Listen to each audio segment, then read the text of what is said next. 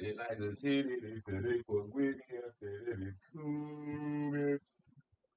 You know what I'm finna do? I'm finna go stupid. What about the thing? Crazy, I'm feeling stupid.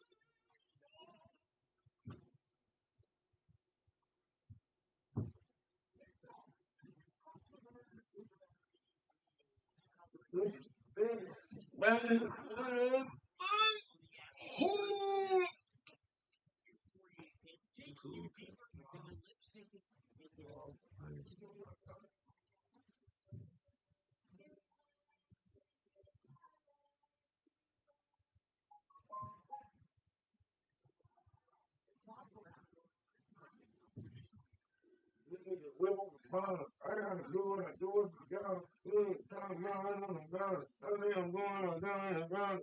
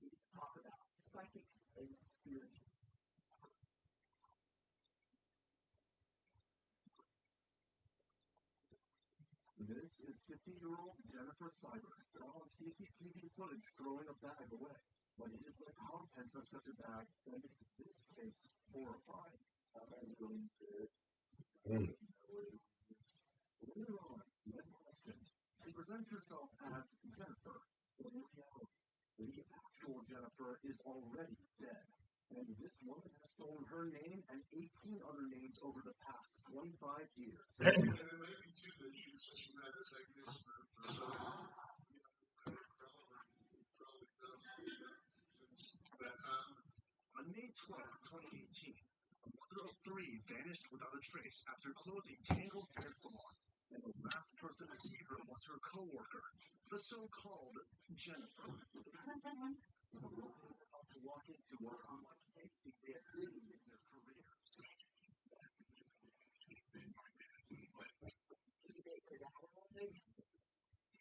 What follows is an investigation that peels back 25 years of deception, violence, and a trail of victims across 14 states, leading detectives to a crime so meticulously planned that they'll even begin to question whether the woman sitting across from them is an active serial killer.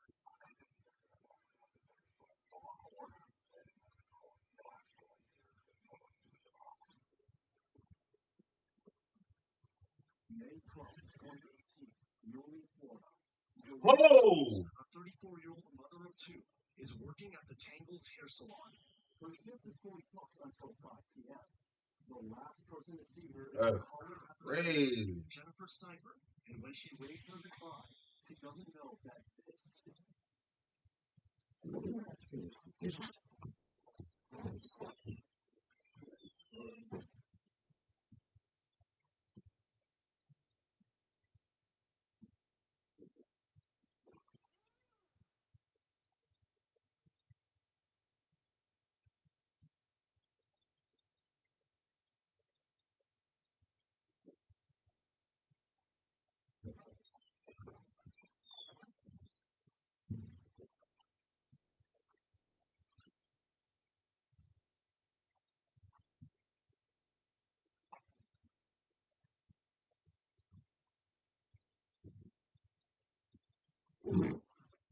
the last time anyone will see Jolene. On May 14th, Monday morning, roughly 40 hours after the disappearance, police received a phone call from Ann Johnson, Jolene's mother. She is reported missing, and the case is assigned to Detective Wayne Harrington from the Nassau County Sheriff's Office. Little did this detective know that what started as a routine missing person case would become a relentless hunt for a killer who had been on the loose for over 25 years. As in any missing persons case, the first thing police do is call Jolene's cell phone, pull bank records, and check her social media accounts. But there is zero activity. Her beige Ford Expedition is also missing. Harrington knows that she could have left voluntarily, but leaving her children unattended on Mother's Day seems like a major red flag. To find out more, the investigators visit Tangle's hair salon to speak with her co-workers, including a woman named Ann Morgan. How do you know so? She come there and apply for the job, and that's how I know her ever since we worked there about 5, 6 years now. That's how I become to know her. Now, you're aware that she had a boyfriend named Jason G. Yes. And was she seeing him currently, or was that a former boyfriend? Former boyfriend. You also are aware that she was separated from her husband, Jason Combs. Is that correct? Correct. For some period of time, she had been keeping records, and she had, I think, like a bag of records that she carried with her. Yeah, she everything they say or they text, she always keeps all the records. She told me for the court. All right. And would she bring those records with her? Always. Carry them around with her? Always. Investigators already found out that Jolene has a boyfriend named Jason Gee and a husband, Jason Cummings, with whom she was separated. The crucial thing Ann mentions to Detective Harrington is how Jolene recorded and carried every bit of the conversation, as if she were paranoid and worried about something. She would take every break to read and study that evidence. Both Jasons would become the focus of this investigation. But the truth behind Jolene's disappearance was far stranger than what they first thought. Soon after, Jason Cummings, the ex-husband himself, would appear in front of the Nassau County Sheriff's Office. Whether he is willing to cooperate or this is an elaborate ploy, Detective Harrington sits down with him for an interrogation. But what he tells about Jolene's private life will send the investigation in a direction no one expected.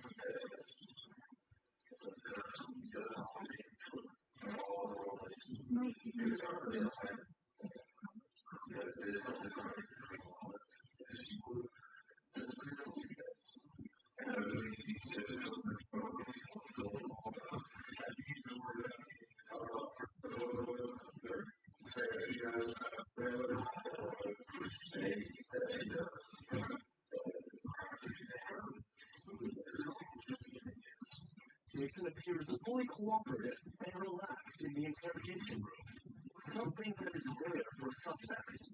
But what he says makes Detective Harrington suspicious. Jason is the first one to suggest he might have had a drug problem, and it seems that he had a deep conflict with Jolene over text. But for now, they need to pinpoint Jason's location.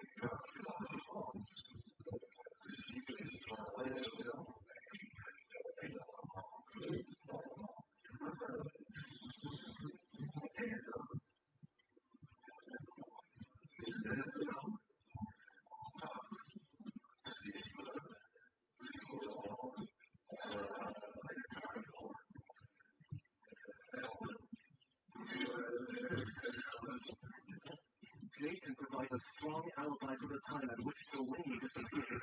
Later, detectives would contact his friend, Chris Hill, to find out whether this alibi is true. And oftentimes, this is exactly where the suspect's story can break. We left here like 2:15, I think. We were here 45 minutes an hour tops. Okay. And so we met down at the end of the road about 1:30.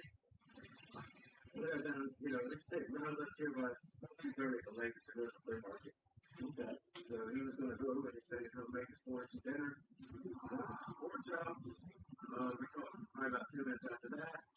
And he left. We were there for like 20, 30 minutes longer. So what time was he there? What time did you estimate that he left here? About 4 o'clock. Jason's alibi is exactly confirmed by his friend. And considering his cooperative nature, including that he allowed full permission to his phone and car, for now, he appears innocent.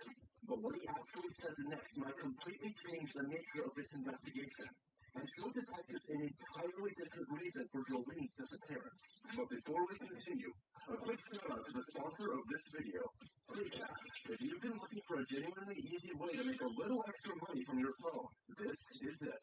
We're talking surveys, trying out new apps, and playing mobile games. Things you'd probably be doing anyway. This month, I've been playing Puzzle and Chaos, and the fact that I'm earning while playing makes it even better. What we love about Freecast compared to other platforms is the low $25 withdrawal threshold. Nobody around to get $100 in free cash out. You can withdraw instantly through PayPal, Bitcoin, Amazon gift cards, and more. There's over 5,000 offers to pick from. It's rated 4.7 stars on Trustpilot. And if you make any in-app purchases, Freecast gives you direct cash back and higher earning multipliers. On top of that, they've also got a referral system. So once you're set up, you can earn more just by sharing your link with friends. Sign up using the link below or scan the QR code on screen. Users get a $10 bonus when they start their first offer. Seriously, it takes 2 minutes to set up. Now, let's get back to the video.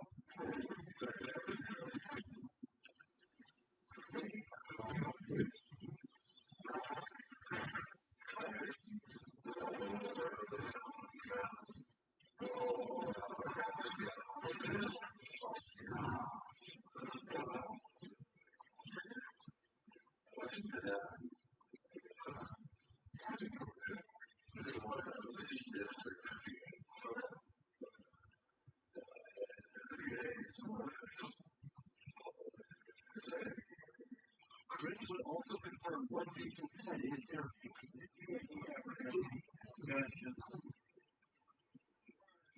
Recently had conversations with his wife.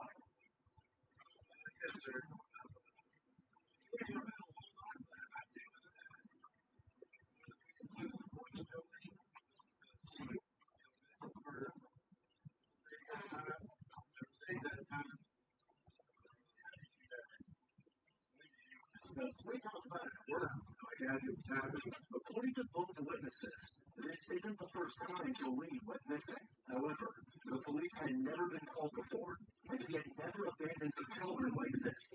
Since Jason Cummings was cleared, the next person of interest becomes Jason Gee, who is the current boyfriend of Jolene.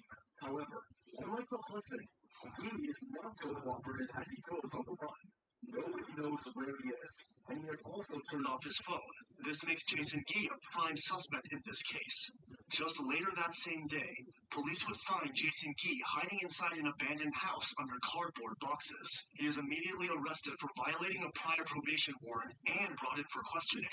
And unlike the husband, who was cleared immediately, this interrogation quickly becomes much more intense.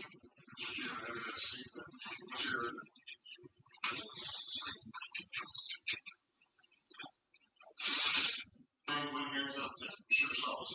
You hear on probation violation, okay, this what you're before you are in custody, you're not free to leave. I want to talk to you about something else. Have you heard of Joey? I wish I had. Last time I was here was how to be that way. I talked to him, last time I talked to him was 3 things I looked on text. 357 on Saturday, that's what I love it. I want to talk to you about that if you want to talk to me. In order to do that, I need your right side. I want you to know you're not charged in any way with her being missing. Like Jason Cummings, Gee becomes immediately defensive. Detective Harrington knows that this is exactly how guilty suspects behave. They need to perfect innocence before they are even asked. Once they read him his rights, he continues talking.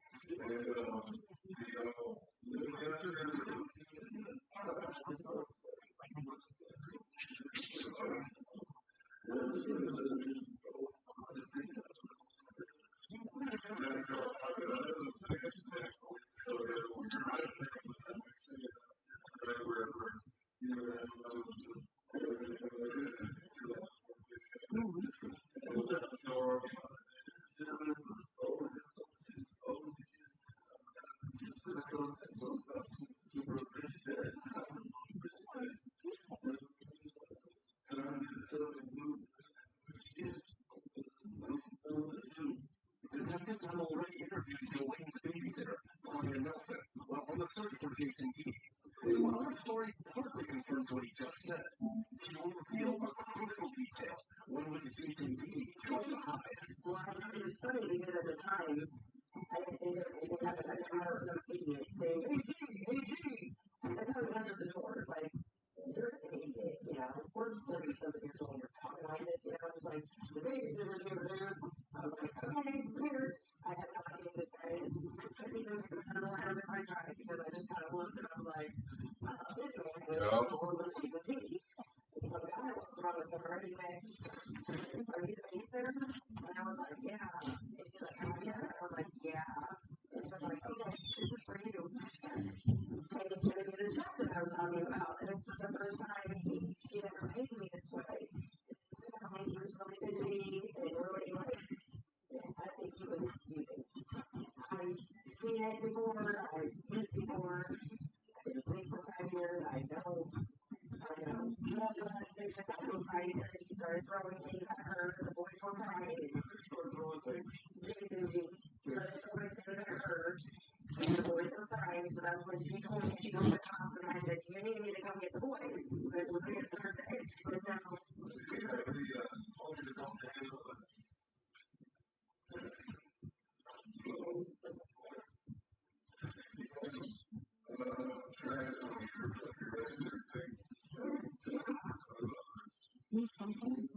Come back, please.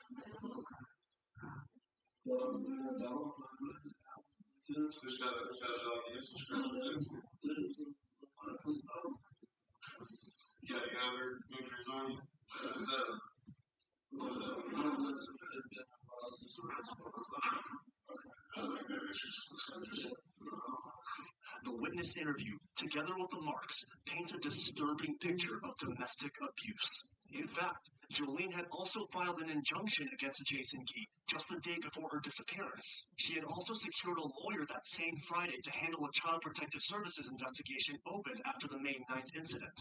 Jolene was actively trying to get Jason Key out of her life, and then she vanished.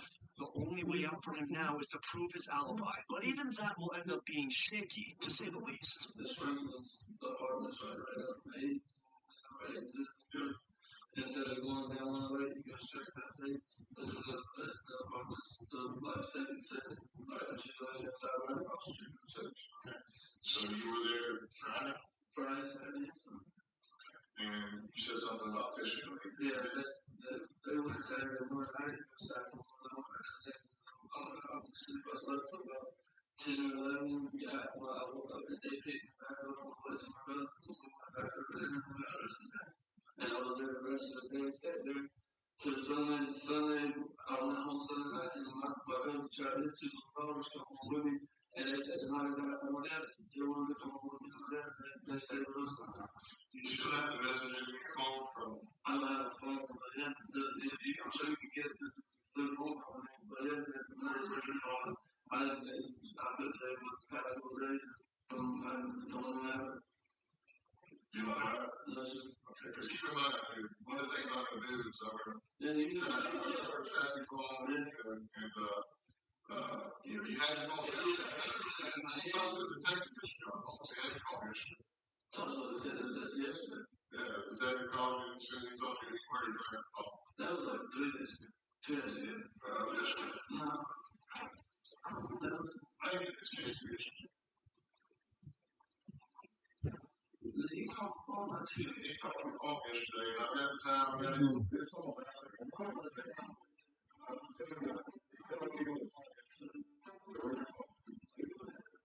The next few minutes of interrogation, we discovered that, conveniently, Jason Key's phone is missing, and he has no idea where he left it.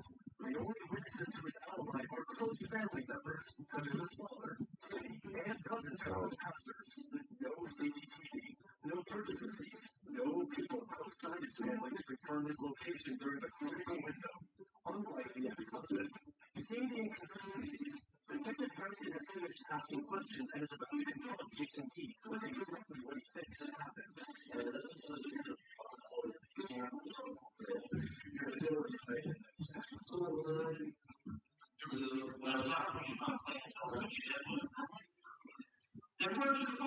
It's not my business to the bed. You know what I'm saying? Ever since I read this book, I had my dad take it over for the hospital. But it's been okay. It was one time you had seen it 3 days. We tried to do it. I never said it was true. You're not talking about it. This is your opportunity here to clear your name, and you're acting like this jackass. You're not being fixed to me. I have nothing to do with this. I think you're talking to yourself. That's what I'm talking about. Everybody that will take back in that past 3 days. You said you loved his kids, okay? You said you loved her. If my mother was missing, I'd be blowing it constantly. I didn't listen to yesterday at 3 o'clock. I didn't go How many times did you call her after that? Those my text messages and no answer all of them time. But if she's missing, you're not going to blow it up saying you don't. I'm not going to call her. My dad's home. I called her yesterday. I texted her. I couldn't get an answer. There's nothing I can do. I don't know what's that. I don't know how to see her. I don't know what to tell you. I mean, this is all. They will tell you right in that past video. Nothing I can do. Remember this when you're looking at this in court 6 months from now when you listen to this interview, you sit there lying. So you didn't tell them the court of room verification after last day. I didn't say that down before the last 2 days. Not well. I was listening to it. People were on the back. People like this. Do you have some medical for you? Where to complete it? I didn't know.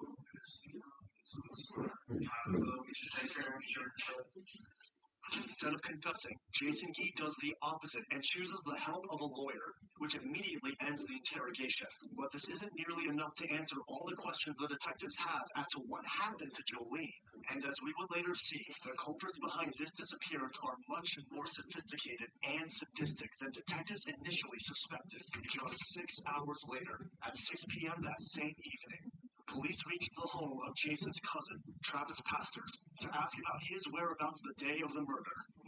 I'm out all afternoon till about 6, I'd say, somewhere in there. It's on Saturday? Yes. Okay. So, did you take him back to your uncle's house after that? No, my wife did. Okay, so your wife took him back to your uncle's house? Yes. And that was around 6 in the afternoon? She took him and my uncle was home at around about 6 o'clock, I'd say. Okay. Well, and his thing was, he wanted to make sure she was alright. And then when he found out she was alright, he was going to turn himself in. But I told him last night, I was like, and this is when I told him watch the news and heard that y'all were actually looking for us in the morning. I told him, I said, Justin, you need to turn yourself in. You turn yourself in so you don't look guilty. And I tried to talk to him a little bit about it last night. I tried talking to him about it. He wanted to make sure she was alright. He said he didn't want to turn herself in and just sit there and feel helpless. Travis not only confirms Jason's alibi, but paints a completely different picture of him. Not an abusive boyfriend, but a concerned one who failed to turn himself in because he would feel helpless under arrest for the probation violation. Of course, none of this is definite proof for Detective Harrington to prove him innocent. But what becomes definitive is what arrives the very next day. On May 16th, an anonymous phone call comes into the sheriff's office that will redirect the course of the entire investigation. Because the person responsible for Jolene's disappearance is not a jealous boyfriend or an angry husband, the person responsible is someone who was right under the investigator's noses the entire time. In fact, while the investigators were interviewing the girls at that salon, that same person was observing them from the car. And when detectives finally start to get close, they will realize that they had just stumbled onto someone who has been running from law enforcement for a quarter of a century. On May 16th, an anonymous caller texted the police about the Beige Ford Expedition matching Jolene's car description parked in the nearby Home Depot, about 2 miles from Tangles. Investigators inspect the car thoroughly and try to collect fingerprints and other evidence, but find no substantial evidence other than a small vial. This could have been a drug vial or just medicine, but in this case, it was empty. Despite this, investigators do not lose hope, as they can pull CCTV footage from surrounding businesses and track exactly how the Ford arrived at its current location. Police first pull the footage from the Home Depot, and they can see the vehicle shows up parked at exactly 1:17 a.m. on May 13th. Several hours after Jolene left the salon and disappeared, a blurry but clearly female figure dressed entirely in black exits the vehicle and walks away on foot. Detectives begin pulling surveillance from every business along the route, and they track the black-clad women all the way to Flash Foods just a few minutes later. At Flash Foods, the woman is seen purchasing a bottle of water with a credit card, and from another angle, detectives can clearly see facial marks on her face. She makes small talk with the clerk, who would later tell the detectives the entire story. Been some kind of problem. She didn't go into detail for it much after that.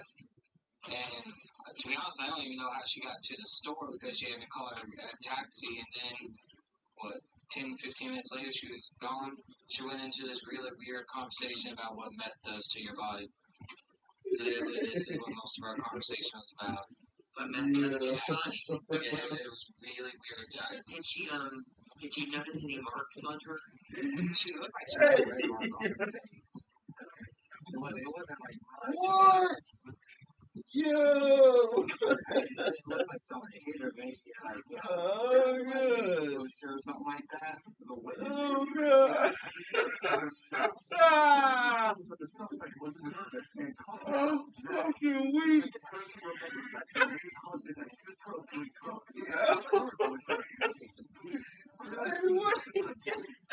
This makes the detective wonder if the suspect was somehow related to the That's fucked up, bro. Oh, shit. For now, investigators will follow the Oh, evidence shit. to find the truth, which leads them to see the taxi driver drove the Oh. suspect at night. Bro, that was so funny, man.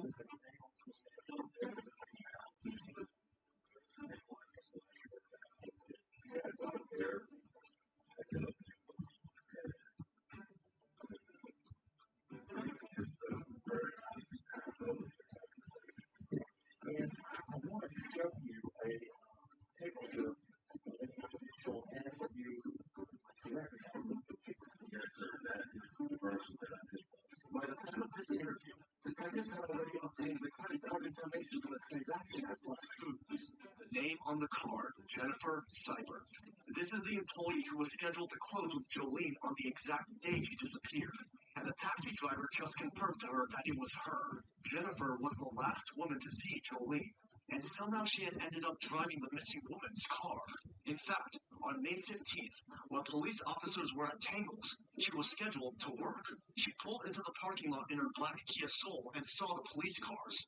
This prompted her to reverse and immediately leave. Then she texted the manager, Vicky, the following message saying she was quitting and that she wanted her final paycheck mailed to a P.O. box. A few days before that, she had also sent a text saying she had found a drug baggie in the salon.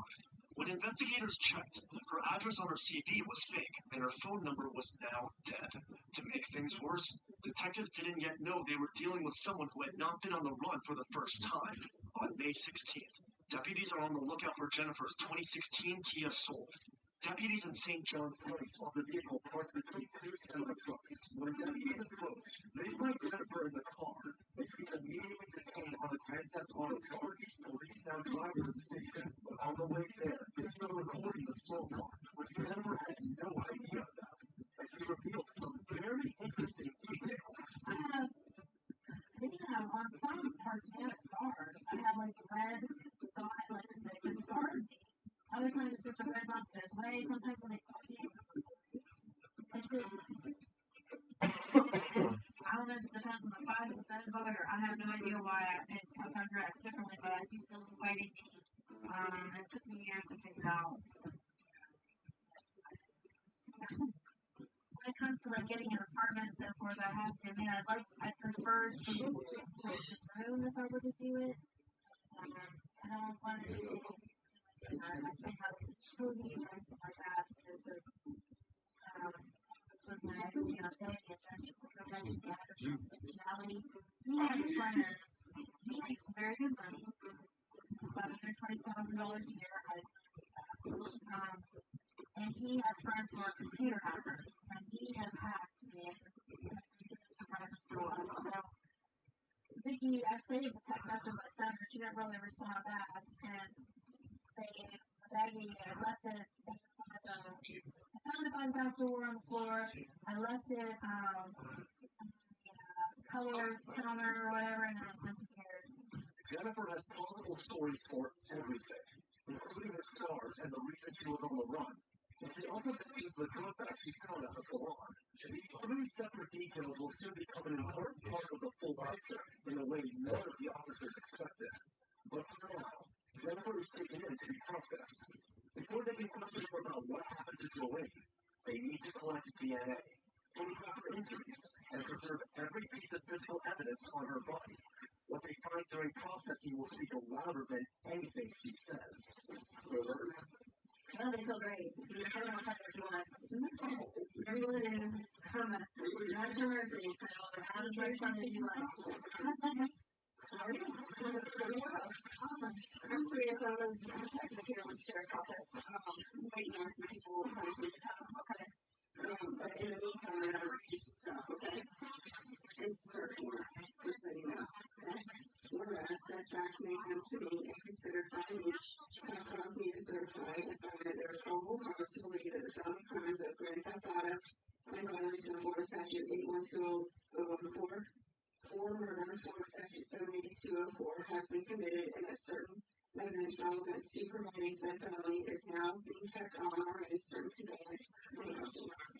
So here's what's going to happen. That's what's happening. They're going to find some text on which they're going to photograph you and then do swab your hands, take the hand of your mouth, and give you an instructions and that pretty much it. So you take your perfume that you're supposed to put on, and then you just finish it. What stands out to investigators here is that Jennifer has no reaction when told that she's suspected of murder or going to jail. She shows no concern for Jolene, and she exhibits no fear. This means that she is either completely ignorant or she was expecting this exact moment. It's like really good for you. Because there's blood coming out of each one out. See it? It wasn't there before. That's alright. No blood, you got it. When the crime scene was the band-aids one by one, photographs revealed crack marks across her face, often bleeding on both hands, and bruising on her arm. Once her clothing is collected piece by piece and more of her body is visible, additional bruises are documented on her thighs and torso, injuries consistent with someone who had been in a violent physical struggle. Her earlier explanation of bed bugs is becoming increasingly unrealistic. Investigators also searched her car and found crucial evidence. Jennifer was clearly living there while using the showers at various fitness centers to maintain her appearance. But inside, officers found something much more disturbing. A wallet and scissors with blood on them. As it could be Jennifer's own blood, a DNA test was conducted, and what it revealed turned this entire investigation upside down. This isn't Jennifer's blood. Jolene. Being the last person to see her, the injury, the stolen car, and the blood. All of this is enough for detectives to believe Jennifer might have done the worst. She's now the primary suspect of the disappearance and possible murder of Jolene. This dramatically raises the stakes of the case, so detectives immediately arrest and transport her 45 minutes north to Nassau County. The evidence has been collected, and it's damning. Now, Harrington needs the one thing no camera or DNA swab can give him. He needs her to talk. And if there's any chance that Jolene is still alive somewhere, the woman in that room is the only person who knows where. The following interrogation footage was released through a public records request and has never been broken down in this level of detail. Every statement she makes, every story she tells, will be cross-referenced with what investigators already know and what they are about to discover. And what they're about to uncover will defy anyone's most heinous expectations.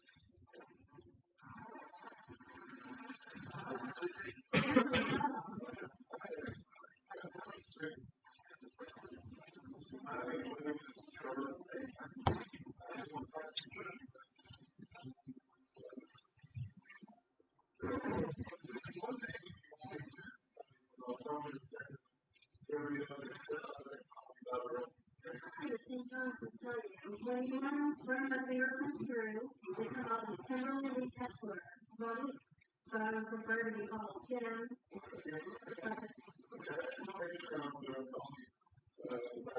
it comes through. I mean, the last time I got picked up was back in 1999. I remember that one. And it took, I don't remember, it was a couple weeks on, but it was 2.5 weeks or 3.5 weeks before they actually. Yeah, What it is? Fuck y'all that boy. Welcome to the motherfucking web, bitch. Ain't done. I'm on the game right now.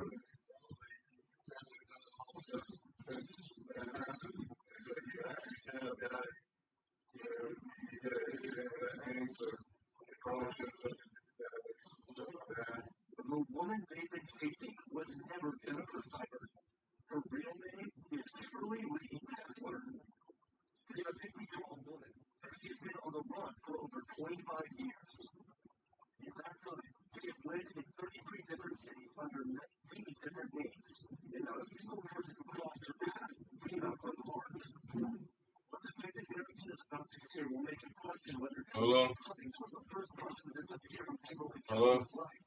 She was the first one anyone noticed. I do. My son is in North Carolina with his father. That's what got the one running again in 1999 to the services. And that's him while I was at work from the East Center.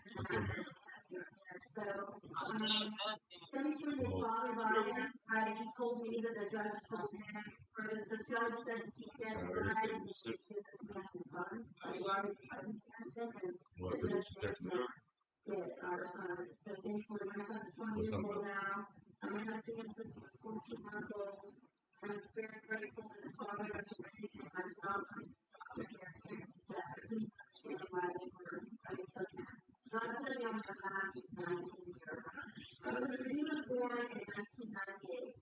His son is Evan Everett Brooke, and my son named Christina Brooke is on the he's going. So I met him in the topless bar, and he was And just started doing all that and whatever. And he was with me or he called somebody and said, Just listening to this thing right here on the head. and it was close to everything. I was around his back. So I'm like, what?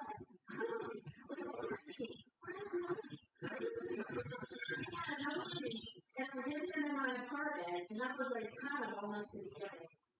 Are you gonna write a book one day? I don't even know if anyone believes me. Are you okay if I ask my grandmas to run the name? Please do. You got I'm not judgmental. I didn't think do it, please. You'll see my mother, and I'll look a lot younger than. This somewhat disturbing story of a mother abandoning her son and becoming a girlfriend to a bank robber is just the beginning. After listening to her, Detective Harrington read her the Miranda rights, and they stepped out of the interrogation room to run her name and to find out who the woman sitting across from them was. What they find is unbelievable, as Kessler operated under 25 different aliases and lived in a total of 33 cities in her lifetime. In approximately 1999, after losing custody of her child, she stole the name Jennifer Cyber from a tombstone near her hometown in Butler County, Pennsylvania. The name belonged to a young girl who passed away in a car accident in Germany. She used this identity along with some of her other identities simultaneously, and in April 2018, she applied to a job posting at Tangles with a fake CV, which was found saved on her phone. On her phone, she also had an obituary saved with a circled name, probably the next identity she was planning to steal. She was doing her research by searching for the same name online. Further details about just how disturbed the person she was are revealed later in the investigation, when officers tracked down the people she was associated with over those years. What those people described was a pattern of violence that stretched back decades. My neighbor, also that gave me this other information, said that she does remember him going into that little like witchcraft or maybe voodoo mode or something a little dark, because that around the time when Kim changed, it wasn't just her personality that changed, it was the heavier makeup, the rougher look, the rougher clothing. Long story short, back in 1987, which is the year I graduated, my best friend was killed in a motorcycle accident. You know, I mean, people talked and said maybe somebody ran him off the road or this or that, but you know, now that we're getting into this and I can see Kim wasn't quite the little baby that she tried to pretend to be. I mean, I wouldn't put anything past her. Yeah, I went to high school with her. She was a good head of me. She graduated with my brother. My brother's name is Butch Wayne. Well, anyway, I'm not sure if it was whenever they got out of high school, they were, I think, living together. He was. Her and her brother. I'm not sure if they were living together, but I know that she ended up getting pissed off at him, okay? Mm-hmm. And she said, I'll get even with you, and she waited for him to fall asleep, and she hit him over the mouth with a baseball bat, and basically just went along and deep right out. I saw something about stabbing you in the leg. Can you tell me about that?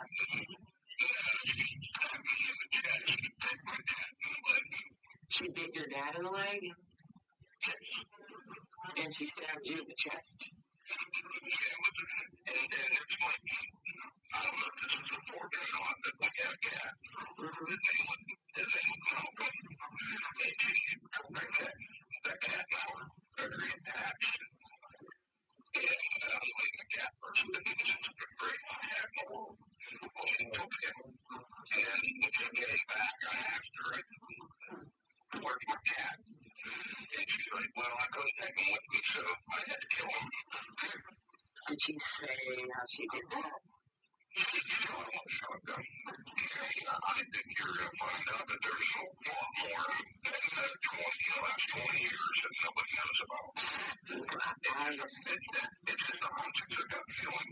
I'm going to have to agree with you on that, too. With all this information, officers and detectives have now changed their scope of a single disappearance to a much more likely serial killer on the run who's just been caught.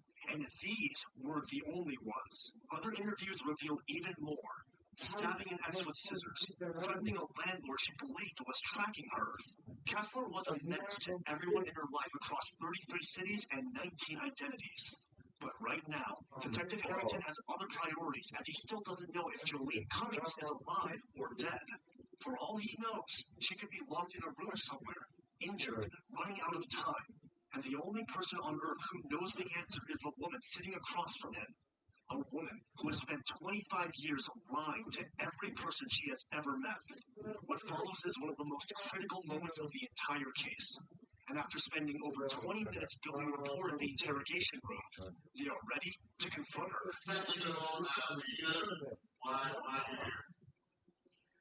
Yes, I'm being accused.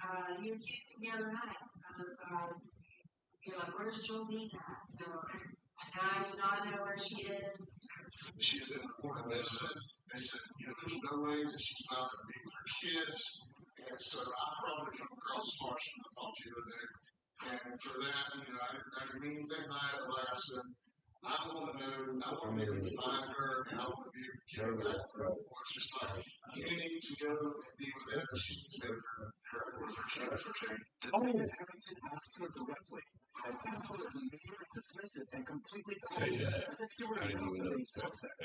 The detective also deploys a subtle manipulation relating Jolene's kids to Casper's own son. This is a woman who abandoned her own son, and the appeal means nothing to her. Did she ever talk about anybody she was scared of? Did she ever say anything that she wanted to run away and get away from it all? She was saying CPS came to her house. She was telling one time that I caught a little blip of it in between listening to YouTube and phone ringing. And I remember hearing her say she thought her ex-husband or her husband was doing to get out of paying child support. That's all I heard, and I don't remember ever hearing about a boyfriend ever. But then again, I don't always really pay attention. Was she involved in any bad habits or anything to get that job? I can't say that she did, but I did find a bag that I believe had crystal meth in it, just a little bit. A tiny bag that I put back to work. At first, I thought maybe it's Vicky's daughter. Whitney, there's a code crystal meth. So I didn't even know what it was at first. They was asking me, Jolene said, that's a bag. I'm like, right? She said, yeah, that's no kind of, I agree, that's all kind of crystals. And, I didn't look it up on the internet, I believe it was crystal meth. The bag possibly containing drugs was found before Kessler started working at Tangles. But she has unprompted, brought up this story in the car and the interrogation room. Investigators would later come to conclude that Kessler was building a narrative that Jolene was a drug addict to explain her disappearance and put the blame away from herself. In reality, none of Jolene's family members believed she had problems with drugs. There's video of you dropping her car off and told me what part of the opera and helped her from TV. They said, back down to, they had this big swing switch back down there to where Tangles is, okay? And that's why you're charged with grand theft auto. We have, Tangles' car, we actually went out and put together storage unit on the island. And we did that all on a legal basis. We had search warrants for a while, okay?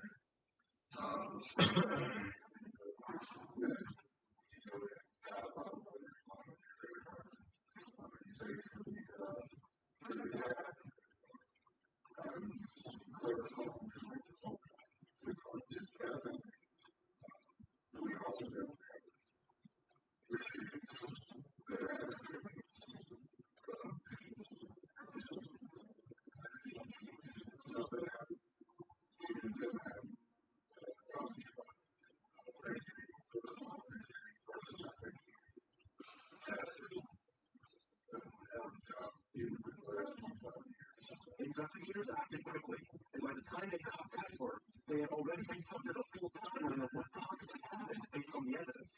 And it's worse than any of them had first imagined. Weeks before the crime, by checking her phone, they found that Kessler's search history included Jolene Cummings over 400 times, along with the terms no body, no crime, female serial killers in Florida, and how to dissect a human body. Days before she walks into a West Marine store, as confirmed by the store employee. She bought a package of zip ties. You remember? Yes, I just remember it was a larger package. I wouldn't say real thick, but it was a long type of a package, maybe. Yes, I would say the package that we had them in was like 15 to 18 inches long. On Friday, May 11th, just a day before her disappearance, Jolene argued with Kessler, and the reasons why they declared to tell what might have happened.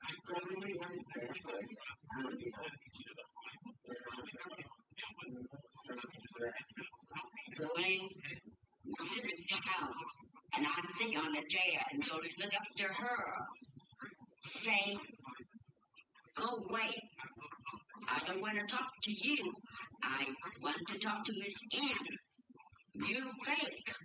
Yes, you fake. You fake. You crazy. You fake." And Jennifer would say, "What do you mean? Why I'm fake? What's the reason for you to say that I'm fake?" And Jolene say, "I want to talk to you now. Just go away."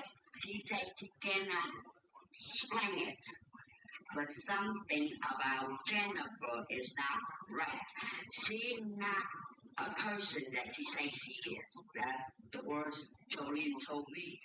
Then I turned around and say, "Well, what kind of person is it?" I can't tell you because I don't know, but I have the feeling that's not the person that she pretends to be. Jolene was the first to discover that something about Kessler was not quite right, and she wanted to investigate deeper. The next day, on Saturday the 12th, Carlo had an especially busy day, and Jolene was fully booked. At some point, a customer named Daniel Sawyer walked into the salon, and Kessler gave him a haircut at around 3 p.m. Did you get a good look at her face? Yeah.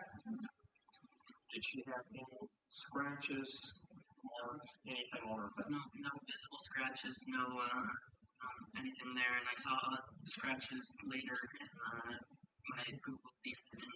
She definitely did not have those scratches that she had in the picture there. By that time, Kessler's face was completely flawless. 2 hours later, at 5 p.m., the salon closes. Jolene and Kessler are the only ones left in the building. What happened next is a mystery. 4 hours later, at 9 p.m., Kessler is first spotted on CCTV at a Walmart in Fernandina Beach, near the salon. She buys ammonia, rubber gloves, trash bags, and an electric carving knife. She exits the store, walks the purchases to her car, and leaves the lot. At 10:45 p.m., witnesses report seeing something at Tangle's salon. Went out to our car. As we got into the car, we noticed just a couple of strange things that were, we've been exiting this restaurant twice a week at around the same time for nearly 8 years now. So as we got into the car, I noticed a vehicle next to ours, actually, I guess technically 2 spots down from ours, but the whole row was empty except for just these 2 cars, mine and this other vehicle. I commented on it because it looks very similar to Brenda, one of the owners of Next Wave's car. It's a black vehicle.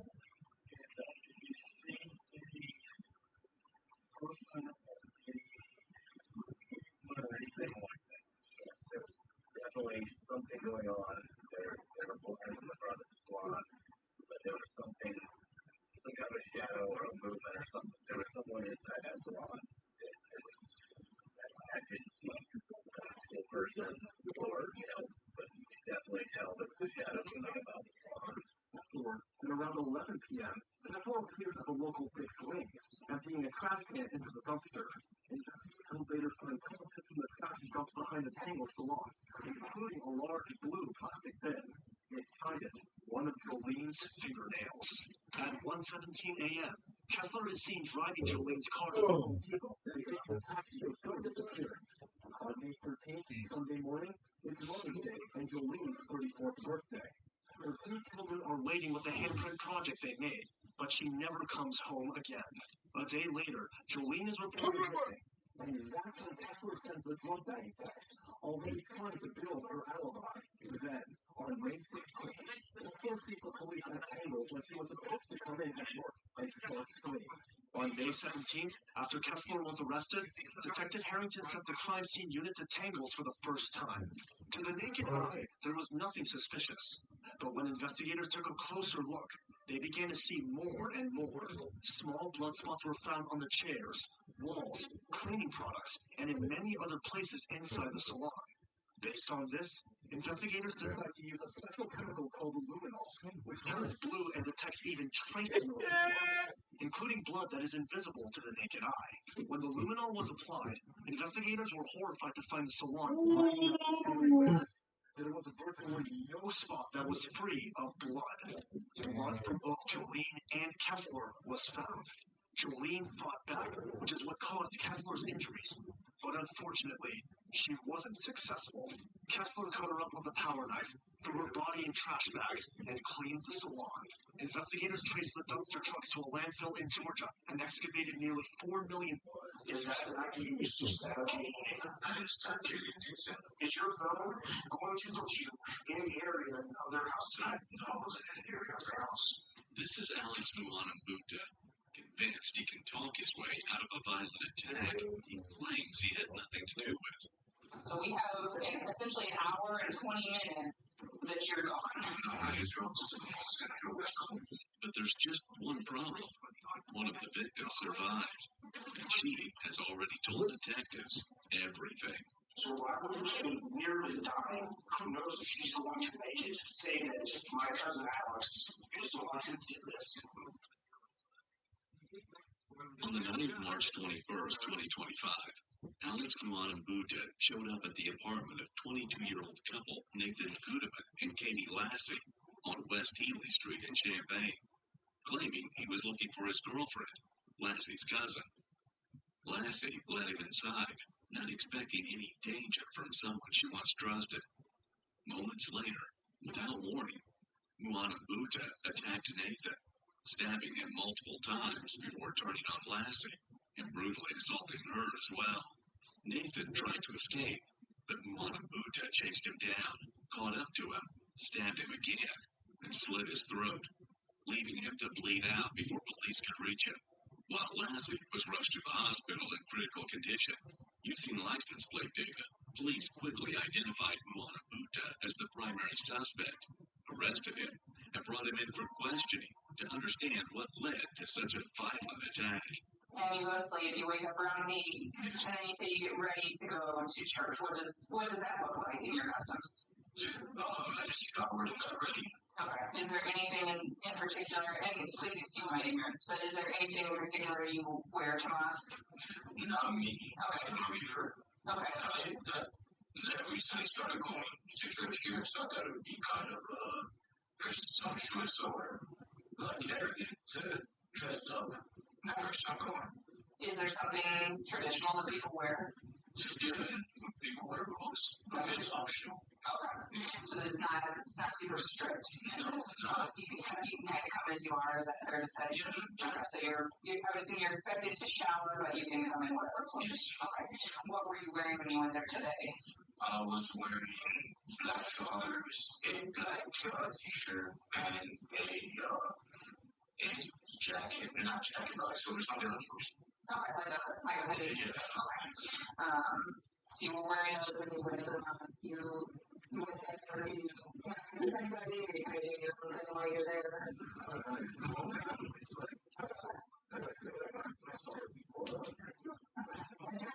how do you get around? Do you have a car? Do you take a bus?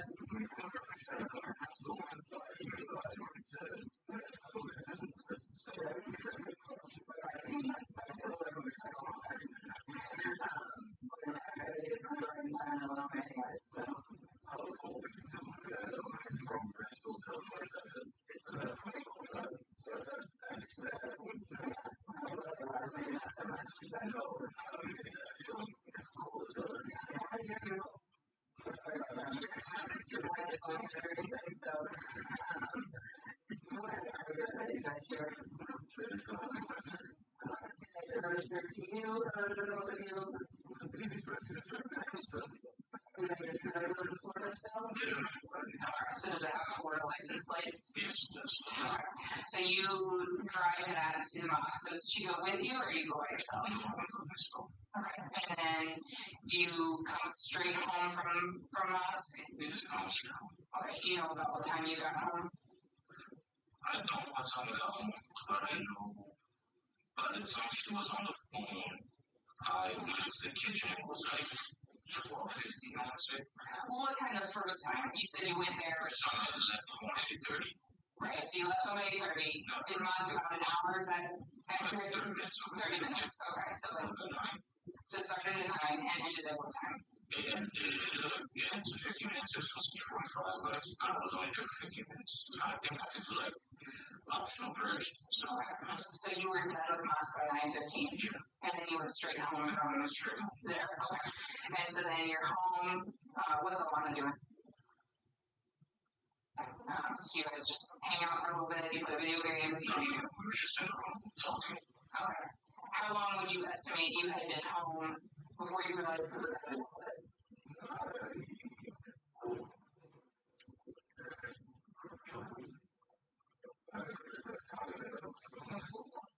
So is it fair to say you were home for more than 5 minutes, but you weren't home for hours? Is that?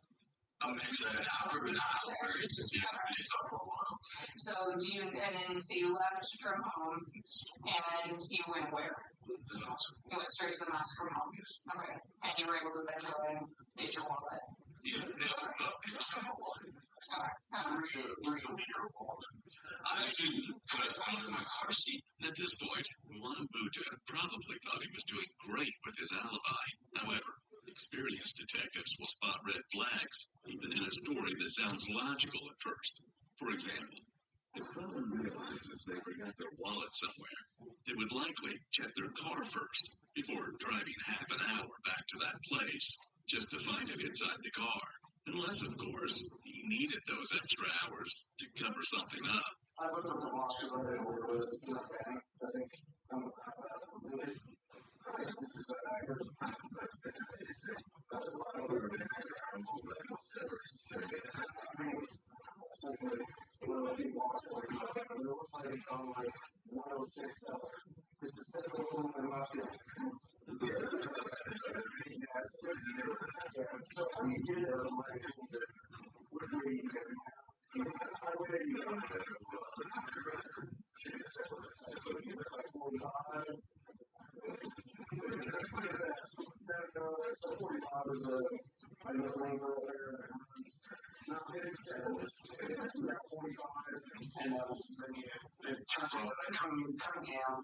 and then university, from my house. If you put it in directions to anywhere shopping, it'll say either highway or like just a regular road. Yeah, so I'm guessing either 57 or 45. I suppose it's 25. So did you put it in your phone GPS or GPS in your car? I can't drive anywhere without my GPS right now, so I got no GPS. And about how long does it take you to get, from your house? 30 minutes. Okay. To the mosque, it takes about 30 minutes. Okay. So you get there, you go inside. Do you go inside? I should. No. You realize before you go inside, pull it in, and you're like, oh, I forgot I put it under my seat. Yeah, I flew outside to drive the parking spot for a minute, and I was like, did I really leave it inside? I don't know, because I'm doing too well. Where it's like, you clean yourself from crib. Okay. So I'm trying not to bring my stuff with me. Okay. That's my friend said, I'm going to just set it up. So your gender seat is there, and like, okay. So where did you go then from that point? You went straight home from the mosque to back to Ritual. Did you stop anywhere? Did you talk to anybody? And I called my best friend because he was online. I was going through the video game. Okay. So, do you know what time you called her and said, and do you know what time about that you actually got home? No clue what time I got home, but I didn't like by the time I was in the kitchen and she was on the phone. It was 12:50. 12:50? What makes that time stand out to you? Nothing, I just went to the kitchen. Okay, so you just happened to see it. What did you talk about with your friend when you were talking to his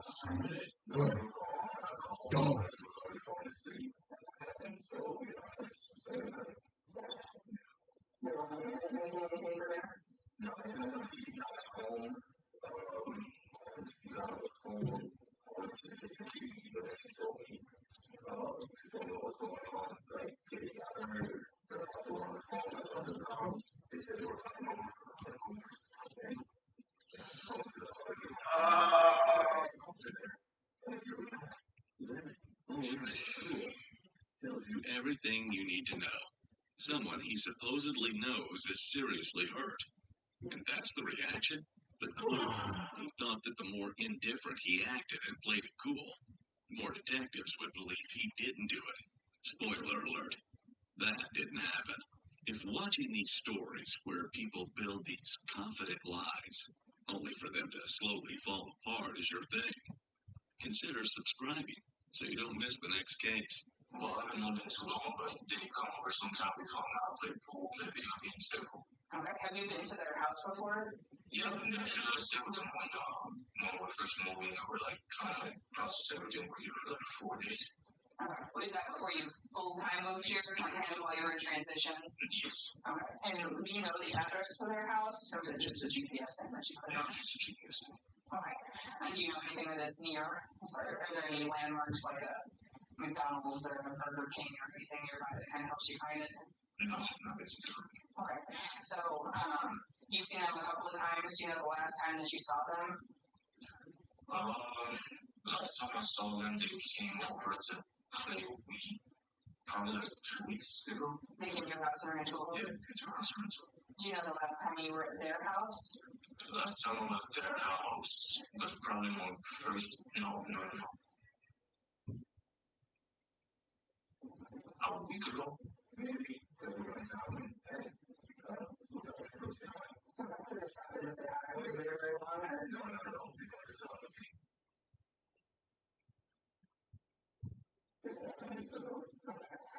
What are they into? I've never met them. I don't know anything about them. I mean, are they church goers? Are they partiers? Do they have jobs? You know,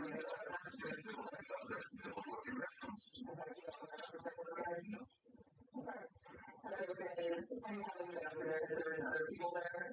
No. It's just been the two of them, I don't know. It's not like there's nothing you guys are all there together. Do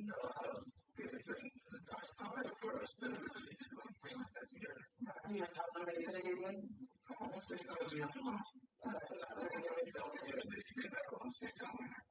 Do you know, do they live there together? And is this a house? What is it?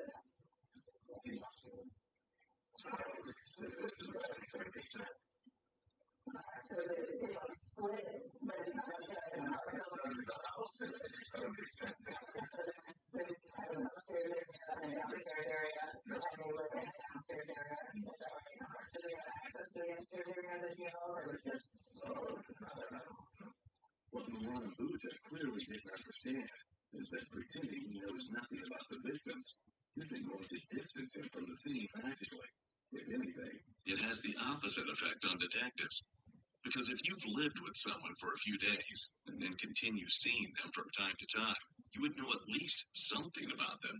It's not like you invite someone over for a game night and never say a word to them, right? So there's no issues between you guys? No. And when's the last time I know you hung over maybe like a week ago, but you communicate with them through the phone or through Instagram, Snapchat, or whatever it is you're using these days? No, but that was it. Okay, and you use the cell phone? We just started. But you didn't talk to either of them today? And you didn't see them at the house at the time to see anything with it? We have their email ALPR for license plate readers. Is that the license plate reader that's after you? Any witnesses as rental and Urbana?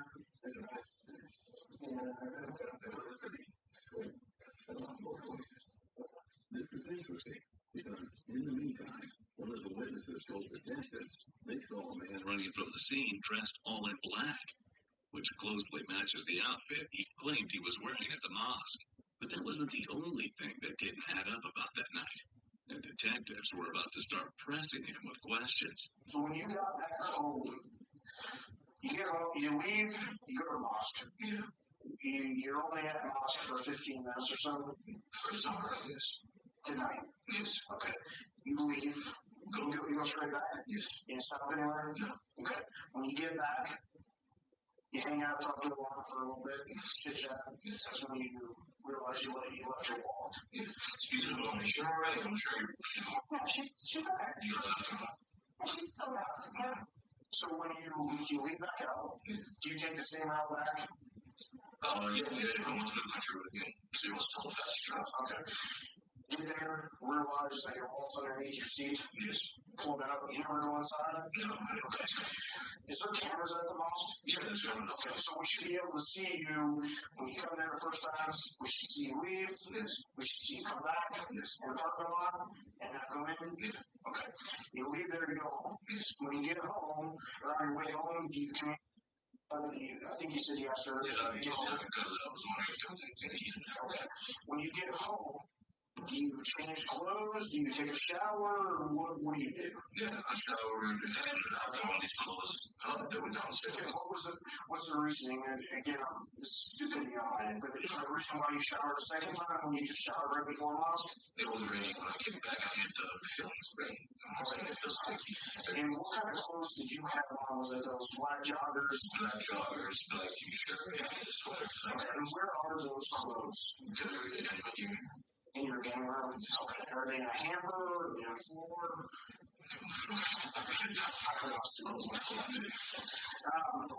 So then you get a shower? Yeah, I wanted to grab a piece of underwear, and that's when she was on the phone. She seemed distressed. Okay. So I asked her what's going on. She's like, I just got to make a call. So she went downstairs to talk.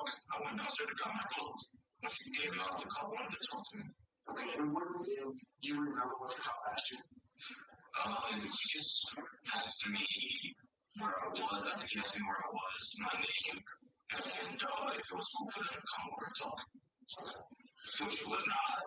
I'm here and he's not there, but yeah. Okay, and then you go outside to your car, get your phone, and then as you're coming back in, that's when officer. Yes, I'm coming back into the house. So do you know anything that happened today?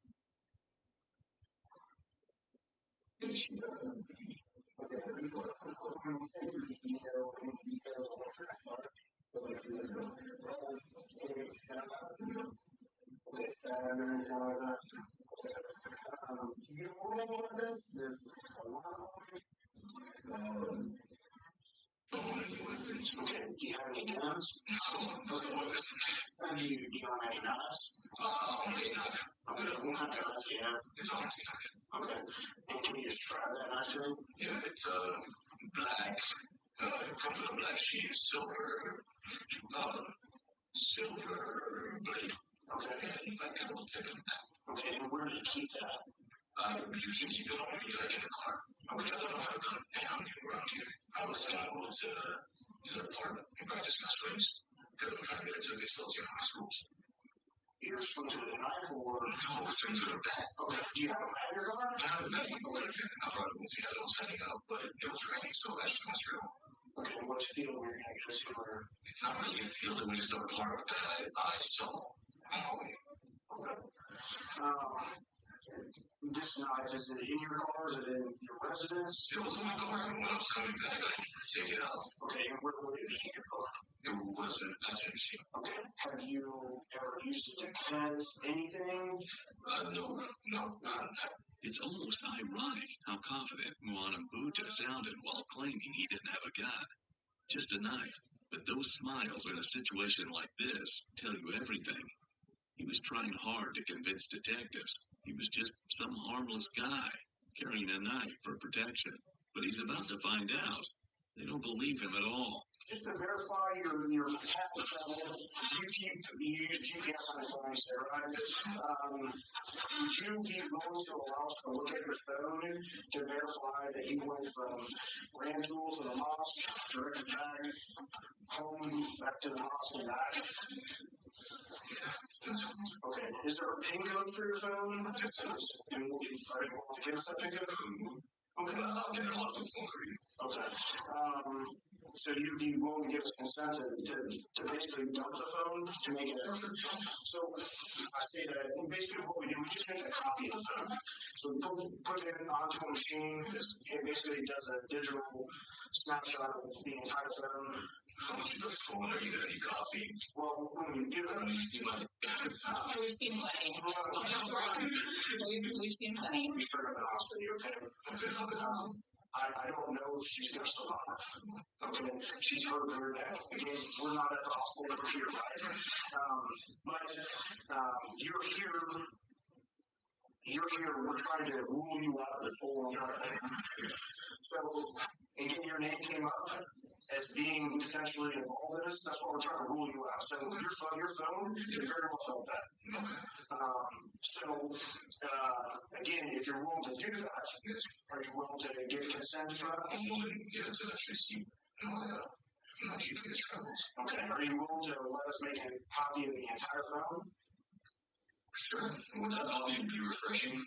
So what would you do? I just seem to copy like moving a file around. Right, like if you do things on it in the future, we can't get that. Okay, so it's like it would take, like you said, it would take a snapshot of it as it is right now. It wouldn't be like we follow, if you text somebody tomorrow, it's not going to give us that. Okay, it's just giving us exactly what it is right now. Now we can't pick and choose. We can't say we want this whole phone except fixed. Like we can't, unfortunately, we can't put that. I would love it if we could put that, but we can't. So it makes us a whole copy. Clearly, we're not going to be, spending time on looking for those things, but we just have to be honest with you. It gives us the whole thing. We can't pick and choose what it gives us. And with this machine we hook up to, we need the PIN code. Because when you hook up to the machine, it actually will tell you the PIN code. That's why I asked you for it. So we would need the PIN code to get this done. And if you're willing to do that, I can see if one of our supervisors who's trained in this is willing to get this thing on the machine and get it done. How long will that take? What kind of phone is it? It's an Android. I don't know. It depends sometimes on how much data we have on there. So some, I just looked through phone lists that have 63,000 photos. That's kind of difficult. That's weird, but it's more considered. It has text messages, some photos and some videos. It doesn't take quite as long, but if you're going to have 100,000 photos or something like that, it might take a little bit longer. But we're not talking days or anything like that. It would be within a couple of hours. Take a look at his face right here. He knows he can't say no to handing over his phone, because that would instantly kill the innocent act. But at the same time, this is the last thing he wants to agree to. So he does what most suspects do in this moment. He starts buying himself time. So here's the deal. I just want to give you okay. Were you we looked at your LTRs, okay? And obviously, we see you leave around, they didn't correct me if I'm wrong, we leave at like 8:30, right?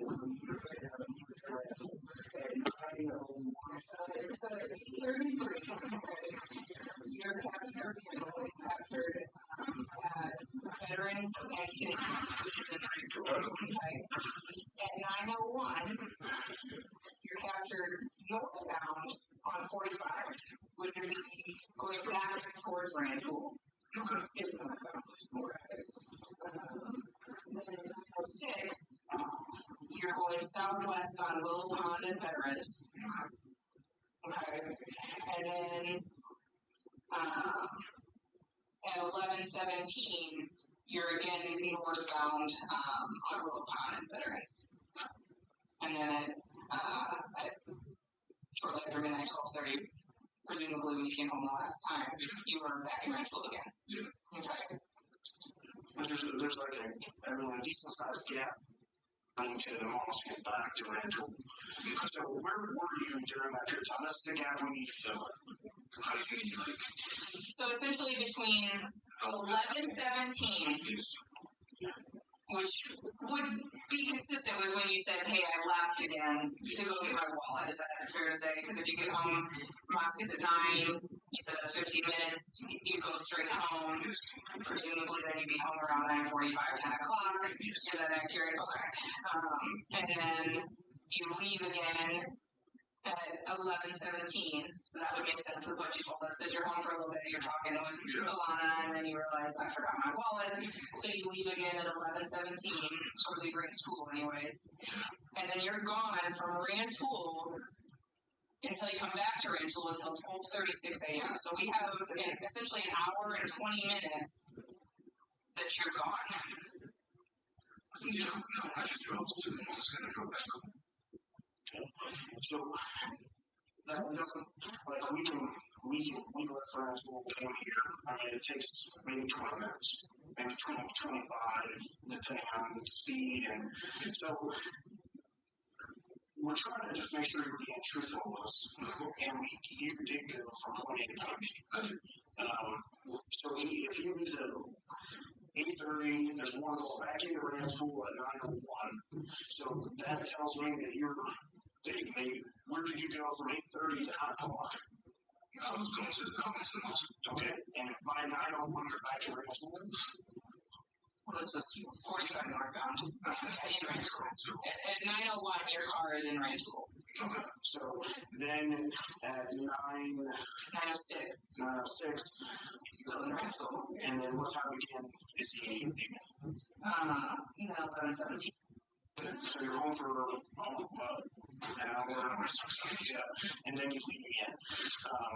Were you on time, Tomas? Were you there by 9 o'clock? Or were you late? Or exceptionally late. I got there on time. Okay, so it starts, and again, excuse my ignorance, please, but it's something that starts at 9 o'clock. It's like, okay. No, it's open 24/7. You can pray whenever. Okay. 35 times a day, so you go home whenever you can. Pretty accessible.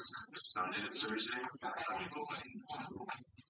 Buddha was still confident he could outsmart the detectives, thinking there was no one who could contradict his story. However, what he didn't know was that at the scene, Katie pretended to be dead, which ultimately saved her life. The knife narrowly missed her carotid artery by just 1 millimeter. So once detectives were able to speak with her, she immediately identified Buddha as the attacker. So, did you stop by Katie? Okay. This is where I begin. Okay.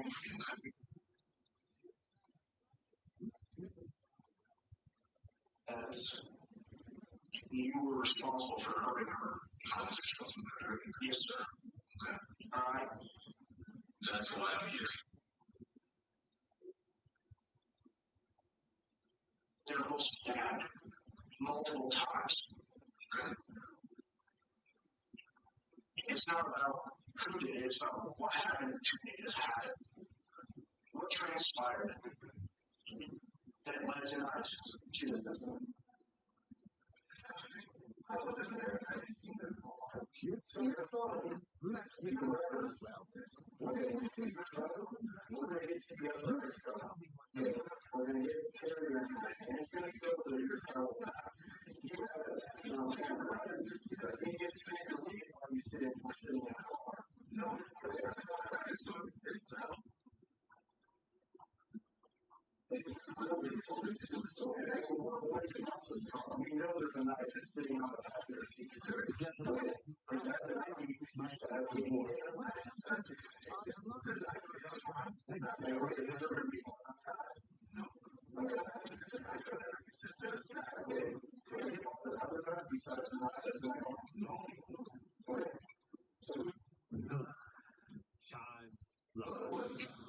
You brought 2 knives.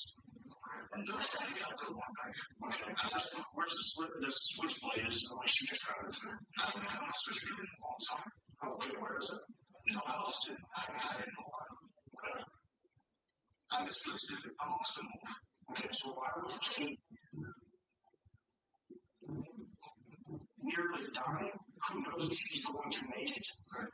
Say that my cousin Alex is the one who did this. Your name's Alex, correct? Yes. Okay. Why would she say that? Why would there be a description of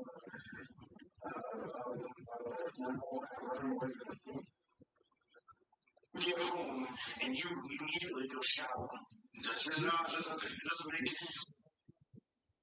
that's very often and you can feel very different. That seemed to also get you to asking about her because when she fell right over, but I think it's possible because she's been forward that long, she's been forward that. That's kind of personal. It's all about where she's doing more than distance between us. It's a difficulty to move. Did you have a home care? I wanted to move there. But So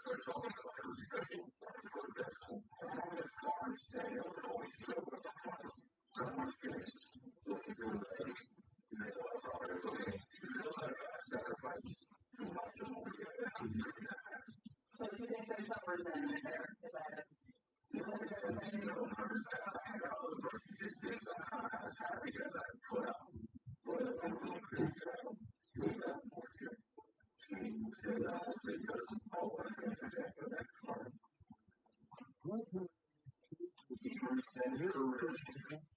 Come back when you want to talk.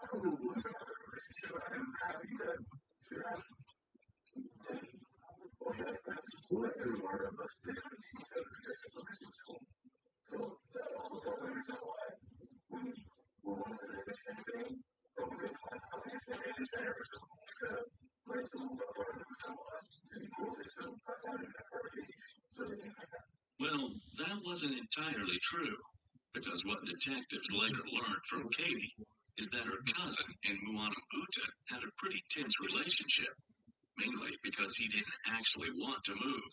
That turned into his paranoia that she might leave him. For some reason, he believed Katie was a negative influence on her, while no clear motive was ever proven. Prosecutors would later argue that Muanabuta wanted to cut off Lassie's influence on his girlfriend and prevent her from leaving him. These clothes that you had on, are they not one? No, dude. Again, I'm just trying to figure out. It's not like a random stranger just threw out a name, right? This is somebody who knows you. You know where she lives. You know where they live. You know how to get to their house. You know, she goes and she tells some stranger or a neighbor, whoever she told. Not exactly, I can't. I don't want to lie to you. I don't know exactly who she told. But that is what she told them. Is that Alex did this. As she is basically bleeding out. She may not make it. It's the question of why this happened. I think it was like, it's something happened. Also, what happened is this happened.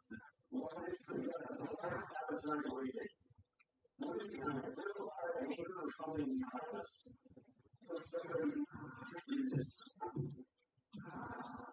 I don't know where towards or towards my girlfriend.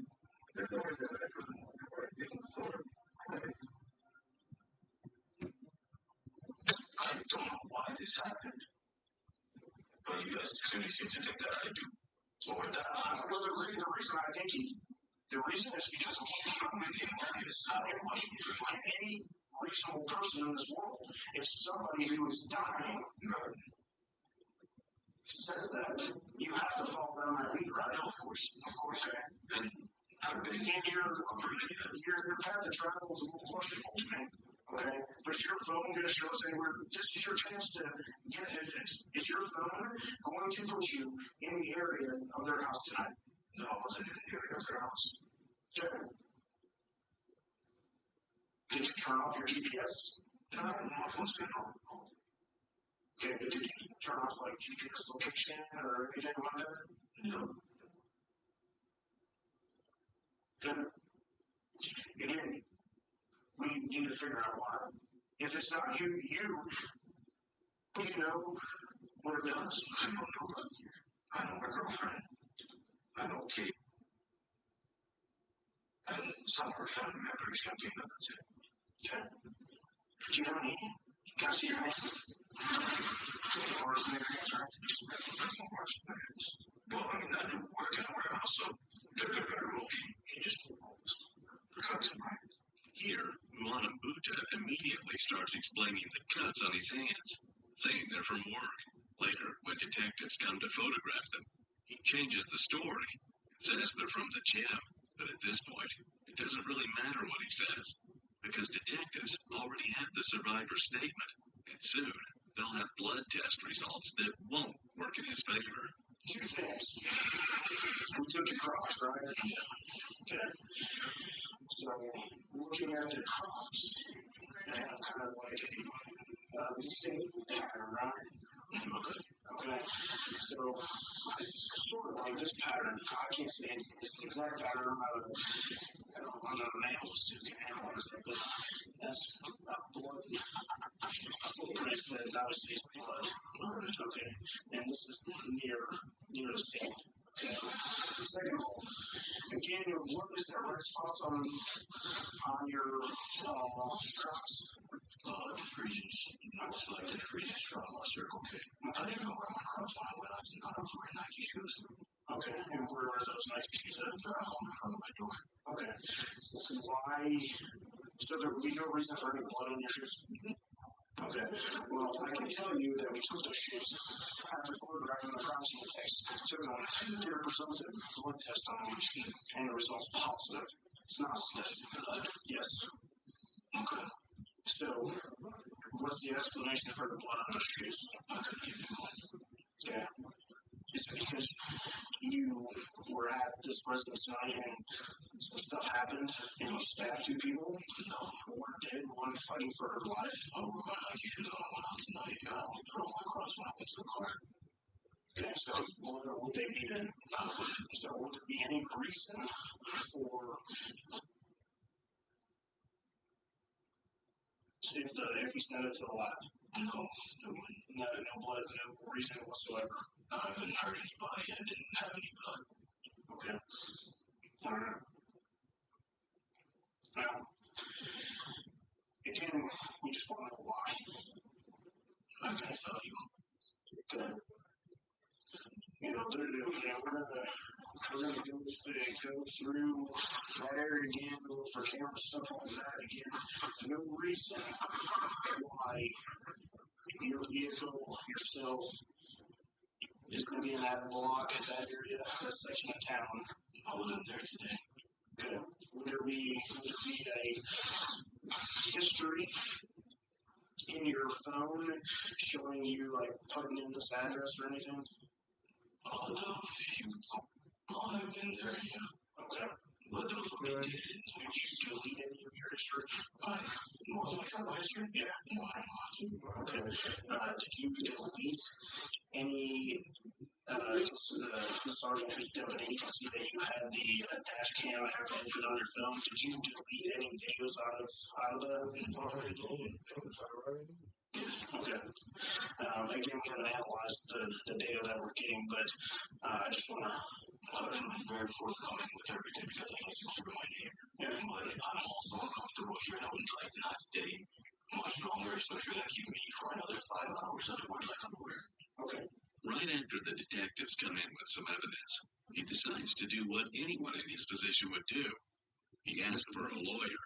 However, after speaking with his parents, he chooses to continue talking to detectives. They urge him to cooperate and tell them the truth. But if you thought he was finally going to admit what happened, you were wrong. My mom tells me that I should keep being honest with you guys. That's probably the best way to handle all this. And I do trust what she says, so. Okay. So I just want to be perfectly clear. So you, and not under just advice of your mom, but you as an adult man, yes. You are saying, Mommy told me. Right. And I get it. Like, I'm 40 years old and my mommy tells me something. I'm still probably going to listen to her, right? But I can still make my own decisions too. So I want to make sure that this is your decision that you are saying. I still want to have more conversations without having an attorney here at this time. So, no, and I can't speak for whether it's been at the state's attorney's office now. I think so you did tell them that you had requested a lawyer. Every time you're explaining, you requesting a lawyer doesn't mean a lawyer's going to come here right now. It just means, and of course it's all recorded too, so obviously we have it recorded that you had asked for a lawyer. We've let the state's attorney's office know that, because they're still working on the warrants and whatnot, that you were talking to us, and then at some point I feel more comfortable with a lawyer, which is obviously perfectly within your right, which is why we didn't continue to have any more questions with you. Okay. I'm happy you were able to speak with mom and dad and so I just want to make sure that you are still comfortable yourself, not just in mommy's direction, that you're still comfortable having more conversations without a lawyer present right now. Is that correct? Okay. So like I said, and I explained this to your mom and dad, we're trying to find the truth. Okay. We're not trying to say, we know Alex did this, and we want to put this case on Alex. We want to find the truth. Okay. There are major gaps in your timeline and in your statement that give us some problems, okay, in terms of where your vehicle hit on the license plate readers. Other surveillance video that we have, including from the front of the house of where this happened, with Nathan running by, somebody running right behind him as he's pleading for his life, running down the street. Okay, I think you know what happens there. And he's pleading for his life as he's getting stabbed to death. Jesus. And we had to listen to that. I don't even know the guy, and that was hard for me to listen to. So we just need some honesty about what happened and what led it to this point, okay? Because this is not going away, okay? It's not, like I said, you wouldn't be in here, you wouldn't be in handcuffs if we just had a hunch that you were involved in this. We have a lot of reasons to believe that you were involved in this. We have a lot of evidence pointing to the fact that you were involved in this, okay? It's not just one thing, there are lots of things added together. Okay, so let's face those are things. When we read police reports, we all thought this was holiday circumstances. It's not just like this was over. All these things put together. I was still here, and that's why we're still talking to you. And that's why we're changing search warrants to get more evidence out of your house, out of the house on Healy. Because there's going to be more evidence there. Okay. So, what happened? When did you go over to this house? I don't know who was there. Even though he refused to admit the truth until the very end, you can see from the look on his face that he knew it was over. Police had his phone, surveillance footage, blood test results, and the victim's statement. It was clear there was nothing left for him to do. But wait. In November of 2025, Alex Muanambuta was convicted in a bench trial of 7 felony counts, including first-degree murder, attempted murder, and aggravated battery, with the judge calling the evidence against him overwhelming. During sentencing in January of 2026, the court heard emotional victim impact statements. Katie Lassie described being tortured and hunted, detailing the PTSD, daily flashbacks, and lasting physical damage she now lives with, while Nathan Goodman's mother called his death a lifelong sentence of grief for their family. Muanambuta was sentenced to 70 years for murder and 30 years for attempted murder, to be served consecutively, totaling 100 years in prison, effectively ensuring he will spend the rest of his life behind bars. Thank you for watching today's video. Don't forget to subscribe. Check out one of the craziest cases I've ever covered, right here.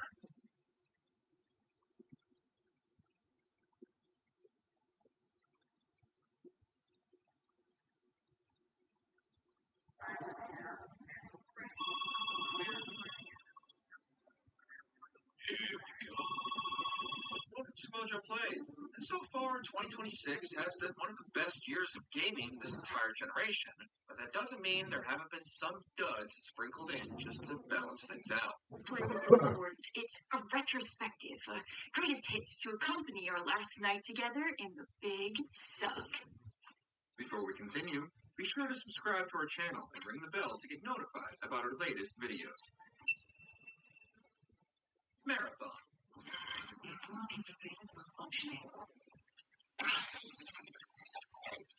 The name Marathon has history with Bungie as one of the first series that put them on the map before Halo made them a household name. So, the possibility of Bungie returning to Marathon understandably got a lot of fans excited.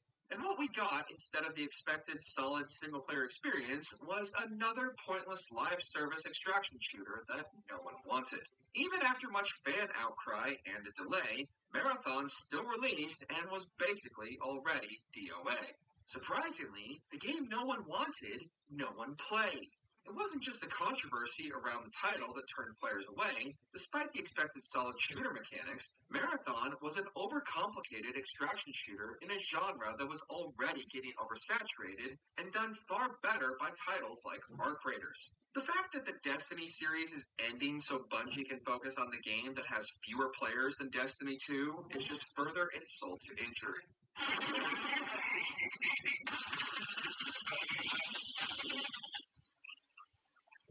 Spellcaster's Chronicles.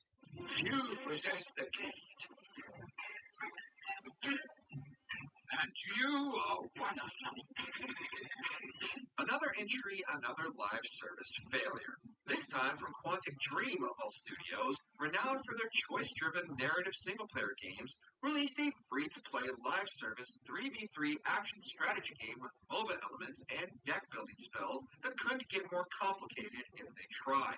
Given the game was basically a kitchen sink of ideas, naturally, it had a load of technical issues, and the game's blend of genres never made sense and instead created a confusing experience for the players who even knew the game existed.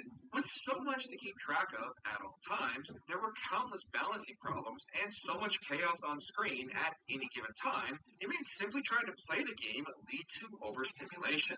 With a peak of only 888 players on Steam, Spellcasters Chronicles still somehow managed to last longer than the other live service failure entry on our list before being shut down.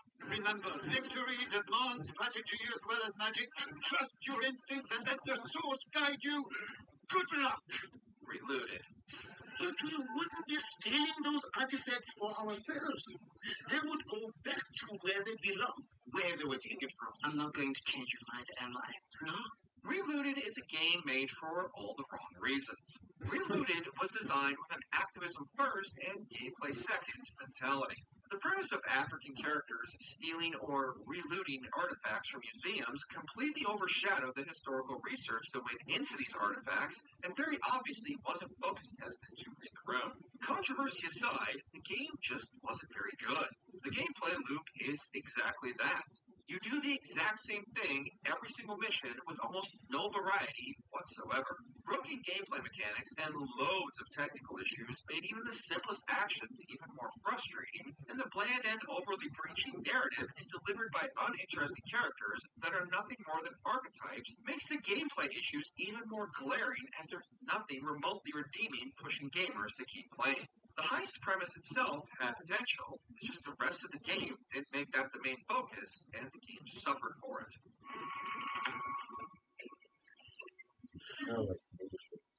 Shaking ancient artifacts, young vessel officer preserving them. The Ninth Charnel. Where am I?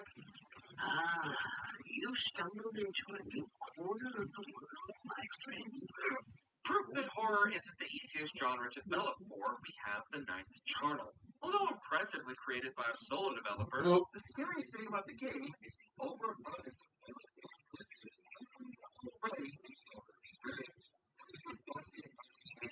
the many scares of the game fall flat, and the simple gameplay loop of fighting the thing becomes incredibly boring incredibly quickly. The mission of the project clearly got the better of the dev, with the game's presentation wildly inconsistent throughout, and the cringe-inducing dialogue completely robs the game of any horror atmosphere. The entire experience feels half-finished, with none of the elements truly coming together to deliver a true horror or even basic gameplay experience, that somehow only being 4 to 6 hours feels too long and more like a proof-of-concept beta build than a full-priced release. Still trying to process everything. That's completely understandable. You've been through quite an ordeal. Tokyo Scramble. You've got to be kidding me. What is that thing? When designing a game around stealth, it is imperative that you make that gameplay mechanic functional above all else.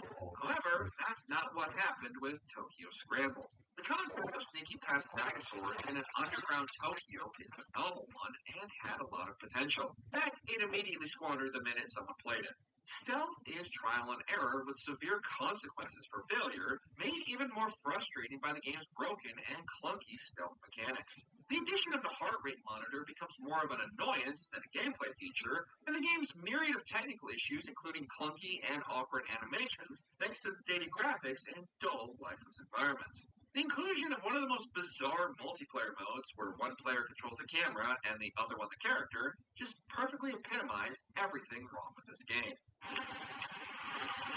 Hey, that's almost like a treadmill. Time to get your steps in. High guard. Now the shop is open. Step right up. Rightfully dubbed Concord 2.0, Jeff Keighley can't take all the blame for Highguard's failure. Even though his introduction at the Game Awards and being the title's only hype man certainly didn't help a game that was disappointing before anyone actually played it. More than anything, Highguard was the victim of toxic positivity, with internal reviews propping the game up as the next big thing and clearly not undergoing extensive playtesting before release. Highguard was another hero shooter no one wanted, which led to even those who gave it a chance logging off. The entire gameplay loop was just boring. The maps were too large for the game's 3v3 gameplay, and gameplay itself was uninspired and incredibly bland, with only one core game mode that became extremely repetitive. The poor optimization was just the cherry on top that sealed the game's fate, and Highguard was shut down a mere 45 days after launch.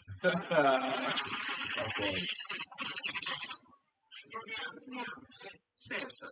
You mess up, you don't get paid. It comes out front. Floyd drove around him. All right, you get cracking. Samson had so much potential. The gritty 90s aesthetic and atmosphere was wonderfully realized with incredible visuals and brawler-style combat, and the game was releasing at a discounted price of $25. Even if it wasn't great, it could still be a fun, decent time for the cost, right? Well, yes and no. Unlike a lot of games on our list, the budget price does make suffering through the endless bugs and glitches a bit more palatable, but not by much. The game is marred by severe technical and often game-breaking issues and extremely poor optimization, leading to a massively unstable experience. Gameplay, particularly combat, feels weightless, and the driving physics are somehow just as unimpactful and just as boring. The daily structured gameplay loop becomes tedious and repetitive with limited mission variety and a predictable story. The game was scaled back during development, and it shows with most of the game's mechanics and ideas feeling half-baked or unpolished. I don't have any I don't, I don't know.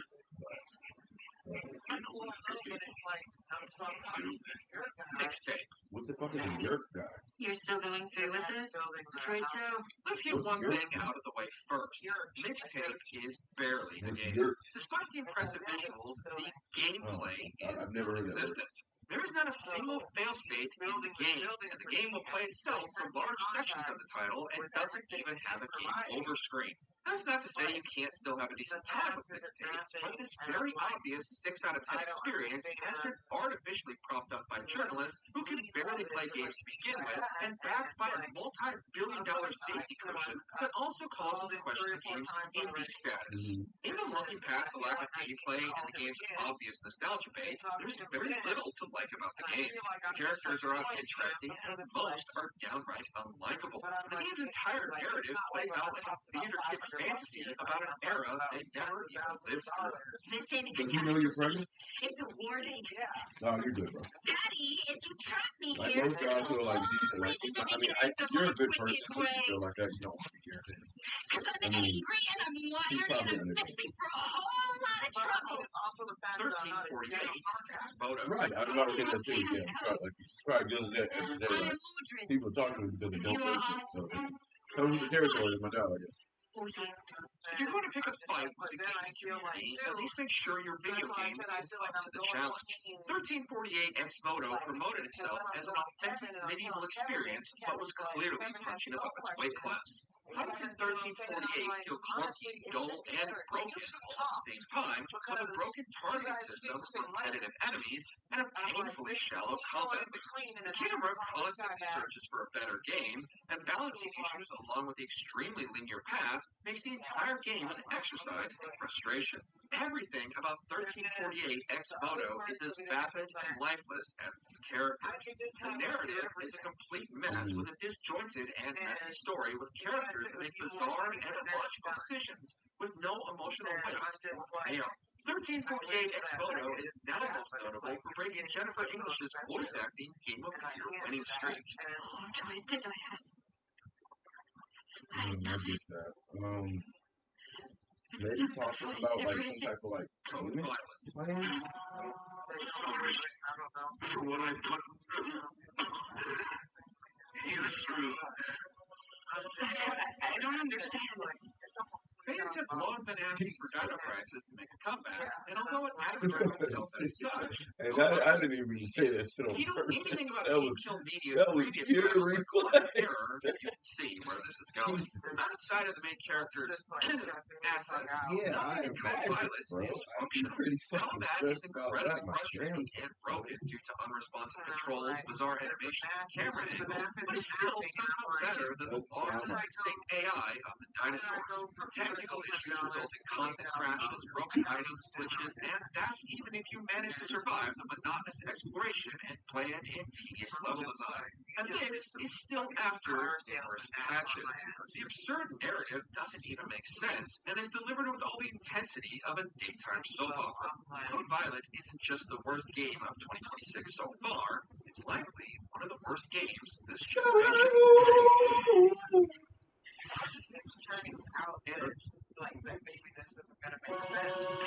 I don't understand. Fans have long been asking for Dino Crisis to make a comeback, and although it advertised itself as such, Code Violet beat it.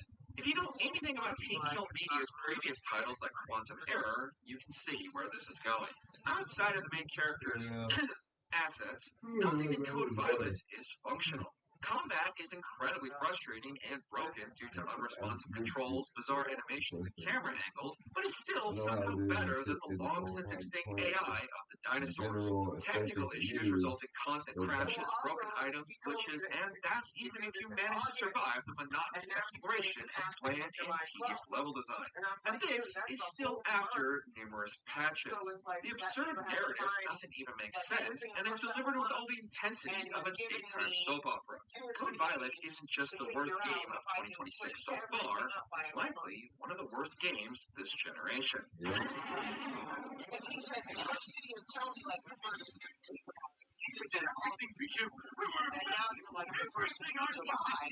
What has been the worst game you've played in 2026 so far? Share your experiences in the comments. Did you enjoy this video? Check out these other clips from Mojo Plays. And be sure to subscribe and ring the bell to be notified about our latest videos. I'm giving birth to a baby. Then I have to go to college graduation. And then you're going to be here. And so it's like, I'm like trying to book this month and shit that I need to do. And you basically took a whole month away from me to get all my. When you just said you're going to be here, you were talking about me? No. Okay. All right. I understand now. I mean, I heard everything else. I was just slightly confused about that. Continue. So it's just like, I don't know. I thought I had a whole extra month to do shit. And it's like, so you just took a whole month away from me and told me I only have 2 days to figure out if I can do it or not. Right. Plus, I don't understand what the fuck you're saying to me, how it went from 13,000 to 20,000, and I am just like, and it's like, and I'm fucking pregnant, and I don't like I'm like running around like a chicken with their head cut off, and I'm just like, okay, I don't know. I'm getting a contractor to come build this platform. And essentially, like 2 weeks or 3 weeks is like, how the fuck am I supposed to do that? Like, how am I supposed to get another guy that has a business to drop what he's doing and come build something for me without him turning around and being like, yeah, I'll do it for an extra charge or for an, you know what I'm saying? Right. Like, and and what can I say about that? Because it is. It's like, what the fuck? You want me to be there next week? Like, I mean, I got jobs lined up too. Like, this is my business. So if you want me to drop one and come over to your house, I'm going to charge you more. Right. And what can I say? You know? No, that's fact. So it's like, dude, whatever the price it was going to be, you just put more on top of that. So you want me to give you $20,000, and then you want me to go find somebody to build this platform whatever they were going to charge me now, plus a rush delivery fee, whatever they're going to charge me, now they're definitely not going to cut me no slack. They're definitely not going to be, you know what I'm saying?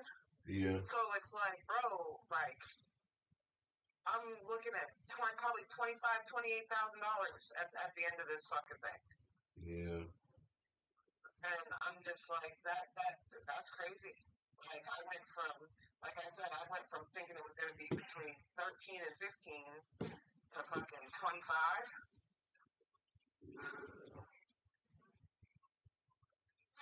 And that's with nothing inside of my house. That's with nothing, you know what I'm saying? Like, that's just the shell of the house. So I still, and which is like, I mean, obviously, furnishing the house is not his responsibility, but I'm just saying, as far as what I'm looking at, No, I like, don't think so. that's just nothing inside of my house. So, I mean, I can't complain to him about that, but I'm just in my head, I'm like, bruh, I'm at $25,000 and I don't have that fucking plate in my house. Yeah. And my mom is like, $25,000 for a house, though. She's like, that's not even a car. And I'm like, no, I get that. Like, I do. And that's why I'm trying to do this path. I realize that it's something that people, you know, most people pay $1 million, $500,000 for a house nowadays. Yeah, that's about to say you're still within like as far as what you're doing, you're in a very good range. That's what I was about to say too. Yeah, so she's like, you know, if you have to spend it, just spend it. And I'm like, yeah, that's really You got it? Like, you gonna help me out? Because I ain't got it like this. What you want me to give niggas IOUs? She is helping me, and I'm like, that's what I'm saying. It's like, I don't want to owe anybody money. I don't want to, like, if she's like, well, if you need a couple $1,000, I can help you, and then you can pay me back instead of, you know, going to the bank. Well, with a parent, it's just like you're paying them back over time, so you can handle that. Like, yeah, I think your mom's not gonna put a no, she's not, and she's like, you know, with the baby and with everything, you need certain stuff. You need water, you need power, but I'm like, bro, like, I'm not trying. I don't like, and it's scary. Like, you already know how I am with money, and I like, essentially, my job does not make me money. My job keeps me alive, but my job does not allow me to save anything. Does not. So it's like, bro, I'm not gonna have no money to pay you back with. Like, I don't make, and like that's the other thing is like, I've never borrowed money from her or you know whatever and not paid it back. You know, I mean it's been years since I borrowed money from her. So sometimes too. I mean, that's what you're going to do. If you need a hand, my dude, I know it sucks to feel like that, but I'm just like, I don't know. Him knocking a month off of this shit has really thrown a fucking. Him knocking a month off and me being in the situation that I'm in. Wait. Oh, okay. The building guy. Yeah. I don't know why I thought you were talking about the doctor. I mean, what do you mean he knocked a month off? How do you knock a month off of pregnancy? What are you talking about? No. And I'm just like, dude, like, I don't have the energy right now that I would have if I wasn't pregnant. And to run around and do all the shit. Like, and then, like I said, like, you're expecting me to find a contractor in an area where they only got 6 months to work. So they are booked fucking solid. And you...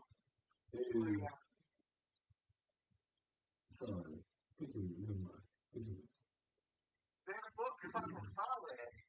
And you want me to go fucking find a contractor to build me something in the next 2 weeks. It's like, bro, if I can even find a contractor that will even do it, he's going to charge me up the fucking ass. And so it's like... Yeah, it's like something happening there. And the other annoying thing is, Kevin can do it. Kevin can do the job that I need in 2 or 3 days. If I was not pregnant, and if I had Kevin and one of his guys, Kevin and one of his guys, Kevin can do the job I need in 3 days. And That's just how Kevin is, and whatever. I can't participate in it. And Kevin's like, he has too much stuff to do, whatever. So Kevin not helping me do it is costing me about $5,000. And I'm like, bro, Kevin, I really need you to fucking help me do this, bro. Like, because that's instead of a contractor. Kevin can do the job. So I'm like, bro, I'm like, dude, at this point, you a couple players to do it. You have to do it off the strength of being my stepdad. Like, if you can do it, and I'll throw you a couple $1,000. Can you just do it for less than what a contractor would do it for? Like, you don't have to do it for free. I will throw you a couple $1,000 if you can do it. Because you can do it at nighttime, you can do it, when you want to, you can do it whatever. I just need it done by 12. But I'm just like, bro, and I hear what like my mom's saying, but to me, like I was not planning on spending $25,000. That's all that's everything I have. That's everything I have plus a couple $1,000 from my mom. Because I have about 20,000. And I'm like, that's like I said, that's everything, and I don't have not one fucking chair inside my house.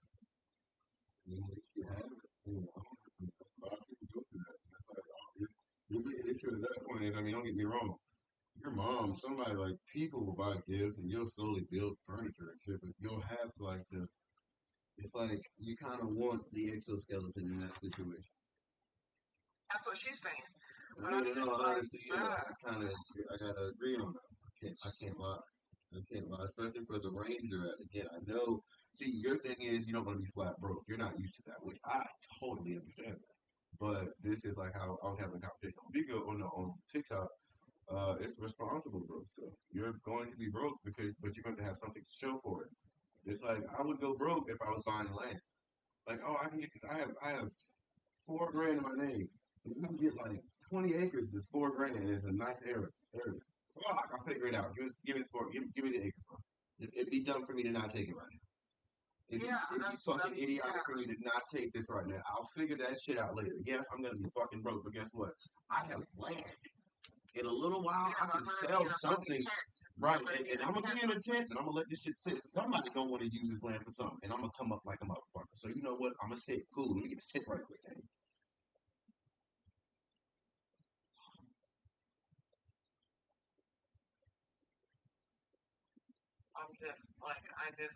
You know how immediate panic is like setting in. Like, I'm going to be broke, like no money, and I don't have a way to fucking make it. I'm like, oh my god.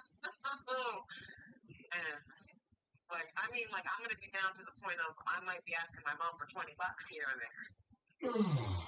Like that, bro. Like asking her to fucking pay my phone bill, bro. Oh, I get it, bro. And I'm just like, bro, I don't want to do that. Like, and then too, like I said, I still need shit to make the house livable. Like, I need heat in my house.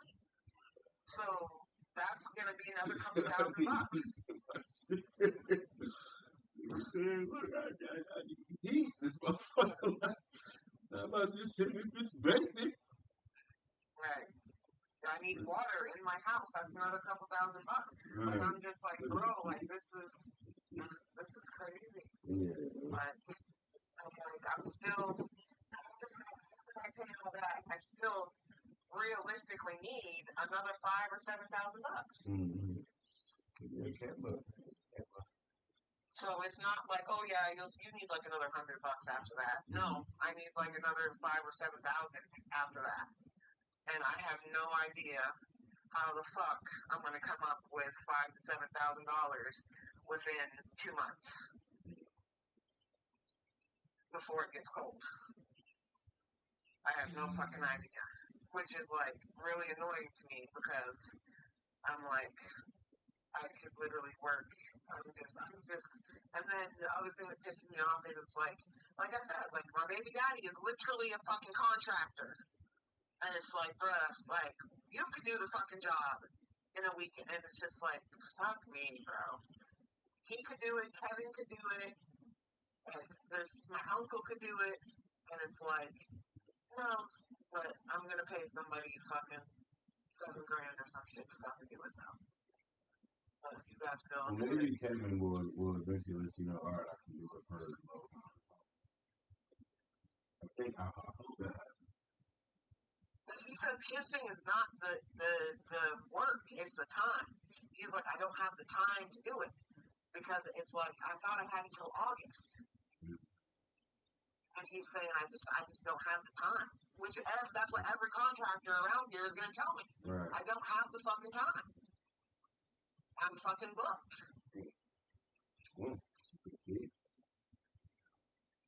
And I feel like Kevin would say he would do it if he could come, tell me what the fuck to do and leave. But he can't do that. So he knows that he has to actually physically be there. And so he's like, yeah, no, I don't have the time to actually be there. And I'm like, fucking A, bro.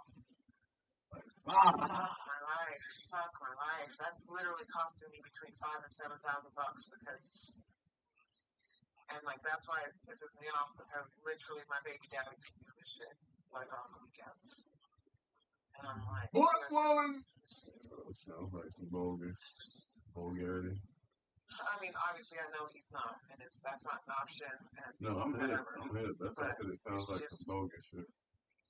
It's just fucking annoying to know, like, yeah, no, if he was not even fucking, if he was just a decent fucking dude, hey, my kid's gonna live there. Let me go fucking build this shit real quick. I mean, you can drop the bug in there, I would say, but I would do it in a way where it's like I'm not banking on it. I don't want him to know. I don't want him. Well, yeah, I can't blame you for that either. But you don't need to know when I have the baby. You don't need to know what the fuck I'm doing. Stay the fuck out of my life. You haven't fucking shown any interest this far. Don't fucking worry about it, bro. Yeah, that's right. Egypt. Move.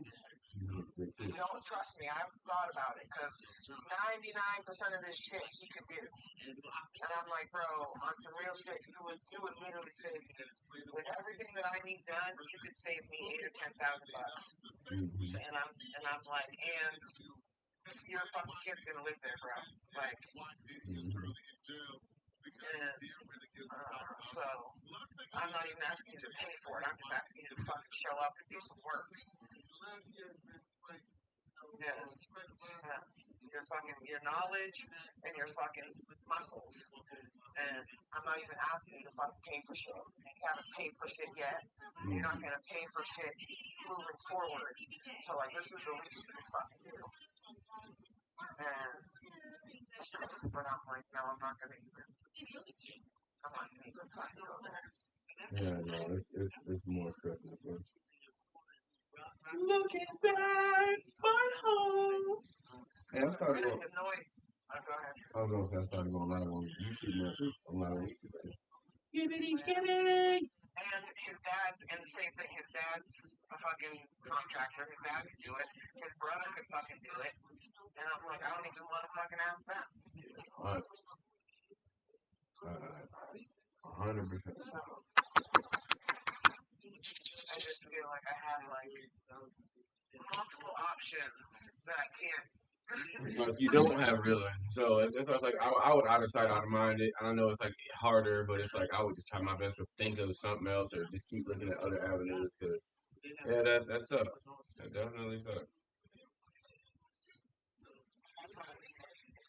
Any of your family is fucking decent. Because the same way, like your dad could think of it the same way. Like I know my son's a piece of shit, and she's not even asking for job. So she's not asking for nothing. She just needs a little bit of help to build something. I could go over there for the weekend and do that for her. Yeah. You know, but your family's not even fucking worth shit.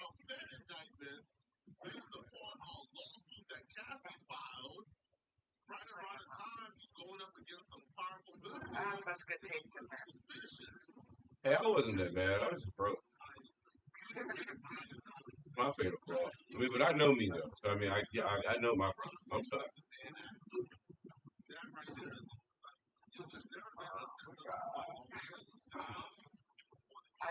And then realistically, like I just see this not work. Like it's like slowly falling apart. And I'm like, there's no way I can be at my mom's house for another like for a year. I can't. I can't. Jesus Christ. I'm sorry. She said I can't. I can't do it, Brenda. I can't. I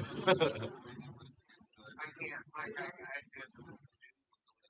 I'm gonna and like, and my mom, she was honest too. She's like, honestly, she's like, so I was like, Mom, you don't have extra money either. And she's like, well, I have a little bit of extra money. And she's like, if I die or, you know, like whatever, she's like, it's going to be just, you know, they're going to slowly take pieces of it, chunks of it.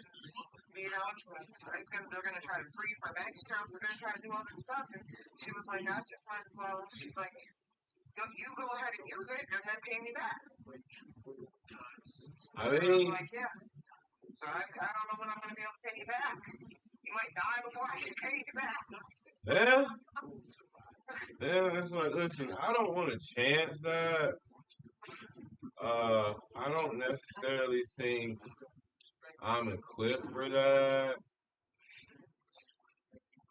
Me and my mom got into a conversation about like life insurance, and I was like, "Wow, I really do need to get like a job now because I have to pay for life insurance for you." I'm starting that way later than I should have, and I'm like, I got to think about doing that shit for Harley. And I was just like, "This is a conversation I'm not prepared for." Well, that's what I said. Because she was talking about the funeral for Bob, and she was saying that the funeral for Bob was damn near fucking, it was like 13 or 14 or something like that. Yeah. And I was like, bro, like, I'm thinking, and that was without the gravestone, without anything, just the service and getting him ready, you know, just getting him embalmed, like, you know, whatever, just doing all the stuff. That's not even putting a gravestone. And I'm like, bro, if my fucking mother was to die or something, I don't have fucking $10,000, $15,000 to pay for her funeral and shit. I do not. I'm like, that shit just makes me fucking sad. Like, yeah, no, I understand. And I mean, thank God I have 4 brothers and 3 other siblings, so you know we can do 5, 5, 5 or something. But I don't even have 5,000 right now. Yeah, I don't have $20, or I think I actually do have like $200 in my name. That's wild. That's crazy. Like,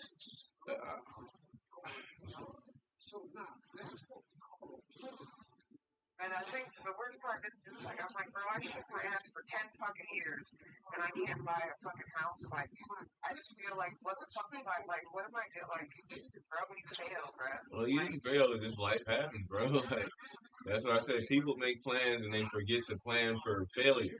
Because it's not like failure, but things can happen to derail the course of your plan to where you're going to have to adjust.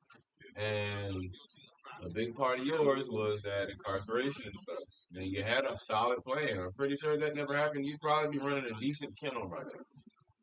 Bro, that shit, that whole situation cost me a fucking house. I understand, but that's what I mean. Like the account of like life happens, and usually it happens unexpectedly. So that's what I was like. And I bought the fucking bus. That wasn't a house. That wasn't a failure either. I'm like, I still tell people about that to this day. Like, I'm telling you, I don't know, like, what you do with it, but I'm telling you, if you don't keep it, like, you could definitely, like, I don't know, even if everybody says, like, fix it up a little bit. Yeah, even if you sell it to somebody who, like, you park it somewhere, like, yeah, if you, like, that's your property right now. You could Airbnb that during certain times. People could come visit that shit or come. I want to camp out, but I'm not ready to like fully camp. Okay, well shit. You got all the amenities in here.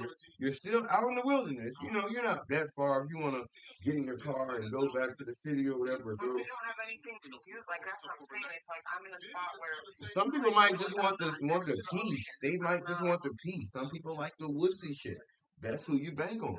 You don't bank on ocean people. You bank on woodsy nature people. That's your core demographic. People who just want to get away from society in general. They just want to quaint, peaceful. Like I don't have this shit, but I put money on this. If you did it, I could make the post and make the fucking like advertisement for it look sound prestigious. Well, no, I know what you mean, but like not just the ocean, but like I'm not next to any mountains, or I'm not next to. But you're still like you work with what you have. You don't worry about what you're not next to. That's what I'm saying. You worry about what you are next to.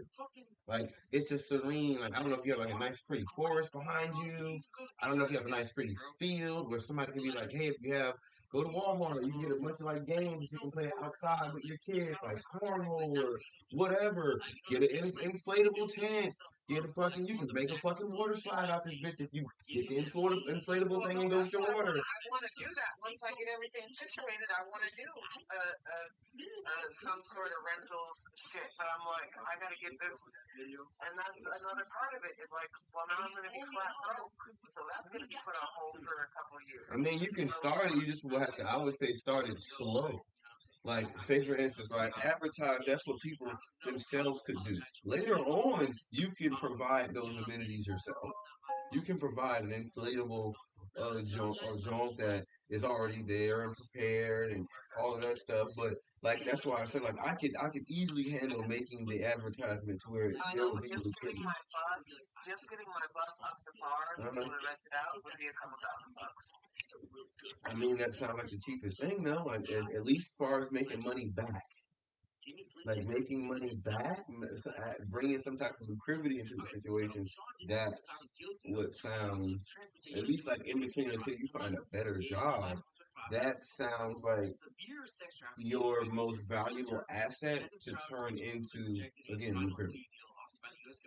Just based off of what you got to work with. You have land to work with. You have seclusion, and you have an oddity that is neat, quirky, and can hit a niche market to where even if, say, for instance, you only get like 4 or 5 people out the year, but if you're pricing it decently and you're attracting the right people, they might want to stay for like, I don't know, say for instance, they want to stay for like fucking 2-3 months. Okay, boom. You know, that right there, shit, they're in my house paying for that. The money, like, if that does happen, luckily, and your actual spot is built, you're in your house, damn, the money they just paid me for this, I'm about to go get some furniture. I'm about to, like, it's going to be a process. I can't tell you how, you know what I'm saying? But I'm just thinking, like, broad spectrum. Like, like I said, it's better to get the process started, I guess. That's what I'm saying. I do think that if you, like, the small shit you can take care of, like, just going in there, just to, like, I mean, you can't do much now, you're pregnant, but when you get that's the other part of this really like stressing me out. Like I physically can't do shit. Yeah, I would say. I mean, but you're at the tail end, so I would say maybe like within the next. Not really, because then I'm gonna have the C-section. That's what I was saying. Like you have the healing time. I know. Like you have the recovery time. You still can't jump right back into doing shit. But I was gonna say maybe within the next 30 to 60 days, I would say you can get started. And I mean, again, I know how you are. It's not immediate. It's gonna drive you crazy, but you could be doing your mental stuff while you're there, like mentally setting everything up, planning it, getting that book, making sure it's in order. Like, okay, week 1, we're doing this. I'm gonna set that up. That's what I can knock out the way. That way, you already have it organized. Then don't forget, I only essentially have until November. So then everything shuts down. Yeah. So it's not like Florida where I do shit all year round. Once November comes, I'm basically stuck inside. Yeah. And I mean, it could be the 1st of November or it could be the 1st of December. Right.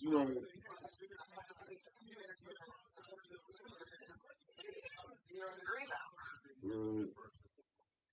It very well could be. Or it could be warm and it could be the 1st of December. Hey, you I don't fucking know. You knew Busta Rhymes was super gay, right? Busta Rhymes, you knew he was super gay, right? I mean, that makes sense, but I Yeah, he's like super gay, bro. Like I found this out a few years ago. Sorry, I'm listening to him on YouTube. But he's like super gay, bro. It's like, oh, that's rough, bro. Like, And I'm like, I'm sorry. I'm like, a lot of y'all New York niggas do be mad suspect. Y'all do weird shit. That's I'm what I'm sorry, saying. It bro. doesn't surprise. Like, that's why. That's Yeah, why but just he's kind of weird. It's like he just like I mean, for the time that he was in and for what guys were doing in that time, yeah. like he was. Yeah, I mean, yeah, that doesn't surprise. This is why, like, in my mind, I'm like, look, I feel like this is why they try to hate on Atlanta, but I'm like, you really want to say it? I'm like, gay people was heavy in New York before Atlanta got its name. I think Atlanta got its name because they're faggots. They get that good ass surgery, yeah, and they get that good ass surgery though. Like New York had like botchy, ugly cross dressers. Like we will keep it 100. I'm not saying they're attractive in the egg, like I'm not gay, but I am gonna say they fooling motherfuckers like right out that bitch. You feel me? No, Like, they were like just men in dresses, like they could just do right, like, but the niggas, motherfuckers in Atlanta was like, it was surgery getting done, like. Yeah. That was like, oh, okay, so it's not more faggots. I definitely feel like, to me, it's a lot more faggots up north than it is down south. Because Southern is more ignorant. Like homo thugs or whatever. Like yeah, but I'm about to say, because Southern is more ignorant when it comes to that gay shit. Even though, like, people think it's not, like, a lot of Southern, especially, like, the church people, they not fucking with it. They not fucking with it. That's why I'm like, I know it's Southern hospitality, but it's levels to it. And I tell you right now, they definitely not fucking with gay shit. Yeah, they not fucking with gay shit. Like, they gotta go to their own churches and all in certain areas. Yeah, like they not even going to that church. No bullshit. Like, I'm dead ass. I remember one time somebody was on the news. They that motherfucker leave the church. Like, nah, But that's because it was like it was kind of agreed. It was like, nah, nigga, you on OnlyFans doing this shit, and it just made it to a point where people in the city know, and it spread, and it's like people in the church know. So it's like, yeah, I mean, it's not. We don't know what to do. It's not really discrimination, but it's like, bro, you bringing the wrong type of attention here. We don't want to deal with it. This ain't. No, but they straight think you're going to hell for real though. Yeah, that too, fact. But I'm saying the situation I was talking about, they weren't even really like hurting against the nigga. They was just like, nigga, you just bringing a level of energy that we really not trying to hit. Like that's still on that like paper shit and stuff, like like it's a fucking disease type shit. Yeah. I do believe AIDS came from it's one. No, but I mean like the whole like like one person spreading gayness.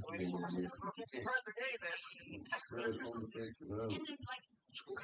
I do believe that you can't just wake up and decide, hey, I'm going to be gay in school, but I do believe that there are some people that they can be led to that if they're not like impressionable people.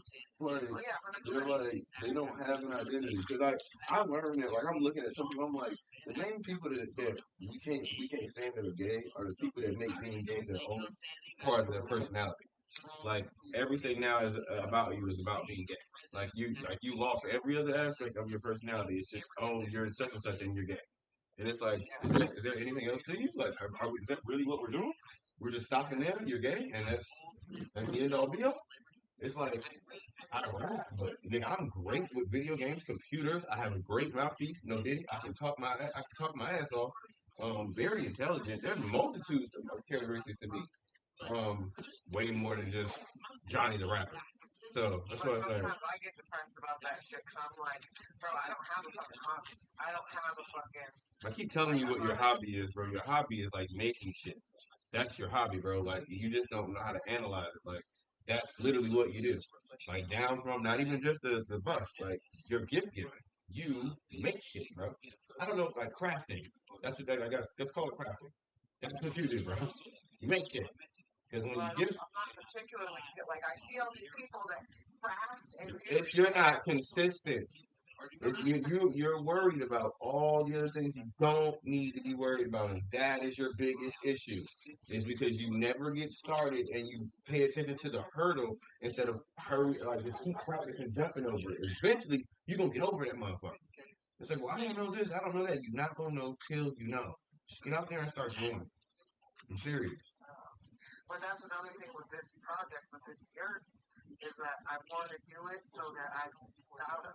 I don't want to just throw it together and then get into it and be disappointed with what I've done. I mean, I don't think that's the case, but I think, on a sense, be realistic with yourself and accept the fact that there's an aspect of this that I'm going to have to Except that it might not 100% like that's what I'm saying. Like it might not be exactly how I want to start out.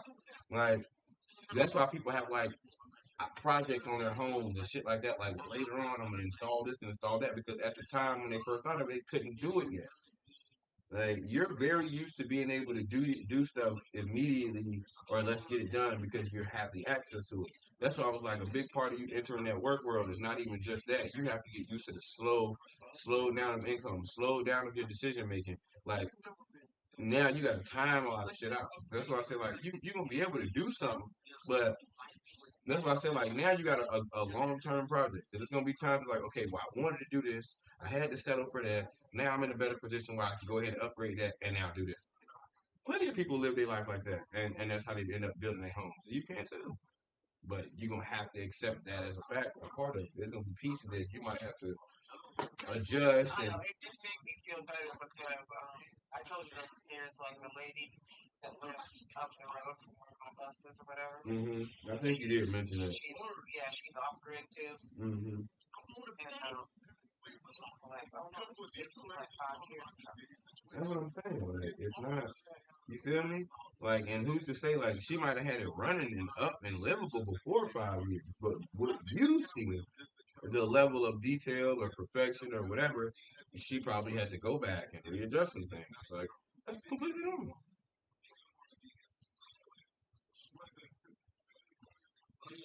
Oh, well, let me try to call him before it gets too late. Like, you know what I'm saying? And like, I find in obviously racism is terrible. Racism is dumb as fuck. But like, I'm probably gonna troll some people about some butts and play the game. I would laugh at some of this shit. Yeah, great evening. And I feel like that is terrible to say to when it comes to it's just looking funny. You know what I'm saying? Like, if you just said, like, alright, this guy. You know what I'm saying? Like, bro, it becomes, you know what I'm saying? So it's like, I don't know, man. I don't know. For being at these Diddy parties is indictment or bust did anything wrong. Kevin Hart being silent when the Diddy parties come up is proof he did something wrong. So Steve Harvey says, man, I'm not at these parties. I'm not hanging out with Diddy. And that's probably why Steve Harvey is able to come out and speak freely about Diddy opposed to other people who can't really speak as freely. Because the fan said that Diddy had a lot of blackmail tape on a lot of people. Diddy recorded everything. And a lot of your favorite celebrities were at these parties. Nigga, let me spread your butt cheeks like peanut butter. How about that? How about I spread your butt cheeks like peanut butter, dog? How about that? No, you talking about putting peanut butter in butter. I don't know what that means. No, I'm saying, he said he wanted to put peanut butter in her butt, so I was telling him. Let me fuck something, dog. Let me fuck something, dog. Fuck. Let me fuck your butt. Let me get some of the butthole. Let me get some of that butthole, man. Let me get some of that sweet butt, man. Let me get some of that sweet butt, man. Let me get some of that sweet butt, man. Let me put it on these butthole. Alright, man. I love y'all. See y'all next butthole. Let me get some of that butt, nigga. Let me get some of that sweet butt, nigga. Let me get some of that sweet butt, nigga. Yeah, let me get some of that sweet butt. Let me get some of that sweet butt. Let me get some of that sweet butt, dog. Let me get some of that sweet butt. Let me get some. Hey, shut your fat ass up. Shut your fat ass up, like. Let me get some of that butt, dog. Yeah. Get some of that butthole, baby. Let me get some of that butthole. Let me get some of that butt, baby. You shut your fat ass up. Shut your fat ass up. Let me get some of that butt. Let me get some of that butt. Let me get some of that butt. Let me get some of that butt. Let me get some of that butt. Let me get some of that butt. I'm gonna fuck you, nigga. I'm gonna fuck that butthole. I'm gonna fuck that butthole. I'm gonna fuck that butthole, nigga. I'm gonna fuck that butthole. open that nigga up. Yeah, I'm gonna open that nigga up. Nigga, I'm gonna open you up. Shut your bitch ass up. I'm gonna open you up. Nigga, I'm gonna open you up, nigga. I'm gonna open you up like Christmas, nigga. Yeah, I'm gonna get all in your butt. Come on, my home.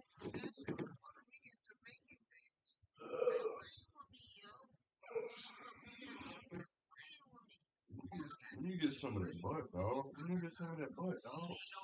Let me get some of that butt. I love you, dog. I love you, dog. I love you, dog. I'm gonna open that nigga's butthole. Let me get some of that butt. Make some fucking noise.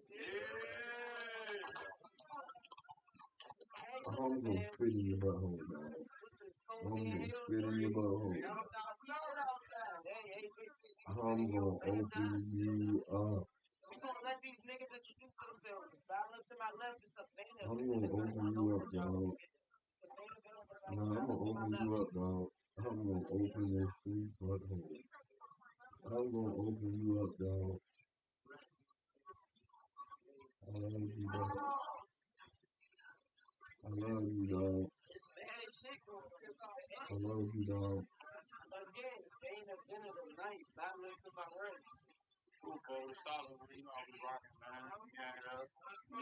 Yo, that butthole. I love the butthole.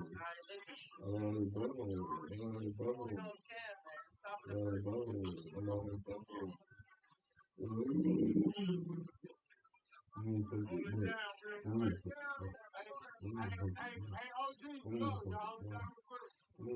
I told you you were safe, pussy. You could have showed up the I'm gonna first fuck your time. butt. I'm gonna fuck your butt. I'm gonna fuck your butt. My cops is like, fool, you from the streets, I'm nigga. gonna You fuck should your know not butt. to trust ops. This where luck stops. Soon as I You see fat you, I knew I long was gonna head have to bitch. get. See, my conscience go again. I'm I should gonna have fuck your followed my butt. first line. Full throwing the first bomb. Shots get fired, these Yeah, bullets I'm gonna burn. fuck your butt. Big concern. Thought they saw Jack out dancing on the curb. You know what they don't understand? I hit a nerve. My spot, I had to. Nigga, I'm gonna My fuck your spot, butt. I had to I'm earn. gonna fuck You your know they butt. learn. I'm gonna fuck your That butt. flame up I'm your gonna ass fuck your ass butt. in a I'm gonna fuck your butt. Flip a bird. Used to hustle out west, selling packs. I'm gonna fuck your butt, nigga. I'm gonna fuck your butt, nigga. You know I'm I gonna got a fuck score your on these butt, niggas. nigga. Glitched up to the switches, land shot. I'm gonna make your butthole so loose, nigga. Oh my god. I'm gonna put something the size of a Pringles can in that ass, nigga. Let me get some of that butt.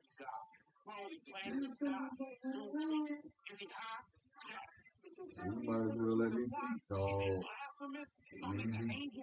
Let me beat. Let me beat, dog. Let me beat. Let me beat. Let me beat some beats. Let me beat some beats, nigga. Yeah. Let me beat some beats, nigga. Yeah. Let me beat some beats, nigga. Yeah. Let me beat some beats, nigga. Yeah. I'm gonna fuck you, nigga. I'm gonna fuck you, nigga. I'm gonna fuck you, nigga. And give me that butthole, nigga. I'm gonna give it all in your butt, nigga.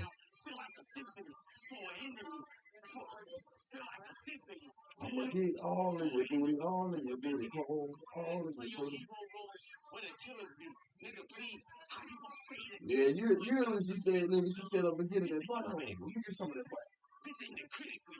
Jack didn't get a chance to run. And hands I'm were gonna take away done. that Yeah, butt, I know you nigga. blood, Take you away ain't that playing for butt, nothing. nigga. I'm out for revenge. Take away If that a butt, nigga nigga. ain't Take dead, away he that done. butt, I'm nigga. slide Take for away your something. butt, I'm nigga. out of pace for retaliation, nigga. That's a must. Take away that Ain't butt, thinking about nigga. no Take karma, away the that butt, feelings nigga. catch Take me. all that butt, nigga. Back on Take all that butt, nigga. Take all that sometimes butt, God's nigga. Take all retribution that butt, ain't nigga. fast Take all that enough. butt, If I crash, it's up. Jack Take the all wheel that in the butt. week. I just pumped the trunk. I ain't asked for much. I ain't asked for much. I ain't asked for much. Told Lucci if the devil getting the contract, make sure he sign that in blood. Don't throw on a slug, I'm clutch. If the devil wanna perform for us, trust, let's set the stage. Weapon tongue, concealing rage. One false move, the devil plastic. Let me get some of the butthole, my nigga. Let me get some of the butt, I know dog. that claim you looking Let like me get some of the that sweet butt. you're jacking these and my wolf stories could never relate. Let me get some of It's that hard to sweet butt. explain, I don't care what you say.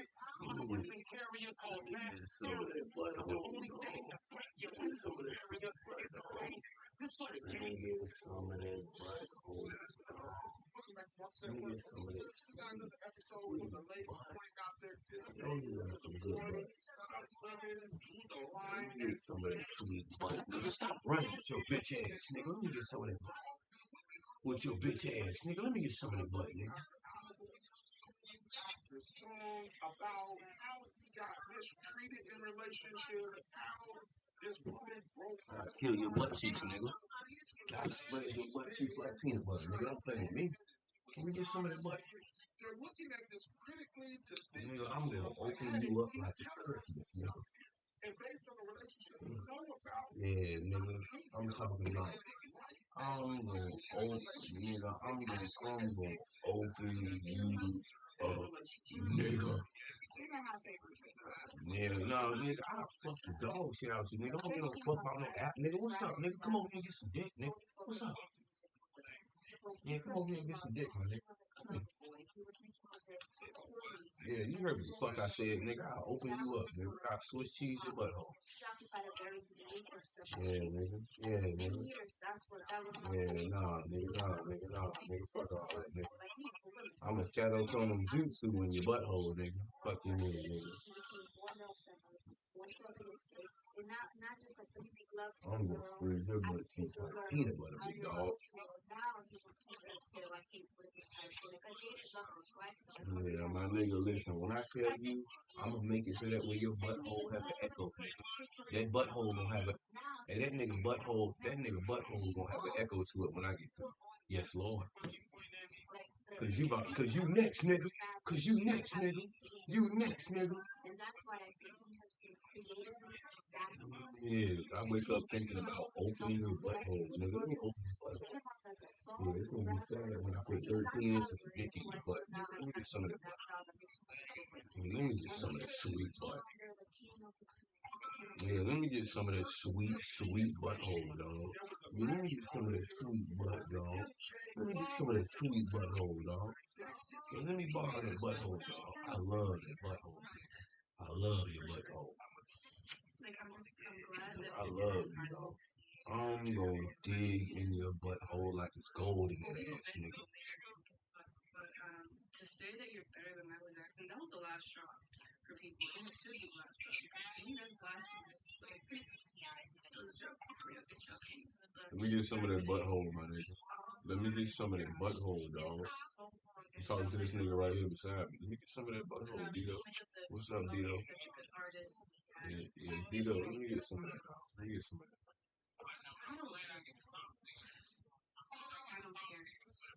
Yeah, let me get some of that butt, dog. Let me get some of that butt. Let me get some of that butthole.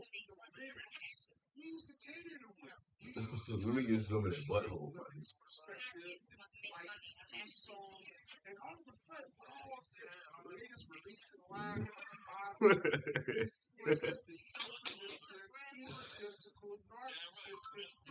Let me get some of that butt, dog.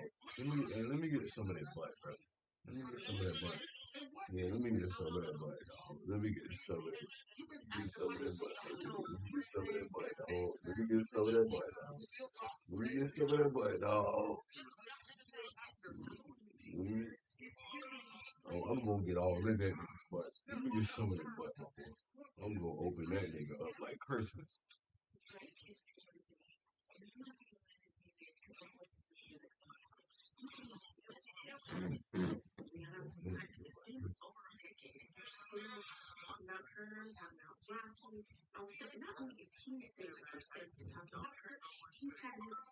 Let me get some of that butt, dog. Let me get some of that butthole, my nigga.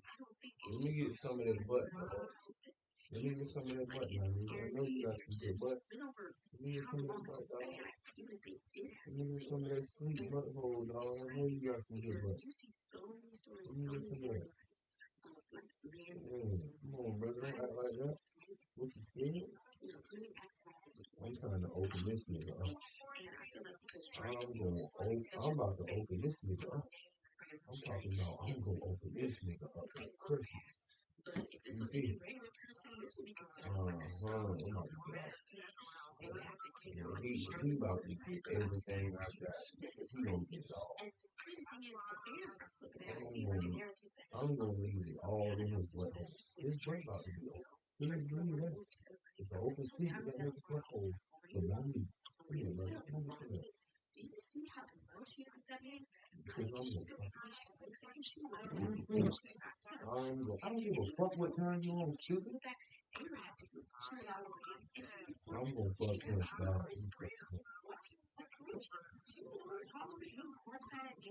Yeah, it's gonna be yours. Come here, man. Let me get some of that. It's gonna come from you, man. Let me get some of that, dog.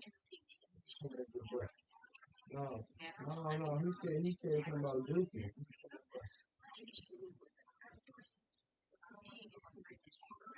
Yeah. Fuck all that. And which one do you make it really give up some of that butt? What's up, Adam? Who get some of that butt, dog? I'm saying one of them niggas gonna give me some butt. Who get some butt, dog?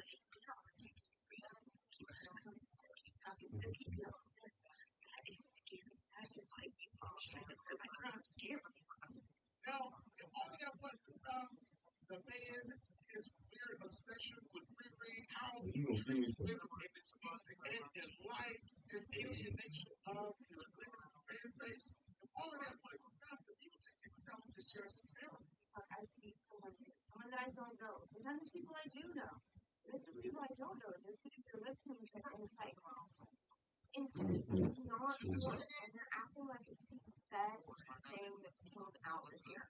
Actually, acting like it's the best thing that's come out. Let me get some of that butt, dog. Let me get some of this sweet It's butt. either a really, really awful version Yeah, let me get some of that of butt. them singing Let me get super some of that butt. Let me get some of that butt, nigga. Gonna open you up, nigga. Some of that, dog. And I'm gonna open you up like Christmas, dog. I'm talking about I'm gonna put something aside and turn this game together. Let me get some of that butt. Yeah. I'm gonna make his stomach big. You know, remember what we saying with me?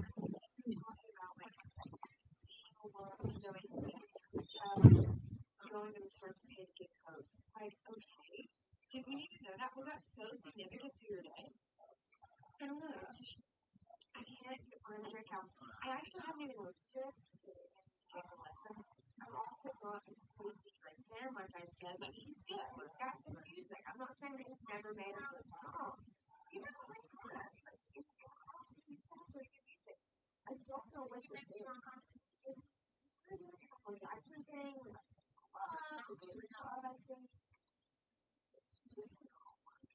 And I don't want to, I don't ever want to act like I thought it was working. Not. Tell me what you make it is. You tell me. Put your comments below. Let's talk about it. This is Marcus at Work Media, and I'm out of this video.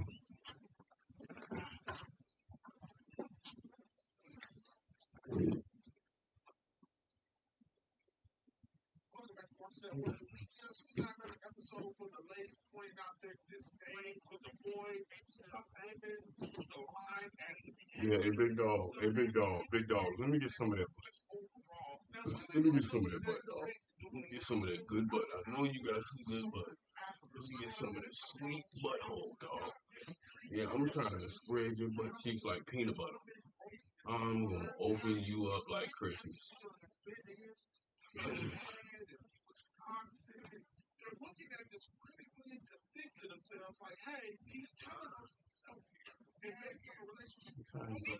He does not take him. You know, finding that butthole. Hey, Slack. Hey, my boy Slack. Hey, you need some help finding that butthole, dog. Let me get some of that butt. Yeah, let me get some of that butthole. Let me get some of that butt, my nigga. Let me get some of that butt, dog. Let me get some of that.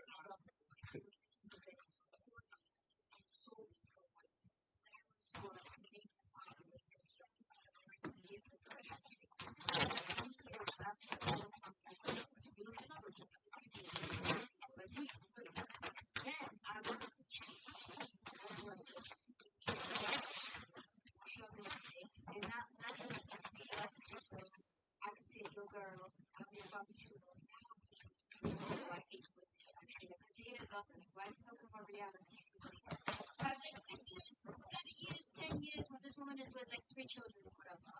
Now he's like out of bed. And he walks his 4 arms. Like the people that build his fan base have been and that's why I think that because he strikes to someone that's really hard to solve rapper. I think Don Toliver is like who I feel now has kind of taken that crowd that makes music so good. And Drake is so much of a the biggest issue that was going on was the Kim K love person. That's just for sure. Like I'm glad that people are finally seeing how terrible of a person he is. Well, people have been saying they just didn't give a fuck. But to say that you're better than Michael Jackson, that was the last straw for people, and it should be the last straw. Like, it was a joke before you get shot in the butt. Not as in a drink here. Oh my gosh. And for so long, it felt like I was going. And people make up this, oh, he's such a good artist. He has this many good songs. Like, I don't give a fuck. I don't care. I truly. Now, what about all of that misogyny in your song? The lyrics. You used to cater to what? You used to try to appreciate women's perspective and fight your songs. And all of a sudden, with all this latest release in the last, 5-6 years, it's just a chauvinistic, egotistical, narcissistic perspective when dealing with women. And what happened? We didn't do nothing to you. How you're looking at it. And what is we coming up with this shit? You've been acting like a stalker over Riri and ASAP relationship, still talking crazy about their kids and their relationship after so many years. It's giving stranger weird vibes. They're a little concerned because that's what you're pretty scary. Drake is scary to me.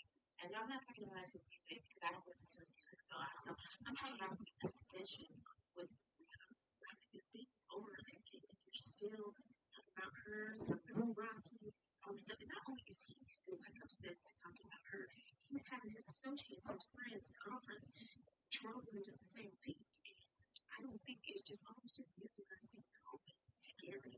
Like it's scary behavior to it's been over however long since they had so many things to do music. And it's crazy. So many characters.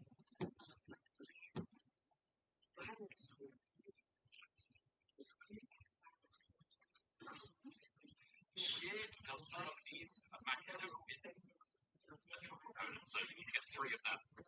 After that, you're then going to need to get 300 working insects.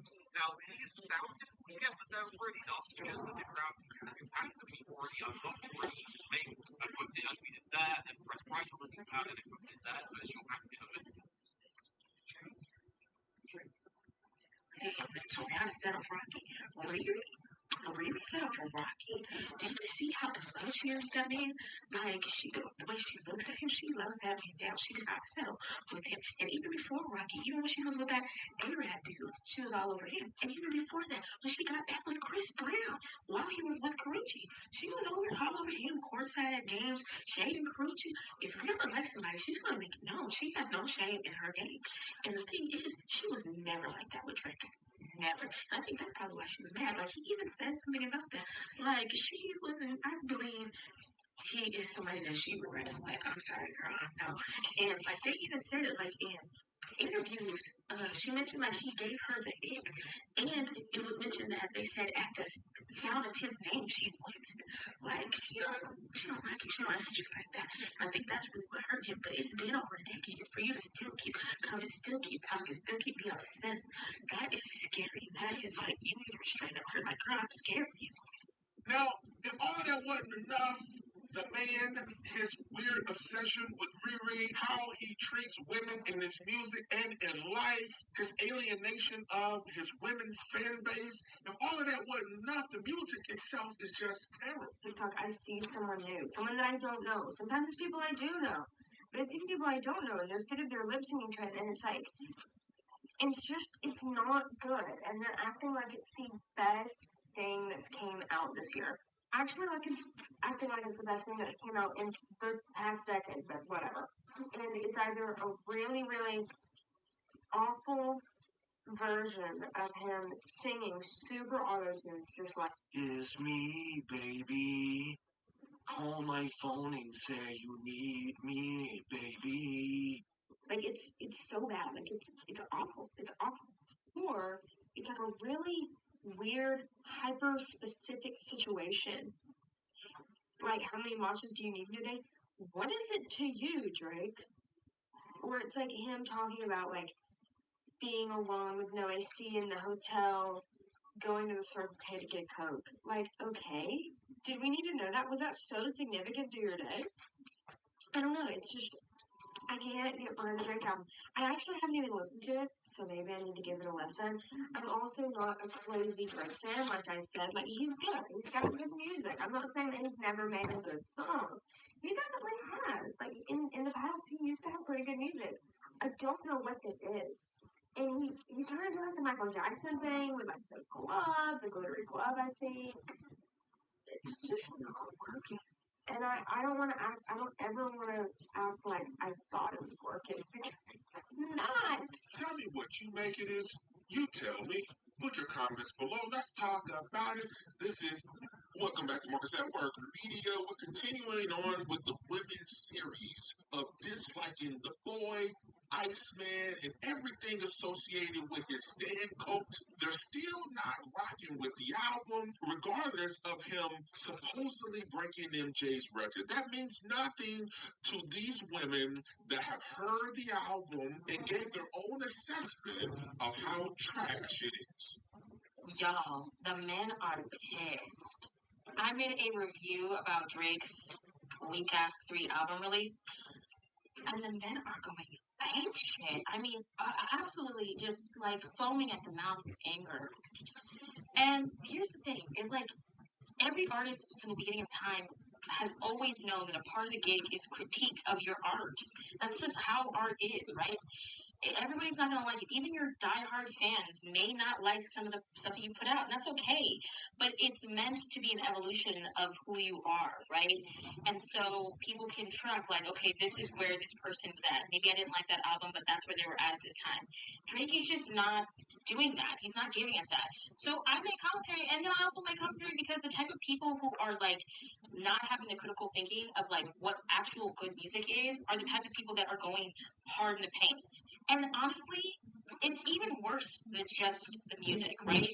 Like, there's a couple of songs in there that I felt like maybe he was going to give us something, like, make them cry. I thought that maybe he was, like, going to go deep. I don't like the fact that he, like, talked about how his dad had cancer, but, like, that was, like, a long time ago, and his dad even came out and said, like, that I don't know why you brought that up. And then also, it's like, when the White House is backing you with a MAGA chain, I'm sorry, you've already lost me! And of course, it's like the manosphere, red pill, incel, alt-right pipeline motherfuckers in the comment section being like, you're wrong! You're wrong! He's using it to get out of this contract! He's just $29,000 to get out of the contract! Then they're like, oh, you like Kendrick, huh? When did I talk about Kendrick in that video one time? When did I talk about the Kendrick beat one time? Why are you guys bringing up Kendrick in this argument? It literally weakens your argument when you circle back to somebody else who we're not talking about to justify. Bring any other artist up, honestly, when talking about his albums is also, you're not helping him. And of course, with men, they're always going to try to attack how you look. They're like, take your bonnet off. If you're saying, take that ugly bonnet off, shave your armpit. Armpit shave, by the way. But I just love when people prove my point. It's one of the most satisfying things about being an Aquarius woman. Being right. Yeah, I find her take pretty interesting because we've all experienced some interaction with these Drake stands, and it's overwhelmingly these weird dudes. More dudes than women. Women will listen to some of the songs and carry on about they date. They not ride or die standing, and they're not Twitter figure gangsters. They're talking crazy on behalf of their boyfriend Driz. Her reenactment of how these people respond is spot on. Crazy. But I will say, the way they ride or die for anything Drizzy does is something we can all aspire to for anything we want to take seriously in life. I have come to the conclusion that if people believe in themselves in the same way that Drake fans believed in Drake, in the same way that Drake's fans support him no matter what, because baby, I listened to all 3 of them albums and there was probably about 2 tracks on it. 2 that sound like something to me, okay? But the way that Drake fans go hard for him, no matter what, because either their ears are broken or they're just riding just to ride. You feel me? That's how you need to feel about yourself. If you do not feel about yourself in the way that Drake fans feel about Drake, baby, you're doing something wrong. Fix it. The woman is like, listen, I don't listen to it. I don't rock with Drake. I spoke to someone that seemed to like it and enjoy it. However, but she hasn't heard a good review from someone she knows personally and respect their opinion. She hasn't heard it. It's been a bunch of weirdos and strange people and associates, but not people in her personal life that she can say got common sense and respect their opinion. Haven't heard it from them. Is the Drake album good or not? I don't listen to Drake. I have not listened to him since he was making baddie music. Nice for what? Then I was listening to Drake when I was dancing and bopping and having a good time in the danceries and in the club.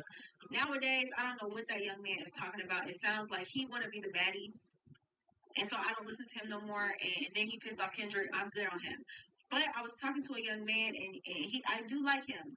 He's a nice young man, and he was telling me that he really does enjoy the Drake albums. So I assume that means he's listened to all 3 of them.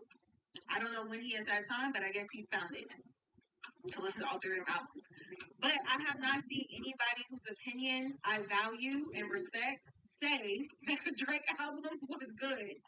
But I have not heard anyone who I know for a fact has sense come out and say, like, yeah, the Drake album was good.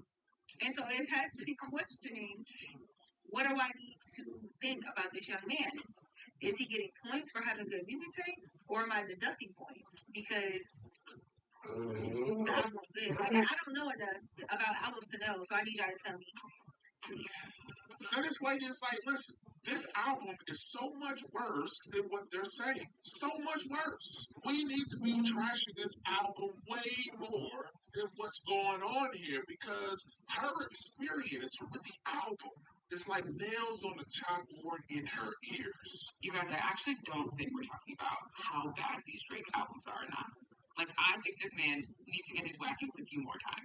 So I'm going to put my 2 cents in. As someone who, I recognize that I'm not a Drake fan per se. Regardless of what my Spotify says, I'll get into an explanation behind that in a second. But I don't gravitate towards his music the way that I once did when I felt like he made a different type of music. Now I would describe his music as, like, moaning and groaning. Like, I don't know. Moaning and groaning fuckboy music. It's the best way that I could describe it. It just doesn't resonate with me. I recognize that. I did, however, listen to all 3 albums because I'm a fitness instructor. And fitness instructor girlies know we've been struggling with the new drops, BPM wise. Like, nobody's really giving us, like, the upbeat pops. Like, nobody's dropping hits anymore. Like, I swear. Don Toliver definitely gave us a lot to work with, but there haven't been a lot of albums that have given fitness instructors enough to work with if you're somebody who works with BPMs, right? So I listened to it because I was like, I really just need some fresh music to my playlist. I teach a bunch of classes now. I just need some fresh music. And I know Drake typically falls into that, like, pop rap genre. So, like, he'll give at least 1 bop on this album. This is one I thought it was just 1 album. We'll get at least one song, right? Peak Summer, Add Chicken Music, like, we'll get something. And then I heard it was 3 albums. I'm like, there's got to be something on here. Not a single song. Not a single song that I would ever listen to again, willingly. Not a single, and that's not even me being a hater. That is, because, like, I have my own feelings about Drake for a myriad of different reasons beyond just music. But the the songs are so awful, to the point, and it's rare that I do this, because I don't consider myself like a music head. Like, I do love music, and I'm very passionate about music, but like, I'm not an expert on like the drums and the producers and all that. But I give people an honest shot. It is very rare that I physically cannot get through a song. There are so many songs on each album that I quite literally, it was the most agitating, crazy sound in my ear. I had to shut it off. I was like, this can't be. I felt like I was being punked the whole album. Like that Cheetah song, Cheetah Print. What is that, y'all? What is that? And don't get me started on Sexy Red. Do not get me started on Sexy Red, because I think she's got to be an industry plant. I cannot understand, and maybe I'm old, maybe I'm too old, okay? I just can't, I can't understand. I love women rappers. Love it. I grew up on Trina. I love Megan Thee Stallion. Nothing that she does sounds good. And that feels like the main feature. I think she's on multiple songs. I think she's on 2, maybe 3 songs on the album. He doesn't have a ton of recognizable features, and that's who he chooses.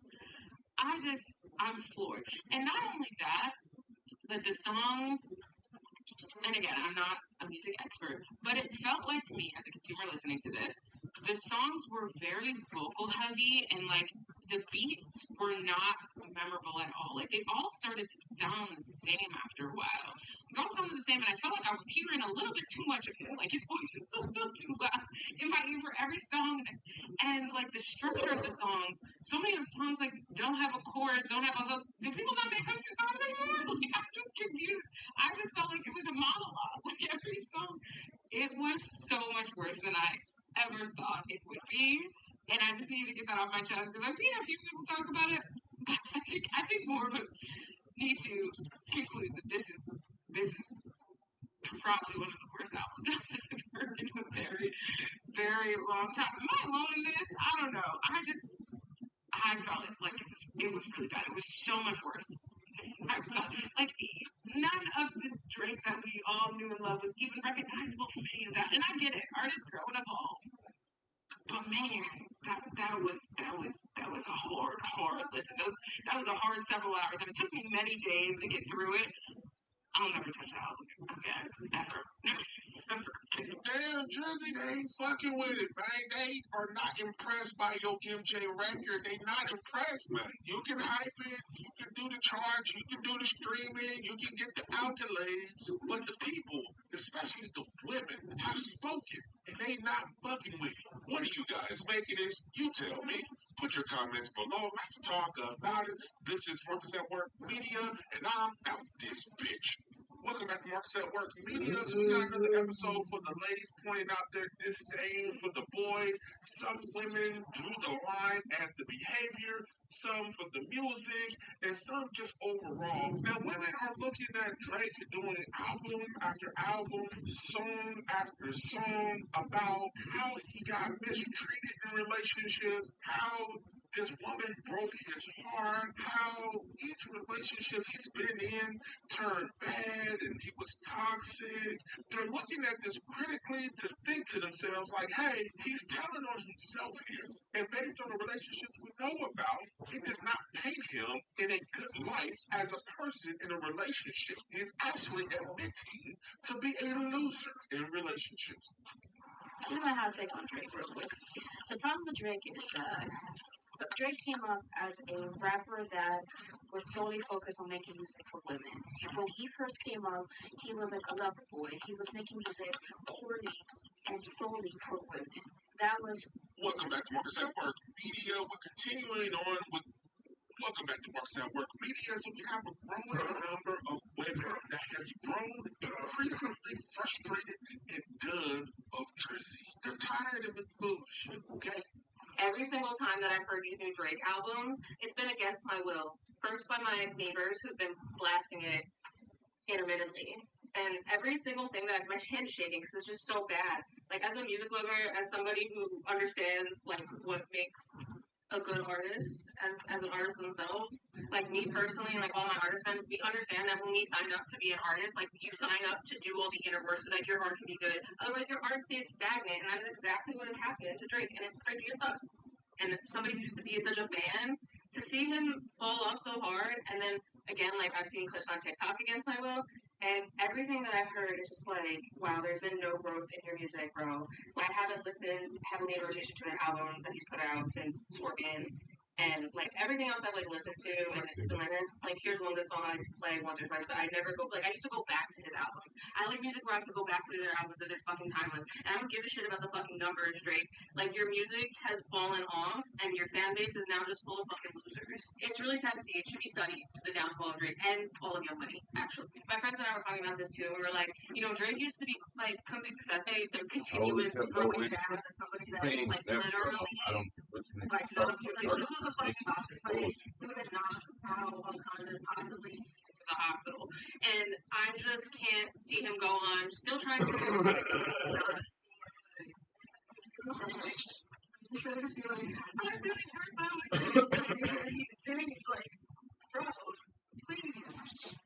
I'm sorry, like he embarrassed you, went in unprepared against the fucking Pulitzer Prize winner. I'm just like, I'm over Drake. He's done too much to the culture. He's left the women out of the equation. He used to cater to women. He makes music for men while trying to be the tough guy, and then it comes across unauthentic because that's not him. They feel some kind of way about that. Makes music for losers, no replay value at all on the new album. They try to listen to it, and they're like, listen, this is garbage. See, it's not just us. You hear these women saying these things? You gotta get it together, Drizzy. Now they're saying money just exposed the real Drake.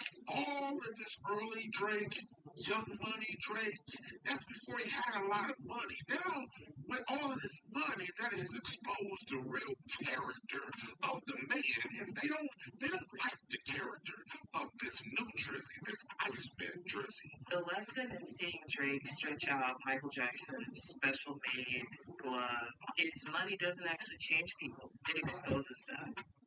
That's the only thing that can make someone took a 2-year break after losing an epic rap battle where his opponent accused him of being a fake, a phony, and being so mainstream and so disrespectful to the culture that he would water it down for a buck, or to remain relevant, or to hold other rappers down at a moment's notice, all while he cries and throws temper tantrums about ops that are out to get him and won't allow him to succeed. Mind you, he's the highest selling rapper out of his cohort. And he's actually the person, allegedly, who is the biggest threat to other musicians because he will listen to or platform them for a moment, steal their charm, steal their exact flow, and walk away with the benefits. He came back from that and doubled down. You take another cultural artifact and do the same thing. Kendrick basically called him a colonizer for a reason, and this is what I'm saying. It exposes people. Drake came up making music for the girls getting ready before they go out. And when you have women as fans, the men will come anyway. And they did. Hey, preach, baby. Go ahead and preach. She ain't wrong. And what everybody thought was respect from the rap game. What does respect from the rap game mean when you're at the top 10 of the charts as a regular visitor? Respect? Drake's music would be on at the pregame while we're getting ready, follow us in the car, and then to the club when all the rest of the people would get on the track. You would start your night when you fancy, huh? And at the end, be singing all through the entire installment. I got off the train when he started making music for men because, truthfully, he turned on his fan base. He turned on his fan base because he wanted the respect from men, and it's very inauthentic. But the crowd, I remember watching him at the BJC, and he was crooning into a mic about how people were telling him his eyebrows were too thick and he should stop singing. The arena was full. Kendrick opened for him that night. Now look. Not just women feel a certain type of way, but what about black women? Black women was his core fan base in the Young Money days. He did the little hooks and everything. They gravitated to the boy. And he just left them by the wayside, start trying to be the tough guy hanging out with 21 Savage and Future, and all of a sudden he's thinking that that's him, that's his life, but it's not. And it shows in his music because they're like, listen, what happened? Most of black women, come on, dog. I'm someone who connects pretty deeply to the art and messaging of the music that I listen to, the themes, all that stuff just really stands out. And when Drake first came out, he was supposed to be this like sensitive in his feelings type of rapper, different, and for the girls, most importantly. He made pop rap and love songs, and he was good in that lane. But I remember around the Views More Life Scorpion time, the music started to sound different. And admittedly, maybe it's just the ghostwriters, but it sounded like Drake was talking to this real or imagined love and Hey, listen, you love singing. Damn, somebody. Jeez. It's the point around Certified Lover Boy where I couldn't really listen to a full Drake album without women, especially black women, are supposed to be his core audience. Why is he talking about us like that on his record? Even from a commercial standpoint, it doesn't make a lot of sense. Is a rap pop commodity that we're supposed to buy? Why is his music so alienating and honestly rude to women? I truly do not want to hear about the woman that did you wrong over and over and over again without an ounce of reflection.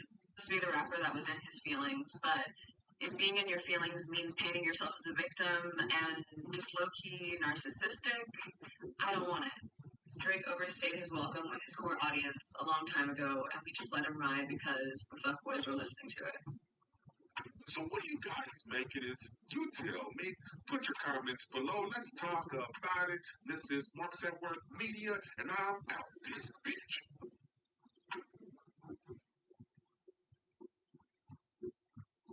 Welcome back to Marcus at Work Media. So it seems that women are furious with Drizzy and Iceman. They're tired of his sound.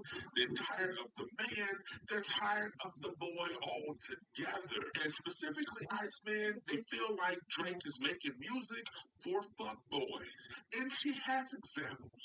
Drake makes music for men who think every girl is a gold digger while being behind on their McDonald's Happy Meal Klarna payments. Drake makes music for men who think they can compete against WNBA players while skipping like they're looking like Johnny Bravo. Drake makes music for men who comment "Hey beautiful" under the AI photos of models. Drake makes music for men who On top of making this kind of music, women are also saying he hasn't grown up. He makes music for kids. He's hanging out and making music for people 20 years his junior, and they not having it. And they not for it. Drake's new album is the epitome of someone who grows older but does not grow. And as someone who has listened to snippets, listened to people who are very familiar with Drake and his whole catalog. I didn't know Drake. I grew up with Drake because me and Drake were partying at the same time almost 20 years ago. But Drake is still hanging out with people 20 years his junior in some cases, or people like him have done their mental growth. Drake to me is what you call someone who does music as a job. He does not create art, and that's okay. That is fine. Everybody, I mean, we have finance, we have accounts. They're not necessarily seen as creative outlets, right? And that doesn't mean they're not necessary. We need them now more than ever. You know, we need people who know their stuff, right? We need people who know how to perform certain tasks and duties. And that's what Drake does. He performs a task at this point. And I think that's ultimately what the whole thing with Kendrick was trying to point out. Like, you come here and you do a job. Your job is to entertain, is to perform, is to keep the music flowing. You don't need to be dictating to my people things that you know nothing about and honestly leading them in a negative way from someone who has no clue where they're from or what they're enduring. And Drake's new music only proves that point, right? You continue to put on performative things. This isn't like real even R&B. And he's addressing nothing but the problems he doesn't like. He's not addressing the allegations. He's not addressing anything about what he specifically called him out on. Like, why are you hanging out with these people? Why is this your circle? He answered nothing in this album. Drake is really for the kids. And unfortunately, from anybody who disagrees with me, you don't know music. He, to me, is the complete epitome of someone where you can see it's optional. I tell my sons all the time, just because you get older does not mean you mature. It doesn't mean you're a man. Doesn't mean that you have grown. It's optional to grow. If we don't need any other evidence, not Drake, you can look to the White House. It is optional to be great and to actually have integrity into what you do and understand the root and foundation of it. This way it goes a step further and say, hey, he makes music for low IQ people. That's right, low IQ people. They're not that bright. Hey, these are not my words. This is what she is saying. Drake makes music for surface level people. People that just barely graduated elementary school. You think him like rhyming like Hickory Dickory Dock is just a masterpiece. You're just like mind blown that he came up with that. A kindergartner could have wrote that. Sorry to break it to you, but like I can tell that you're a Drake fan when you open your mouth. That is just his demographic. And yes, I'm a Kendrick fan, so like obviously I don't like Drake. But if I didn't like Kendrick, I still wouldn't like Drake. His music is so bad, and you guys sit here and ride. You ride for him. For what? Smack that, smack. Until it's cheetah print. Oh my gosh. That's so good. Guys, that's so good. She's going through a little hoe phase. Gonna make that rotate. Oh my gosh. Mind blowing. This is some next level. Drake. Rapper. Taylor Swift. They're equivalent. Drake is the equivalent of Taylor Swift. We know Taylor Swift is not the best vocalist. We know that there's other people out there like Ariana Grande that like Taylor Swift will never compare to. But yeah, we sit here and we say that Drake is like one of the best rappers. Like greatest of all time. Like literally he's in top 30. And yeah, I'm just the quirky girl from Utah. Like I'm just a white girl that just wants to be different. I love Kendrick and I don't like Drake. I just want to be different. No, I genuinely think that he is a trash person and a trash artist. I don't know what else I can give you. I'm not going to sway your opinion if you're a Drake fan because there's nothing there to begin with. But I'm so frustrated with Spotify aggressively pushing this Iceman and this other two albums down her throat. She didn't request to play Drake. She's listening to other songs. All of a sudden, recommending new Drake when she's listening to a song that has nothing to do with Drake, not even his genre of music, and it's still recommending her to Drake.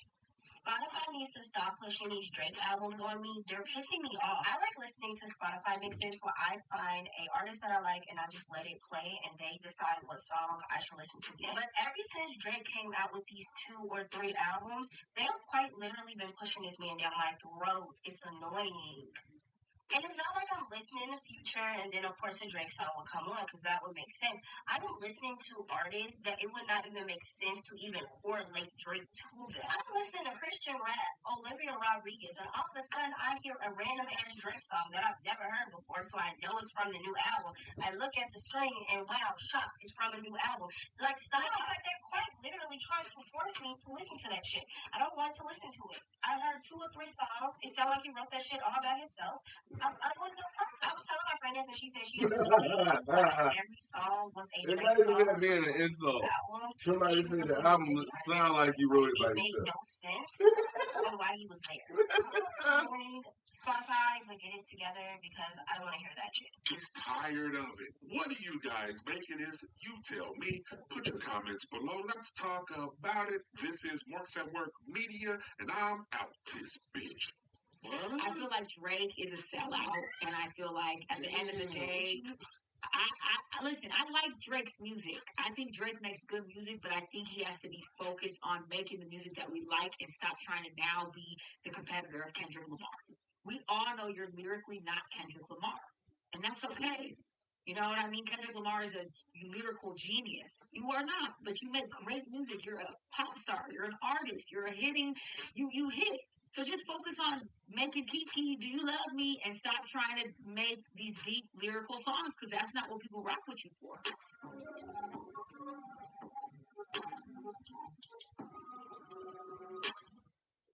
Welcome back to Mark Sad Work Media. Women are continuously, by the thousands, adding up, trying to boycott the boy.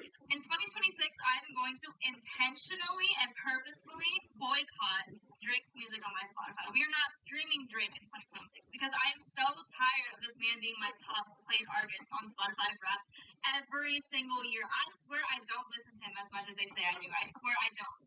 Trying to prove a point that this is Drake propaganda. I'm sick of it. That man has sold his soul to the devil and he's taken over the world. They're tired of all the bullshit of the boy. For Drake and for Iceman, they have no love. No love at all. He used to get all the love for the women in the community. Now, he gets no love. What is going on?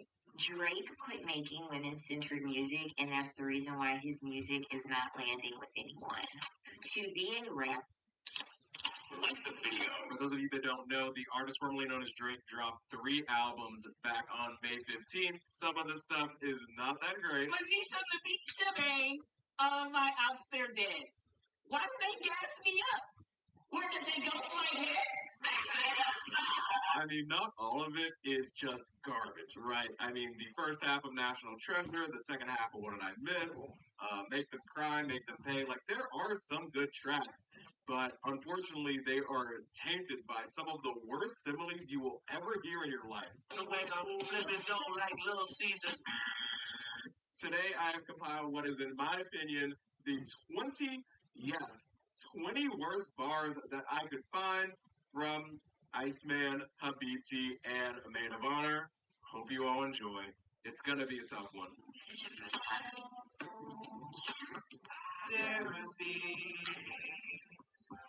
We are starting with number 20. I was in a loop like a set of keys.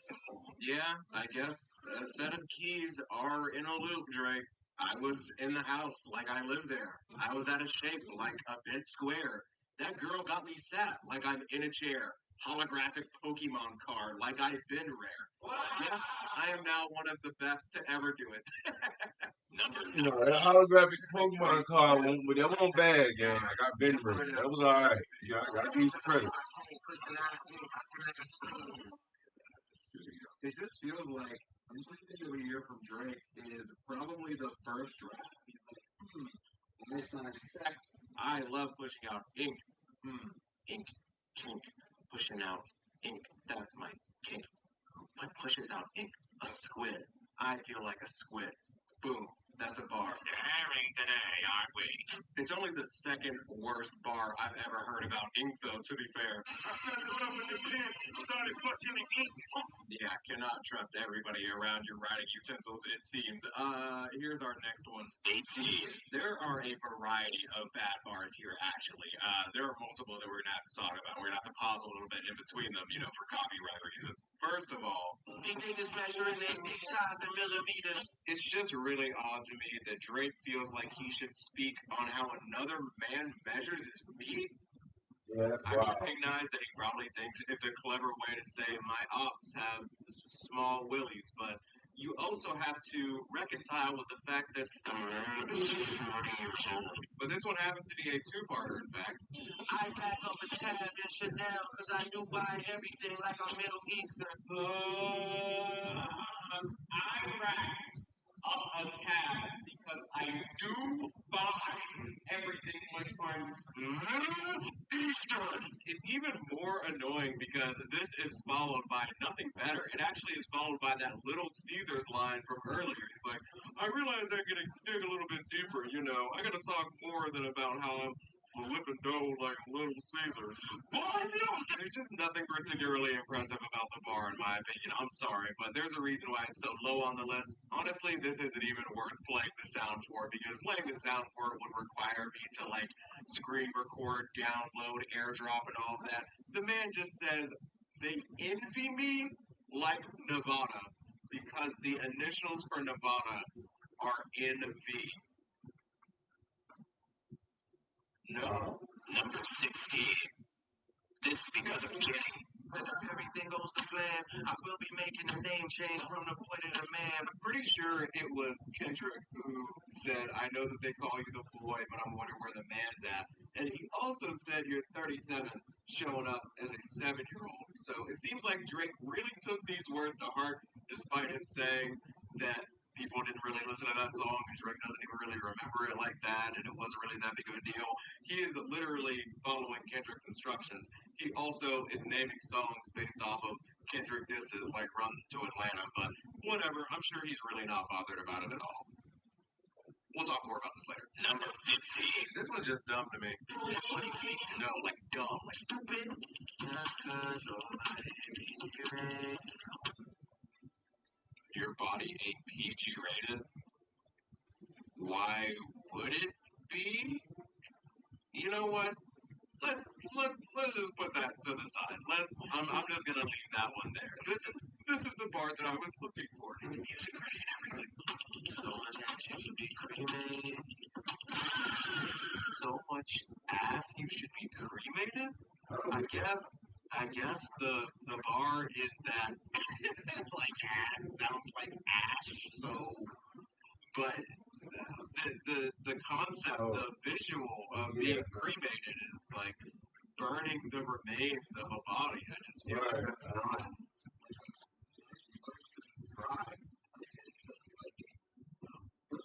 Body. This is what I'm talking about when I say that everything feels like a first draft. You could so easily say something like, so much ass, girl, I'm so elated. So much ass, but I gotta be patient. So much ass, it can't be overstated. So much ass, like an angel made it. I just feel like if we put an extra minute or two into the music, we could have bars that don't come off so odd. Why are we thinking about burning the remains of a corpse when describing somebody's cheeks? It makes no sense, Drake. I mean, hey, that man cooking. That man cooking.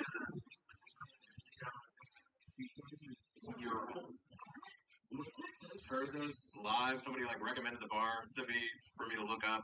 At first, I thought he said, "Can't even see I'm a god," and it's crazy because that's what it says on Spotify. If you go to Genius, the last time I checked, it said that there too. But I think he's saying, and he's referring to karma when he's saying when he's saying that bitch. But can't even see I'm a guy also doesn't make any sense because why is it so hard to determine whether you're a man or not? This is one of those rare bars that like it isn't really as bad as it is just like kind of confusing. What do you mean? They can't tell you're a guy. Yeah, That's kind of Embarrassing. Out gang, if you're still here, Hoot gang. If this makes sense to you, if you understand it, please explain it to me. Why can't they tell he's a guy? Anywho, 13. Even come take a stick off a pussy like any transition.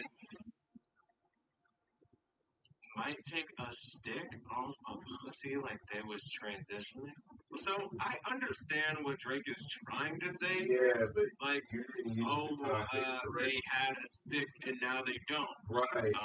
Now they're transitioning, and I'm calling them a pussy because they're weak, they're the ops or whatever, name calling, blah blah blah, Drake.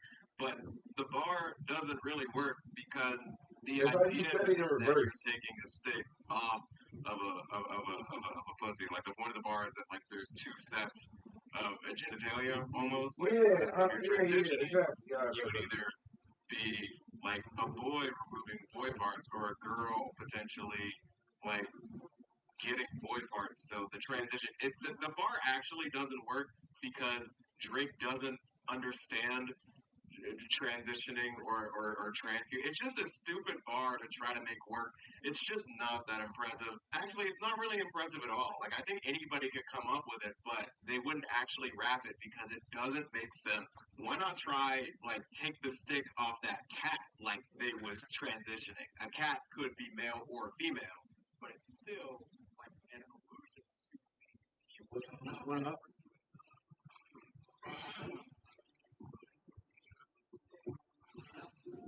Oh, shit. I ain't even realize my help was good. Let me go ahead and get right. But it's that just wording it the way that Drake did, feels like trying to force a bar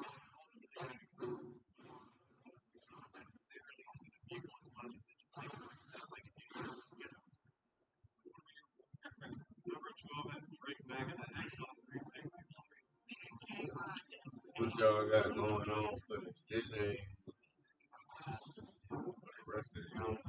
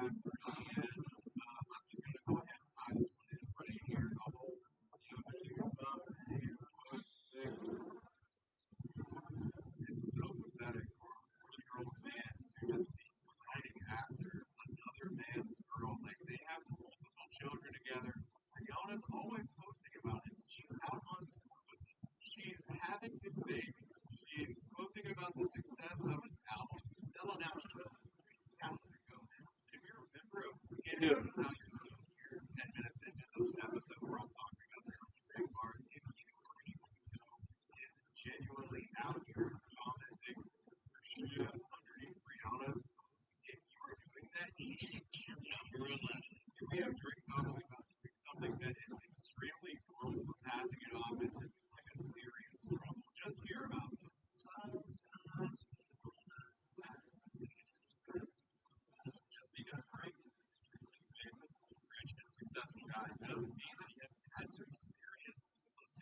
Hello. Playing the game, streaming. I'm live on TikTok. I'm live on YouTube now too. Oh, for real? I'm gonna have to pull you up on YouTube. Yeah, I just hold on. I'll send it to you. Hold on.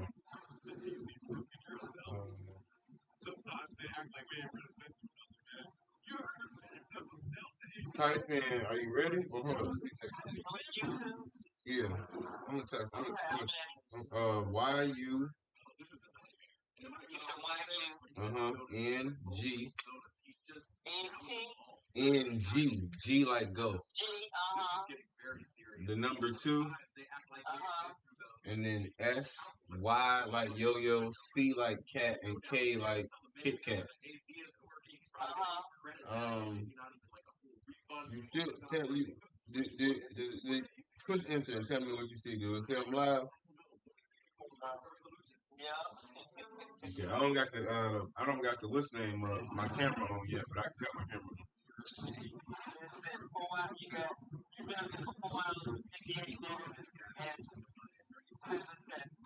Okay. Oh yeah, I see. I still gotta get my game sound right, but I know you can hear me talking.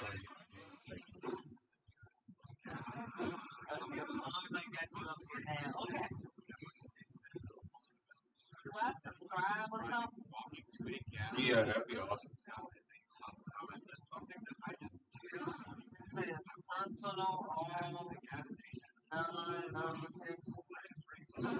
I guess I subscribe.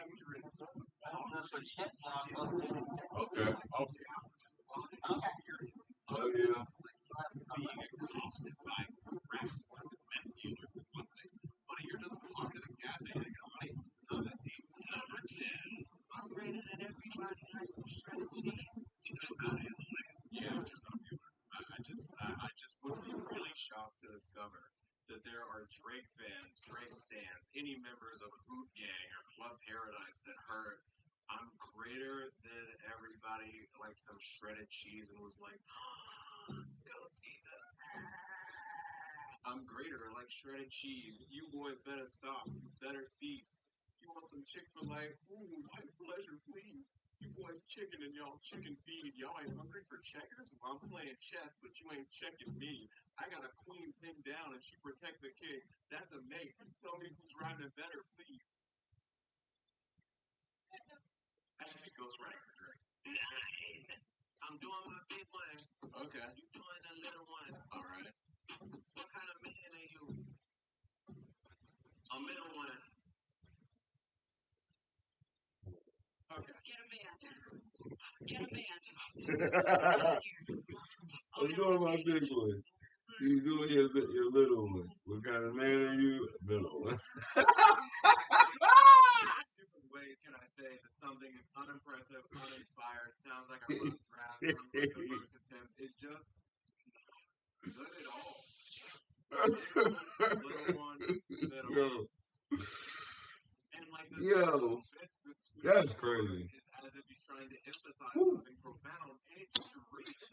What's so funny about this one is that you could argue it's actually the worst book that the beat spot. The shit like the pain that you bring on the plane, it's gonna carry on. Shut the fuck up. What are you doing? What are you doing? Tell me. It's like the bag you bring on the plane. This is gonna carry on. It's like the shirt you wear on a date. At a restaurant. It's just like a chicken running around. Shut up, bitch. Number 7. Hey, wondering how Drake Lawson is going?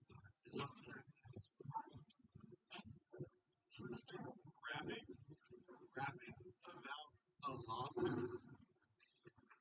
Rapping about the lawsuit that you filed. Having no shame. So what?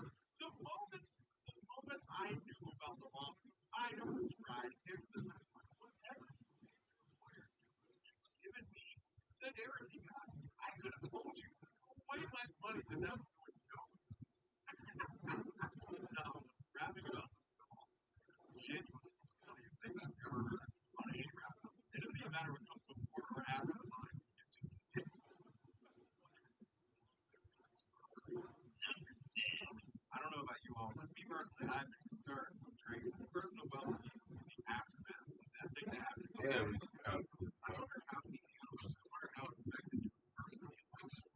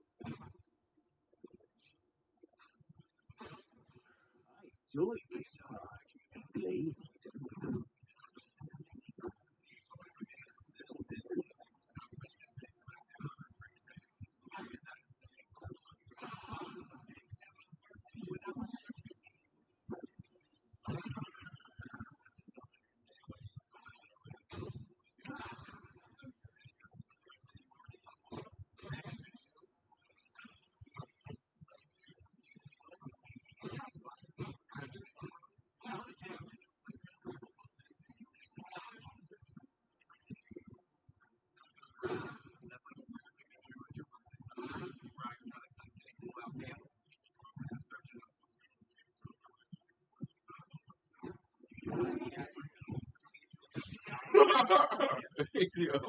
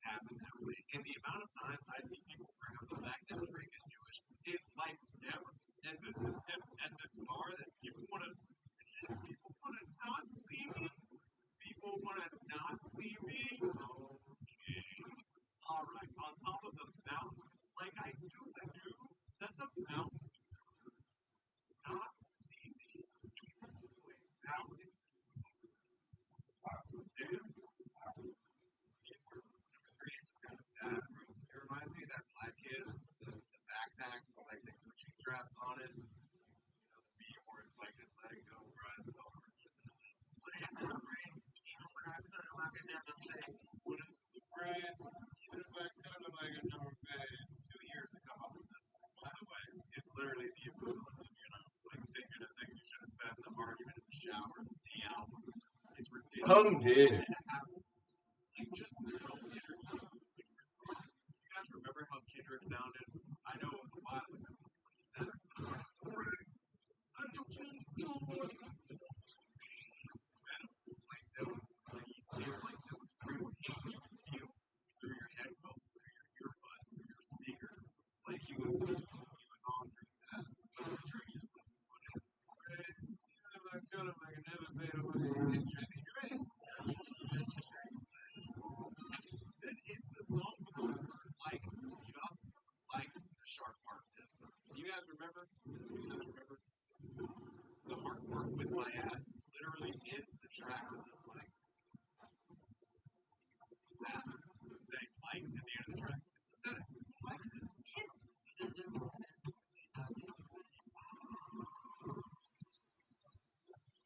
Commentary here, don't talk to them. It's wrong. It's on the cover of this album, by the way.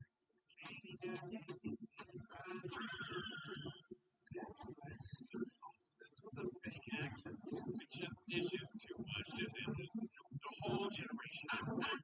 It worked to me. I would drop an atomic bomb on the whole generation. One. So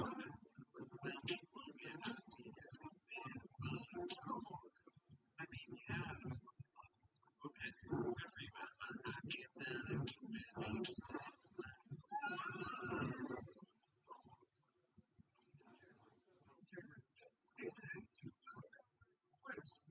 Why do you? I don't know. But it is. Take that one.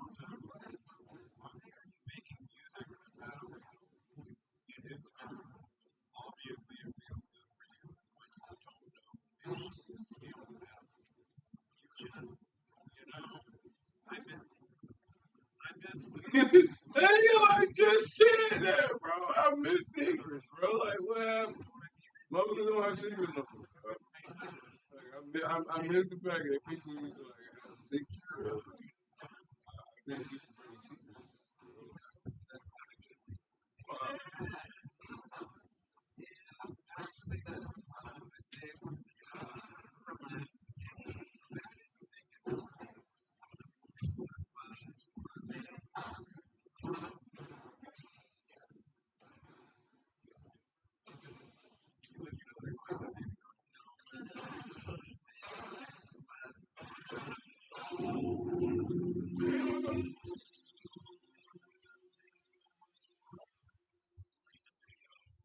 I call you my baby girl.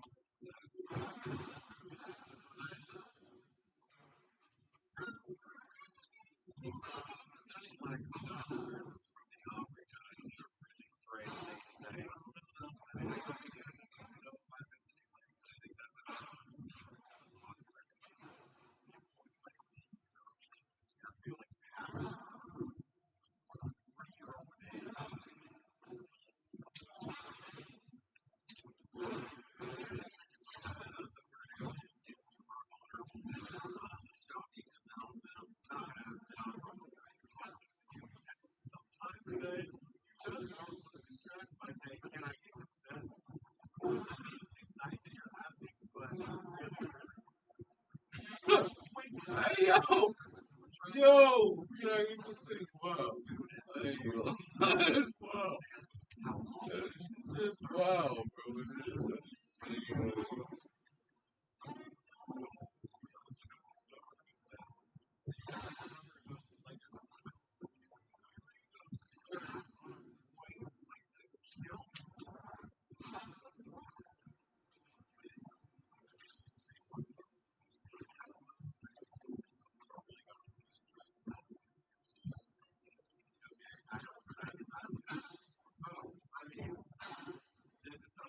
bro.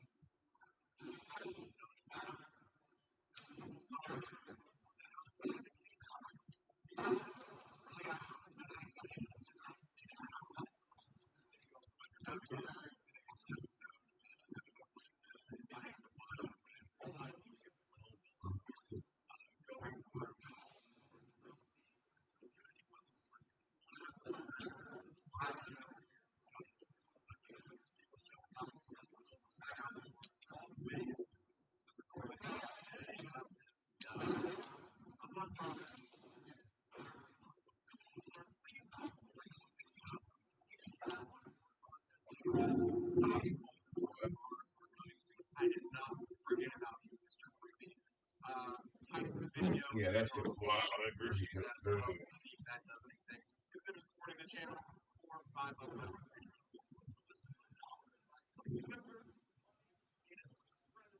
And for the outro, you know what the trick is.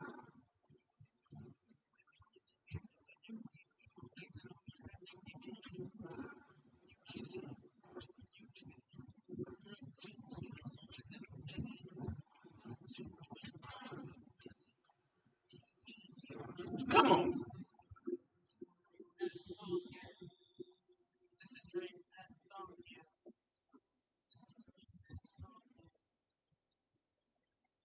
Why you shouldn't shoot up a school.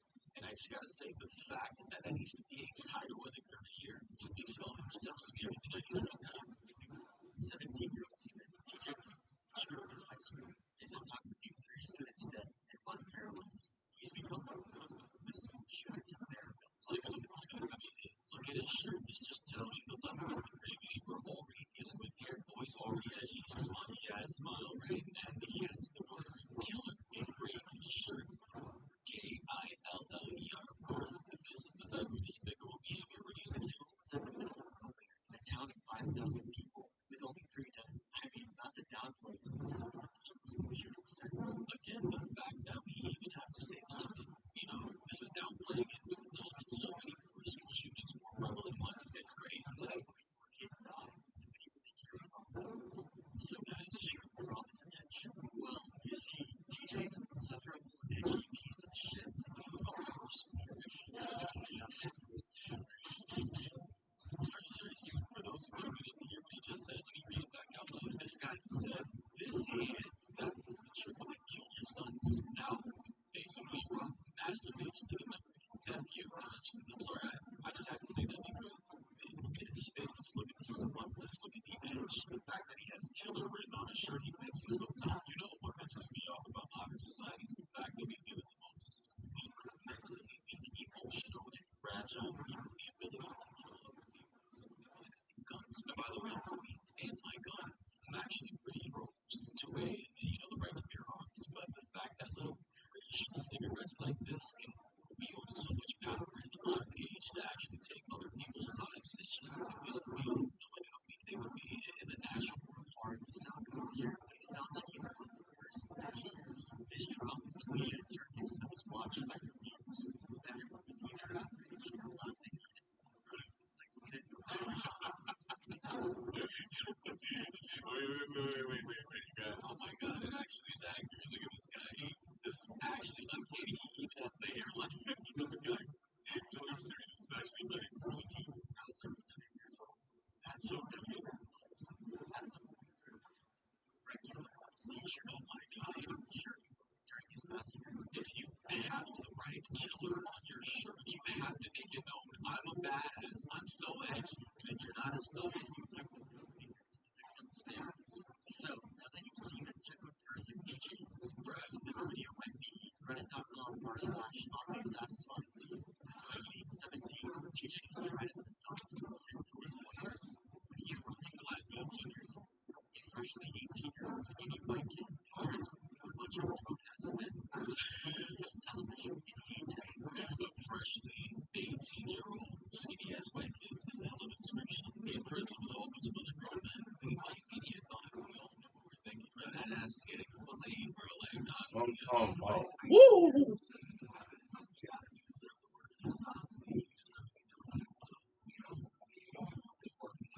Prison as a serial killer, known as the Angel of Death, defeating 11 people. And instead, to have his family crush on TJ.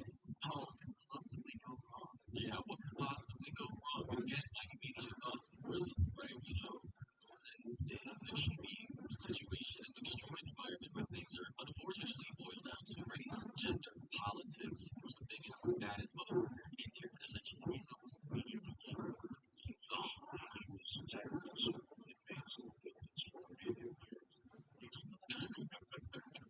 Well, I'm sorry you made it, but it was that sad or something. Unfortunately, it was that by someone. Listen, okay, you're being assaulted like that in that way is, of course, I wasn't really, but this guy is school shooter. What? Of course, I was.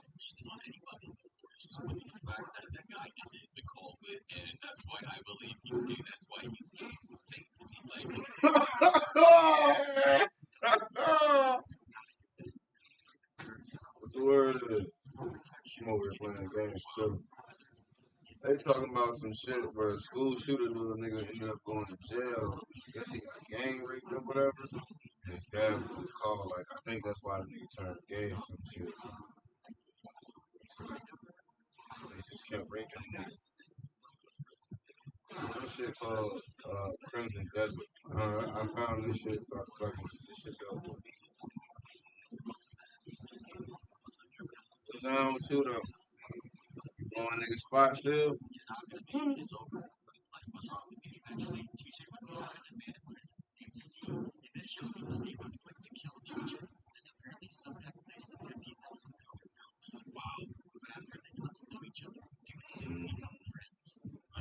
What I do? Alright. Alright.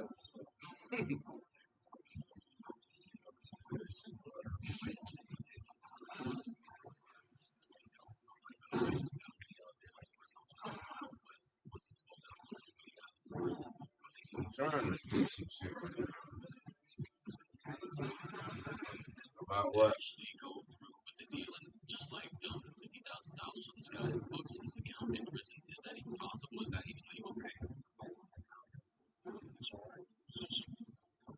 He shows he didn't confuse the response letters in exchange for oh wow, yes,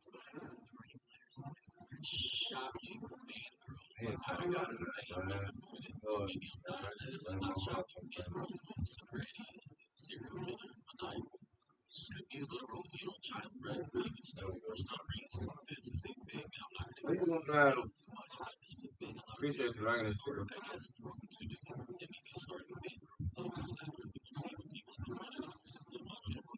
So very restrained. They thought of you writing to a 40-year-old man. Oh wow, it makes sense. You don't think he kind of shadow? You do that like it's perfect dog. I think supporters. Look, a homeboy down here shooting the ball right quick. Social relationships only happen to online influencers and YouTube style. This happens to killers every single day. Fan letters, fan mail, this, fan everything. It's just, the bar is so low. It's almost insane. You know what I mean?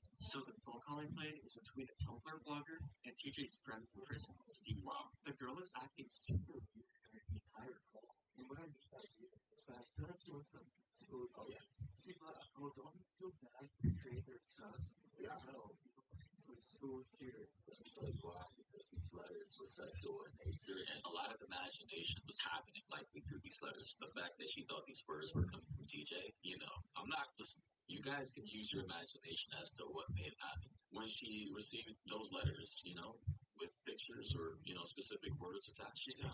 It's kind of like fanfic. Look into what's there. Are actually reading. So I think there's something, a book called Animal Farm or something. I'm not going to That's on you. Oh, and by the way, even though Steve sounds like a chill guy, he's a serial child rapist who died a few years ago. So I guess it's really not that surprising to be friends with TJ. Well, yeah, again, the bar is so good. Of course, surprising fact that child bred became friends with another child bred. Well, child bred is just in different ways, yeah. Anyways, the Tumblr blogger girl, after hearing about TJ's gay relationship, would begin theorizing if TJ is a bottom or a top on him. Oh, wow. Somehow, TJ would hear about these posts and manage to find her phone number. This is the resulting voicemail she got. Hi, this is TJ Lane. I've heard you've been saying some shit about me on your blog. I appreciate that. For your information, I have clean skin, and I'm not some bottom, whatever you say. I like women. I want all the hot girls that write me. Wow. Bro got mad that she accused him of being a bottom, bro. He's not even mad about the gay allegations, although he did say, I do like women and I respond to all the hot women. He's really, really mad about the fact that she accused him of being a bottom. Would it have been the same? Would he have given her the same response if it was the other way around? Would he be called subs and doms? If he was the dom in the situation, would he have actually got her number and made the call? I don't know. That's got to be the gayest voice I've ever heard.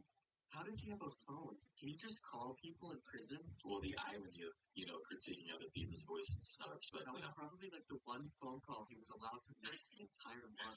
Hey, Hey, I was just making a joke. Guy, Mantrey, funny video here. Guard whose job it is to wiretap the phones was probably really confused. And also, obviously he's a bottom. How is that done? There's no way his little piercer is getting in any hole. It's a teenage girl. Whoa. Wait. I can't just let you slide with that. No way his little piercers are getting in. I don't even know what that means. I'm not going to even imagine what that possibly means. So I'm going to let that slide. Mantrey, tell me what it says. A teenage girl believing that TJ had beaten the allegations. We don't have the letter for sent, but we have the letter she received. I just gotta say, I'm sure I've received fan mail, fan letters, fan this, throughout the years, but what you're about to see here is just beyond next level. A letter was sent from this address to an inmate in this prison, Thomas M. Lane III, also known as TJ Lane, the charged high school shooter, from a young girl who I assume is your daughter, named Lane. I'm sure as her parents, you are not aware your child is attempting to flirt with a prisoner in a maximum security facility, as I'm sure you wouldn't have allowed this to happen. It's not smart for minors to write men in prison. Right, so, okay, the letter is a bit blurry here, but I'm assuming this is from TJ. TJ's, the letter your daughter wrote along with her picture before something. It was amusing to both of us because she... What does it say? Initiated with someone who has no remorse for his crimes. Something. Guy then said, "Your relationship together, yes, TJ is gay and has no interest in your daughter. So, don't worry, men here try to scam young, vulnerable girls out of money. So, something. Your daughter is a bad idea for her to try and write these men. Something locked up, basically. Yeah, so that's crazy. Oh my god, that's so embarrassing. It was so heartbreaking to be a teenage girl and to your favorite school shooter. Scott, that's you. If I was a father and I got a letter like this, I would do unspeakable things for my daughter. Unspeakable things to your daughter with this guy. Is this heavy or something? What's this heavy? After a year and a half of being in prison, TJ and his lover decide to escape together. Here's the plan. They put him out of cabinets from the workshop and fly out during nighttime. Was this guy actually straight before? Can people actually become gay simply by going to prison? I don't believe that. Does that happen? You gotta be gay. Yeah, I don't know. I'm just saying, hypothetically speaking, I committed a crime and some guy started to jump me and do something so we're fighting to the death like wild animals. I think I speak for all grown men when we say if we're not gay, we're not going down without that. And if something does happen, you're plotting on killing your rapist. Like literally, you're not getting violated. Your whole entire identity as a man violated as a straight man, letting the perpetrators get away with that. I'm just saying. Big ass ladder. On September 11th, 2014, they go through with the plan, and they somehow actually managed to escape. Oh, wow. Apparently, the security camera was broken, and there wasn't a guard watching them. They make their way to a designated security point. Apparently, a super dedicated fangirl was meant to be here to pick them up. They wait and wait, but she never arrives. You can't blame them for becoming gay. You just can't trust women for shit. All right, bro. Yeah. Mantrey, is there something you want to tell us, my friend? I realize it's over, and they both go their separate ways. I imagine they shared one last kiss goodbye. By 1 a.m., they're both captured. TJ was found in Lynchburg behind a church. Hey, the video uploader is enjoying this a little too much. I'm getting that vibe. His lover was found under a boat. They will never see each other ever again. As punishment for his escape attempt, TJ would be sent to a supermax prison, Ohio State Penitentiary. Ohio? He stayed there for 2 years. That's 2 years and 23 hours in solitary confinement. Wow. So this is an actual picture of the prison, by the way, for those of you who are just listening. Yeah, they're locked up in very tiny cages, like it's some super villain layer where he's keeping all his hostages, like cubic, what 5x5 cubic square feet or some shit. This is crazy. You would only get a single hour each. It's like an actual tiny cage where you keep crazy people. For outdoor recreation. And the outdoor recreation was just a room with a few dumbbells and a 4-inch. Imagine, this is a better description, imagine a British telephone booth, like literally, but instead of, it having a telephone and all that, the fancy technology, it's actually like a cage for crazy people. In the wall. That's what counted as being outside. They look like action figures. They also took away TJ's books and Pokemon cards. That's gotta be worse than solitary confinement. Shout out to all my Pokemon nerds out there having your cards and your, collectibles taken away. It's gotta be strike to the heart. 2 years are up. He would then be transferred to a new prison that's somehow even worse. The most dangerous prison in the entire state of Ohio, with prison guards that randomly pepper spray the inmates. The Southern Ohio Correctional Facility, which Why does this look like the person straight out of The Walking Dead? You guys remember it was season 1 where all the zombies were overtaking the prison? This is what that looks like. when we get through this prison ride. As of 2026, he remains here and will probably die here. This is his most recent mugshot. Jesus Christ. Look at the progression. His skin is now ghostly pale. His eyes look dead. And his nose is all bent and stuck. Probably from the beatings the guards give him. Yeah, that's what happened. Jesus was addicted to crack. How bad things really are. Yeah, so lesson learned. Yeah, I guess this is an accurate video title of why you shouldn't shoot up a school. Obviously, I don't know why that needed to be stated. I'm only gonna title the video the same thing happened. Maybe why you should if you want to go to prison. I don't know. The top comment thing said I eat shit. Another one said physically unskippable thumbnail. Another one said when a scrolling force meets an unscrollable object. Someone said David's future. Another person said another fun fact about it. In 2020, he got beat by an officer and beat the cop back. So now he has another charge. Well, I don't think he cares. Someone else said this is why most school shooters off themselves before they can be arrested. This kid ruined his entire life for nothing. Why did he even off his schoolmates? I don't even know. I don't care. There's no justification for any of this. It's crazy. Sick world. Why you shouldn't shoot up a school? Obviously.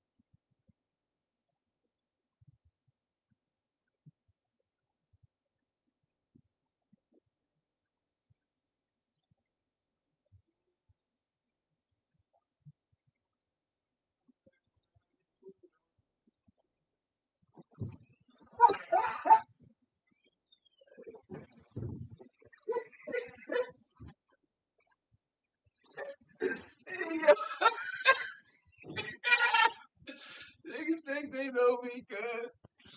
Niggas don't know me, cuz. I'm coming back.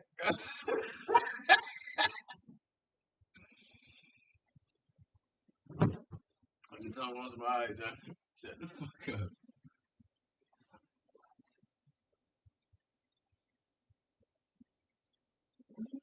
Let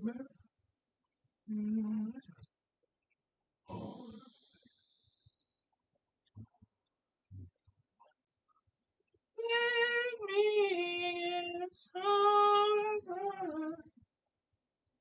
Hey, kitty. Mm-hmm. Yeah.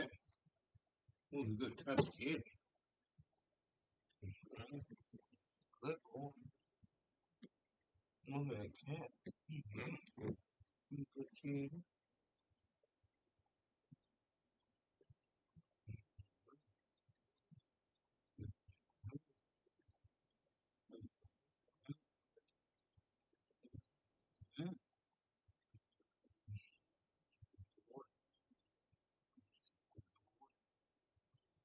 Mm-hmm.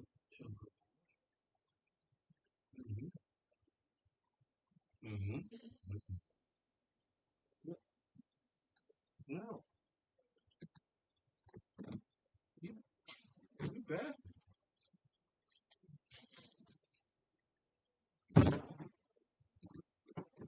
You took this from me. No. No, you can't have it. It's mine. Hey, I'm weak. That nigga dad just took this. I'm weak as hell. Nigga, no. You can't have it. It's mine.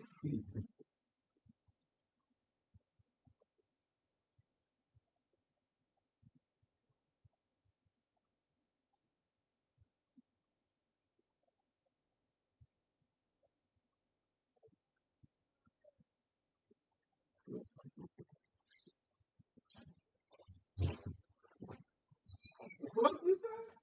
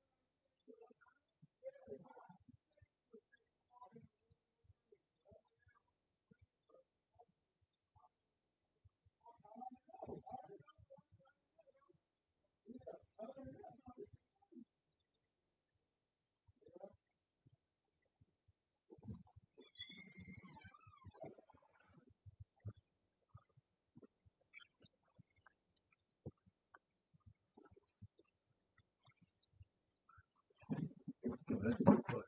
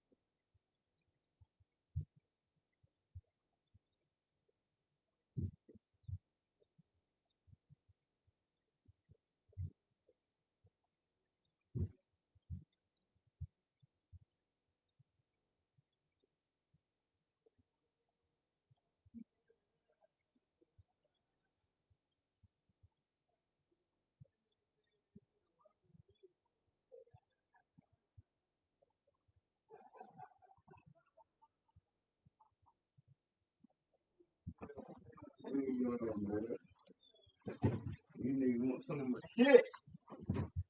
No! Niggas is ugly.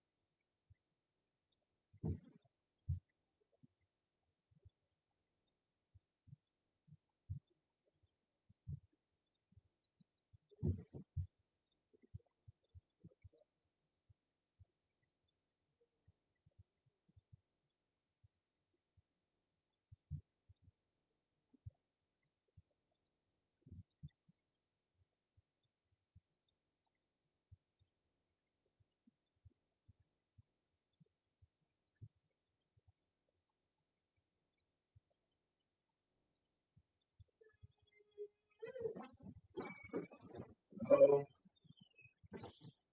your ass in here.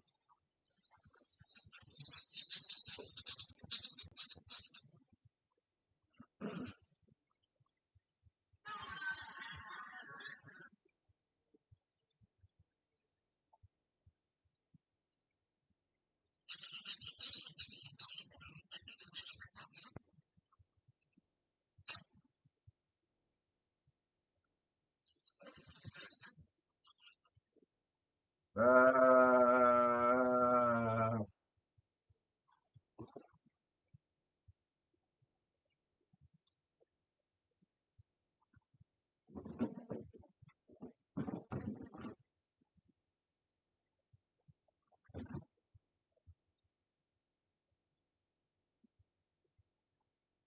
Hmm. Hmm.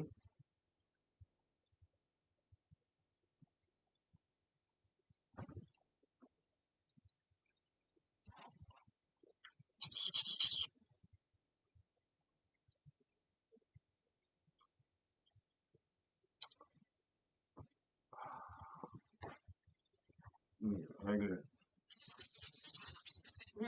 Ugly. They stink. Dog. Egypt. Here. Come here. Come here.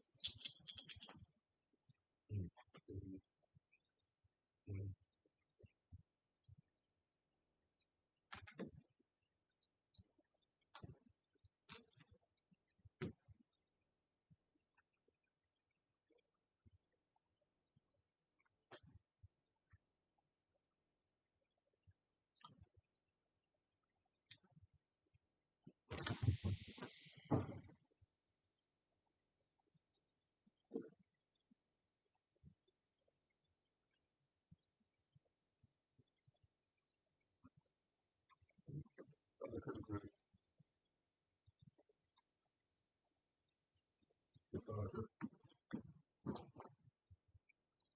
Real, start tripping, Chris. Don't start tripping.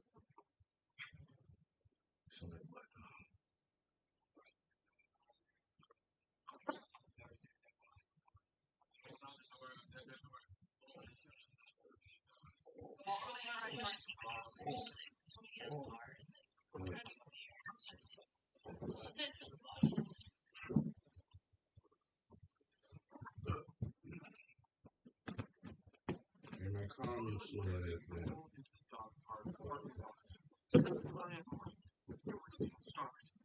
Before they even step out of the car, something on the gravel road stops them. We have a dead body on the road. Chill out. Yeah. Okay, was the person struck by a vehicle? No, we were driving, it's a park. We were driving on a gravel road, and it's a female person that's laying in the road. It's a young woman in her early 20s. What?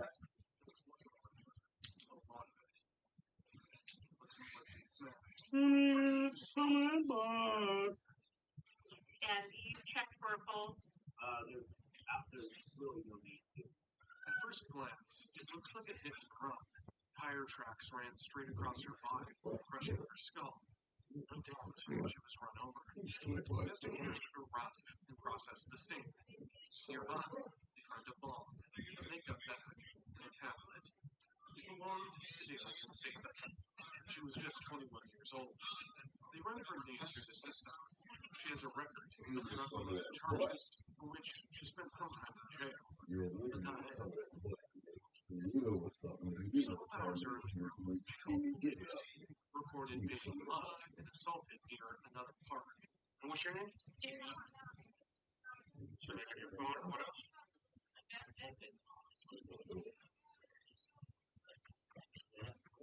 That night, she was with Tyler Vortex. They were driving to a tow yard. A woman named Caitlin came at her. How y'all doing? Let me get some of that butt, bro. Hey, let me get some of that butt, bro. Let me get some of that butt. Do you know who that is? This girl named Caitlin, and I just met the guy. His name's Joseph, and You know his last name? I don't know. I met him through a friend of mine. The friend that got in contact with us last time. One of my little brother's friends. Let me get some of that butt, bro. You know Tyler's last name? It wasn't just Caitlin. It was the family from it. Let me get up to you, nigga. I'm trying to get up to you. You kidding me, though? Joseph, get this bitch. I'm trying to fuck you, nigga. Let me get some of the butt. So where are you gonna go from here? And that nigga got some good butt. Stop, man. That nigga got some good butt. You were just gonna walk there? Don't be like that. Don't be like that.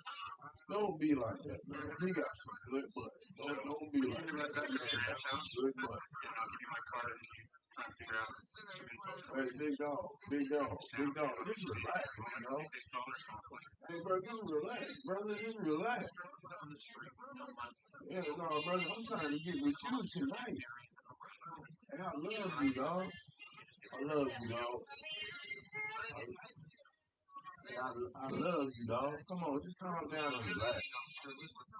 I don't give a fuck about none of that, nigga. I don't give a fuck about none of that, nigga. What's up, nigga? Where's the report from? So this didn't have anything to do with drugs or anything, did it? I'm gonna get your butt cheeks, nigga. Yeah, can't nobody help you, nigga. Can't nobody save you, nigga. They can't save you, nigga. Ain't nobody save you, nigga. Go ahead and give it up, nigga. Give it up. Get some of that, big dog. Go ahead and give it up, dog. Go ahead and give it up, dog. Let me get some of that. Let me get some of that, dog. Let me get some of that, dog.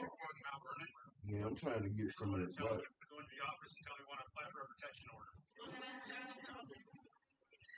Hey, brother, listen. Let me help you understand something, brother. I'm gonna spread your butt cheeks like peanut butter. I love you. I ain't gonna go with it, nigga. I love you. I love you, nigga. I love you, nigga. I love you, nigga. I love you, nigga. No, I love you, nigga. I'm gonna spread your butt cheeks like peanut butter, big dog. Okay, so you're about to do that. 12 hours later, she's dead, which means after the officer dropped her at his place, she left again. This time to another park, South Fork Park, looking for a new effects. Back at the crime scene, investigators find a phone near her, a black Samsung Galaxy J7, lying on the dirt road. Problem is, the phone was stolen the night before.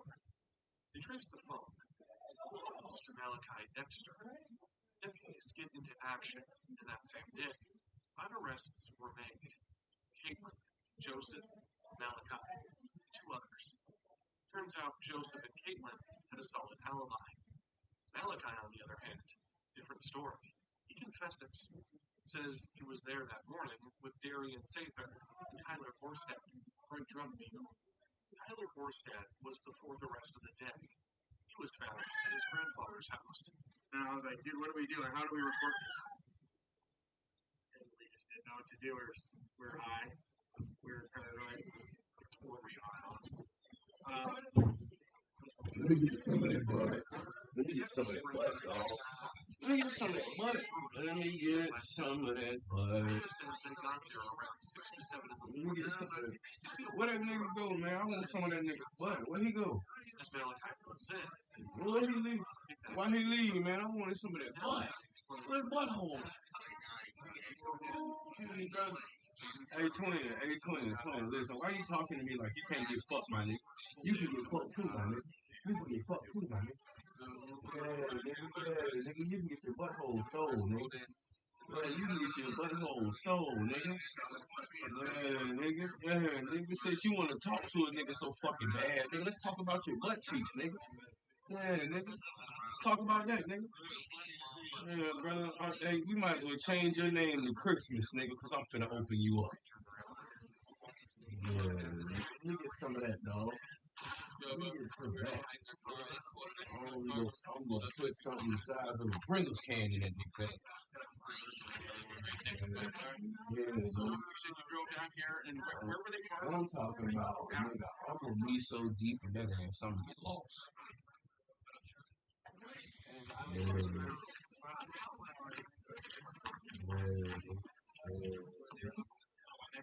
Ain't no shit stains gonna come out, baby. That shit just gonna fall out of his ass. It's just gonna fall out of his ass when I get through this. It's just gonna fall out. It's gonna fall out. I'm gonna open that. Alright? I'm talking about that nigga butthole finna be I'm talking about that. I'm finna turn that nigga butthole to a bowl of jello.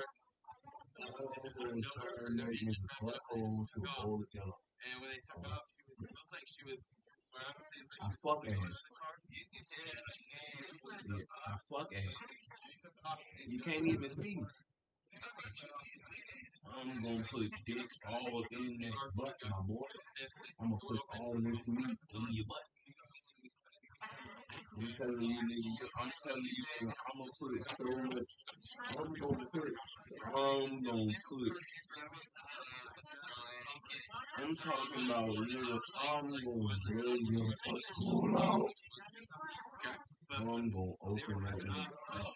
I'm talking about, brother, man, listen, when I tell you, I'm gonna make it so that when your butthole has an echo.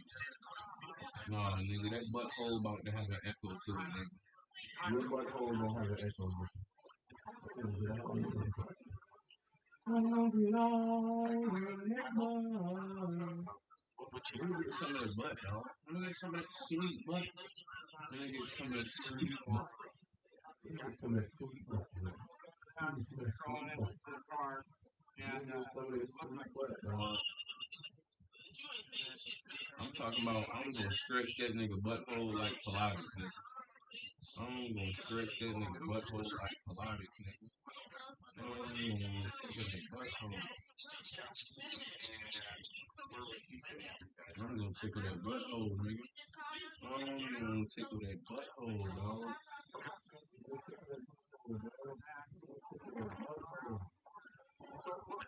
Second, you said that it looked like she was thrown into the truck.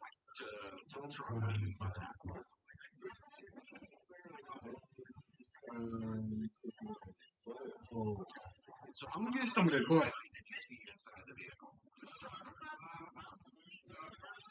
me get some of that butt. I need some of that butt. I need some of that butt. They were certified that Darian was their connection to the dealer. Malachi follows right behind the white truck. Darian steps out at the money, walks up to the passenger side's window. She talks, then takes a hit from her arm. For a moment, everything looks normal. Then everything turned into chaos. The men grab the money and try to take off. Darian doesn't let go. She climbs halfway into the truck through the window. What was she doing when they were swerving back and forth? Okay, what do you mean by kicking? Kind of describe that a little bit. I don't know if her legs are just coming after, like she's kicking.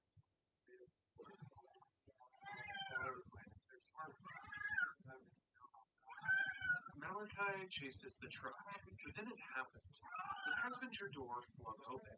She loses her grip and the truck runs her over. How did she roll?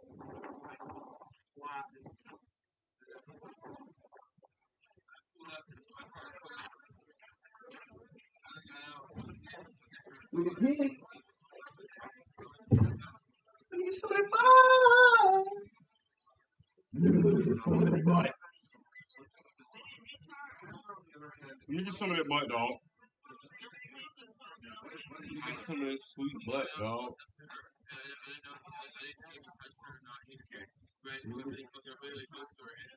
Let me get some of that butt, dog. Let me get some of that butthole, my nigga. Let me get some of that butthole, dog. Yeah, let me get some of that butthole, dog. Let me get some of that butthole, dog. I want some of that butthole. You know what I want, dog.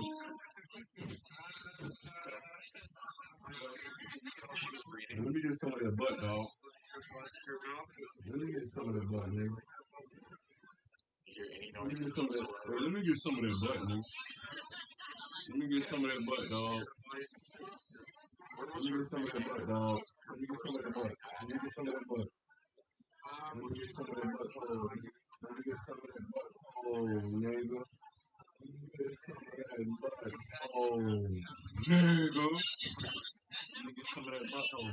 Let me get some of that butthole. Let me get some of that butthole. Let me get some of that butthole, dog. Let me get some of that butthole, dog. Let me get some of that butthole. Let me get some of that butt. Detectives start pulling 62B, looking for a light. Let me get some of that butthole.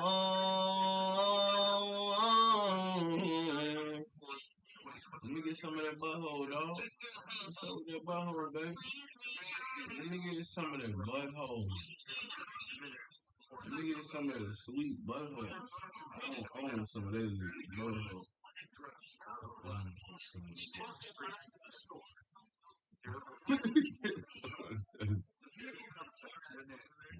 Let me get some of that butthole, man. Hey, brother, I'm trying to open you up, dog. Let me spread your butt cheeks like peanut butter. Alright? I'm talking about, nigga, let me make it so that way your butthole got an echo to it, dog. I'm gonna make it so that way your butthole got an echo, nigga. I'm gonna fill that butt with so much seed, nigga. Oh, dog. I'm gonna put so much seed in your butthole, nigga. I'm gonna put so much seed in your butt, dog. Oh my god. I'm gonna nut all in that. Damn, my dog. I'm gonna get so comfortable in that butt, I'm gonna fall asleep. I'm gonna get so comfortable in that butt, I'm gonna fall asleep, dog. Let me get some of that butt. I'm gonna get some of that good butt, too. Well, you got some good butt, dog. I know you got some good butt. Yeah. I'm trying to stretch that nigga out like Toronto. Let me get some of that butt. No, I'm trying to get some of that butt.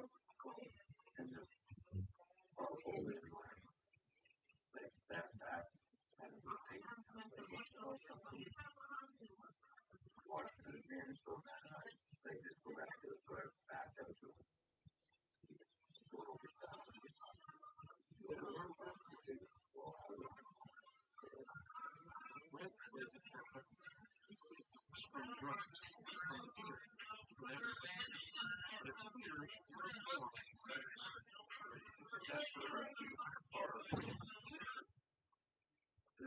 not shooting him. They're making that kissing him. I'm gonna spit in that butthole, man. I'm gonna spit in that butthole.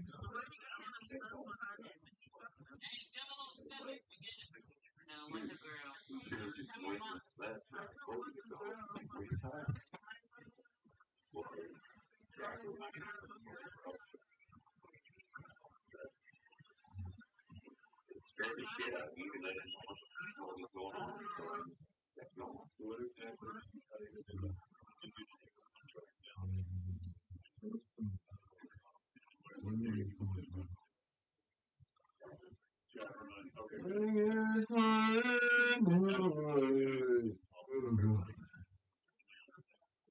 Now let me get some of that butt, nigga. At the very least, he drove that truck. Let me get some of that butthole. What's wrong? Let me get some of that butthole. Let me get some of that sweet butt. No, you gonna give me some of that sweet butt, man. Let me get some of that You butt. guys, you drive them down here, his buddy comes with you. You get down in the park, you drive down, you kind of go around that big. I love you, dog. I love you, dog. Let me get some of that butt. I love you, dog. I'm gonna open that nigga up. Man, I'm gonna stretch you, nigga. I'm gonna stretch you out. I'm gonna stretch you out, dog. I'm gonna stretch you out, nigga. I'm gonna open that butthole up, nigga. You felt more comfortable with that. You didn't want that behind you. Well, let me get some of that butt, dog. Let me open you up, my boy. Maybe a drug deal going on. Yeah, back that up. Go ahead and spray your butt cheeks, man. Okay. So she jumps up on the front door and the windows roll down and the door's over. Forensic team is taking a closer Let look. me get some of that butt, dog. Let me get some of that butt. Let me get some of that butt.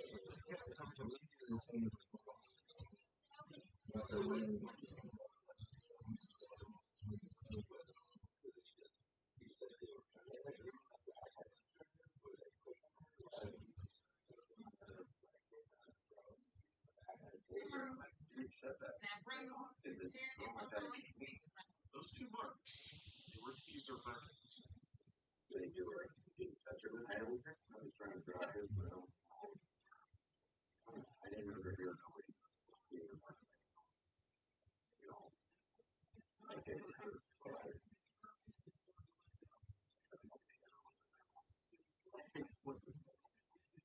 could actually hear the taser going off. Yeah. Because he kept doing it when we were driving. I'm like, dude, I had this SWAT team in my house, dragging me out of the house. They did that thing. Don't fucking look at that. Brent thought she survived the fall. After all, the truck wasn't even going that fast. Once you fell off the right or after you probably life, you're like, Let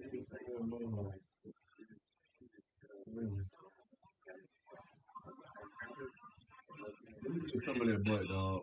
Let me get some of that butthole, dog. Yeah, let me get.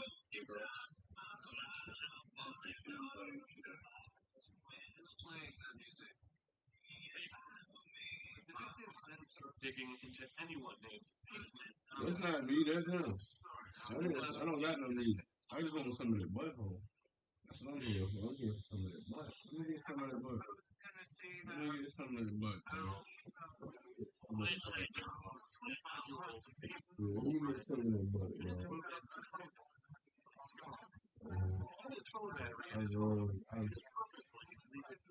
Nah, you know I love you, dog. Let me get some of that butt. I'm gonna cheat on you real quick, though. Let me get some of that butt down here, dog. Get some of that butt.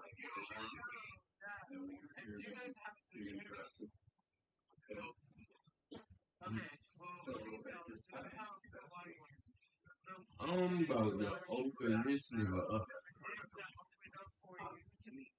Yeah, I'm about to get him pregnant. How about that? I'm about to get his head. I'm about to get him pregnant. Different location. In time, I'm about to get her pregnant.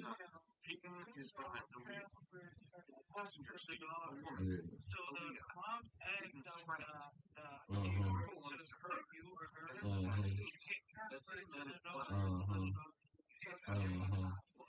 to her. Okay. Yeah.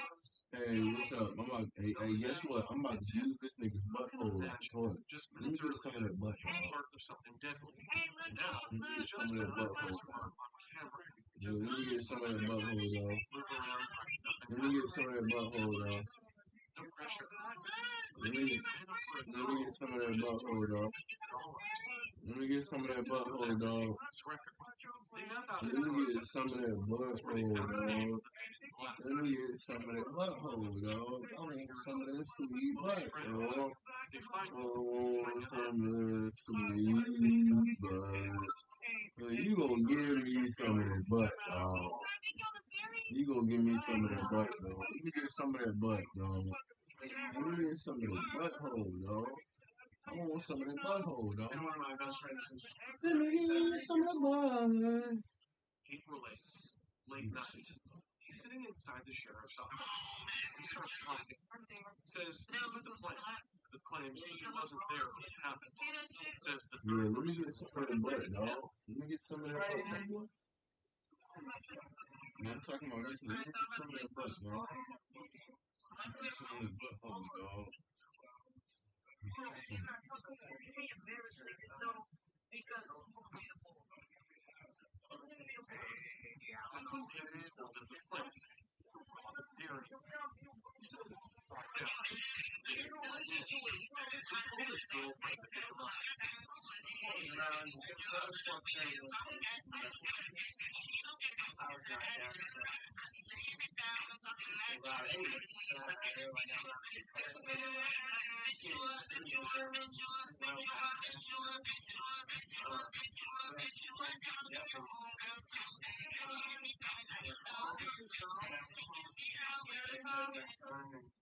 According to him, he was home, sleeping when it happened.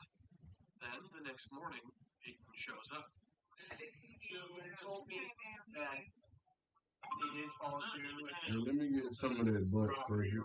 Let me get some of that butt, Sergio. Let me get some of that butt, dog. Yeah, let me get some of that butt, dog. Yeah, let me get some of that butt, dog. It says everything. Yeah, let me get some of that butt, nigga. Yeah, let me get some of that butthole.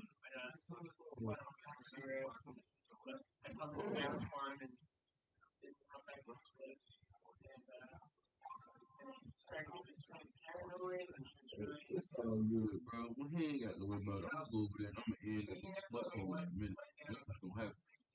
I'm gonna end that nigga's butthole.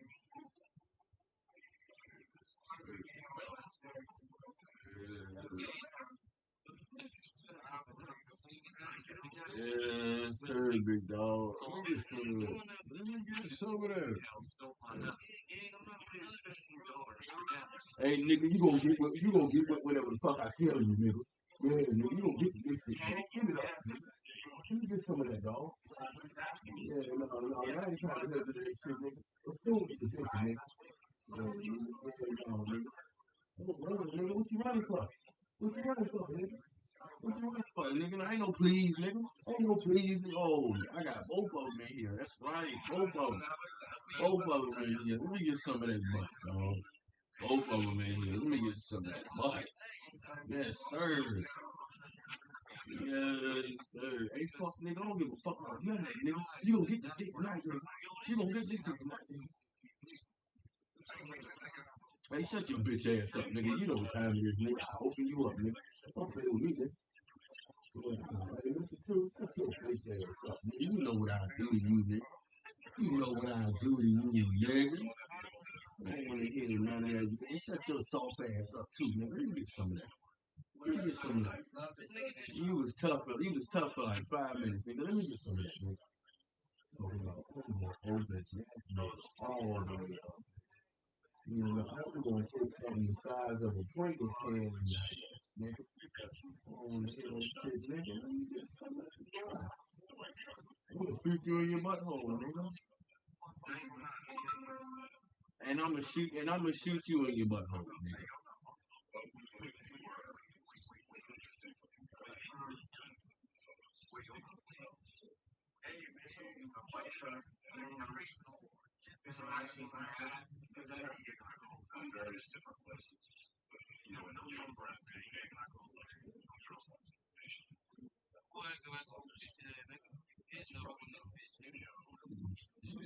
Salt.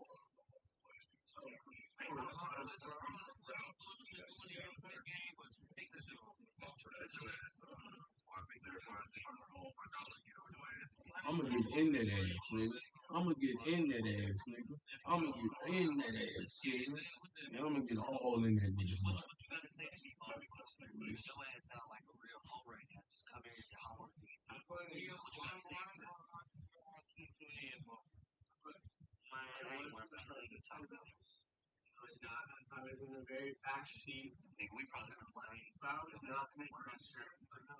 I'm gonna open that nigga up like Christmas. I'm gonna get that nigga ass for real. He says it'll happen fast. One moment, fun. Next moment, chaos. Everything was going fine. The gal got out of the car.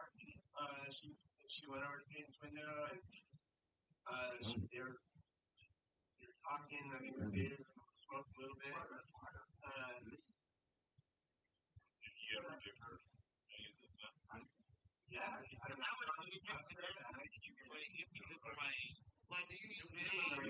Let me get some of that. Let me get some of that butt, dog. Let me get some of that butt, dog.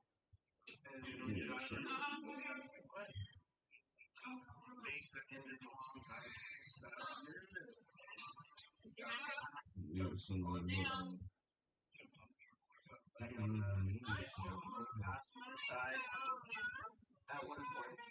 let me hey, hold on, real quick. Can I spread your butt cheeks like peanut butter, dog? Let me spread your butt cheeks like peanut butter. Hey, look, I'm trying to open you up. I'm gonna put something the size of a Pringles can in that ass. Let me get some of that butt. I don't give a fuck what you do, nigga. You gonna do what I tell you to do when I get in that butthole, brother. Brother, I'm gonna take 13 inches of this good BBC and I'm gonna open you up, dog. I'm gonna open you up, nigga. Your butthole is gonna have an echo to it. Brother, you Asian. I know your meat small. I'm fucking dog shit, brother. Dog shit.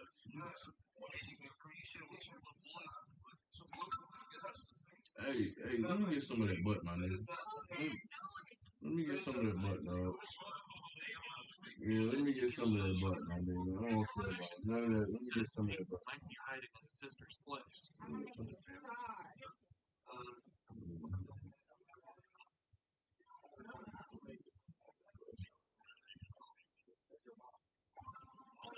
Hey, let me get some of that butt, my nigga. Let me get some of that butt, dog. Let me get some of that butt, dog. Let me get some of that butt, dog.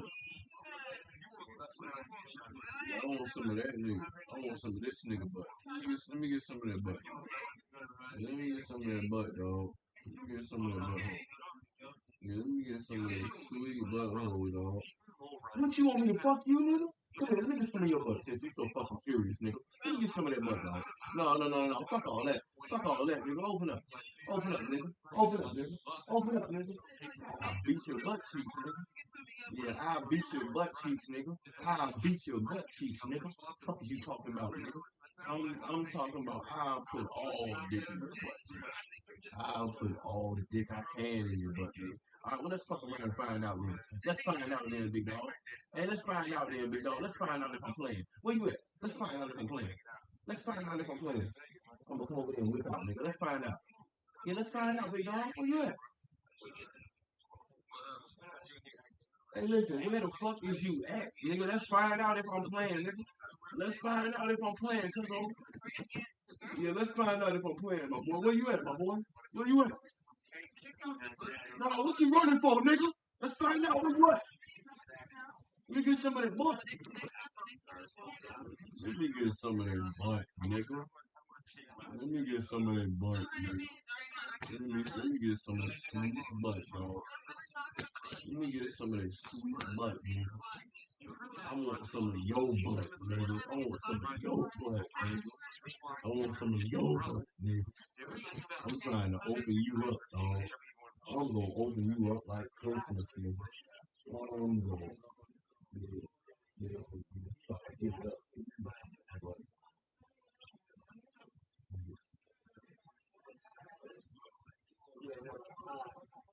Oh, you gonna give me some of that butt, my nigga.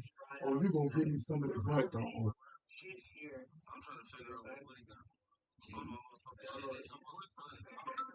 Let me get some of that butt, dog. Let me get some of that butt. Let me get some of that butt.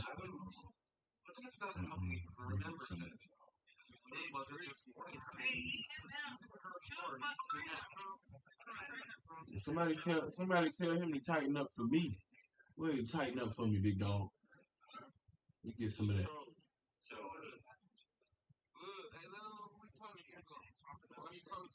I'm talking to the sweetest butthole ever. I'm talking to the sweetest butthole ever, nigga. I'll make it so that I will make it so that when your butthole got an echo.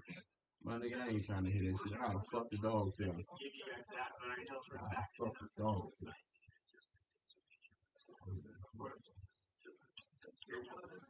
Hey, let me get some of that butthole, dog.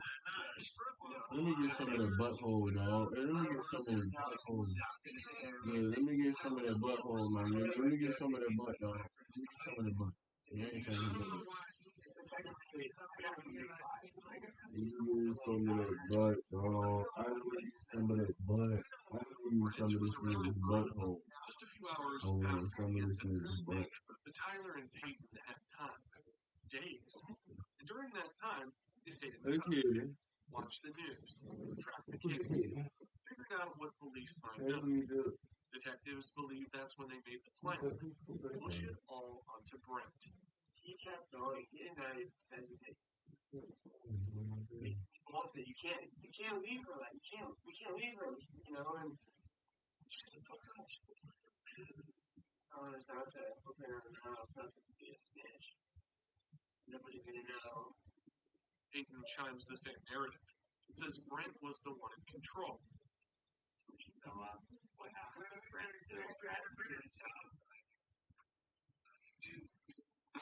Dude, I'm out of here. She almost crashed. What do you mean out of that place? Did he get the brake? How did she fall off? Was she hanging right inside your window?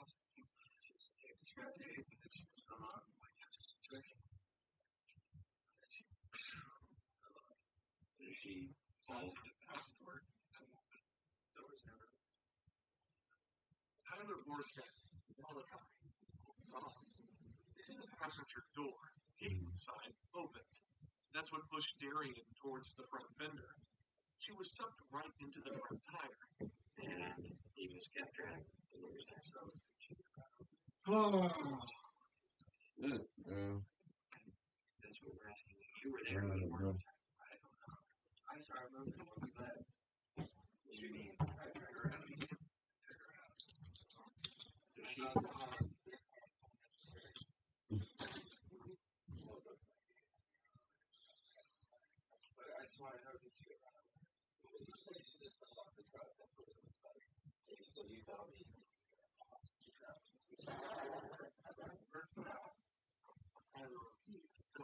Go over her, clear as day. Brent and now Peyton, they both say he just fell. That's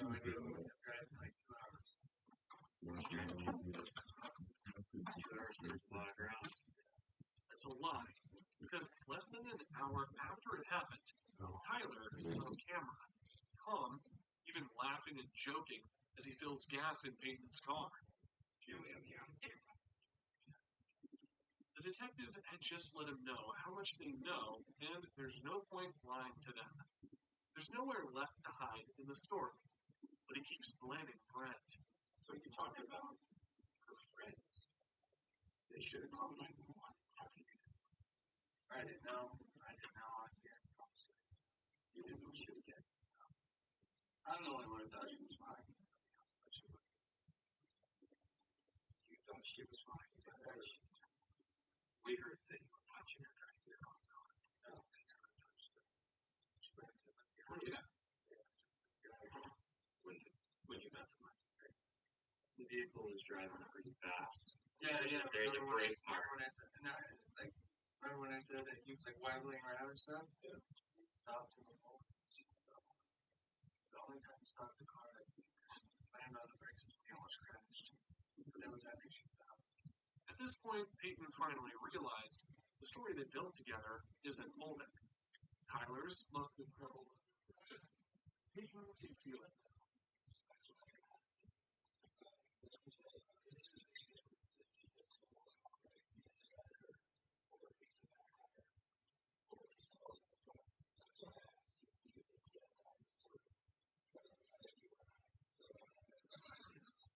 If this was just an accident, he could have been charged with manslaughter.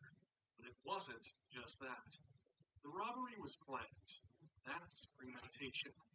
That makes it premeditated murder in the first degree. Yeah, because she was jacked 2 days prior, which is true. She was telling you the truth. She got all her shit stolen from her.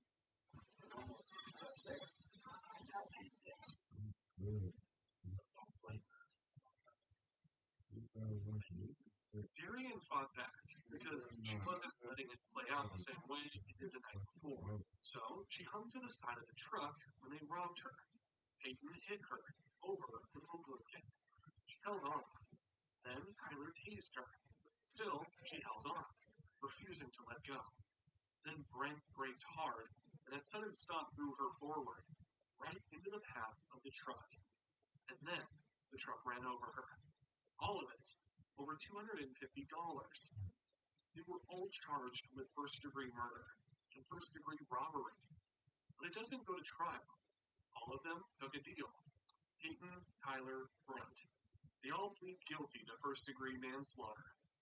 Peyton gets over 11 and a half years, with 3 years of probation. Tyler and Brent get 9 years each, with 3 years of probation after. If you made it this far, you already know. These cases aren't simple.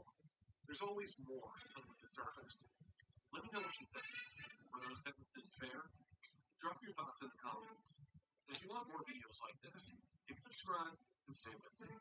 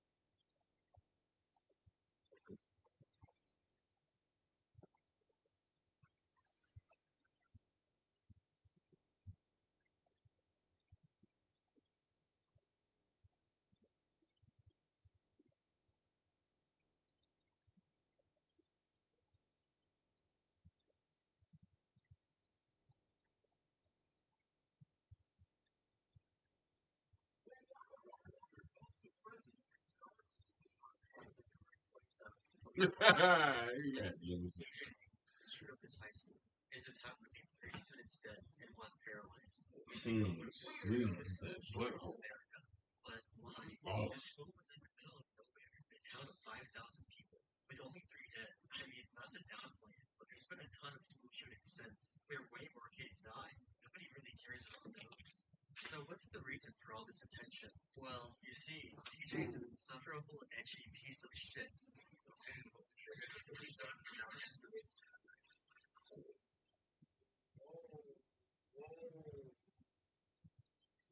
He's trying so hard to stop Kobe, but he sounds like he's about to burst into tears.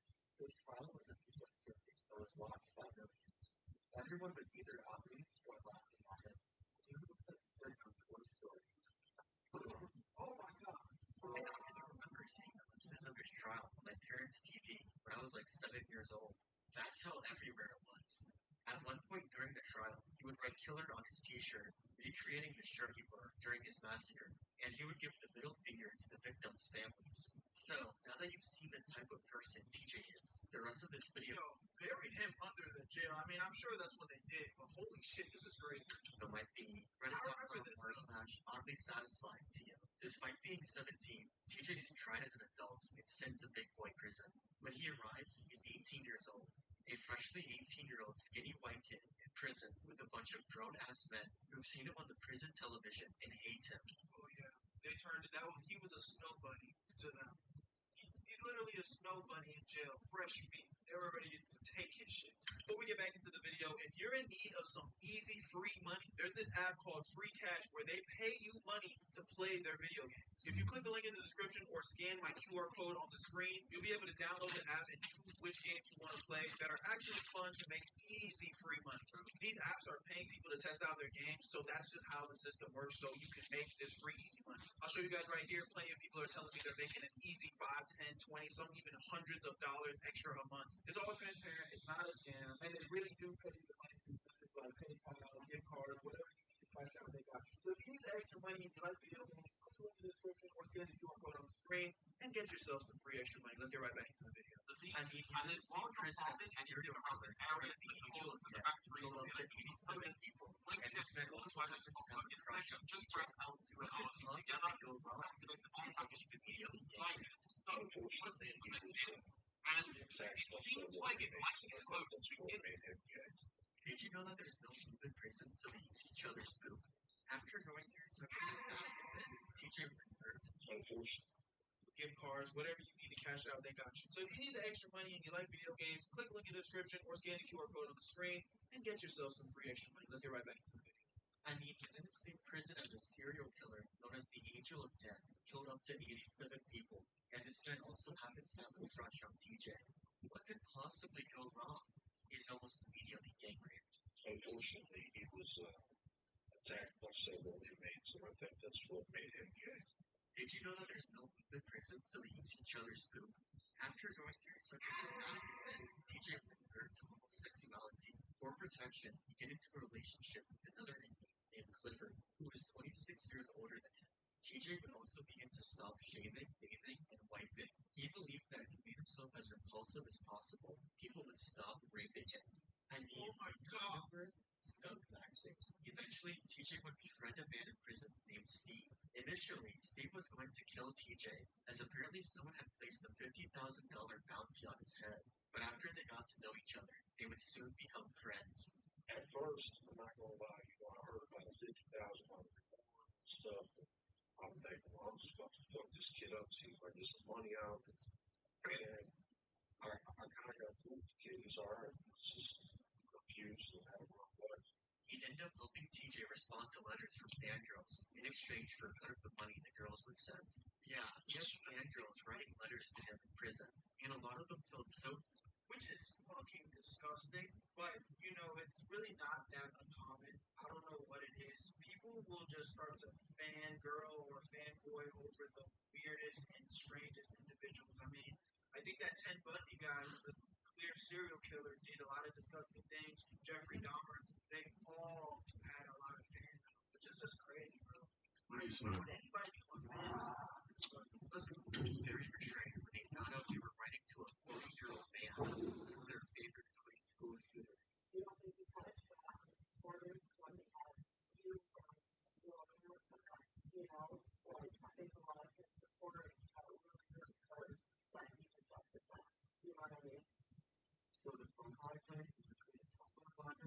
The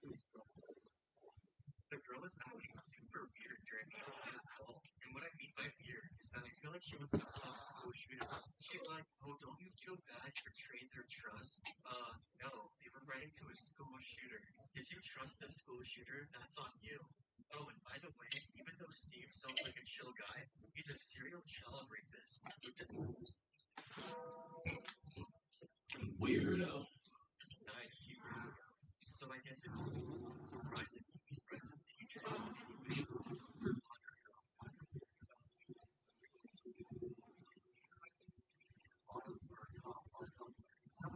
You hear all these posts and manage to find your phone number. This is the resulting voicemail she got.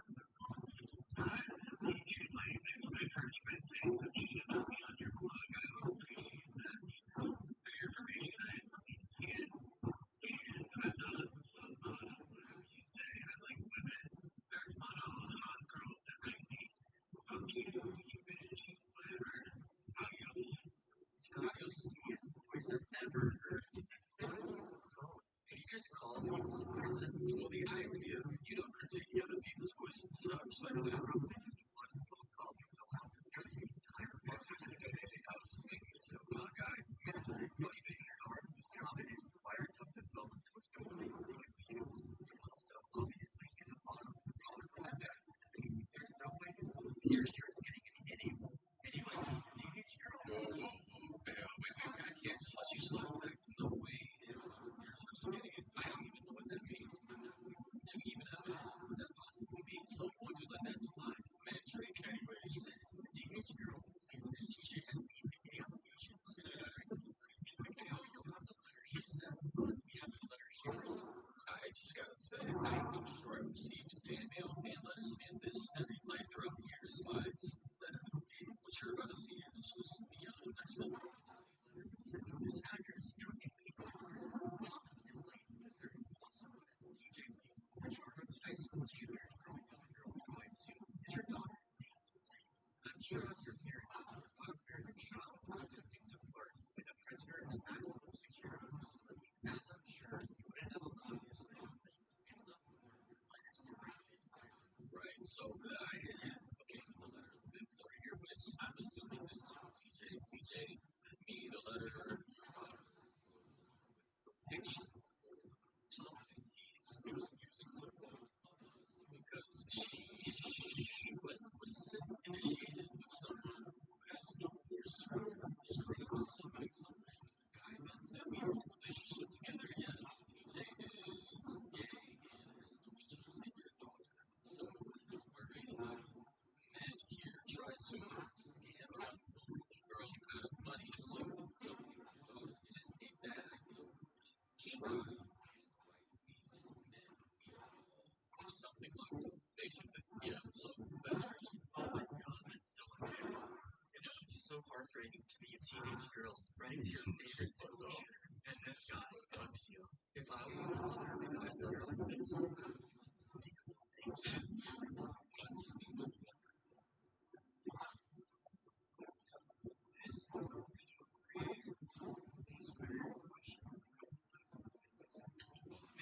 This unspeakable things to your daughter, but this guy is alien something. What is this video? After a year and a half of being in prison, TJ and his mother decide to escape together. Here's the plan. They're gonna make a big way out of the house or beyond and climb out during your time. Wait, was this guy actually straight before he actually become gay? Simply by going to prison. I refuse to believe that. Like, how does that happen? You gotta be gay.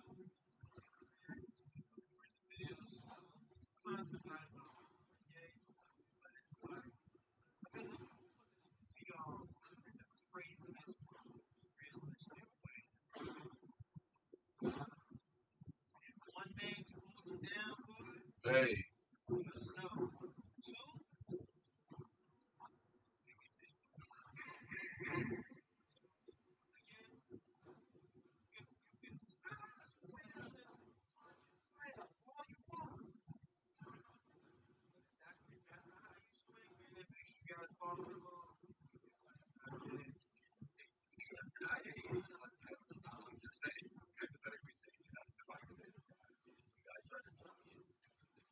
To the death.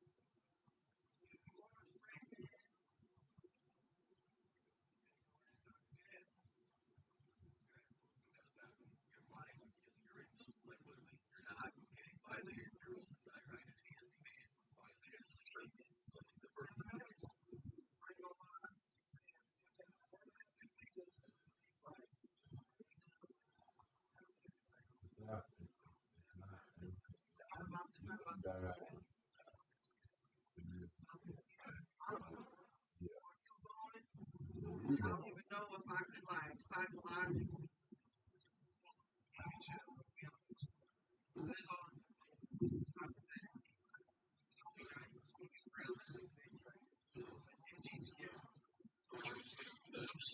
ass ladder. On September 11th, 2014, they go through the land, and they somehow actually managed to escape. Apparently, this camera was broken, and there wasn't a guard watching them. They make their way to a designated security point. Apparently, a super dedicated fangirl was meant to be here to pick them up. They wait and wait, but she never arrives. You can't blame them for becoming gay. You just can't trust women for shit. Alright, bro. Okay. Patrick, is there something you want to tell me? My friend realized it's over, and we both go their separate ways. I imagine they shared one last kiss goodbye. By 1 a.m., they're both captured. TJ was found in the truck behind a church. Hey, the video uploader is enjoying this a little too much. I'm getting that vibe. His lover was found under a boat. They will never see each other ever again. As punishment for his escape attempt, TJ would be sent to a supermax prison, Ohio State Penitentiary. He would stay there for 2 years. That's 2 years of 23 hours in solitary confinement. Wow, so this is an actual picture of the prison, by the way, for those of you who are just listening. Yeah, they're locked up in very tiny cages like this. Jail is like, jail, forget all the other shit we're talking about. Like, this situation right here, just being stuck in a cell this probably, like, I literally about to go insane. Like, super villain layer where he's keeping all his hostages like a cubic, what, 5x5 cubic square feet or some shit. This is crazy. Just like an actual tiny cage where you keep crazy people for outdoor recreation. And the outdoor recreation was just a room with a few dumbbells and a mortgage. Imagine, this is a better description, imagine a British telephone booth, like literally, but instead of, having a telephone and all the fancy technology, it's actually like a cage for crazy people. That's what counted as being outside. They looked like action figures. They also took away TJ's books and keyboard cards. That's conflict with solitary confinement. Shout out to all the people who do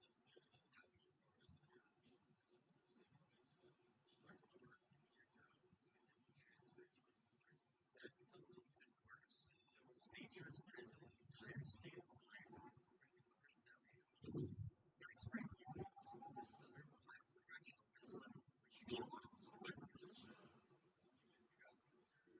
Season 1, where all the zombies were over in the prison. This is what that looks like. As of 2026, you're being here in property line. This is his most recent mugshot. Jesus Christ. I mean, the progression of his skin is now mostly pale. His eyes are thin, and his nose is all dumb. Yeah. Meetings the guards get. Yeah, that's what happens. It's a crap. Yeah. Yeah. So that's the part. Yeah, I guess this is an accurate thing. I don't know why you shouldn't be school.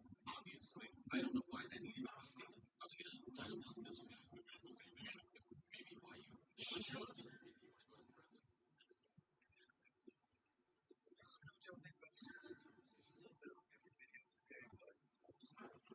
So the learn here for all y'all, the delinquents that think you big and bad. That is trained in 240 days. Video done by 11. Biggest streamer, just 24 years old. The guy's finished interview every Twitch right now. Not too great at the peak of his popularity. What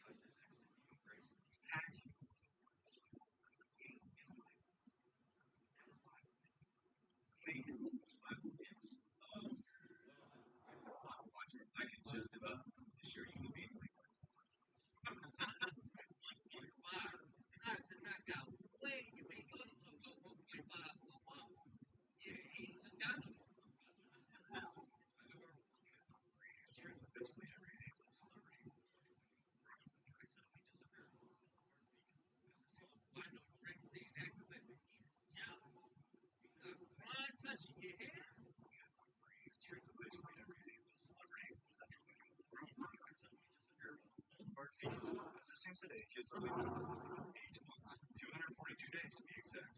So, like social whales, some wonders, yeah, and the guys do. But it turns out The truth is much deeper than it appears. I don't usually do this, but I feel like this event right now is the right time to put a pen in this year. I've had dreams besides streaming to achieve and to pursue. I have dreams one day to become a fashion designer and start my own clothing brand. That's what I'm saying. I see this. I see that.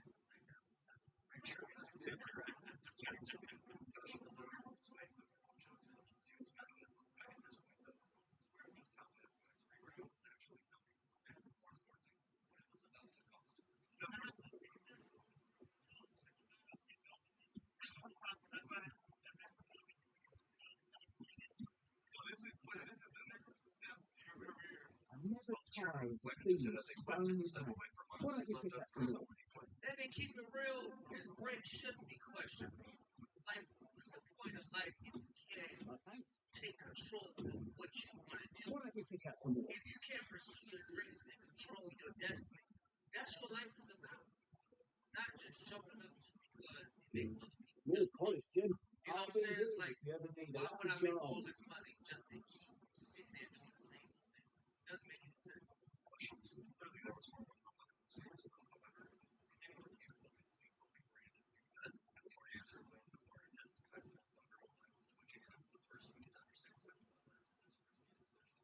After discovering what the medical call is saying, it's money will let you in. Thanks to subscribers and potential reliable. This video cuts its live streams in September 30th, 2025. Video is available on James to come on the stress. There's nothing finer than a quiet day by the water. I know I'm not young to ask you. God, really, you can I'm not funny to say. What does the Bible say?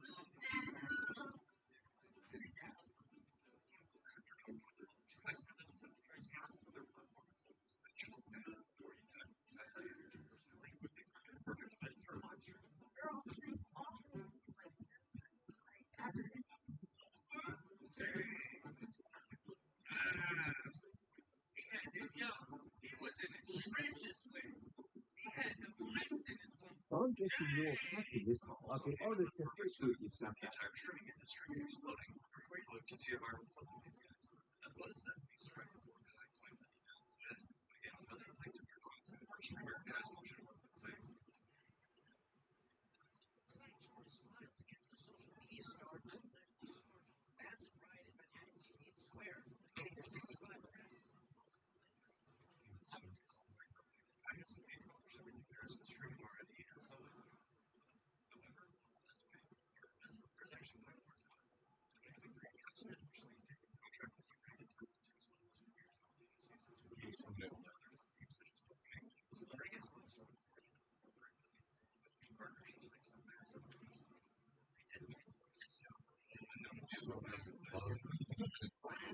Build a relationship with. Look, they're athletic. That's what they do. They want to do something in that space. They want to spring from. When they told me they wanted me to be under Nike as a streamer on Warren. At the end of 2024, Rolling Stone had named Kai Smith the #1 most influential creator, and I don't think it. Man, hold up, man. Hold up. Shout out to my night.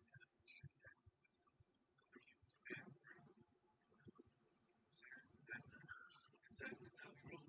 It's how we ride. You know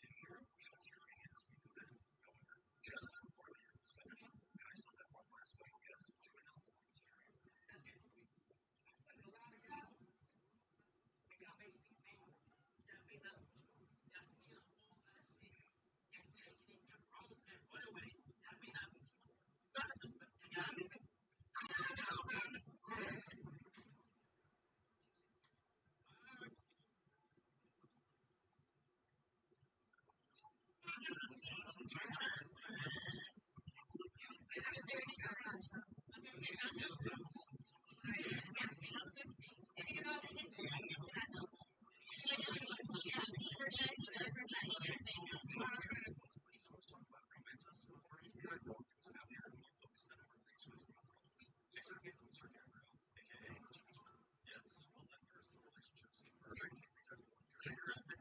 saying? Look at some of them.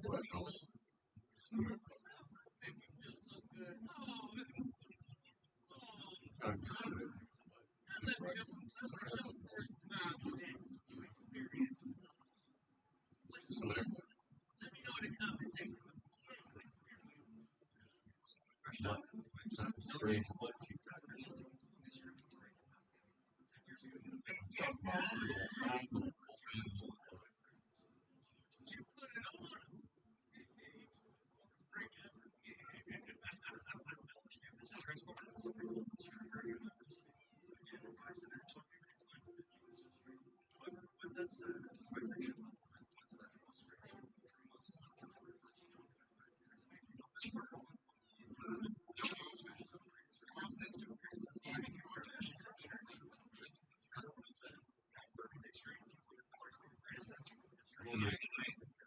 I'm gonna make you much more feel this one. Get some of that button off. Get some of that button. No, let me get some of that button off. Yeah, let me get some of that button off.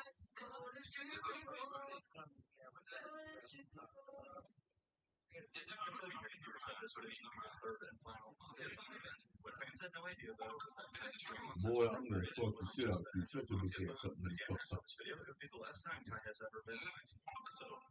I'm gonna put it in your butt.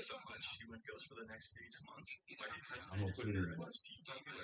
You know what's funny? A lot of streamers was cutting their hair at the same time, and it was something behind it. Maybe those people was like, look, it's time for a change. You can't have on your head anymore because it was not only Kasanat, it was the other one.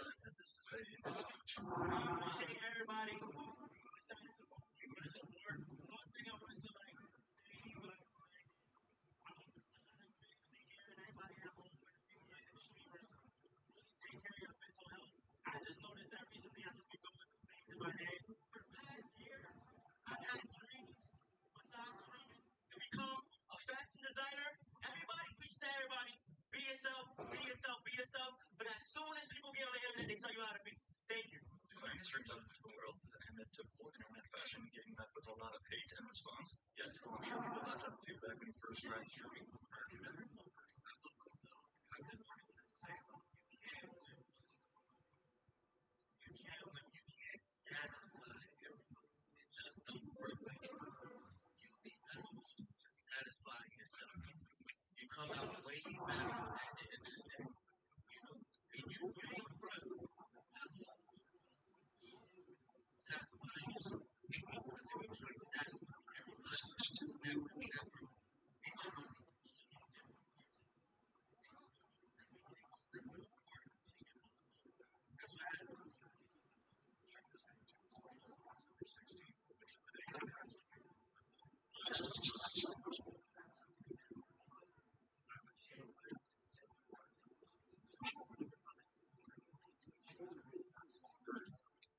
Days ago, I spread awareness on mental health and how important it is to take care of yourself.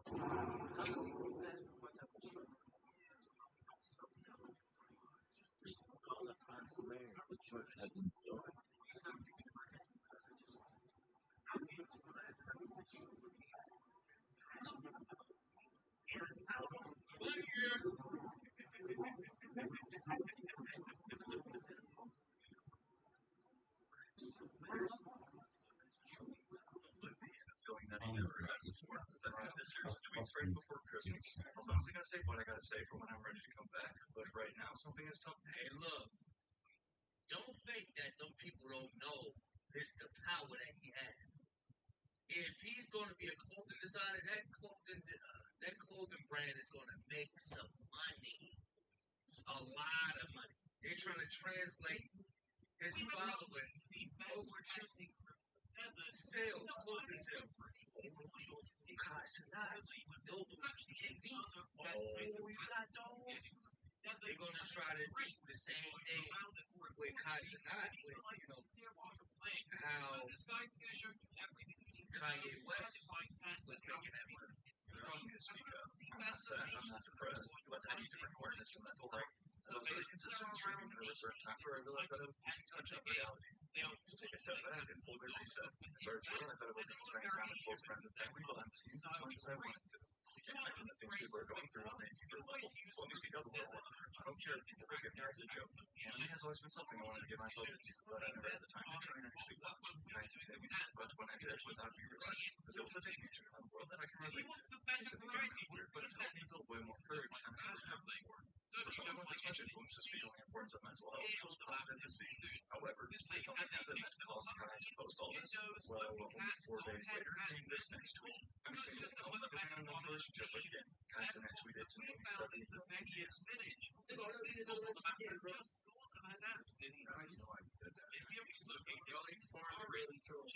didn't know about his relationship status, so it was not clear to us exactly why or when their breakup went down. It's safe to assume this was a factor in both Kai's new emphasis on self-care, as well as his absence from streaming. That is, especially after the twisted rumors that started flying. As soon as Casanat announced that he was single, internet investigators got straight to work. But the theory which picked up the most traction was actually all sparked by this DM. For messaging someone named Intro, which is the name of star rapper NBA Youngboy. However, according to Gigi's side of the story, this screenshot is 100% fake. And when it comes to her rumored relationship with Youngboy, and that's okay. Relationships go through shit. Y'all just kind of said that I done cheated on I done cheated on Youngboy, then went to Youngboy, fucking T-Wags, then went to she pregnant with his baby. So many different things. Chris, man, I don't know Youngboy. First of all, y'all even putting me in a situation with a I don't know, y'all. She looked like a good girl. This is my first time really seeing her talk and all of that. She don't seem like the type that'll be with you. I don't know. But they say good girls like bad guys. You know what I'm saying? I don't see that. I don't see that. I'm very it's so disrespectful. I'm not ready for kids, and I'm not just dealing with no twins. I'm sorry. Like, my heart has why the fuck would I step out on my boyfriend? Why would I go mess with a man who has what? I don't know, 20 kids, 15 baby mamas, and oh my. And she sound like her nose stopped up. If people who nose stopped up, they're a little bit more loyal. I ain't gonna get into detail why, but people who got stuffy noses, they're a little bit more loyal. Now you want to get on the internet and rush the painted false narrative about me off a fake post is insane. Gigi tagged on her story the same day as Kai's tweet. I've never cheated on him, and you know that. I've never dealt with that man, referring here to NBA Youngboy. Play that sympathetic role somewhere else, please. Kai sent in a crybaby, act fun with everybody he came up with, and then wonder why he got mental health problems. Chimed in at Blueface with his opinion the next day. Stop choosing the fame over real relationships, and you will be okay. If we're being honest, at Blueface... Hold on. I know Blueface ain't talking about... I know Blueface ain't running his mouth. Mitch, when are you going to rap? Seriously.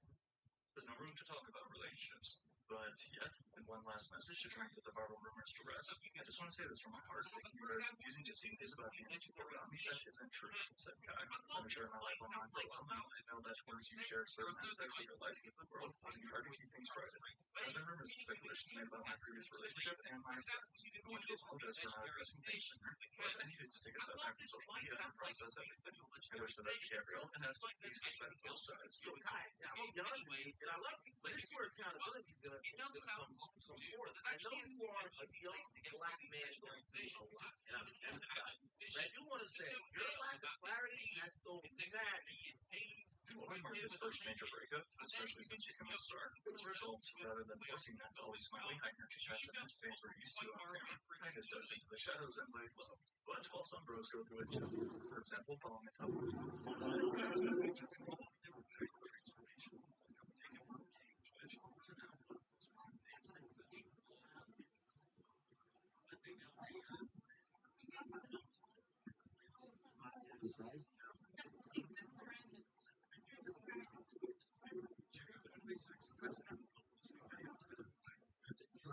seen something of 22 million subscriber channels. I think all the video is 23-minute looks at such shows like that's been doing around streaming apps and stuff. So what kind has been created. That's what I know.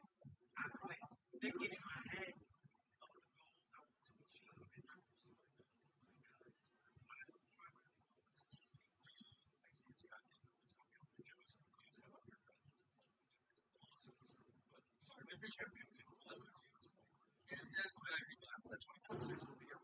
Biggest risk yet, which is also Stepping back from what I'm primarily known for, which is content creation, and pursuing another goal.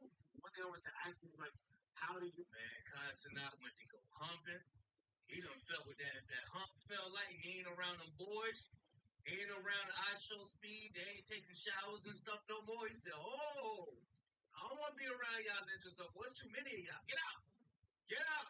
Where the girls at? You know what I'm saying? But yeah, that'll make you a little bit more mature. That's what it was.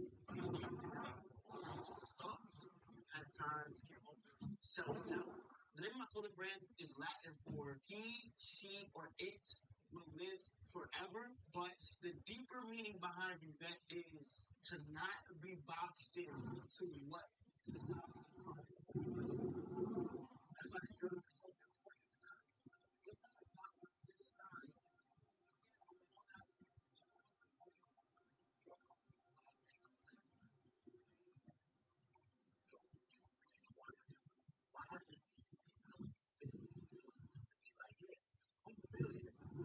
That don't make no sense. So I understand, like, yo, I'm going to go spend this bread. Special sketchbook here and David journal, which he now carries everywhere, filled with pages of handwritten notes and inspiration. On the internet is my phone has an idea for this called the film party. Other questions there. For the past few weeks, I have been uploading videos to my secret channel this entire time. That's what's at the top of the description. It's called Kai's Mind. Follow my private page on IG so you can see every single video. Other than that, I appreciate everybody so much. This video are from this other previously secret channel called Kai's Mind, where you can see Kai makes this kind of design and videos. Basically, because from working out to better my health, recording on his channel, 57 self videos just speaking his mind from bed, working on his iPhone up into 40p, or whatever the students say it's like. If you watch right now, I'm going to see you in my channel right here, right now. Say, oh my gosh, I don't think you're many a call, few are chosen. Understand, there's going to be a few that's going to follow that positive leadership that he's set. You know, that body, all those millions of people.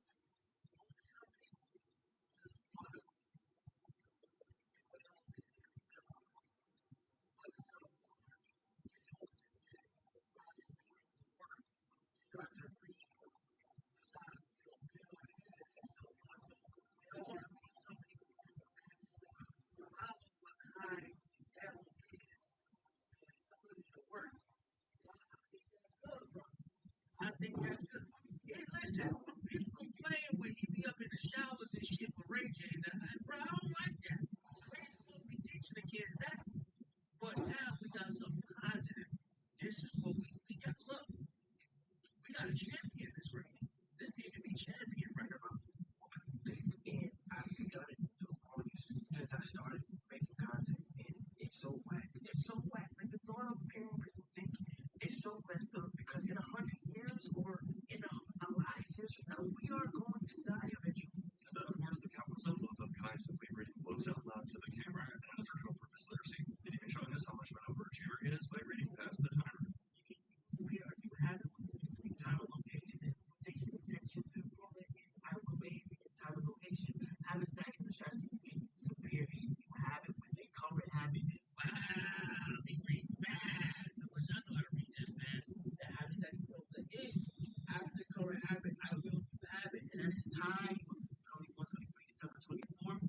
Stating again, I am to articulate myself better.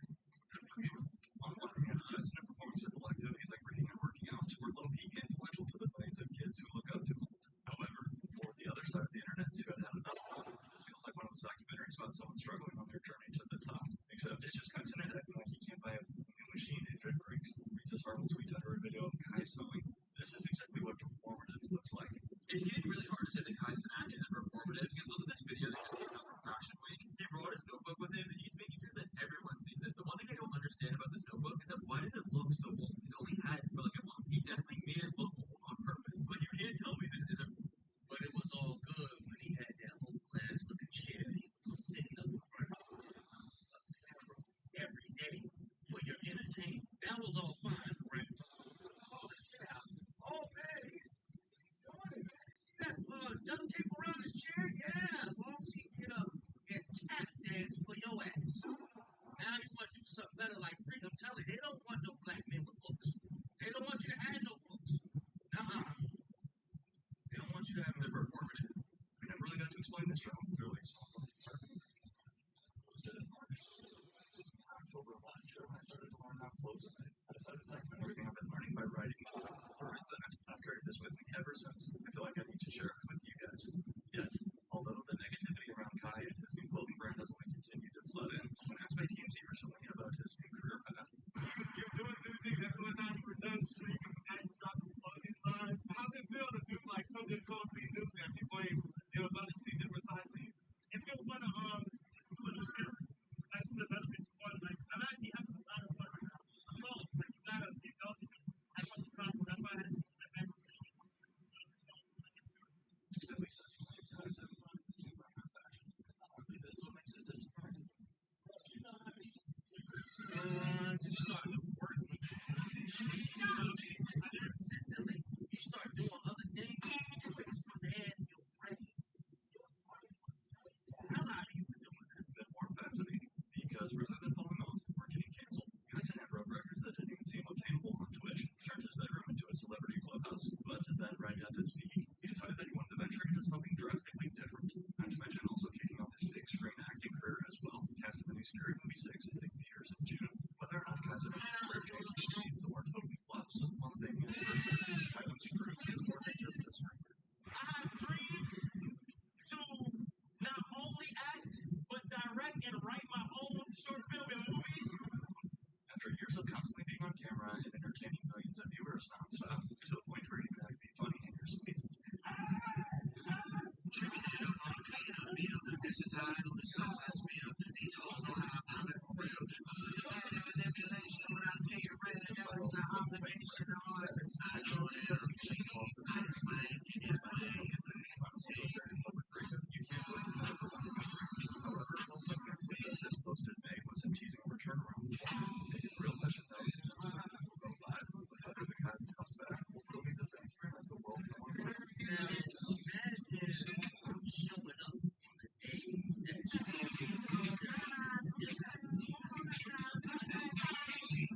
I know it's some tracks like everybody's human. Relax and understand that is one of God's creations. So sit your ass down, go rest. That lets you know that we're not meant to just be going and going, bro. I don't operate off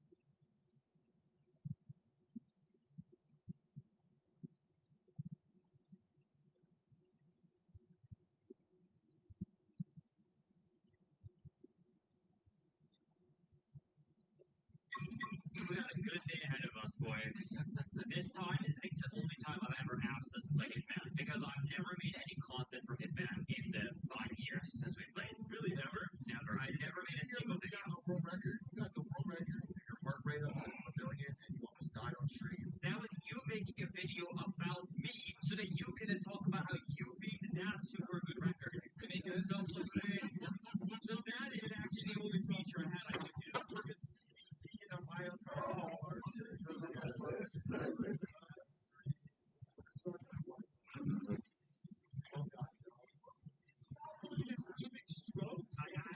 Unfortunately, it was like a partial stroke. My tongue went numb because my heart rate and heart pressure was so high.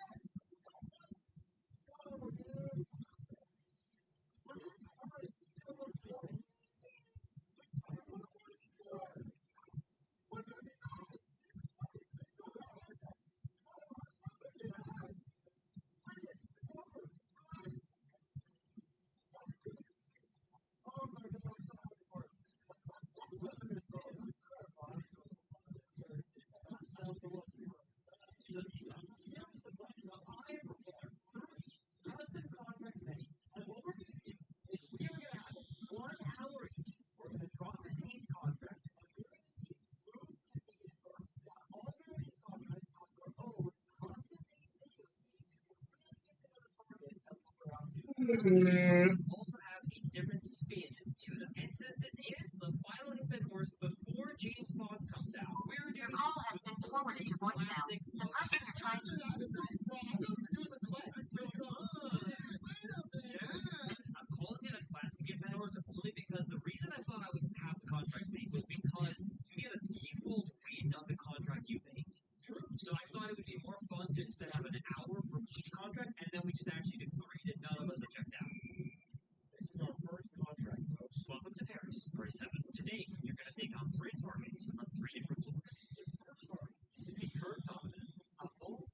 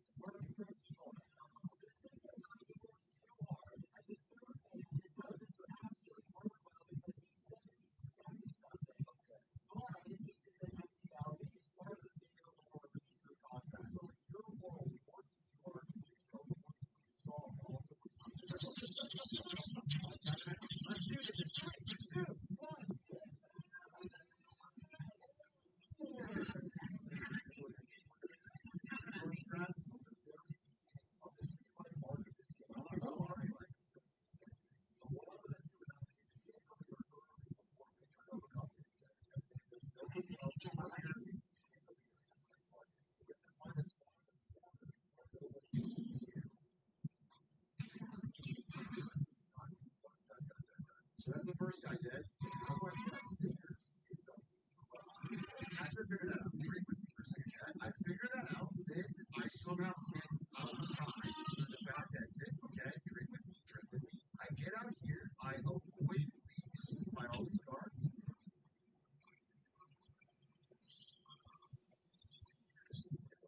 And then I kill this guy, and then I take the helicopter exit. Oh. Wait, this is a classic Ricky's pistol sniper. Oh. Ricky's a piece of shit. I can't even bring a sniper. This is, I have to pistol snipe that guy every time. Okay, what if I start here? Wait, better idea. Work smarter, not harder. Watch this. I start here. Bro. My target.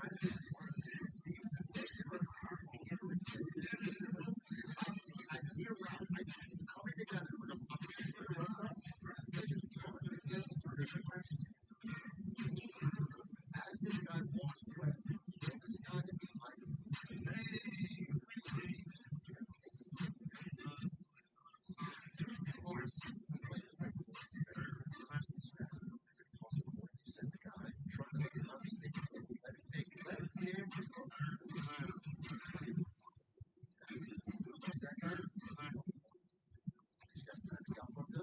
damn it. What is this? I take gold points and I litter the floor. This guy gets some kidney stuff. This is a good card. It's like making me think.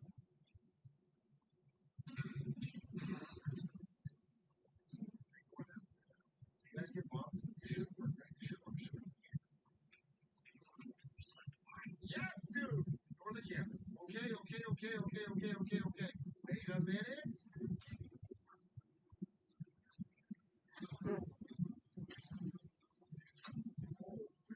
That's the run. Okay. That's awesome. Okay. Not 5 stars. That's right. And we're going to 110. Down to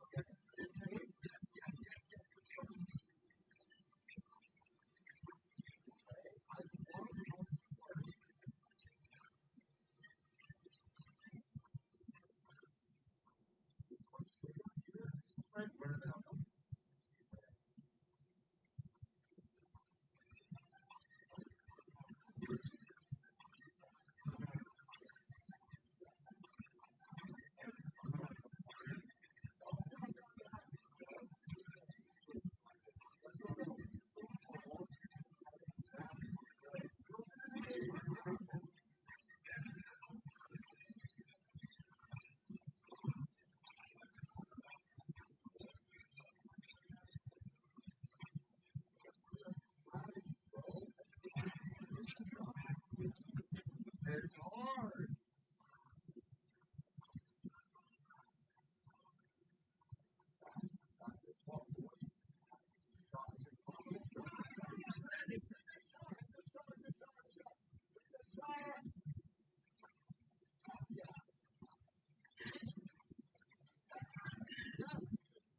Out of 110.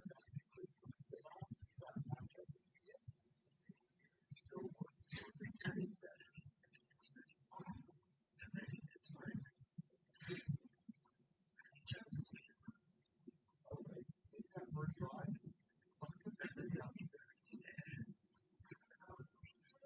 It's so hard, isn't it, Ron? You got a first try.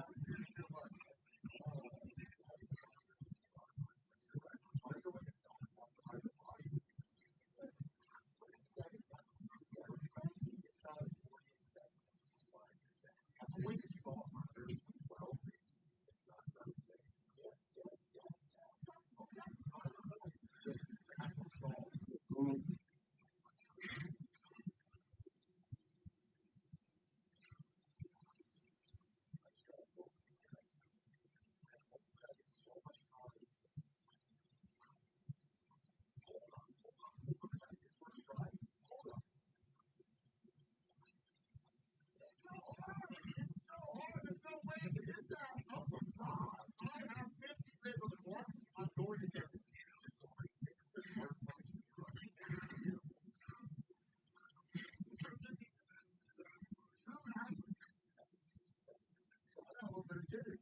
Thanks, Raj. I'm quick. I'm playing a little bit.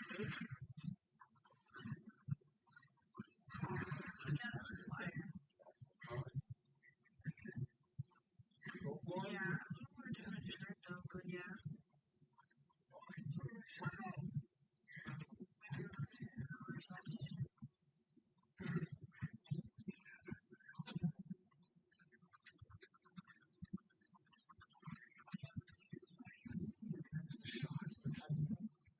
No, guys, I should do it. A little out of practice. I would make the mind is still there with the hands on, bro.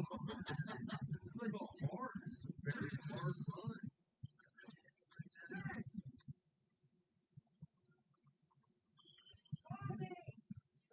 You don't like it or what?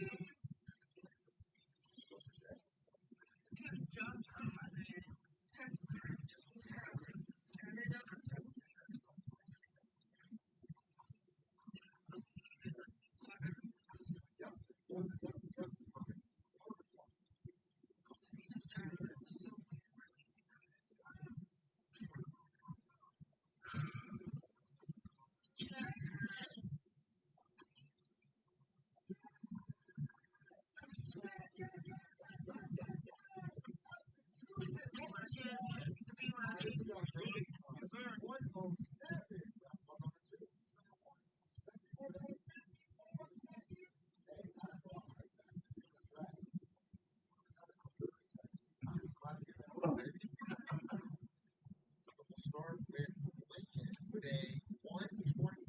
They started here at the tech guy. Shoot the camera. Drop a coin. Shoot the other camera. Interesting. Shoot those guards. They can turn around. Interesting. Shoot the shield. Shoot the shield. Weird. There's a lot of moving parts in this mission. It's quite difficult, at least I found today. Yeah, this section here has a lot of It's still Gets the rope. Drops it in the box. Stairs. Yeah, this is the part I think that you guys probably same time will try that. Figure out a way to get this part fast. So, I mean, this shot does.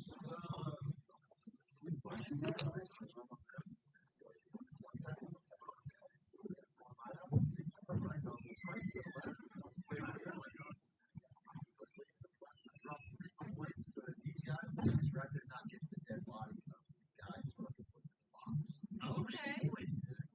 Shoot the winch, sound laser, turn around, slow, now I see the points, I can slow again, which means So cool. I can just shoot this guy in the head with his friend leaves. They're not going to get to him before I end the mission. Wait, this dude just leaves? He just walks away. Pick up this, then we do the classic day one. The bus. I forgot about this! Oh my god! Well, because I was brought a violin and didn't know there was an object you could lose that way. That's a long shot. I couldn't get the shots out of distance. Let's pull up the winning run of the first contract. A spectator's 52 seconds. 52 seconds. Let's see this. I'm curious. Spectator here starts, also goes right. Choose the camera. Classic.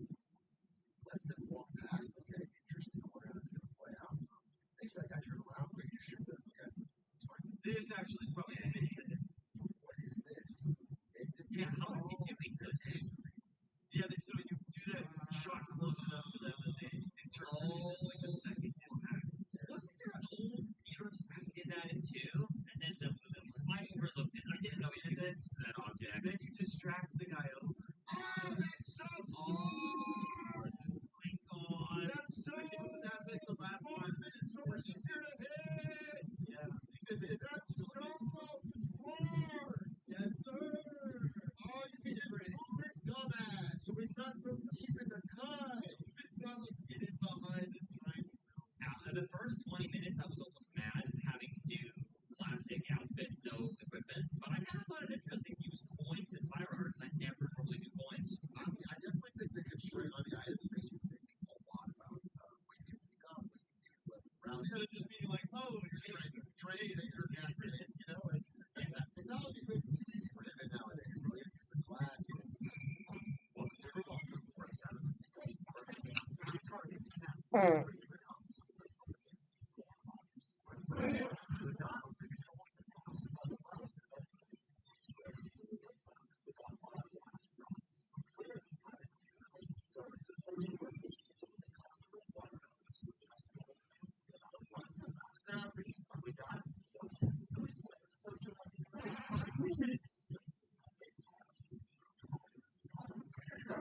You already had it. Fucking clip.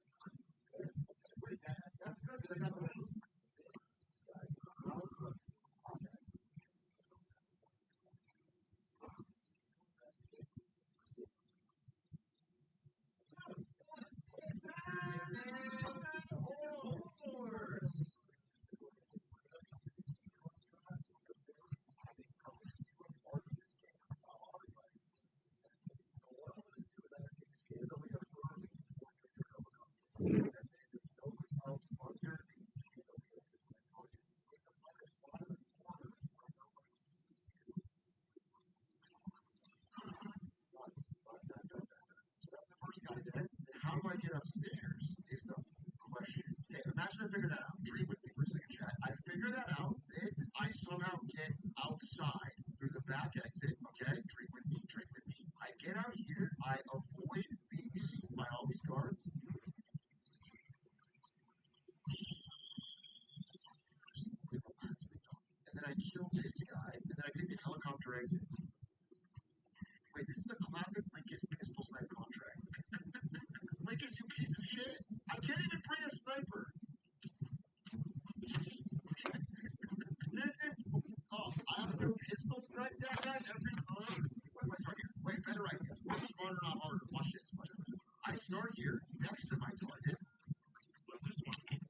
Gold coin. Okay, fine.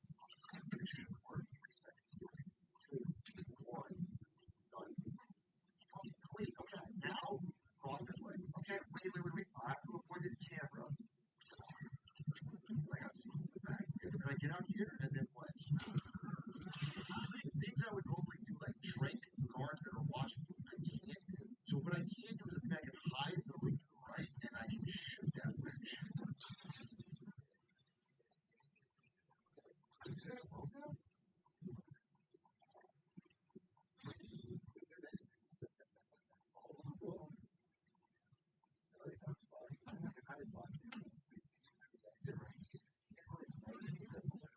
I see a wrap. I see it's coming together. Like I'm taking the rust off.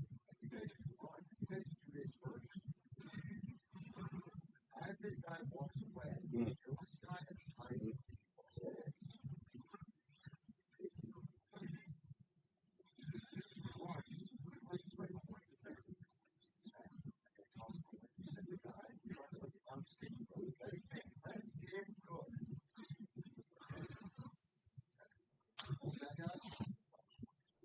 This guy's trying to get fucked up. God damn it. What is this? I take gold coins and I litter the floor with this. These guys get the stuff. It's like good card. It's like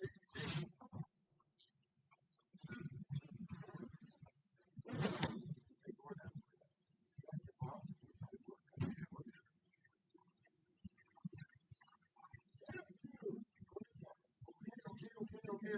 Okay.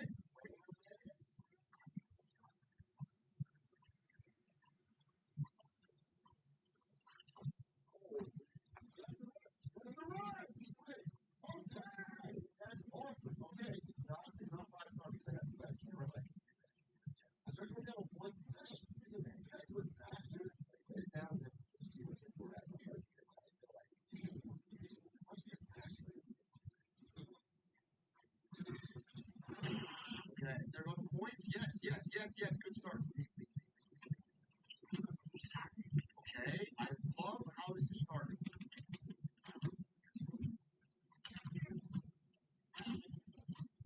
Going straight up here, pistol snipe, right at the helicopter. See his head.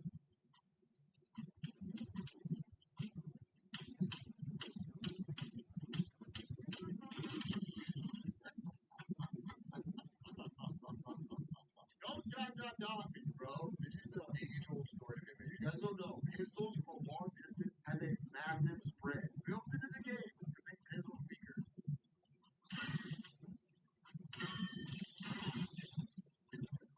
See the coins?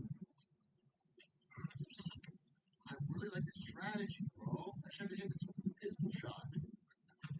And it's hard.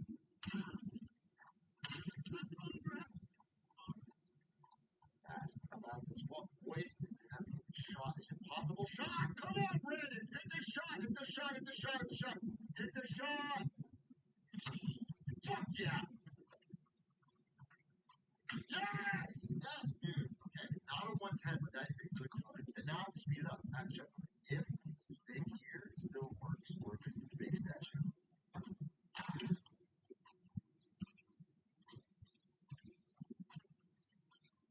By the way, getting that first try, kind of a big deal.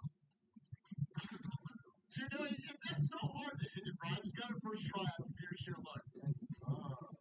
Hiding the body is losing me a lot of time. That's correct. Finding a way to not have to hide the body would be huge, but when does this guy get found? Does he ever get found? He gets found in 48 seconds and he's just lying here dead. A coin could stall in front of her 12, maybe. It's not let's see. Yeah. Okay. Dry the coins and get maximum stall. Why can't we go?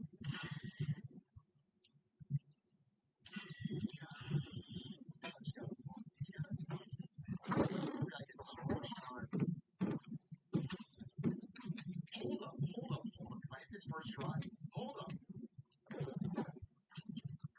It's so hard. There's no way I can hit that. Oh my god. I have 15 minutes on the clock.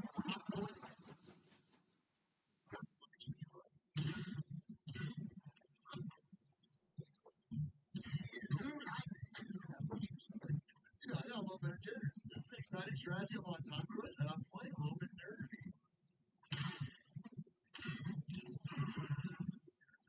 Maximum time. So far, perfect. I have to hit this. Come on! Let go! Man.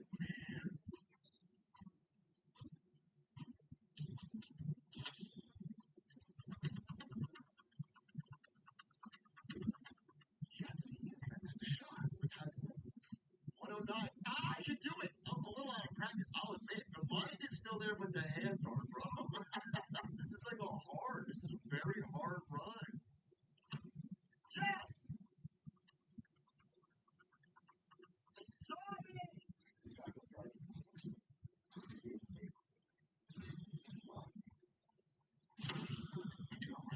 It's just, this is hard. This is hard.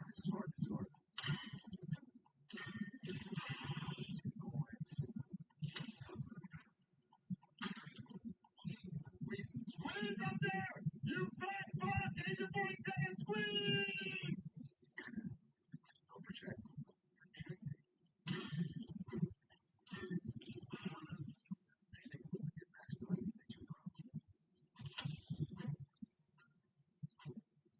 Yep.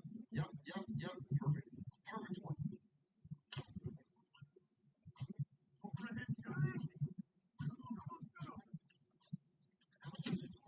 Yes! Yes! Execution on point! I didn't go get it time. 107. Round one, number two. Who's number one? A spectacle got it 54 seconds. Hey, hats off. That's a different strat. I'm excited. I'm literally excited to see it. This is classic event horse, baby. We'll start with Linkus with a 123. Okay, start here with the tech guy. Shoot the camera. Drop a coin. Shoot the other camera. Interesting. Shoot those cards. Make them turn around. Interesting. Shoot the shell.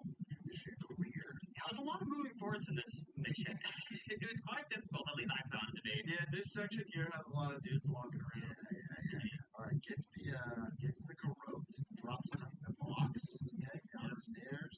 Yeah, this is the part I think that you guys probably saved time over me. I couldn't figure out a way to get this last part to be like really fast. So This is a weak shot. This shot does suck. A nice turn around on them, and then go to the exit. Okay. I'm pulling mine up. Same start, but I go right instead of left. wait, really? Otherwise, I drop 3 coins so that these guys will get distracted and not get to the dead body of the guy who's going to put it in the box. Okay. Coins. Shoot the winch. Sound makes them turn around. Slow. I see the coins are going to be slow again, which means So cool. I can just shoot this guy in the head when his friend leaves. I'm not going to get to the mission. Wait, this dude just leaves? He just walks away. Pick up this, then we do the classic day. The bust skill. Yeah, bro. I forgot about this! Oh my god! It's a tower strat, brother. Well, because I was going to violin, I didn't know there was an object. You stupid. That's a long shot. I know, I couldn't get the shots. Wow. Let's pull up the winning run of the first contract. A spectacle was 52 seconds. Let's see this. I'm curious. 4 here starts, also goes right. Yeah, classic. Let's do one pass. Okay, interesting. I wonder how that's going to play out. Makes that guy turn around. I can just shoot that. Okay, it's fine. This actually is probably the decent. So what is this?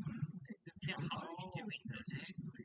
Yeah, so you do that shot close enough to let them interpret it as like a second impact.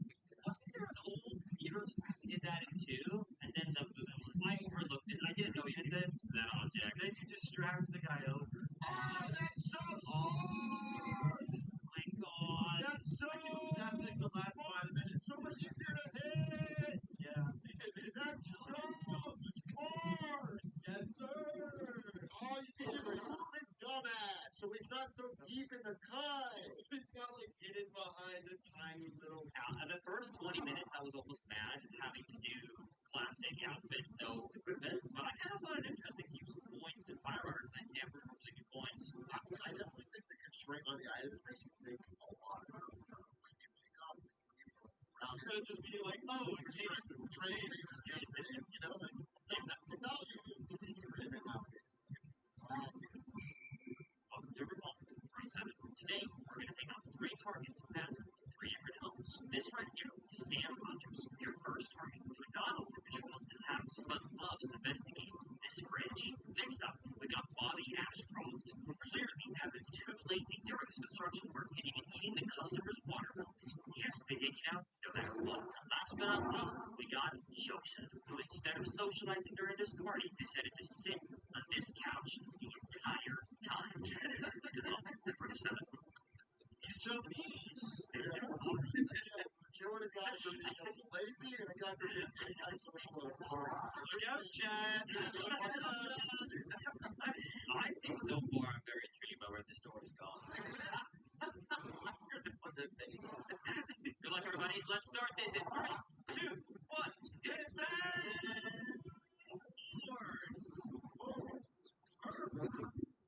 Actually, both are paid in the ass, especially when I'm already positioning of these targets. This guy is at the party. He's not talking to anybody, but this woman will see if I kill. And I don't have a drink. And if I just like toss a coin over him, they'll see him when these guys come in. This is a yes! I could propane. I could lay on the tights and such plenty of time. I don't need to be I'm thinking, I just spent at least 15 minutes just thinking. Because when you think ahead of time, you're going to bet, if I hop this wall, I hop this wall, and I. See that, right? Yes. Oh, shit. What time is it? 5 minutes. You know, having no items is really making me think. It's like really thinking like there must be a way to get this guy out. Just hop to this window, hop to the right. That's it. That's it. Lost my shot. Okay, wait, that's good because I got to move. But then these guys, how do I deal with these guys? Okay. So you go investigate.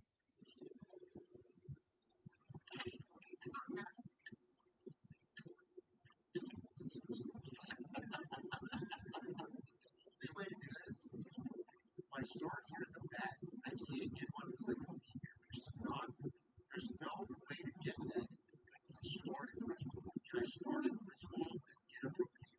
Push this in, maybe. I start here and push. Okay. I jump this, there should be a.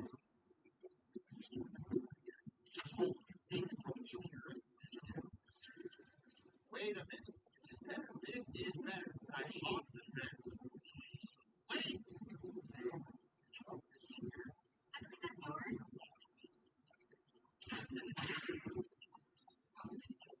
It's funny because wait, that's a route. Okay, I think I have a route. Let's go on couch, bro. I'm stressed. I'm legitimately getting stressed. I want to get a good one.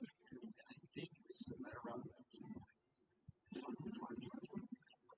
It's just so sure. It's like, hey, what's that noise? He's going over there. Just put this here. Oh.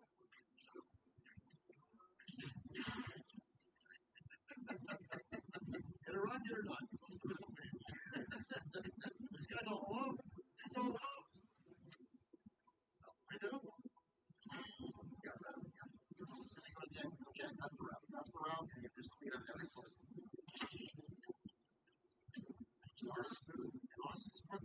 bad, man. I don't think anyone's gonna have it.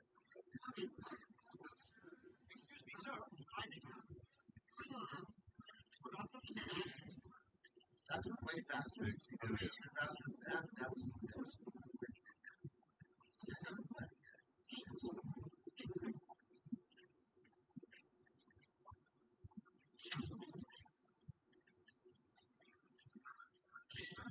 not a great time, but it's fine. It's fine. It looks 139. Lock in.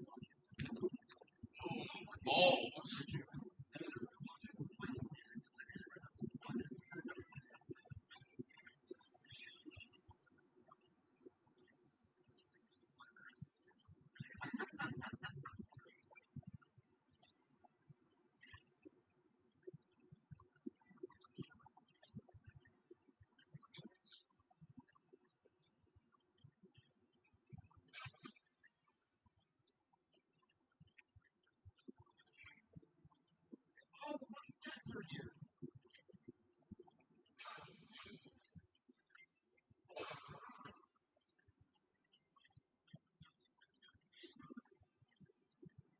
Peace.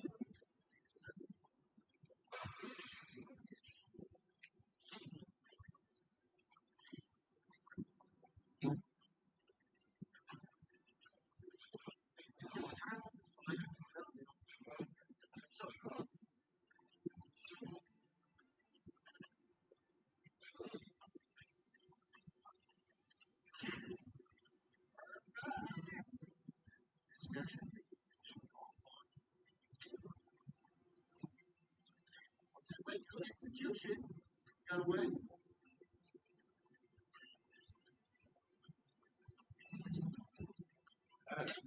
Yes!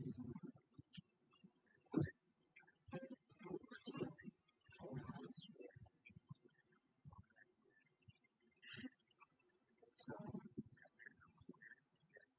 44 at the trash can, 45 at the trash can. It's good. Slow down.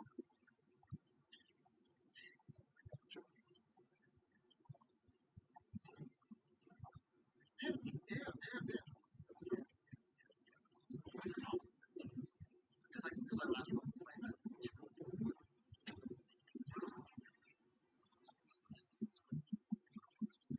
And time.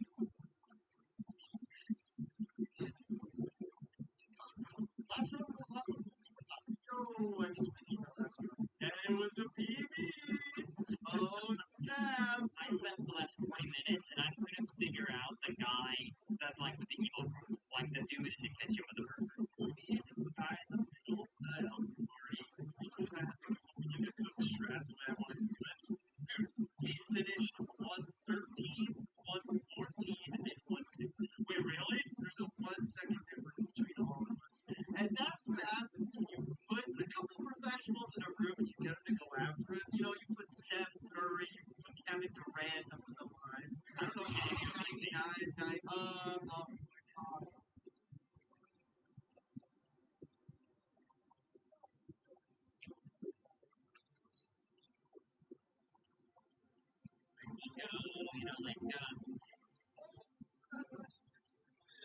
I know.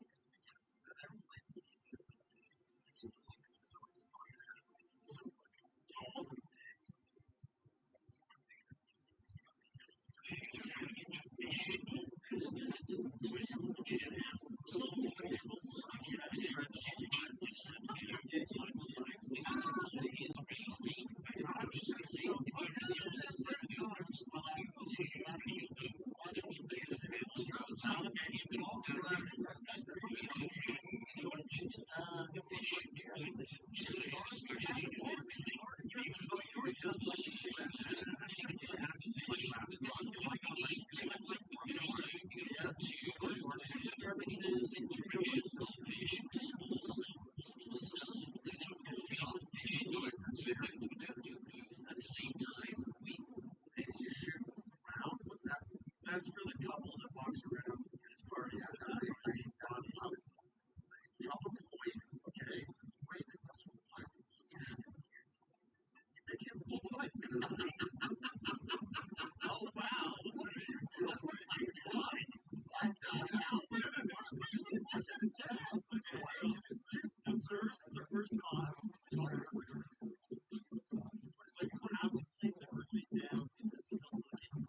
they'll just sit back down. Instead of GoPro and like, dude, actually, if you cue it even earlier, he'll like more face the couch with wide. Yeah. Dude, I tried to find him and it couldn't work because the couch is such a large collision. That's so clever. Yeah, you have to turn to the floor through. Hide behind the couch. Even the couple isn't fine with it because they were like, that's what I did.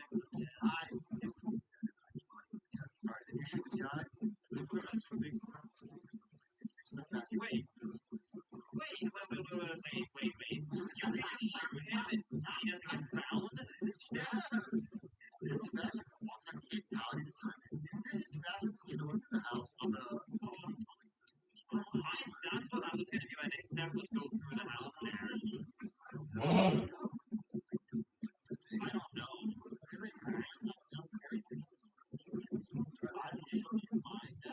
Wait, garbage, man. Shoot him. Next to this guy. That's why I started here. Over here. Bump. She walks away. He can see me now. He's gonna die. This one, I tried to go to the house, but it really just ran after me. So instead, I shoot Joe and you can cut right to this door.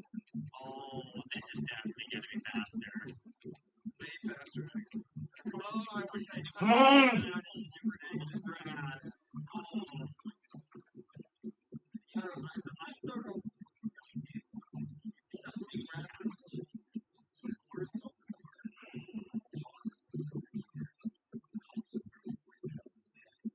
If anyone sees you throw the soda can, the girl in the couch will knock over it. Yeah.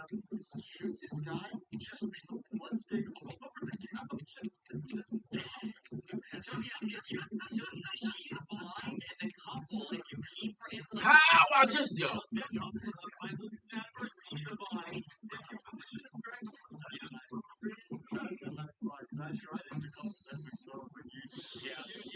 thought it was my This is where I think I lost so much time in seeing you guys and like watching like the first half. That's what I'm saying. If I combine your ending with my start, this time would be so fast. If I can spend all the strats, we definitely saved 10 seconds. I can't believe we're all within 1 second.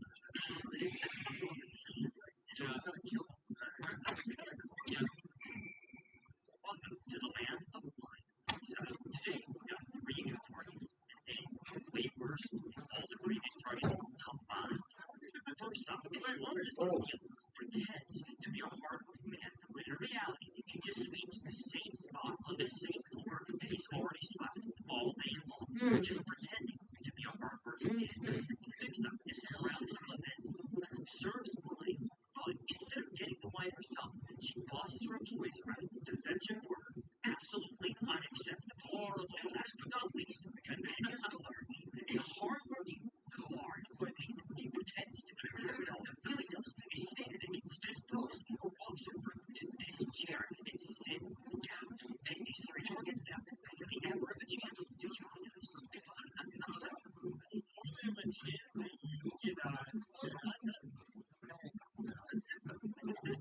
Now the secret is that there is a secret unnamed client who is taking down these workers all alone. This was a contract to stop them from unionizing. The 3 workers, it's going to be a hard one. With that being said, ladies and gentlemen, let's get into the final contract. In 3, 2, 1.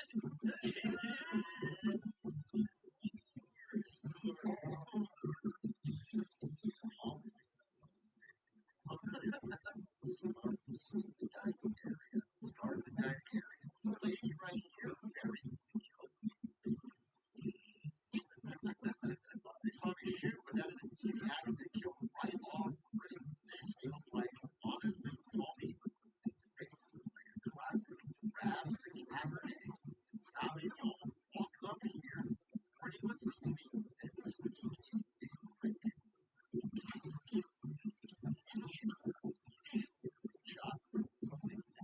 I'm not seeing about nice and crap. Here's the plan. It's the gun. Pop the wall. Here's the gun. Crouch.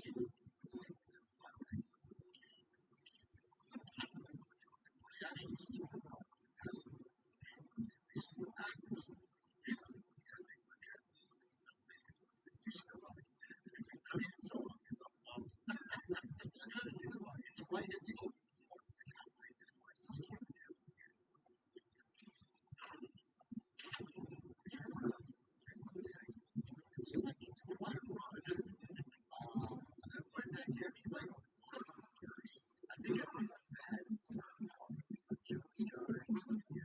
It's just too much to take care of. I'm not so desperate for a fucking story. I'm gonna do it like this. No. Not even close.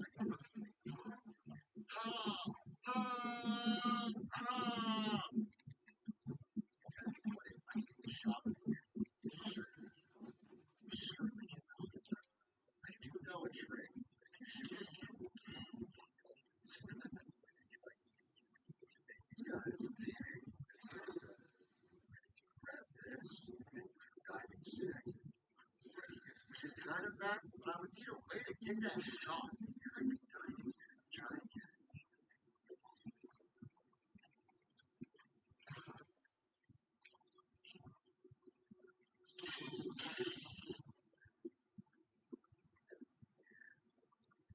Okay, wait, if I have to make a throw, then I can use that exit. You have to like put your gun away for that stupid way. Go. God forbid a lady sees something. God does forbid it. You have to stop looking at it.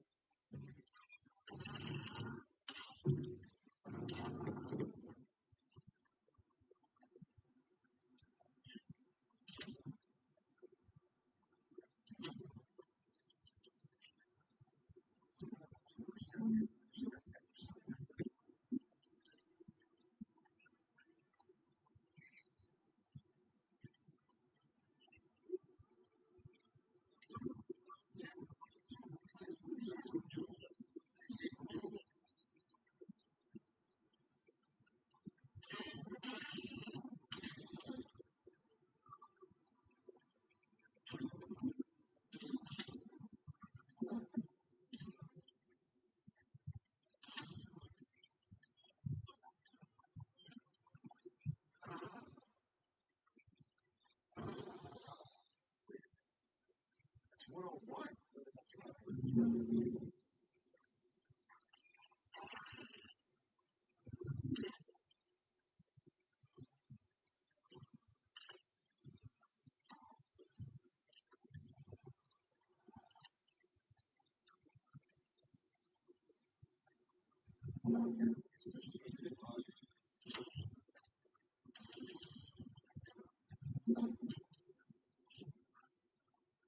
See. It's just so fast. I'm going by accident. There's a really good route here.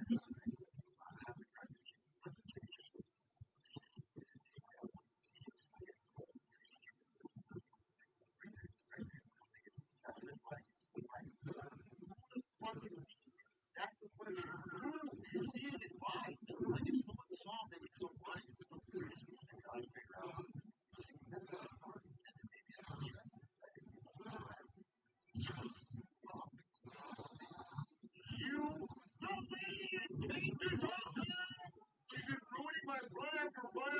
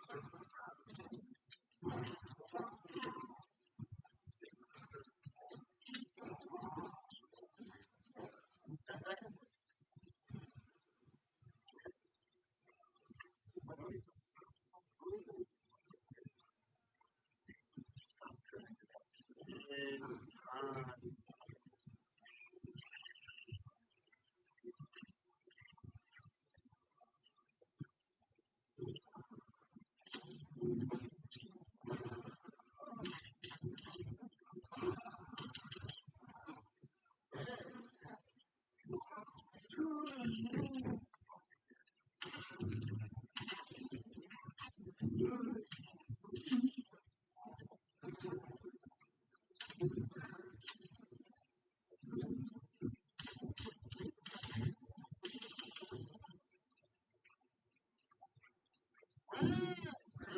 seconds from out every time.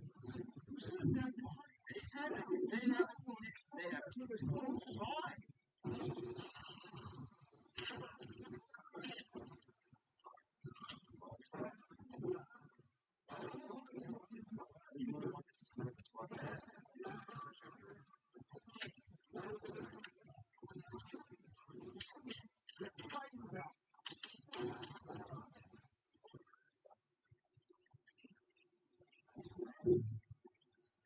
What the hell? Why did it work that time? What was different? Why would it work that time? Another Scheffler. Okay. So I started with Scheffler. That's off. It's a shandy shot on this lady. Classic. Little pot in the action. Grab the wine bottle. Do a little stair trick. Little stair glide action. Okay. Stair glide. That actually faster. Knows what he's doing. Knock the guy out. Kill this guy. Fire this guy. It took me way too long to realize things, ladies.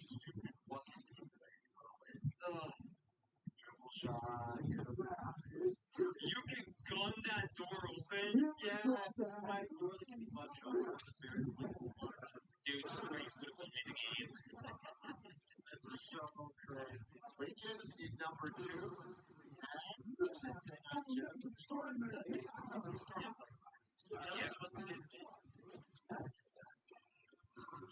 Yeah, I tried to pretty much just find everything because I didn't know what to do. I tried the panic and someone opened the door for me, but I couldn't get it to work in time. Yeah.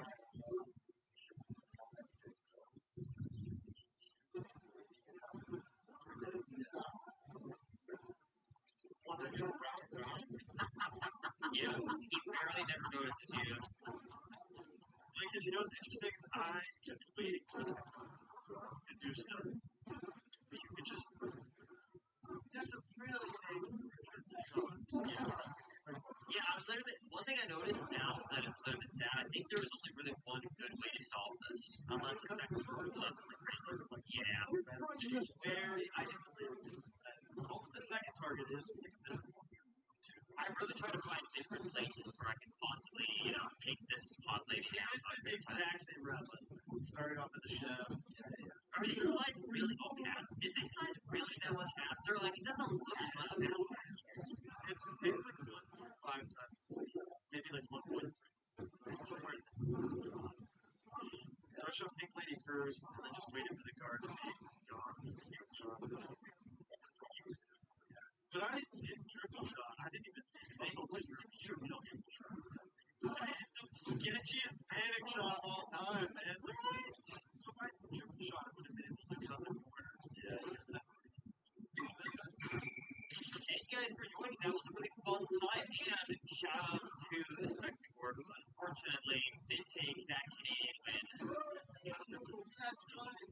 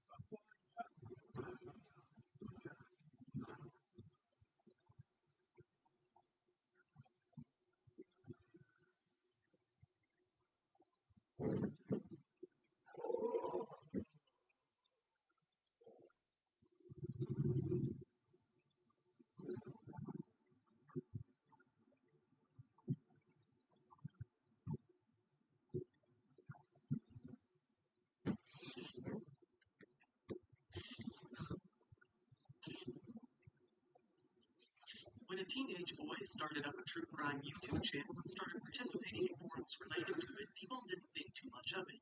On the surface, he was purely interested in information and didn't seem to respect killers. Little did they know, he was planning something behind the scenes while living their real life.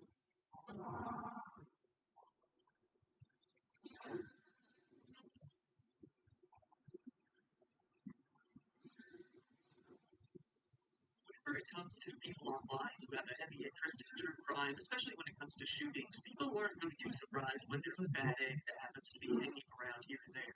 However, due to the good nature of the guy we're going to be talking about in this case, people actually were pretty surprised. With that, let's start at the beginning. Hayden Yost was born on April 2nd, 2003 to his parents, Sarah and Edward Yost. They all lived in Canton Township in Michigan. Edward Yost was a Canton Township police officer who also worked as the Plymouth High School resource officer. He had worked in various departments over the years, including being an evidence technician, training instructor, and criminal investigations detective. When Hayden was young, his parents ended up giving him a sister named Allison. Not much is known about Hayden's early life beyond what he has chosen to share online.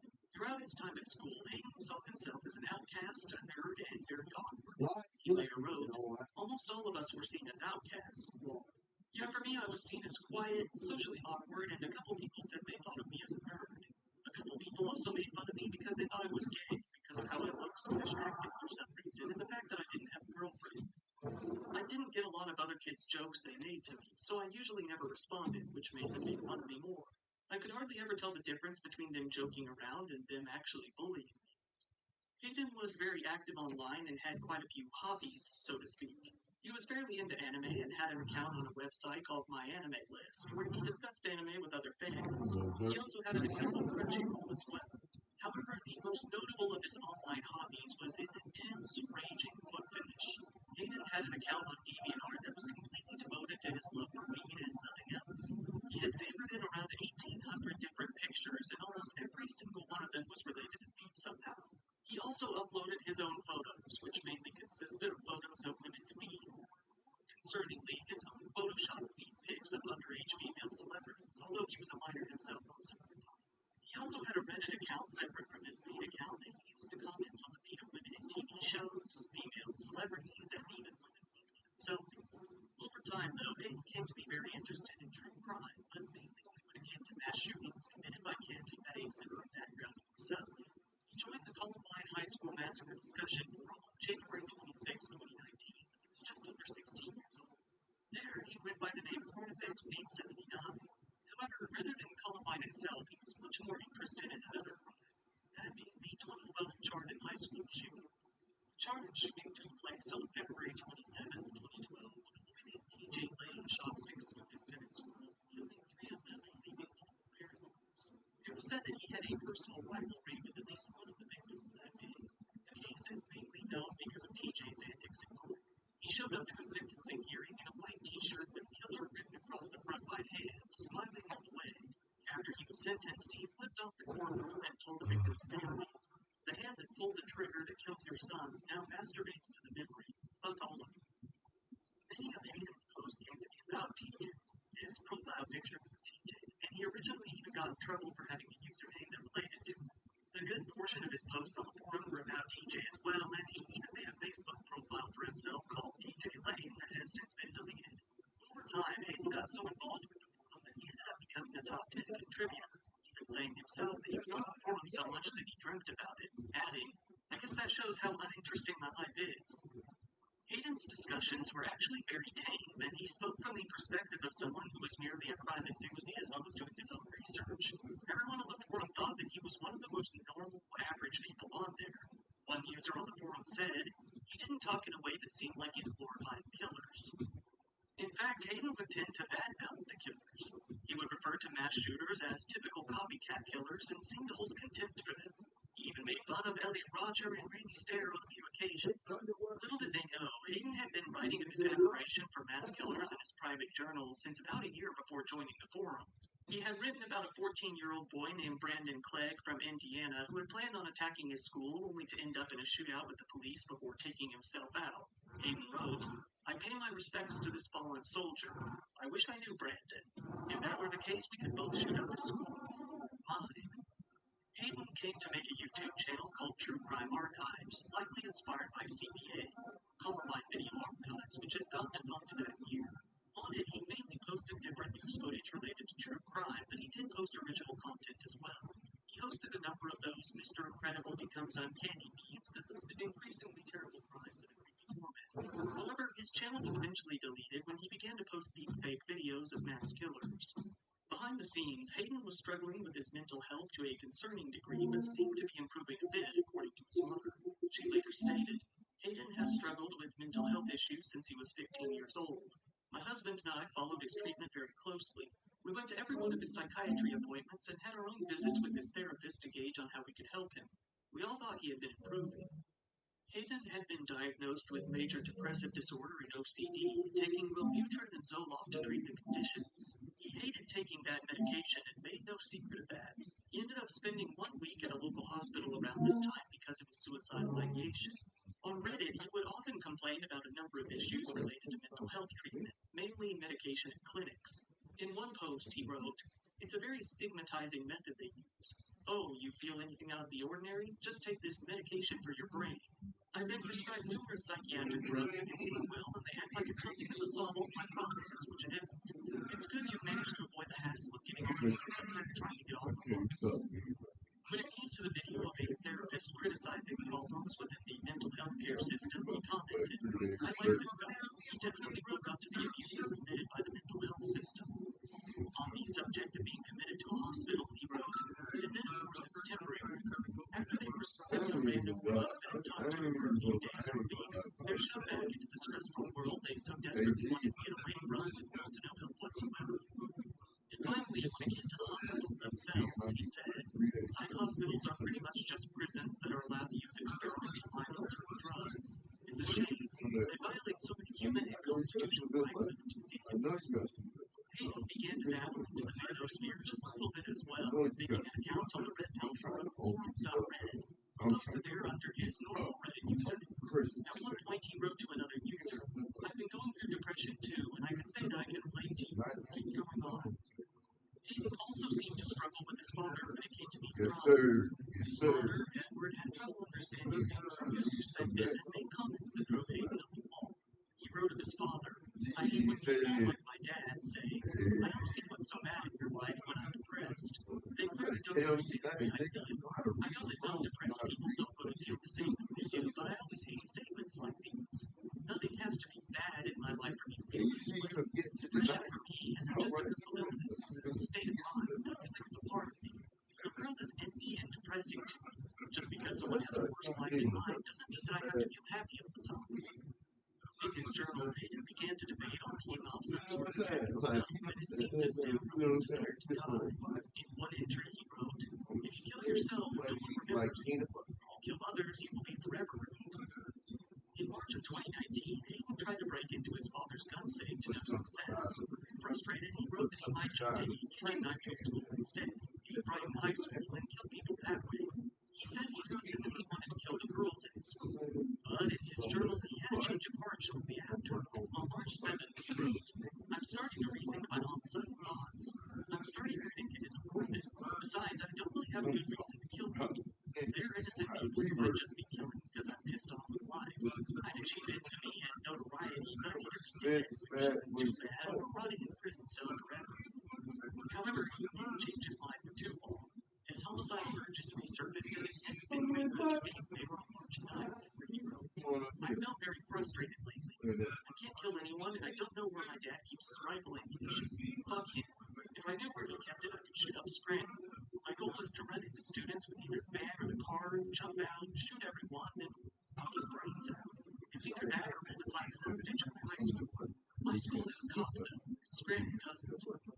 He admitted to having spur-of-the-moment rage and a genuine ire for suburban complex. A couple of days later, on the 11th, he wrote, "I only have two goals in life. One is to kill, the other is to die. Other than that, I have no motivation for the future, none whatsoever. I'm a psychologist, and there's some call him. Good luck stopping my future shootings with multi-units. I want revenge on humanity. The only way I can do that is mass murder. My world is ending. I have have to die sometime, and so do they. So what if a few people have to die? They may be suffering far more than you can ever imagine.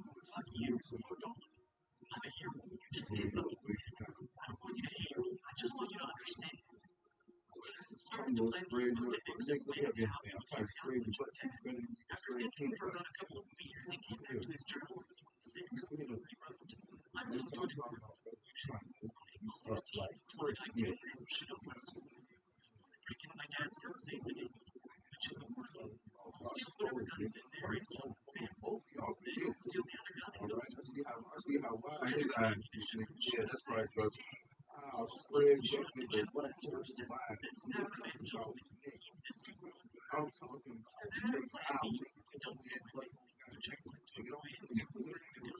Even if it's the wrong part to school after its inception and shoot the gun. Later, we set the gun safe past food level and tried it on 15 or 16. Eventually, the little game past 4. 2 weeks later, he listed 5 of his favorite mass shooters that he took much benefit from.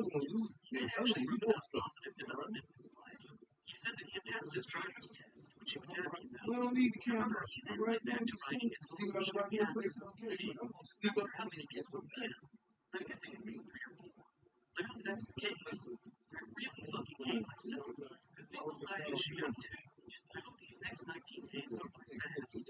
Heading April 16th to be on his way home. He then wrote what he would call his final will and testament, but it wouldn't burn. He ranted about the people in his life who let him down and turned on him and his life. He said, I always thought my life would be perfect and wonderful as a child, but instead everything I'm discovering is a wasteland.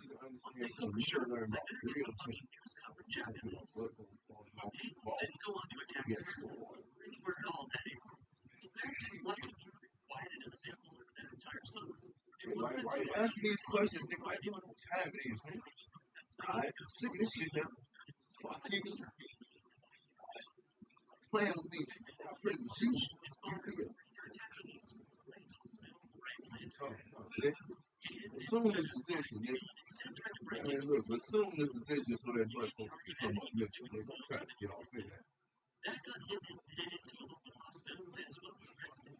After being in the hospital for 10 days, he was ultimately placed on probation for charges related to alcohol. He then took to the internet to complain about problems he still having, his addiction to weed. He started going to no-fab supplements to complain about his predicament. He wrote, I have a recurring problem. I'll admit that I haven't tried no-fab in a long time. I'm so much more hard at it and need to stop. The problem I have is a cycle I want to stop. I always forget about collection and somehow I let it go. After a while, I want to get rid of it all to escape my guilt. However, I eventually want to seek it out again, and I'm just waiting for you to say it. So concerned, it seems like you want to be a part of the situation. Closer to the age of 18, closer to the age where he could write on his own. The youngest birthday on April 2nd, he wrote to the local biker about his mental issues. He said, the fact that I probably have one of these mental disorders that I haven't been diagnosed with is still what it looks like. Just random medications that don't work in a mediocre therapist. I might have some form of autism because I'm socially awkward and get irritated by things like certain reasons. The only reason I believe I wasn't diagnosed was because I had most of my feelings hidden from me. Eventually, he did turn 18 and he immediately set out to buy some guns. He bought an AR-15 at one point, but his mom took it away from him. He took the Discord event about that with some acquaintances. He then went out and bought one simple bolt-action rifle as well as a very large knife. He ended up testing the bolt-action rifle and losing control of the recoil. That left him with a gash to his forehead that left a permanent scar. He returned the rifle in frustration as he was not feeding with it. He then went to a 22 semi-automatic gun range instead. On April 16th, he posted a video to his YouTube channel that showed him testing it out at gun range. In the description for the video, he wrote that abandoned and insinuated that he was planning anything with the gun beyond the scope of shooting. He wrote, I want to experiment with fire. I'd like to take 10-22 no range and enjoy it. My goal is to expand my shooting experience in the future. He seems to have liked the gun as he actually bought one for himself. Not too long ago, he decided to write about his beliefs on the whole thing. They range from mundane to pretty average to odd. He wrote, range is a worst part of the word. Yellow starters and burst flavor patches. My sentences refer to language odd, which overcome its prisons. Get some of that butt, nigga. Get some of that butt. Get some of that butt.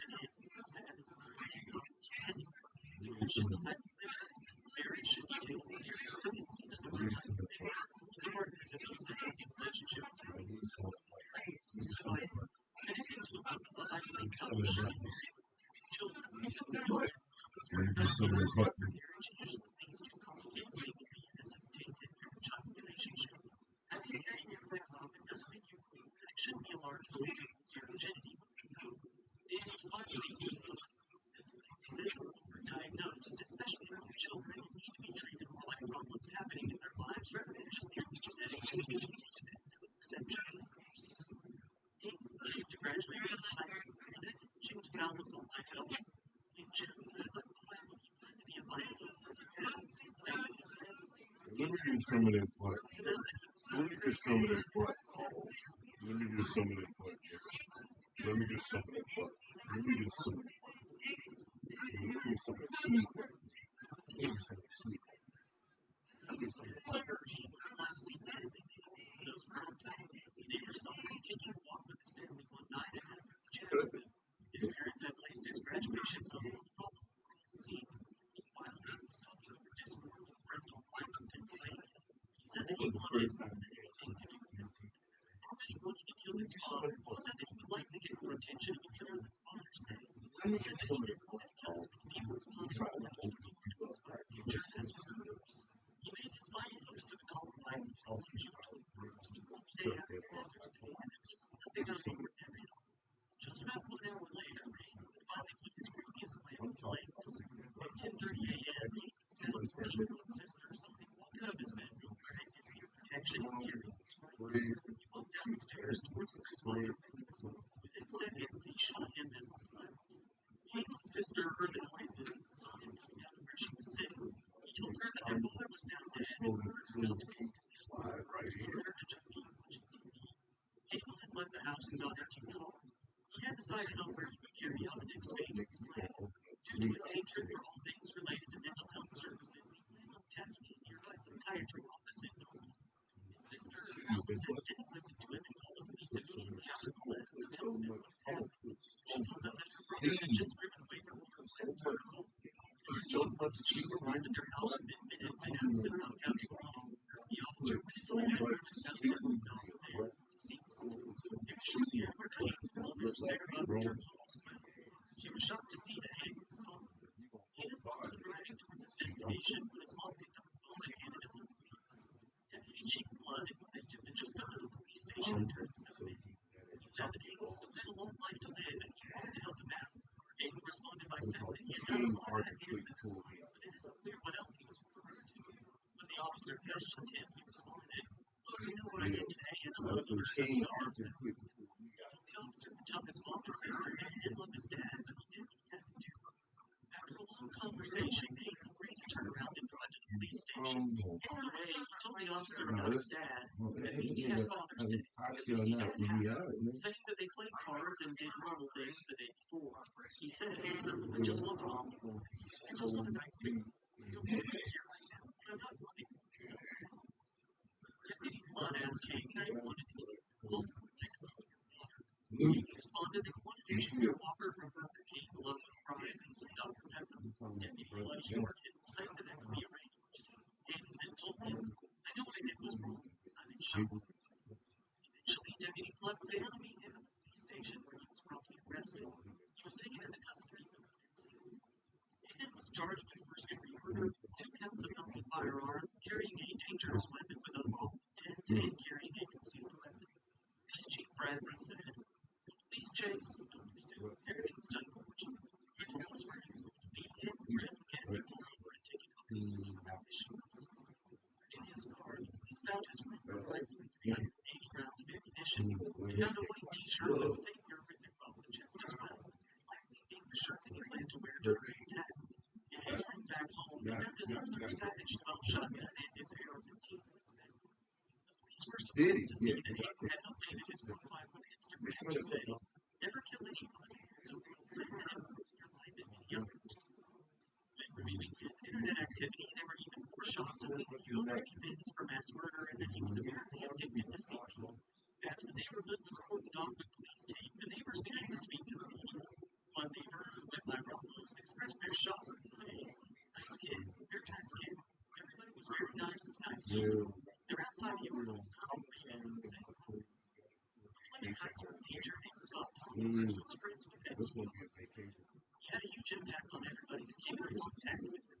He was what a true friend should be. Staff at the school released their own statement as well, adding, "Plymouth Camp Community Schools is deeply saddened by the unexpected death of Officer Ed Young's two service servants, families, and staff at an educational partner for 7 years as one of our values resource officers. Officer Yost made an incredibly positive impact on the lives of countless students and staff during his time at KCCS.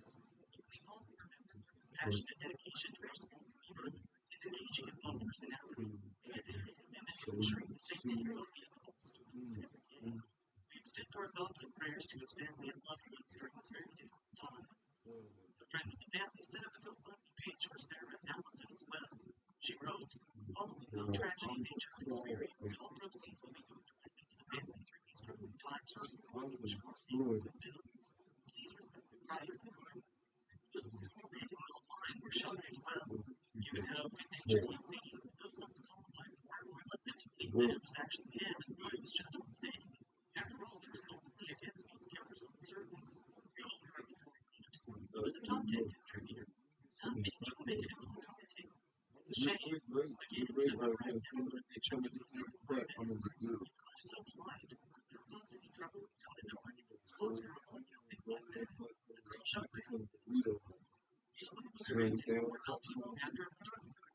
He spoke once, saying, "Yes, I do, sir. Thank you. The judge asked him if he was those rights. He was ordered to undergo a competency evaluation, and it was found that he was fully competent to stand trial. It would be a long time before that trial would actually take place, though, starting a few years later in February of 2023. In the meantime, the issue was something that I learned about convictions. In November of 2022, he continued to tell his probation agent that he still thought about killing people. In emails, he said he was married to him and checked the Columbine Wikipedia page to find references to him. He said that he was sick of everyone not knowing that he killed his father. He demanded that he be again. When it came time for his trial, he was presented for he made a statement. He said, "I know that some of you may not want to hear from me today. All of you have the right to feel however you want about it. All of you know. God knows that I deserve this, but I do want you to know that I'm truly sorry. I'm sorry that I took my father's life. I regret this every single day. The decision I made to never change. All of these have been different ways. It must have been worse than ever. I took a good person's life. I regret doing this, and I know that the most I can do is my part today. But I just want you all to know that I'm truly sorry for what I did. I'm sorry to my father. I can only hope in the afterlife that he's forgiven me. I'm sorry for all this. I wish I tried to be a better person. I wish I put more effort into my self-improvement. There is good and evil in all of us. If I chose evil, then I'm very sorry. If I could turn back time, I definitely would. My father deserves to be here. All I can say is, I'm sorry. That's all I have to say. The prosecution, however, argued that he hadn't shown any remorse for killing his father or Thomas murder. The assistant prosecutor, Roland Sizemore, said, "The court to impact that this defendant has lied and manipulated others for his homicidal aims. As recently as November 4th, 2022, he told his probation agent, Bonnie Miller, that he still thinks about killing people for the third time. He has shown absolutely no remorse for his actions. After the plea, this court questioned him over and over about his actions, more so than the court normally does. He expressed no regret. The court was looking for remorse or regret and found no. I want the court to sentence this defendant with life and without the possibility of parole in the Michigan Department of Corrections for the protection of our children. And I would ask the court, no matter what the court sentence is today, I would ask the court specifically to address that call in sentencing." His probation officer also recommended he stay behind bars, saying, "He had an unhealthy fascination with weapons. He's a dangerous young man." Aiden's mother, Sarah, was on the other side of things. Despite Aiden having had time to kill her, she said, "His mother also loves her brother." In her own statement to the court, she said, "The circumstance I find myself in is very complicated and agonizing. I would love to defend any life of the victim.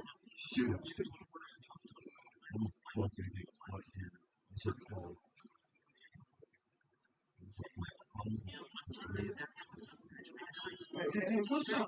What's up? What the fuck do you mean? We talking about fucking blood right now. My daughter and I have been this day hanging over. Yeah, I'm gonna come over there and fuck somebody. You want me to come over there and fuck somebody? Let me come over there and fuck somebody. I'm gonna come over there and fuck somebody. I'm gonna come over there and fuck somebody. Physically and emotionally. I need to be able to put this part behind me. I'm asking you to give us some hope back to our family. Hope that one day we can be reunited with Hayden outside of prison walls. That we'll receive a sentence range that wasn't agreed upon previously, and this will finally come to an end today so that we do not have to endure this trial any further. The judge dismissed the court and decided to make his decision later. He was debating whether life in prison or a shorter term based on the fact that he had barely been 18 at the time of his crime. In recent years, the Michigan Supreme Court has determined that those at the age of 18 are more like juveniles than adults and should be sentenced. The judge said to the court, "The sentence of life imprisonment without the possibility of parole is presumed to be a disproportionate sentence for an 18-year-old convicted of first-degree murder. In the rarest of cases would a sentence of life in prison be justified. This court finds that the people have failed to demonstrate that this is one of the rarest cases." Hayden was eventually sentenced on April 27th. He was found guilty of premeditated first-degree homicide, wielding firearms, dangerous weapon carrying without lawful intent, and carrying concealed weapons. He was given 40 to 60 years in prison. Since then, his mother and sister seem to have moved on to a different life. In 2025, Allison graduated from high school and Sarah got married. Meanwhile, Hayden will be sitting in prison for the next several decades. Thank you for watching the video. If you have been interesting, please give it a like as it really helps me out the algorithm, and feel free to subscribe if you want to see more content like this. I have open merchandise store where you can buy t-shirts. There is a Discord server where you can talk and see. There is social media where you can contact me if you need to and see videos about the channel if anything ever happens to it. I also really appreciate when people subscribe to my Patreon for dedicated videos early, ad-free, and uncensored. Channel memberships are up too. You can get most of the same benefits there as well. Once again, this is your host, Ryan. Thank you.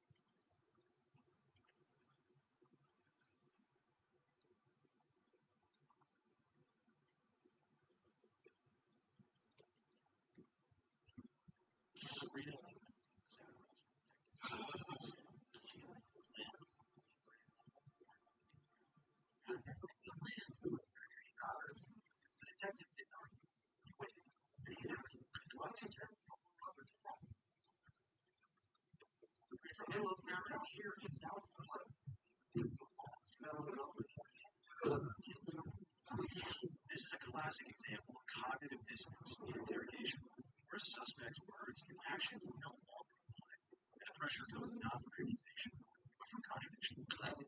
Robert dead. The detective kept bringing it back to one detail she couldn't escape.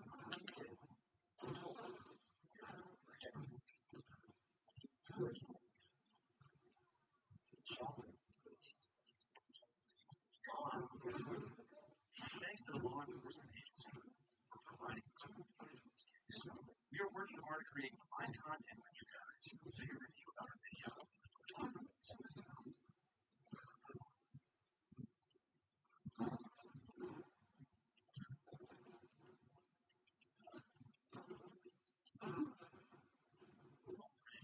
Without hesitation, she is on the other end of this girl, reassuring the police responders.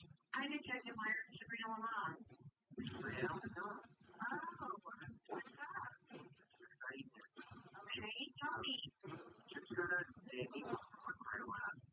The day when Robert was murdered, he heard of being a sample swab from everything we could. The doors, the And the crime lab just sent me an email and said they got a good DNA sample from what they believe was a sweat drop that was on the floor. And so what they're going to do is they're going to test the DNA. They believe that they'll be able to get a good DNA profile from that sweat drop. It sounded routine, almost harmless, but it wasn't real. It was Betty, one of the most calculated psychological traps in investigation. And the moment she hung up, the trap snapped shut. Within minutes, she called Jonathan. Please help. Please help the DNA thing to be the way in which we are kept from having our dirty laundry we have been centers and we have cheated. We've been winners of the year. To understand how it got here, you have to go back. August 17, 2001, a quiet morning in Tehachapi, California. Robert and Mona drove along to a remote railroad site, miles of empty land stretching around him. At the same time, his wife Sabrina was at home. But that morning wasn't. She had already spent over an hour with Jonathan. Just before noon, a motorcycle appeared on security. They didn't rush. It waited. When Robert arrived, the rider followed. Inside, something happened. Words exchanged, tension rising, and then two gunshots shattered silence. Robert never walked out. Jonathan left, changed clothes, stopped for gas, drove home, as if nothing had happened. That night, Sabrina texted him again. No answer. Hours later, he called back, claiming he was asleep. She accepted it. At first, investigators had almost nothing. Just two images, a car and motorcycle. No names. No clear story. Then came a break. A friend reported Jonathan's strange behavior.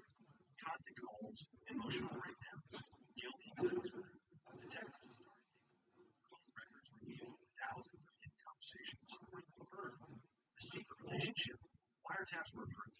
And suddenly, police were chasing suspects. They were listening to them. And what they heard would change everything. So cops brought Sabrina in for the interrogation. And today, we will look at the psychological aspects of it.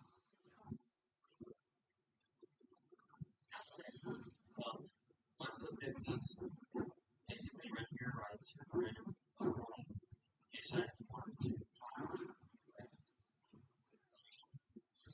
Yeah.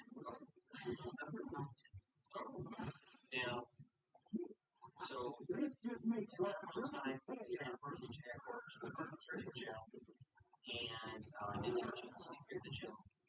And I need to basically put it on the record that I didn't know you from here. That you came here because you decided you wanted to talk to me. Right. And I need to read your rights again.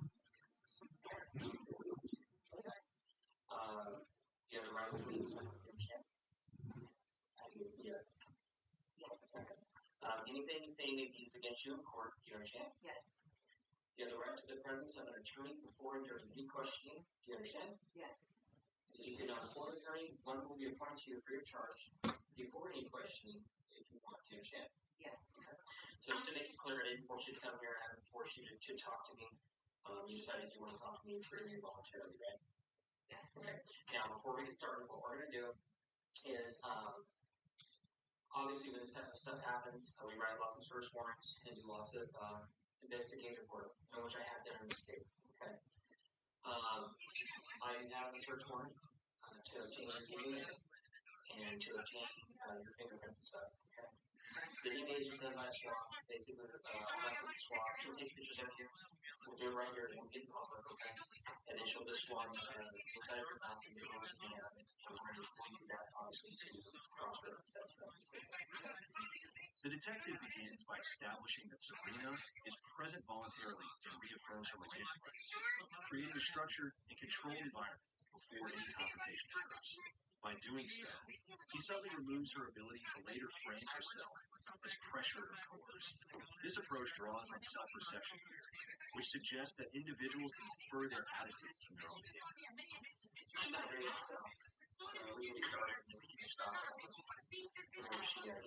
Okay.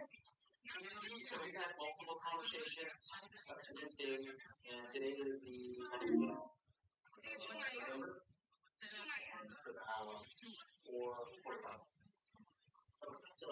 I know that we investigated this several times and we haven't been able to. And we need to get down to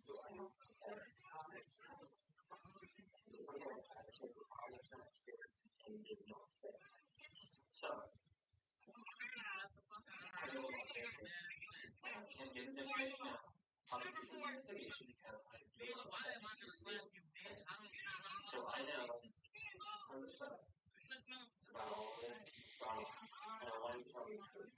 Okay.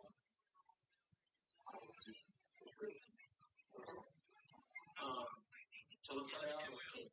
So everything with your marriage, did you lie about any of that? You married Robert, you got when you were 18, you had kids.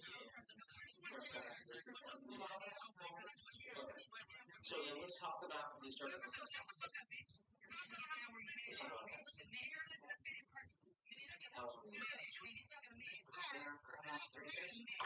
And you remember when you started working at?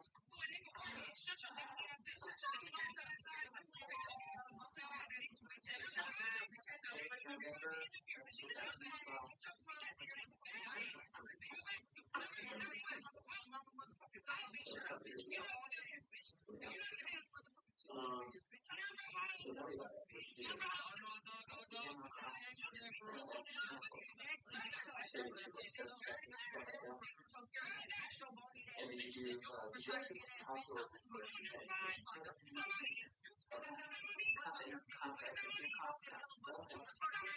and so this company was hiring you to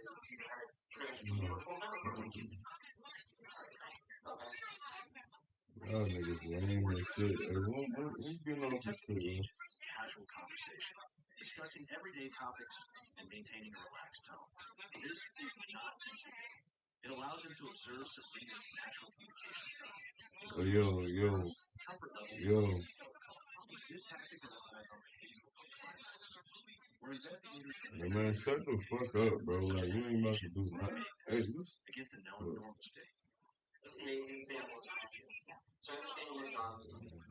I can't sit up here. Hey, you need to hit my, you need to call me. Yeah, call me, because I can't sit up here and do my shit. You said what? I'm a people person, so I start talking, you know, and then he came in there all the time.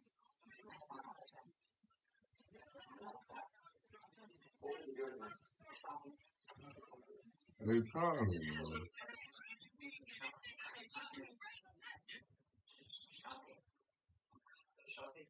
So you guys ended up becoming friendly. And what did you mean? You started in November. What point did you get back?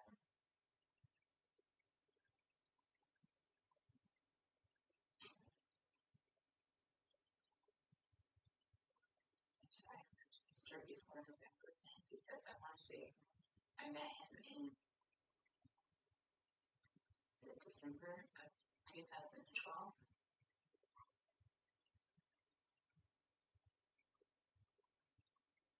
I am being honest, I'm bad with dates, so I can't think of exactly when I had met him, but I've been working there a little while, so it had to been maybe into the next year then, because I had been there a little while. So maybe early like working? Yeah.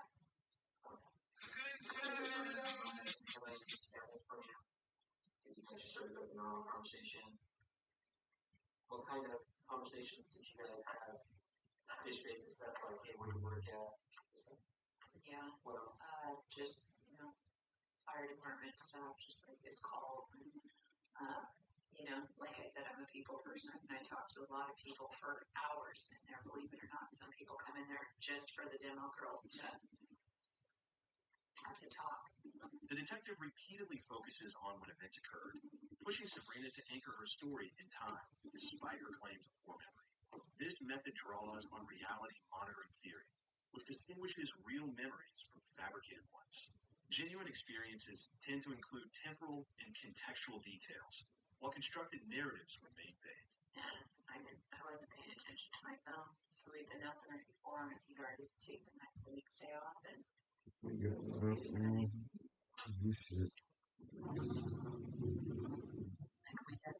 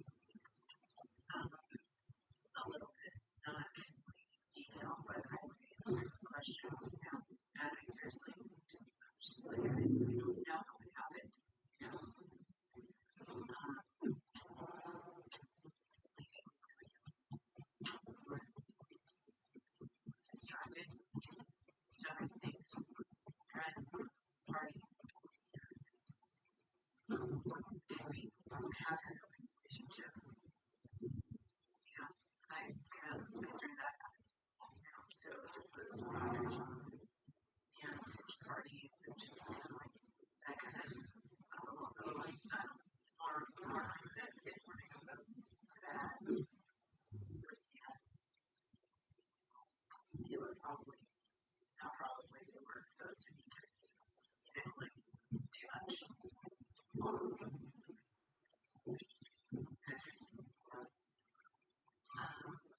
So,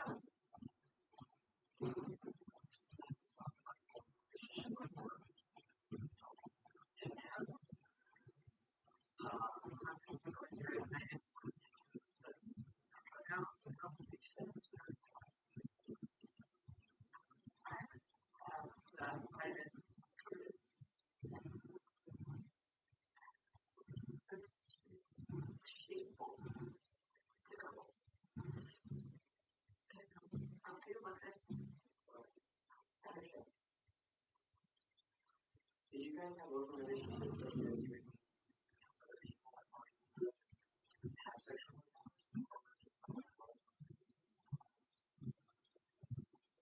with the great unaltered reformation, such as introducing the idea of an open relationship, the detective does not react aggressively. Instead, he calmly acknowledges the discrepancy and allows it to work. This leverages expectancy violation theory, where unexpected comment in response to inconsistency increases psychological score. The contradiction becomes more salient because it is not aggressively attacked. So, I get upset. Just kind of like, it's kind of like a leash. Straight. Sure. Yeah.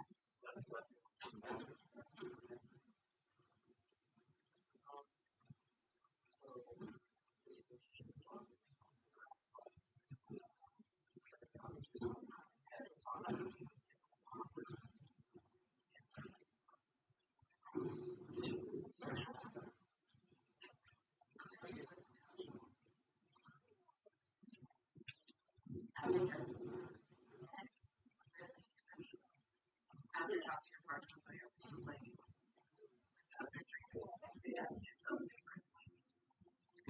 But like you were saying, it's just like, man, what a web, it's fine. And it has.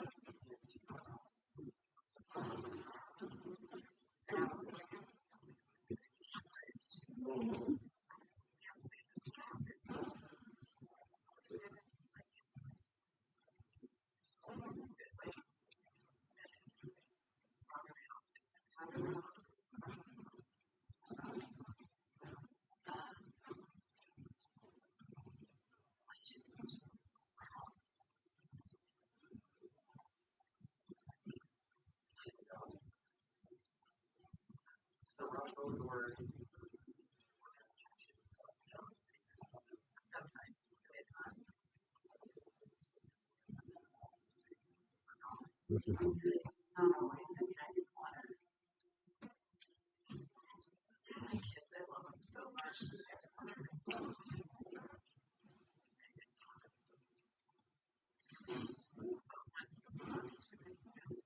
Throughout Sabrina's admissions regarding the affair and secrecy, the detective maintains a calm, non-judgmental humor. This creates a safe psychological space for continued disclosure. The approach is based on Roderick's unconditional positive work, but the absence of immediate judgment encourages openness. And I mean, I saw things,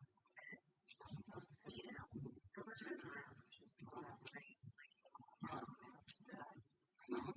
I have my family, and I'm doing my thing, you're doing your thing, so.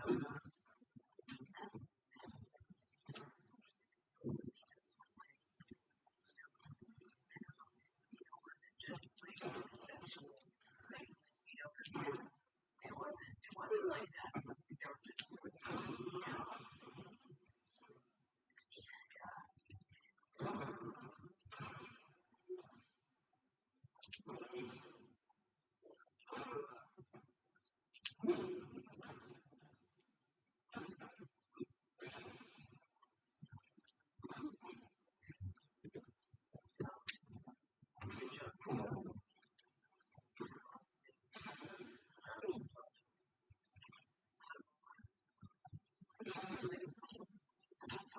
I'm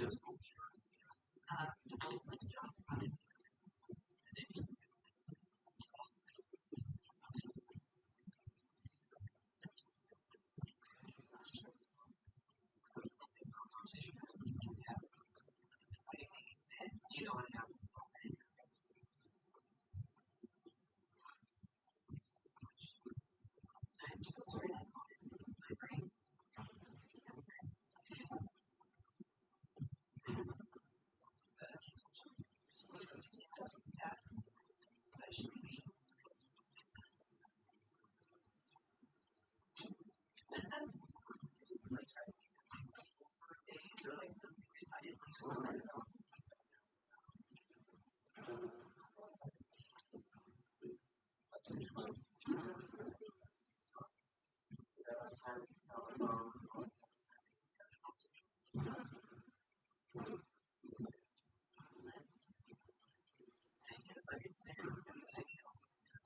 When Sabrina claims memory gaps, the detective revisits the same topic from a different angle, forcing her to maintain consistency across multiple nights. This increases mental strain. The strategy reflects the cognitive load theory of deception, which holds that lying requires more cognitive effort than truth telling. Increased complexity raises the likelihood of inconsistency or breakdown. Remorse.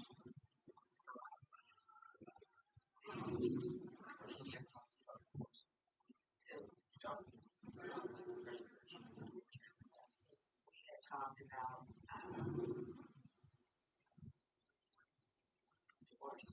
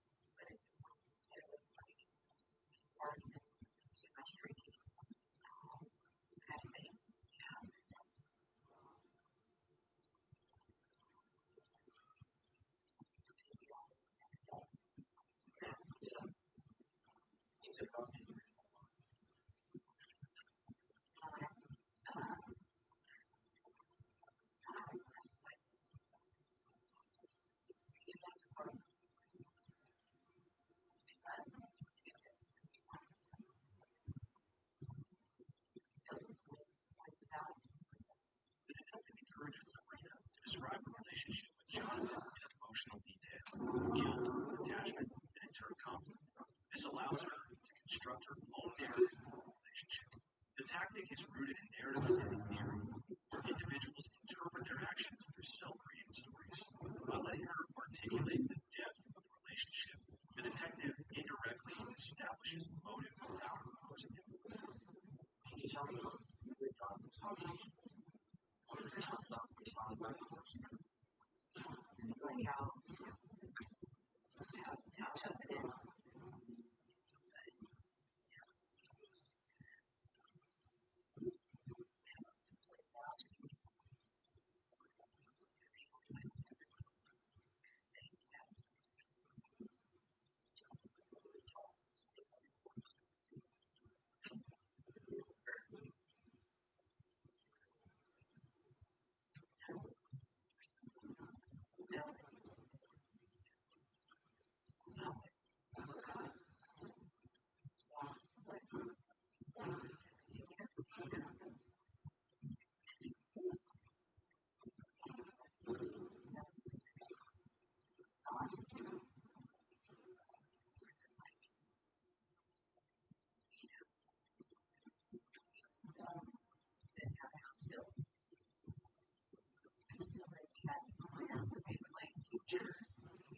Talk about just like nothing.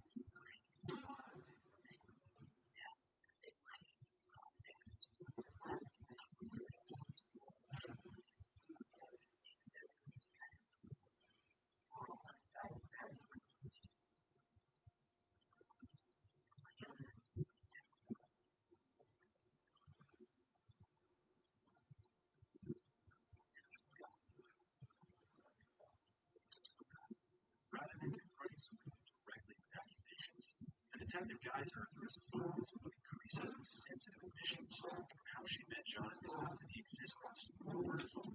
This step-by-step approach is rooted in the foot in the door technique, which posits an agreement to small requests increases compliance with order codes. So said that they never met, right? We had gone out one time, and there was just like a huge group of people.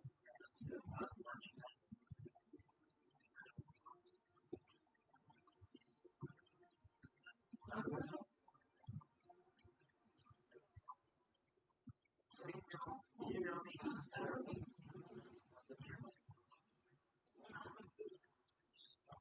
That's why you get like that's very strong. See, some cute other guys were they were a little rougher, so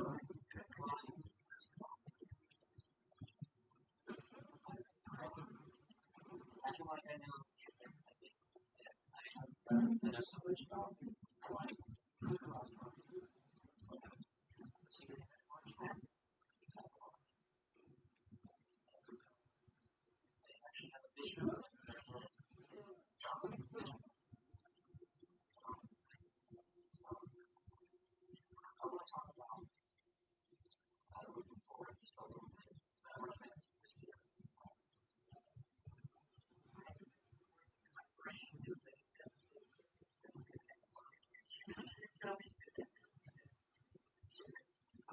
no, yeah.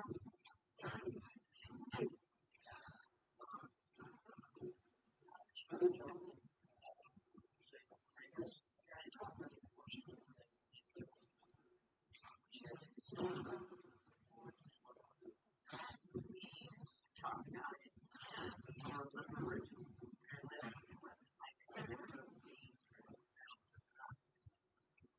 The detective repeatedly asserts that he already knows key timelines, meetings, locations. This is not just confidence. His calculated pressure is designed to eliminate Sabrina's belief that she can outproduce the law. This aligns with the illusion of transparency, where individuals under pressure overestimate how much others can see. Which I know, and never, I'm not. Now, what kind of a girl can I really say?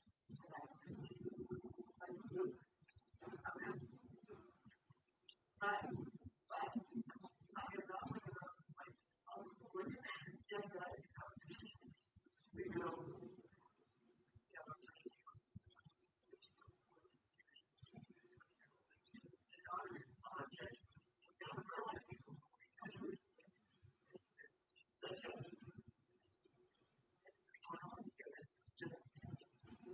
I'm very through it. I try to make it so comfortable, you know. I listen to slide and like try to like that. Oh my gosh. Like old school kind of thing. You know, so probably it's actual higher, yeah. Parents and stuff, so they probably more of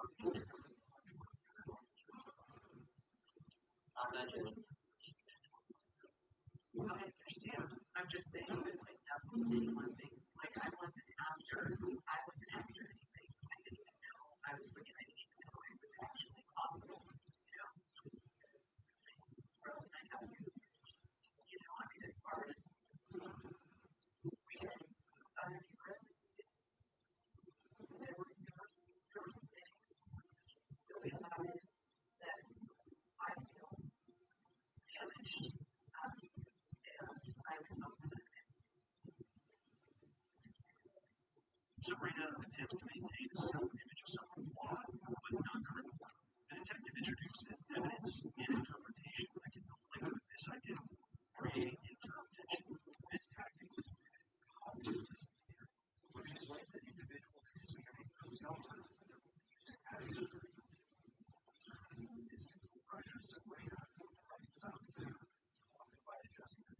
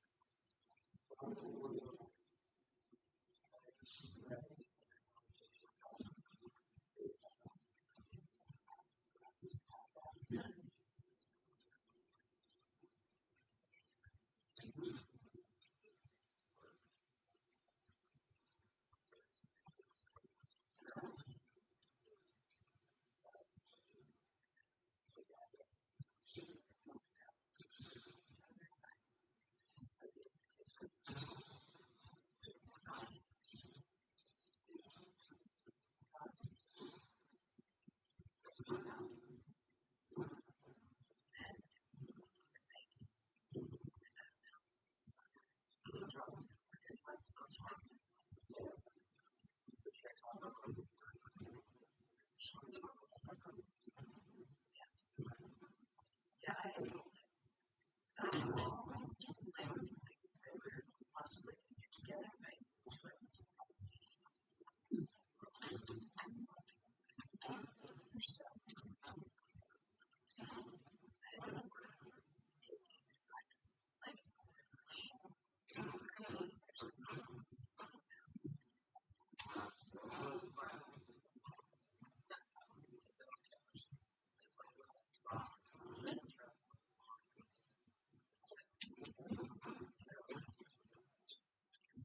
The detective transforms neutral facts into psychological themes. An ordinary phone becomes a murder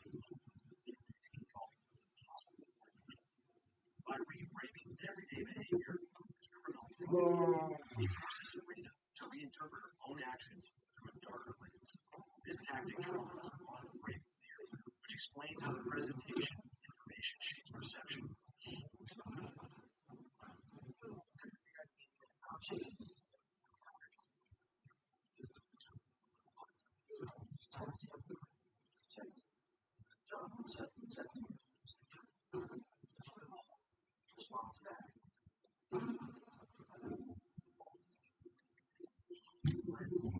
Holy fucking.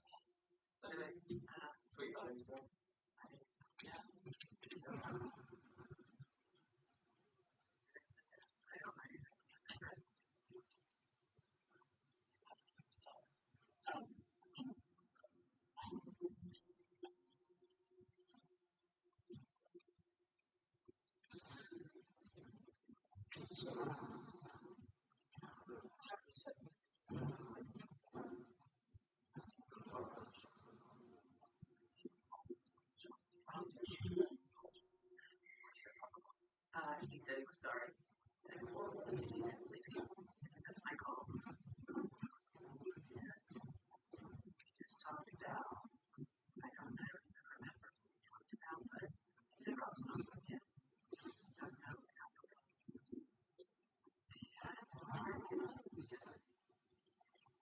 It's kind of like, yeah.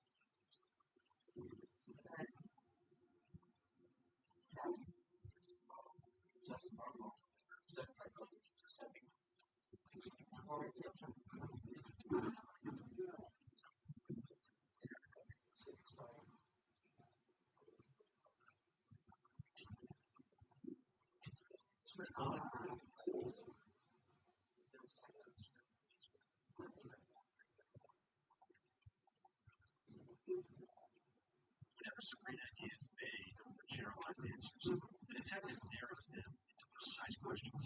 What exactly was said, when, with whom? This forces her to move from broad storytelling to detailed recall, where inconsistencies are likely to appear. This approach is rooted in cognitive interview principles, which emphasize that increasing specificity places greater strain on fabricated or incomplete counts.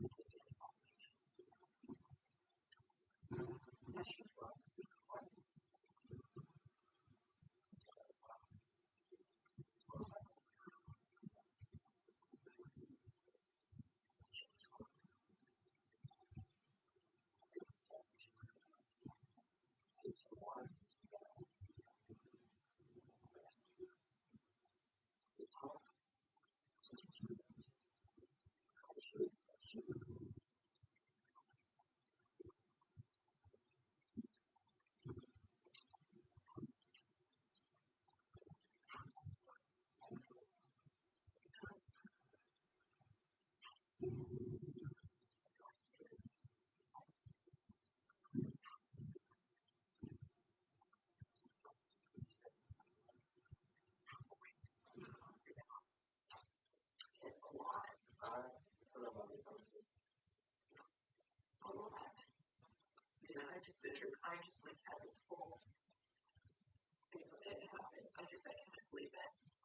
than making isolated accusations, the detective builds a continuous story of fair secrecy, planning, communication, and aftermath. Each element reinforces the next, creating a narrative Sabrina must confront as a whole rather than a fragment. This reflects schema theory, which suggests that people process information more convincingly when it fits into a structured pattern.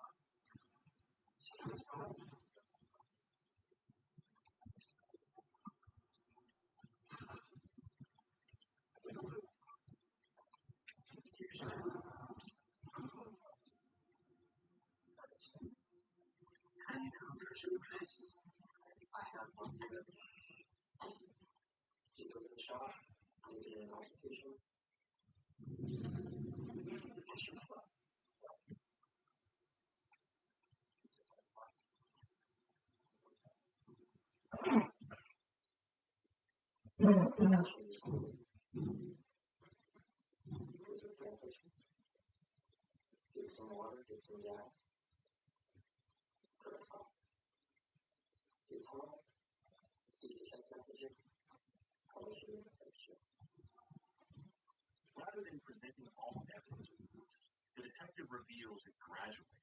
Photos, videos, movements, after Sabrina has already committed to certain states. This sequencing maximizes contradiction and psychological impact. The tactic is grounded in the strategic use of evidence framework, which shows that delayed disclosure increases the likelihood of exposing deception.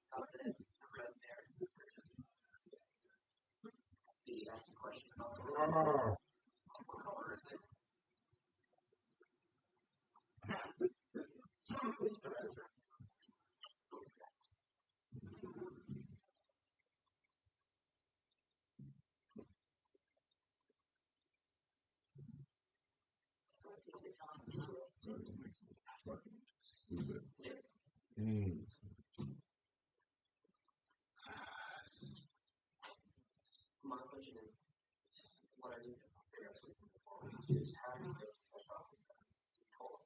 You give me I just kind of explain how it is. You know,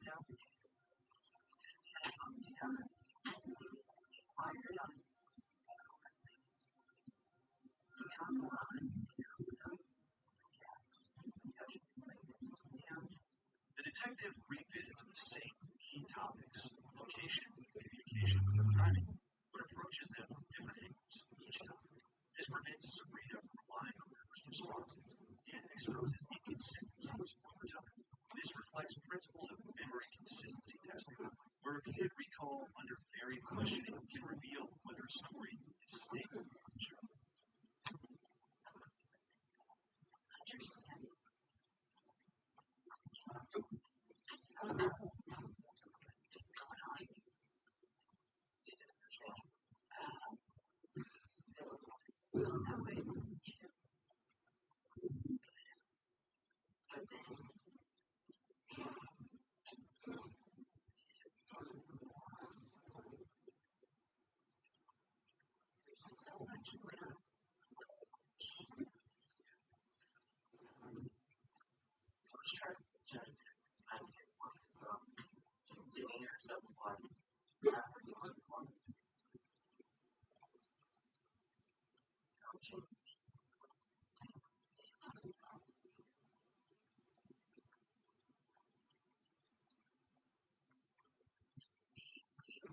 stressed out.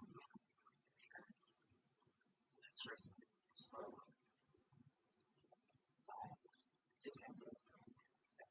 A murder. So we're like, it's not like this. Yeah. Oh my gosh. Like, how is this going to end? It's often kind of like, really, I feel like, I feel carrying this hard time. Finding strength to just want to take care of my kids. Not drinking anymore. I'm not feeling out. Like this whole actually, it's actually complete opposite. Sabrina repeatedly offers innocent explanations, stress, guilt, while the detective replaces them with incriminating interpretations tied to murder and concealment. This struggle, not just facts, is proof. The tactic is grounded in attribution theory, which examines how people assign causes of pain.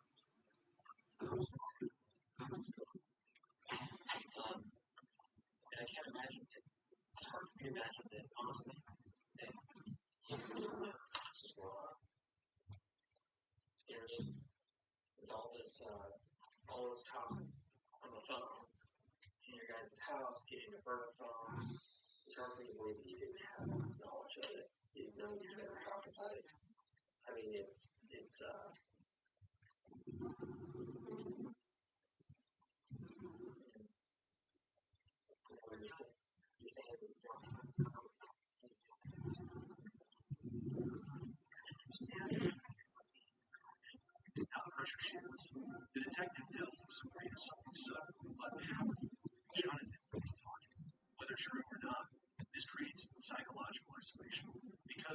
suspect will leave the other person vague and confess. It's not going to be speak.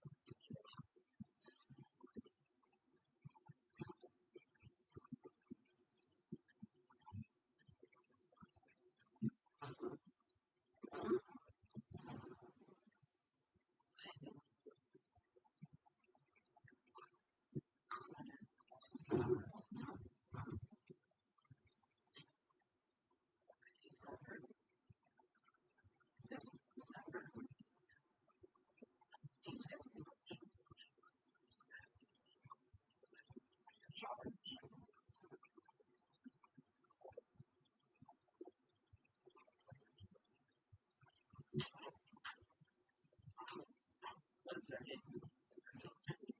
Bending down. Next second.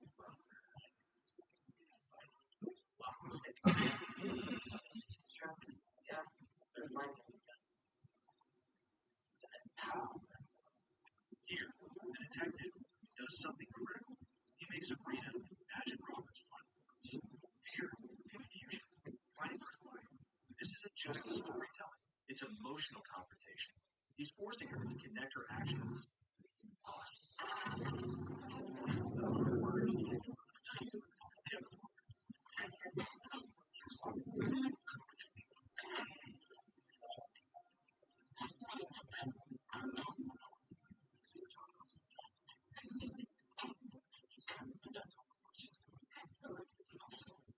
So he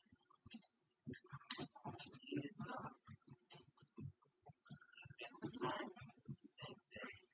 he jumps in hand.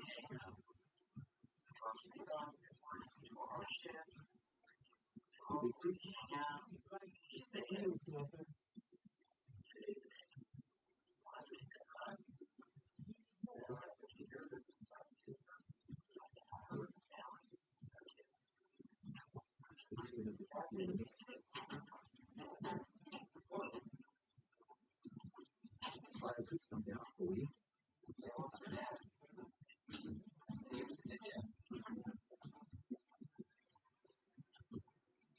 It's a week to swing it right.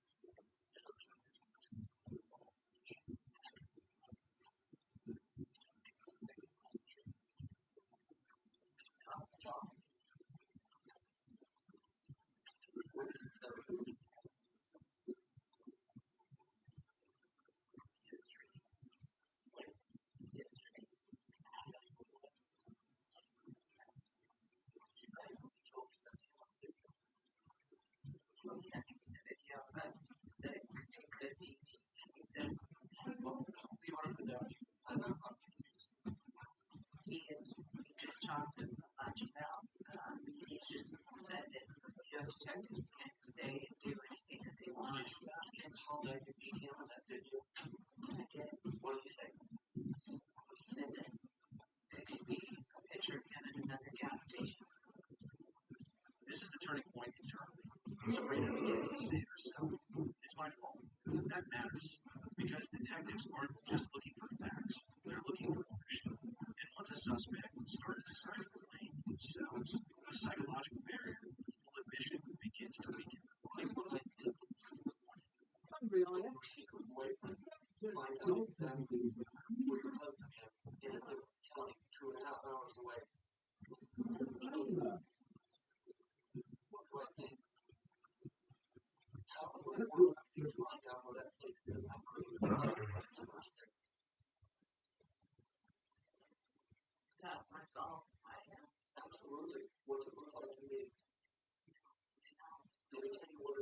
to a jury. All I've been through for many years. I'm going to tell you what a jury's going to think. The same thing I'm at right now, and the same thing you are. We got some problems. You need to tell me why you're not at our conference to this murder. Why am I not? Yeah. Because I would never want Robert dead. I would never want him dead. Yes, you did. You guys have been talking for weeks and weeks about how this is God's will. That you guys get together and marry.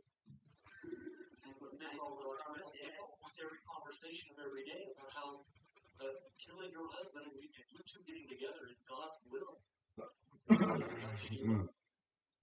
Did we talk about that? They had said, well, tell me that story. I don't know. I don't know that. I don't know it. You don't know that story? He says that's our life. You went, yes. Well, whatever I read, You don't remember? No, I don't remember. He takes another man's wife and has her husband murdered, killed him. There's a little out here. It sounds to me like the woman fell in love with another man and had her husband killed. I would never want Robert killed, ever. Why did you tell me how poor Robert's at? I was going to see him, and I would tell him when Robert was working and stuff, and why would you be worried about the DNA stuff you found? I thought that was good. The DNA. No, that's not what the conversations are. No. Well, the DNA was a good thing. No. I can read it to you. That's not. Yeah, well. You talk about how good it is after you figure out we're probably listening to you. Before that, it's all panic, which is exactly why we told you that. This is where Sabrina is pushed into a corner with no neutral ground left. The detective presents two options. Either Jonathan acted alone, or she was part of it. There is no third explanation anymore. And psychologically, that's one of the most powerful tactics in interrogation. And I'm really telling you, I think you're flat in the middle of this murder. I think you set your husband up and killed by Jonathan, so you two could be together. And I can tell you that's not going to happen. Okay? Do you get that through your head now? You are not going to be together. You're going to end up going to prison for the rest of your life. And I've got some serious doubts about you. Okay? Understood. There's no reason to tell your boyfriend exactly where your husband is working. Absolutely none. Right down to the building. What's the purpose? There can only be one. Tell me another one. I'm waiting. Tell me why you would tell him exactly where Rob's at.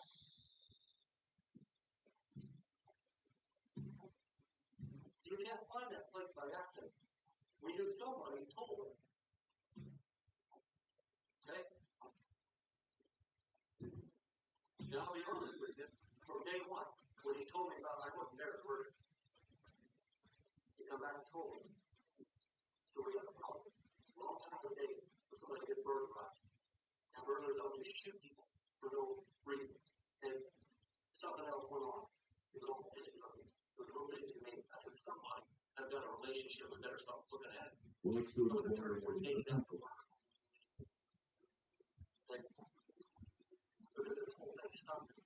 day one.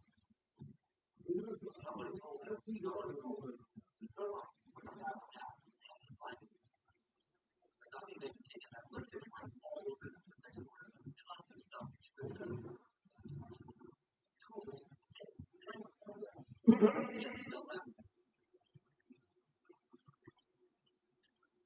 He told you that should have been in the video.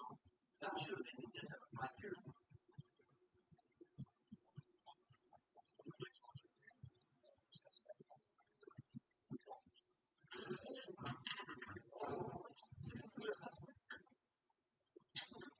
Okay. Gates up. Start the turn. Tell me. I should have told you that. I should have. Notice what the detective keeps returning to. One question. Why tell him where Robert was? Because that single decision ties everything together. No matter how the story is explained, that detail keeps pulling her back into the story. At what point did he tell you he saw Robert? I don't. yesterday. No. Cut.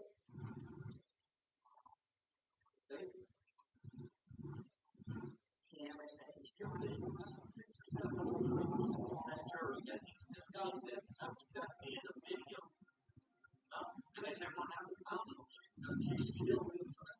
You can't interview me. You're going to say that. She had called. And the prosecutor says, folks, that's not what she meant. Okay? The new boyfriend killed him, and she don't even care. And what will your kids think when they find out that the other room find out things for you? The all the same for the mother and the new husband. All kinds of stuff. Phone calls and everything. What if you want people hearing some of that stuff without explaining some of the stuff to us? Tell me when he told you to kill your husband. Because he did and he told you. Okay?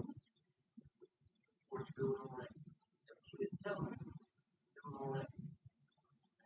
Or you didn't. I didn't know. And how did you find out where your husband is and go kill him?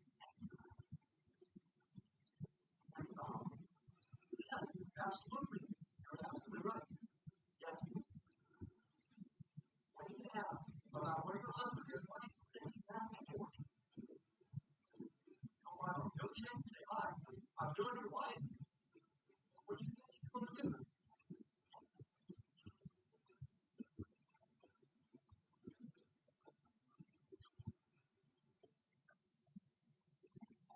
When you tell him, you're not going to get him a job. I'm going to wait here a minute. I'm going to go get him. At this point, the interrogation becomes about jury. The detectives start describing how this will look.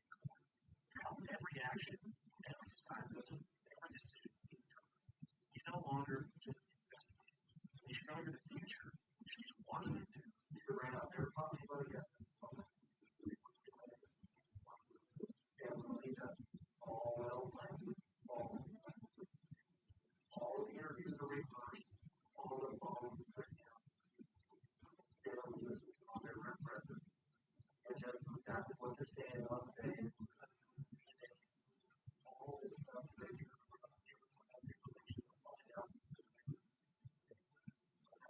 already.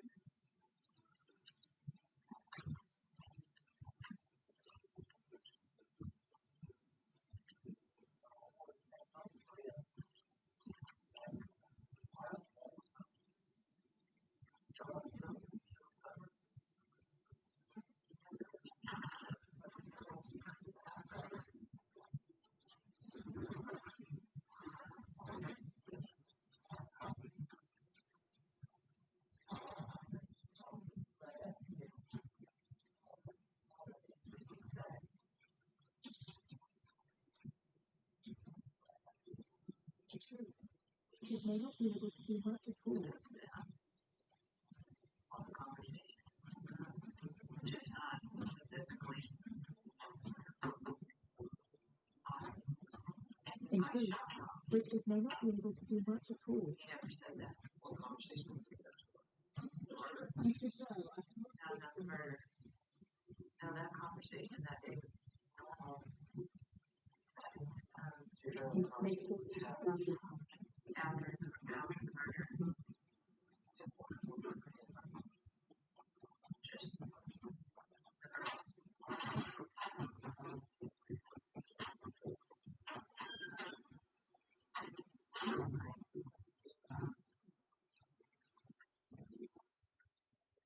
I think that decision needs to be made right now. You requested this. You want to talk to Randall. We're 4 hours into this, and you haven't said anything different to him than what you told me. If you have something you need to say, right now's the time, because otherwise I'm not ready to cut this off. I think you guys, Do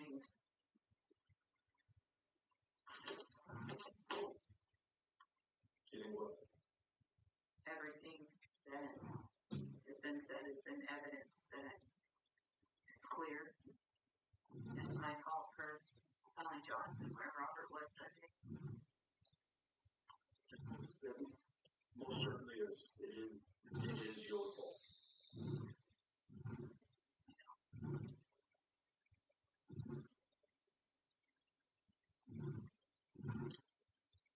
I mean, for the last 4 hours, the fact of the matter that you're looking on something. There's something that you want to tell us. Right now, I would of course thank if you say, hey, you know, I know you're trying to do this. I get accused of it all the time. And this is the end. After nearly 5 hours, Sabrina gives it up. No explanation, no clear explanation, just practice. In cases like this, silence doesn't protect you, it defines you. Because when a story doesn't come from the suspect, it gets built by the evidence. It's a lot nicer. So, what I need you to do is I need you to stand up and talk.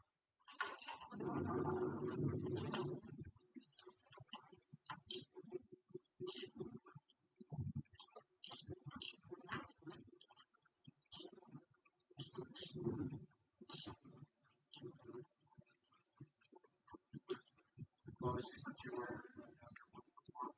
told what you were correct. For conspiracy to commit murder and sensory murder.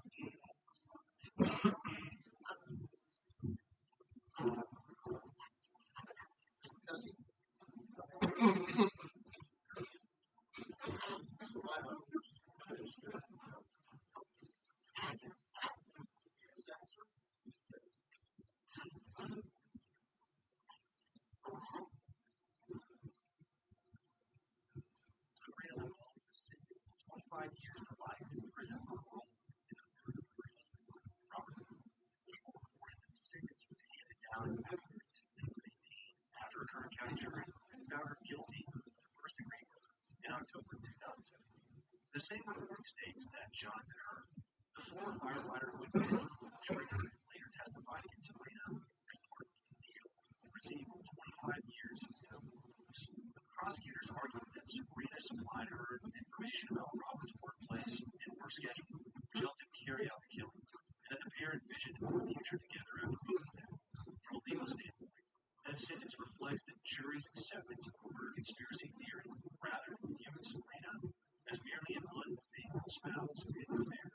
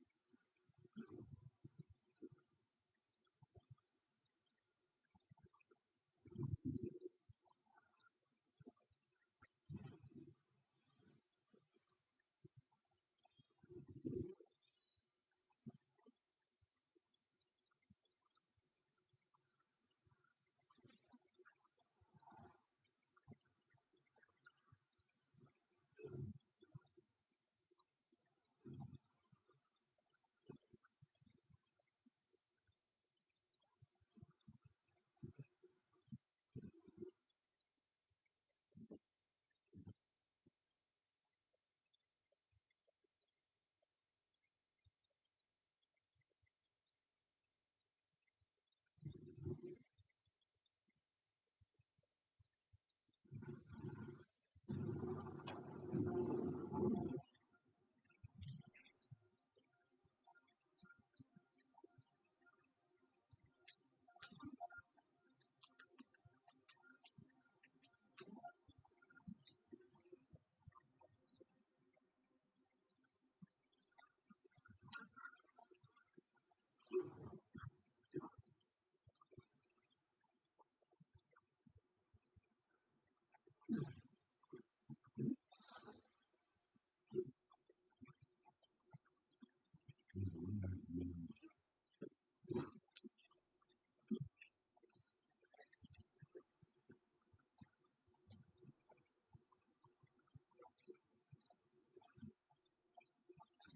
sorry.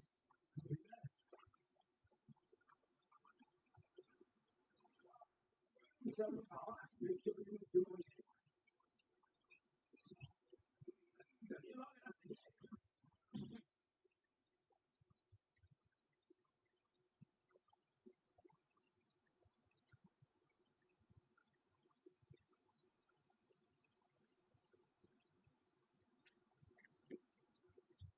You got a problem with me.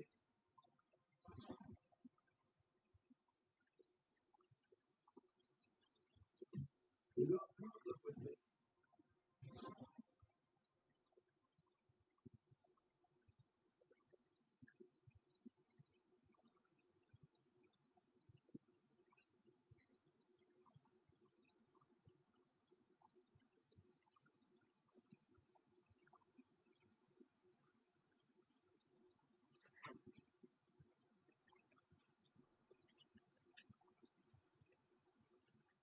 Tell you what, this kind of work isn't as easy as it looks.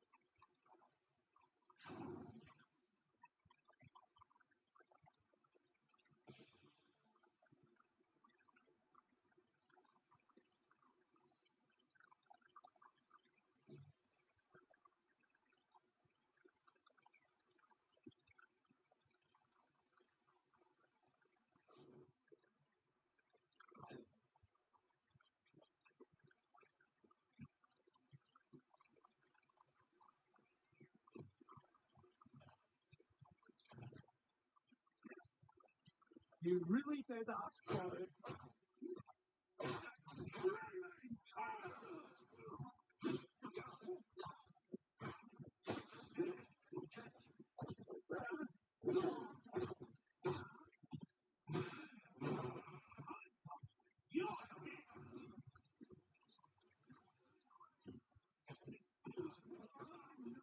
With you.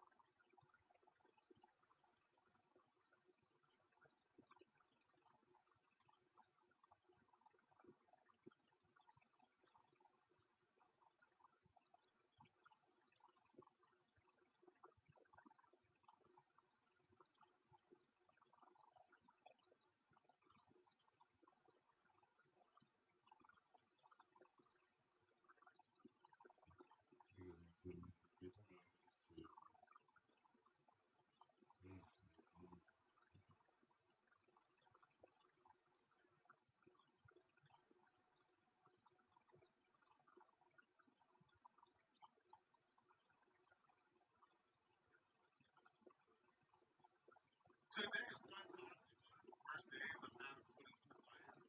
His wife left him, quite possibly for his black high school college. But how he found out was even more shocking. How the world found out was even more shocking. Before we get this video started, if you want to learn how I made $120,000 from YouTube this month, join my community by clicking the link in the description. That's where I give you guys all the tools to grow YouTube and make money, as well as offer you guys the opportunity to make videos, to do joint videos, joint reactions that get posted on both our channels. I also promote your videos on my social media pages. Don't you want to work with me? Like, click the link in my description and join my community. Let's get started. Let's learn. Let's make money together. This is quite possibly the most expected, unexpected news of 2026. Like, was anybody shocked? Like, no, honestly. Like, when you guys heard this news, was anybody, oh my God, it was expected. Nobody seen this and it was shocker, okay? So,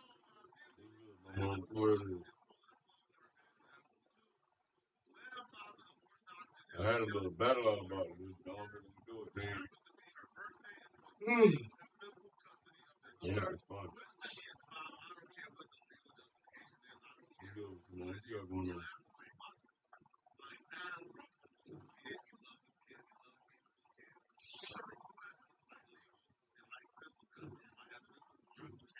Now, I put this out there with a disclaimer, right? Because I don't expect nobody. We don't know why she found this. Yeah, give a disclaimer. What? We don't know. Word. Okay, so I'm saying this, and I'm making this video for the reason for why the divorce is falling. Yeah,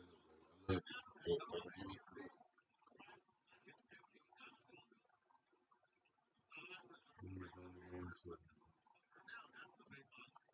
It's not the boyfriend. Like, if the relationship don't work out, don't interfere with that man being a father. Like, that's not cool. Like, I understand that all. And I like when I ain't trouble like Robin let us know. Like, that's not cool at all. Like, that's unexpected. Like, I would not expect her to talk like that. That's crazy. Right?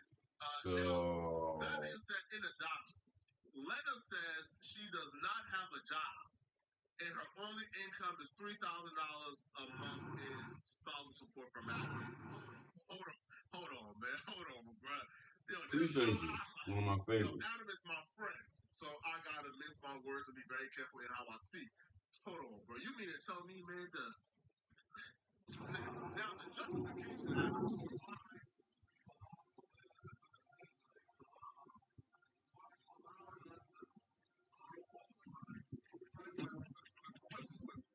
with like that enormous is because of the money. I almost saw that video. You had a good time? I appreciate the tap. Anytime you get I appreciate it.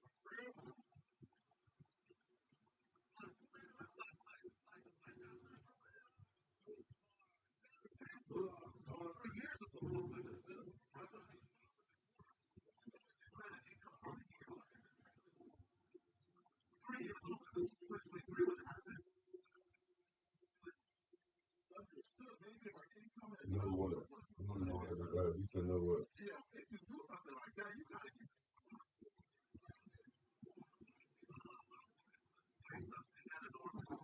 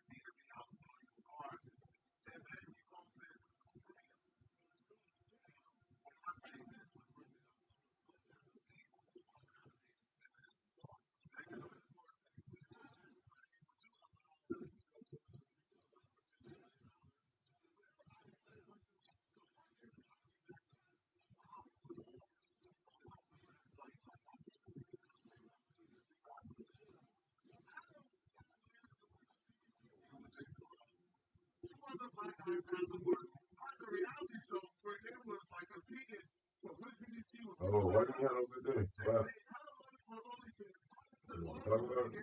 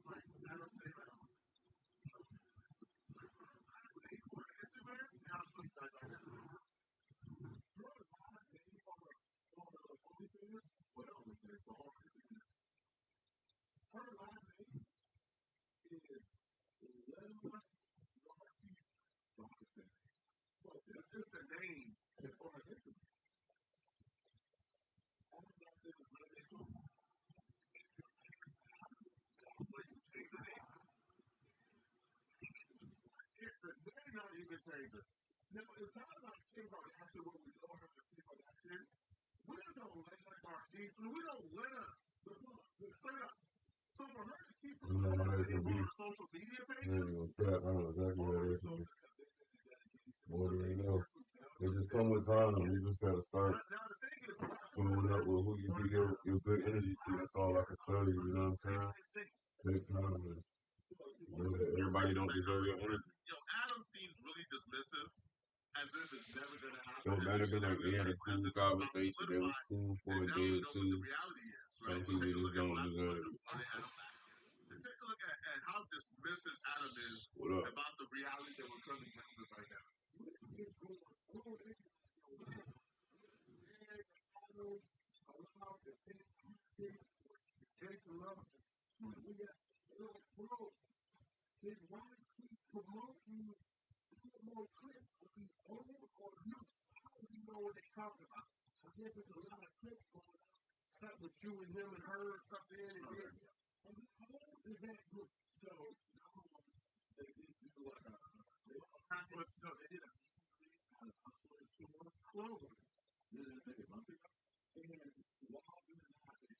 Instagram reels, whatever, they're playing on this model content.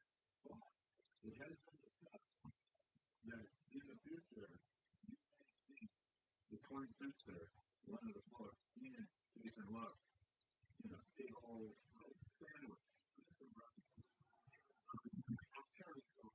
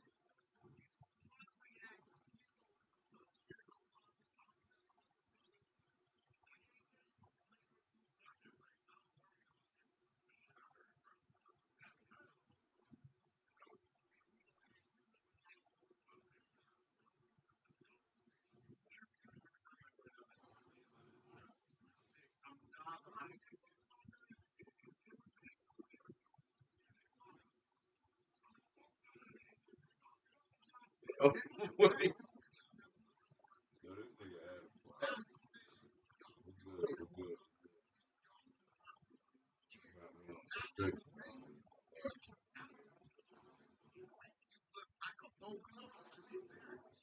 Professional in the game a lot longer than me. Him outperforming me is almost a certain time. You seem like you're worried about that. I'm okay with that. I understand that's probably second last.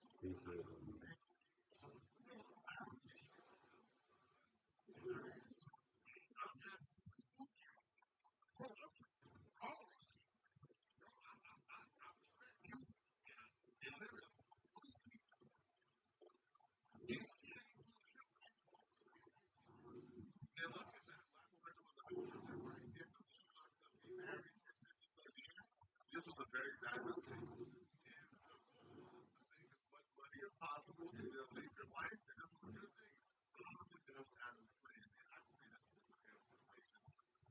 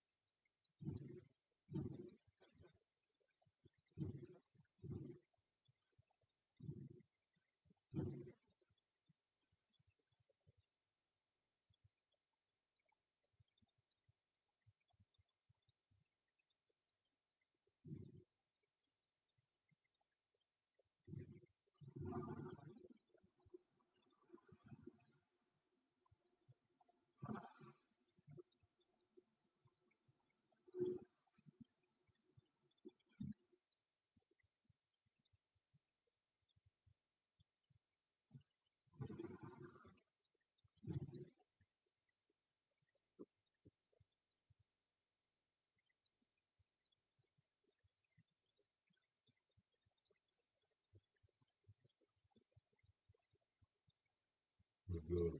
What's good?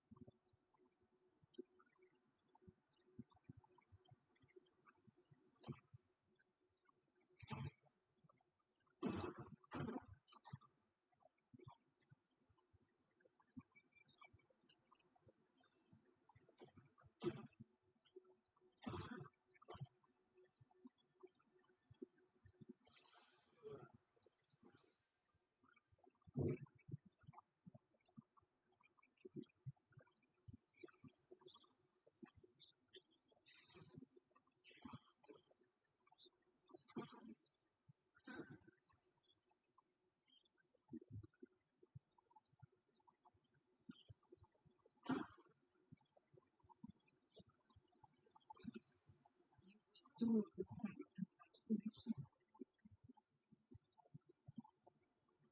It once more glows with radiant light. They sought to smother this place. What is it? I'm grateful you stopped them before it was too late. Damn.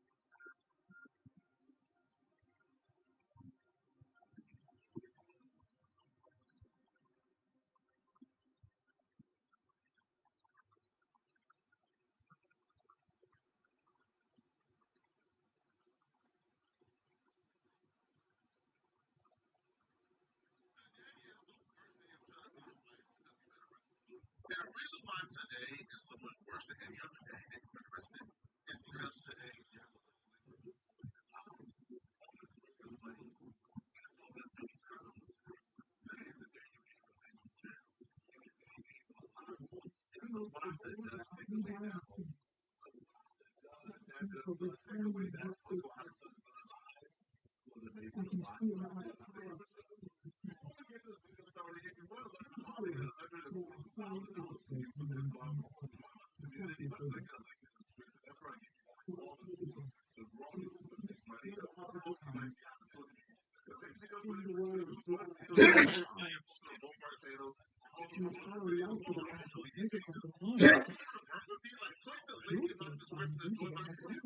Let's get started. Let's grow up. His racist PR guy is on Twitter already declaring victory. He said it's coming home. So the racist PR guy, he wrote, update, 1 o'clock sports here for Chud today. Now, they want to call him Dalton all of a sudden. Why call him Dalton? Right? deviated away from his actions that he did his job. That was the name he gave himself in the public. Call him John. Don't run away from his actions now. He knows everything is looking good for Trump. The court will certainly try to kick him out. It's not a justice. Behind the Congress and his misdemeanor fund should be dismissed. Lawyers optimistic and racist. So he said that the prosecutors would try to do everything in their power, right, to solve this. But the judge was see right up this and grant him and grant all the pieces he had to pay his fines. He was saying this is very over. And then also he dismissed the misdemeanor fund. Before we get to the video started, if you want to learn how I made $150,000 for YouTube this month, join my community by clicking the link in the description. That's where I give you guys all the tools to grow YouTube and make money, as well as giving you guys the opportunity to make videos, to do one video for reaction that can post on more channels, and I also do future videos for my social media pages. What we like to the link in my description is join my community. Let's get started. Let's grow. Let's make money because all of your credit and talent channels that come they already knew it was the company that Trump was coming home. His racist CR guy is already declared victory and said it's coming home. So the racist CR guy, he wrote update on the Sun Social for today. Now, say what a call your calls and all of a sudden, one little dog, right, to DJ away from his actual second in his job. That's the name he is to the public. Call him John. Don't run away from his actions now. He's always everything is looking good. The court will certainly try to kick him out of the justice, but bond should come through and his misdemeanor bond should be dismissed. What is optimistic and realistic? So the prosecutors will try to do everything in their power, right, to solve this. But the judge will see right through this and grant him bond and grant him all the things that we have to pay his money. He will grant this legal. And then also he will dismiss the misdemeanor bond.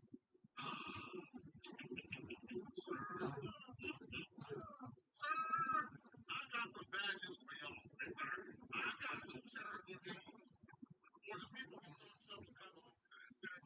So they come to court and they say, okay, this statute of legal gambling company out of Armenia wants to wire us $1 million to pay just they try to do it through a bank, but the bank didn't send it to Black. They said, we're not taking this. This is like money. So then, they're finding other ways to wire over the funds, and we want to use those funds to pay Chuck Trump. And then another guy comes on board, Alex Rosen, right? He's the racist white guy that all the black content creators love to do presidential videos. This racist white boy loves it. The N-word so much that he put up $100,000 of money that he received, by the way, by pretending to be a 16-year-old and sexting grown men. Like, this is how he makes money. So he puts it up. Now, he was asked to take a stand, to explain why he wants to give Chuck better than Senator Trump. His reason is just absolutely because these people got no freaking shame at all whatsoever.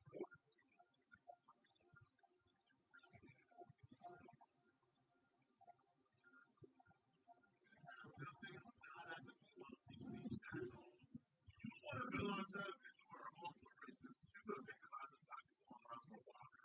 You see yourself in Chuck. You realize the reality of Chuck is soon to be your reality. You believe everything is Chuck. When you go out and say the N-word to the wrong person, something is going to happen to you. You see yourself in Chuck. Identify with your racist. Say that. It's not hard to be honest with you.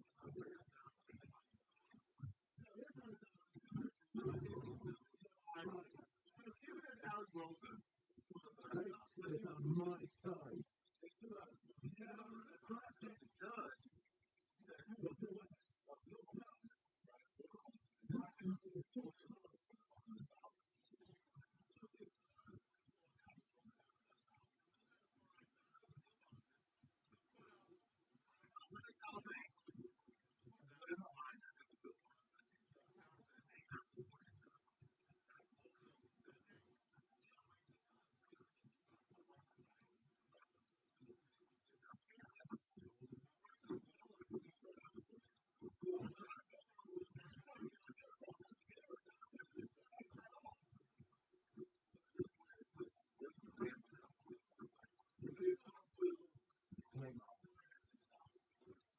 These folks thought they had it all figured out until that judge. When that judge opened his mouth, all of them say nothing but this thing. They really think they love the law. They really think the law is not like them. They can break the law at every stop they give it.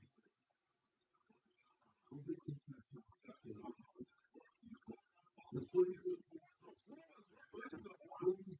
Something just doesn't look at it. I'm talking about that guy in this church. First, that attorney, I'll be real. They say this dude had a really good attorney. I couldn't see it. It was numbers from this side. You had nothing.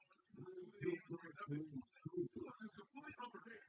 The judge completely gave them up a dinner. That's how the judge broke it back to the judge.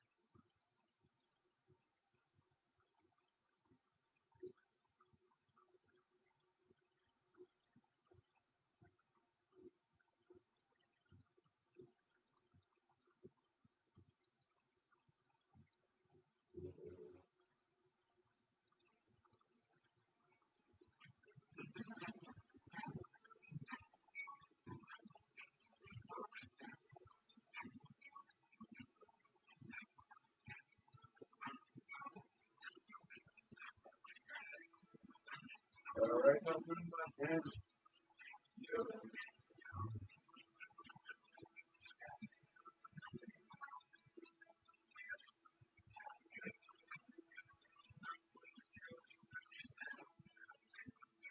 You look at this like kind of jam out my big fight.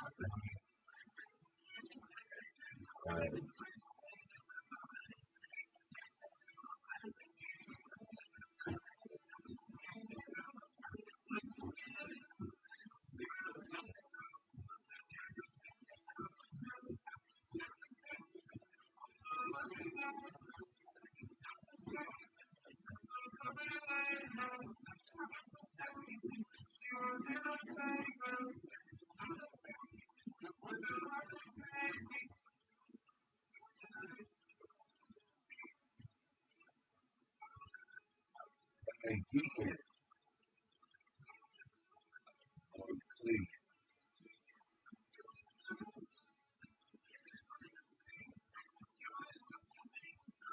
So irritating. What that mother did.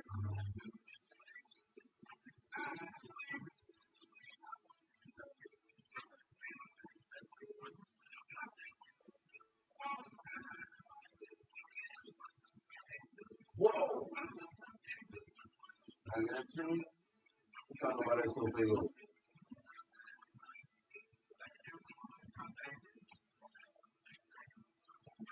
I got rice off in my dinner. Yeah. I got rice off in my dinner.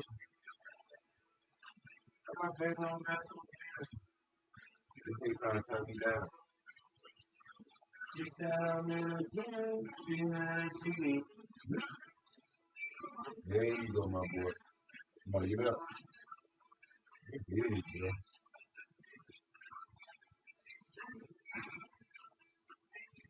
Yeah, everybody, okay. It's all of my money.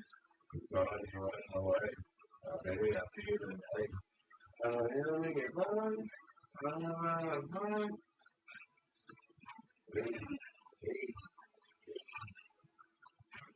I mean, we got up. And this is my jail. Can I run that back? The cool can run that back, bro. What up, bro? Trying to slide this shit up so I can see y'all.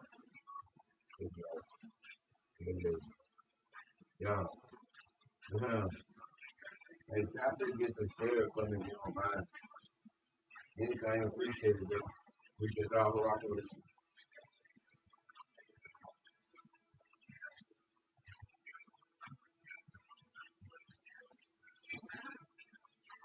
She good.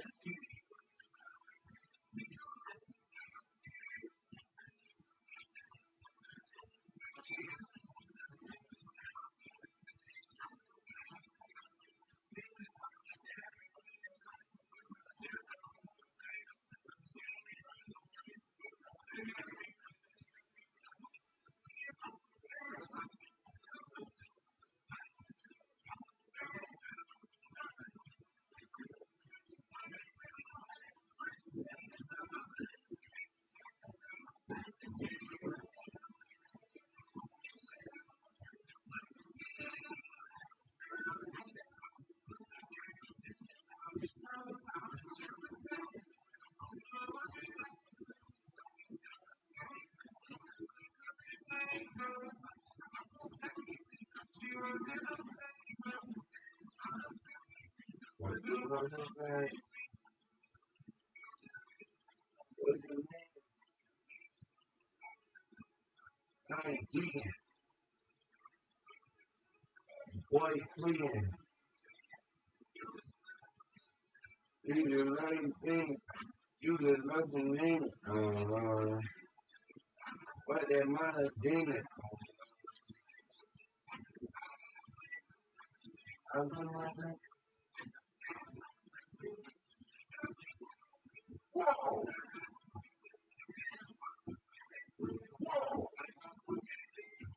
I know it's all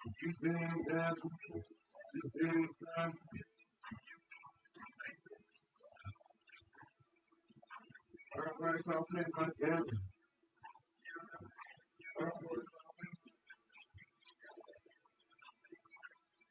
I know that. She said I'm in a dream. She's in a dream. Come on. Let's go. Yes, sir. I'm going to the extreme. Let's go. Yes, sir. Oh, let me get bye. Bye. I know I did not bye. Bye. Hold on.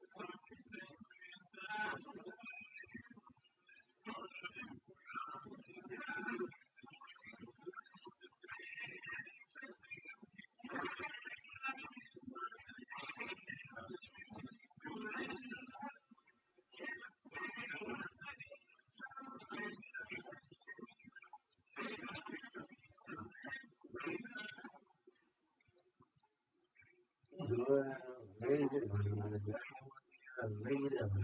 I got to talk to you later. But I want to later. So let me like a vapor. Later. Let's see.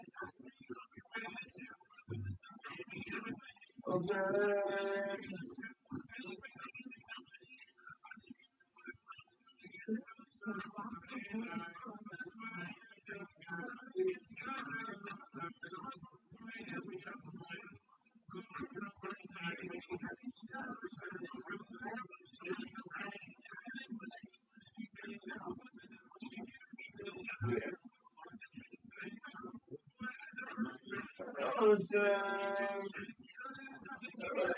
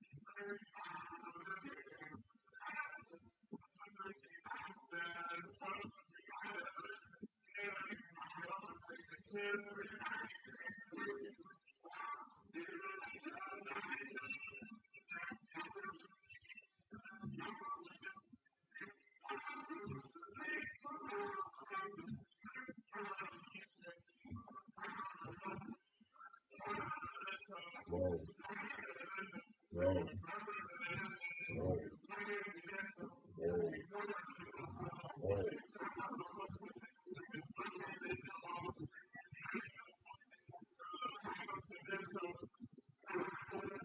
a flip.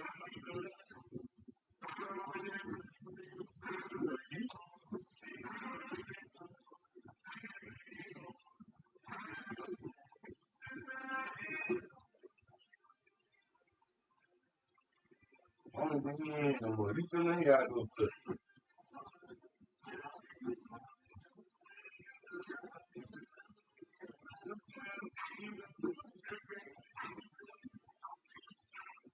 What up?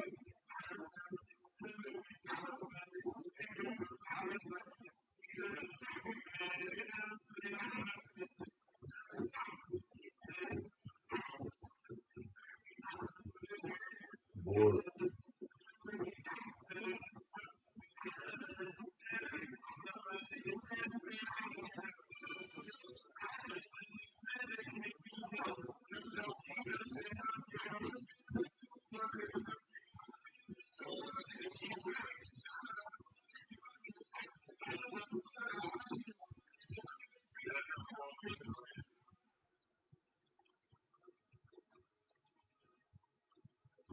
Just love it.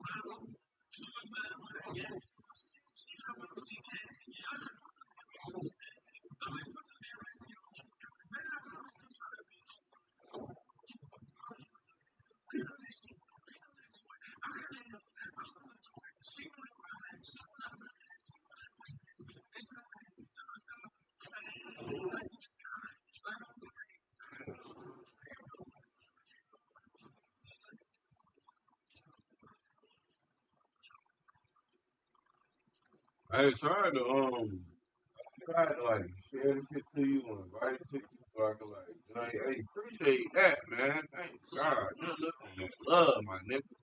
But yeah, I tried to get down and invite this shit so I could join you and shit or whatever. I think I used to know with somebody else. That's the only way I know how to do it. Somebody send me invite. Your ass over there turned like a bitch. You was lit like a motherfucker. Them niggas running your shit up. I ain't yeah, her shit live as hell. I see why though. I'm trying to get some other people to battle me. Won't nobody trying to do that shit. Man, shout out to, you know what I mean? Big T. She came in here and shut me on the up. Then one nigga came in and said do a flip and then left before I could do it. I was like, shit, I'll do it, my nigga. And then he left. I said, shit, but he's on, man.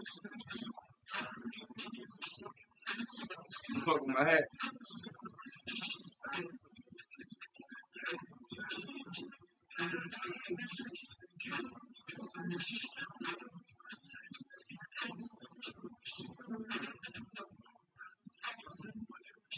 Oh, Hey, I just got my first galaxy. I didn't even see that.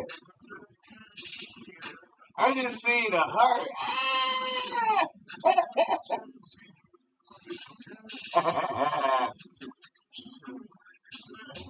I just seen the heart, good. I didn't even see that. Hey.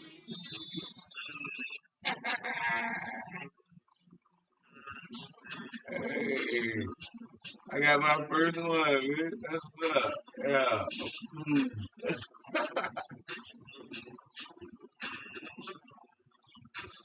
Hell of it. That's it. Yeah. I can't wait. I'm rich there.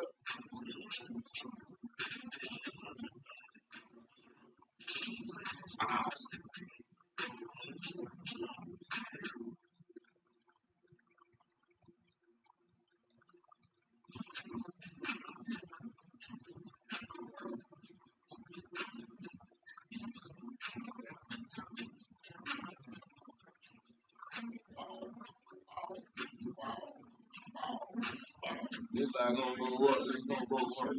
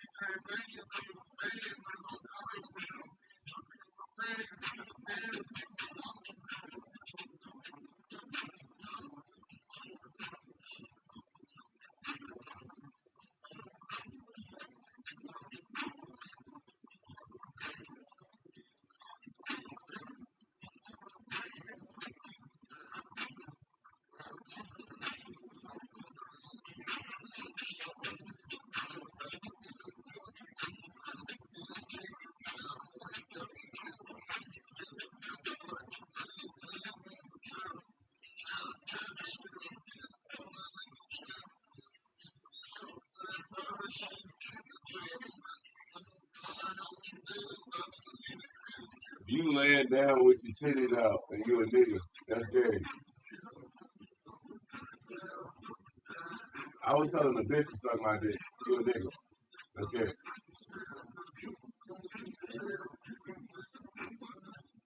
You're supposed to lead, not follow, my nigga. Don't copy me. That's that light skin shit. That's cute. I'm in a 5-bedroom mansion. We got assets and net worth over here, bro. We don't walk around with old money in our hands. We don't walk around with money and don't have haircuts and shit. We got assets.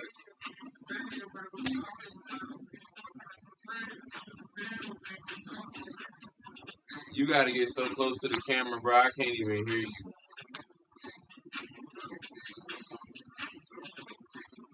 And you went out your way to get on your bitch phone to come talk to me. And you went out your way to get on your bitch phone to come talk to me while you laying down.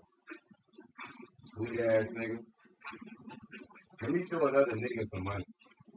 Niggas be broke and get.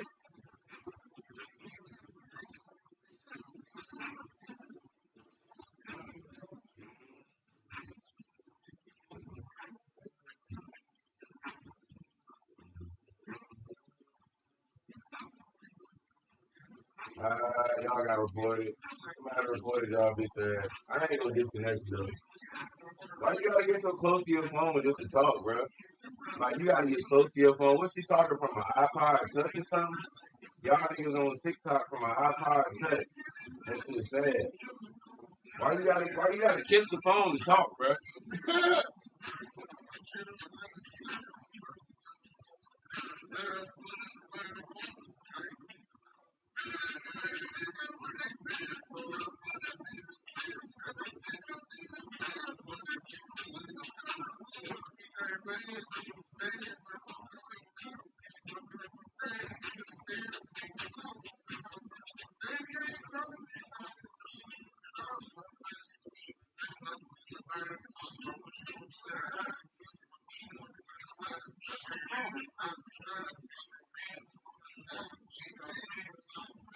Why you still here watching me, cuz? Don't that make you gay? You sitting here waiting on me to talk to you. That's gay. That nigga want my attention, y'all. We got a fan, y'all. Go ahead and follow me, bro. We got a fan, bro. I can't hear the shit you saying, by the way. I want you to know that. I can't hear the shit you saying, my nigga. You laying on your back. You almost got a fucking unibrow on top of that. You keep putting a unibrow in the fucking camera. Save that dirty shit, nigga. Get off your back, bitch, and go do something with it then, my boy.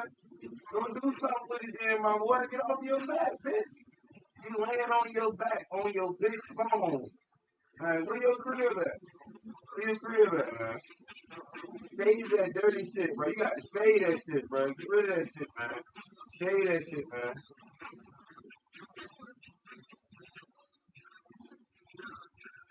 I'm not showing you shit. That shit is gay. You came on my live, my nigga. You laying in a bed, bro. What I look like getting up off my seat to do something for a nigga, bro? Y'all niggas be so sweet on this bitch's face. Yeah, now you sitting here staring at a nigga that you think gay. What that make you, my boy? If you think I'm so gay, why you sitting here staring at me, talking to me, wanting my attention so bad? You really sweet. That's that light skin shit, man. I'm telling you. Hey, I'm telling you, son. These niggas be gay as hell. No bullshit. You wild. You wild as hell, my boy. I can't relate. I can't relate, man. I can't relate. I don't know nothing about it.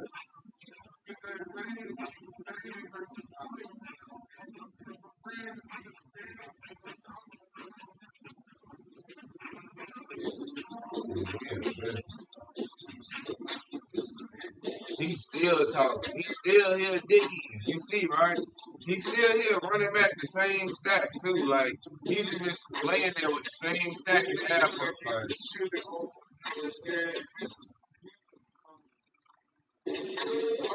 nigga talking to himself, but I can't hear him. Like, I just know every time he gotta talk, he gotta get real close to the phone. I can't hear shit. That's a miracle. So I treat him like a son. I don't feel him no. Let them bullets when I'm up. I ain't need to call. Good for the listen what they feeding for. I'm pulling niggas to clean them. That's all bitches need to clean them. Pulling children like a carnivore. Bitch ain't bad, they ain't staying. Better go call your round. I'm putting on my friends to the stand, but we ain't gonna talk about it. Where up? Where up? The bitches I do this, somebody ain't talking about what you gonna do with a high. Talking about what you gonna do with a slide. Just came in, I was strong. Got her man on my side. She saw me and lost me. I can't do that. Wow. They ain't killin' no. Killer kid made it out of spot. That's a miracle. So I treat her like a son. I'm feeling low. Let them bullets put them on. I'm feeling low. Good for the streets and what they feeding for. I'm bullets need to clean them all. You just saying some what? Bitch ain't bad, but you stay. Saying some big right. Right. Go do something with that little paper. Don't hold on to it. You gotta do something with it. You just hold on to it. You hold on to it, but you supposed to spend money, cuz. That's why I say you supposed to have assets. You just hold on to paper. Most of these niggas just hold on to paper just so they can do that. Niggas been building the same one rap for like years. Ain't shit rah what word it is? I'm over here cooling, man. I'm vibing, man. Swagging on this, man. Cooling, man. Probably about to roll up again. Bullshit, chill.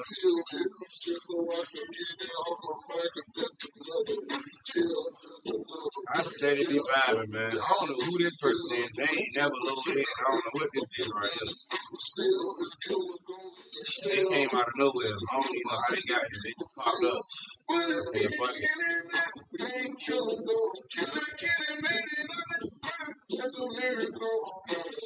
You gonna send out some of that bank? They just send out some bank. You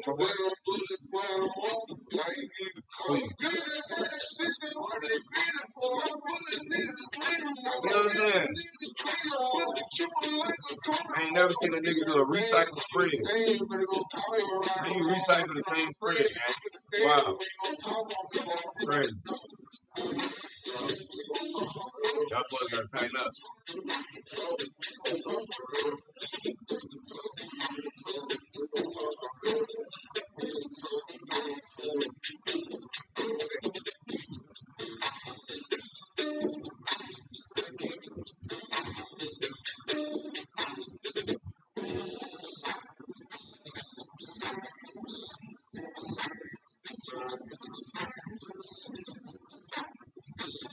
What? Hold on. Type something else around me. Shit. Oh yeah, you can hear him. I can't.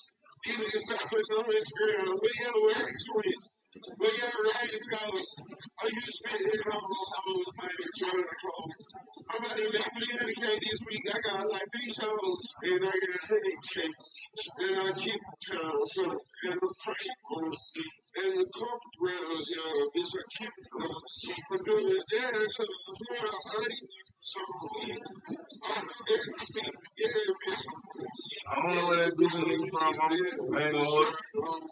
I'm seeing everything late because the shit that's holding my phone is blocking the bottom part. So I ain't gonna see that shit till you type it and go up. But I don't know where that nigga came from.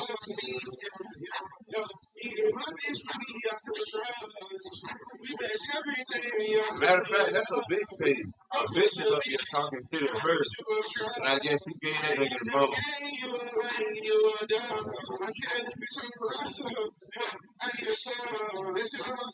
Oh, they from the DMV like me? Alright, shit.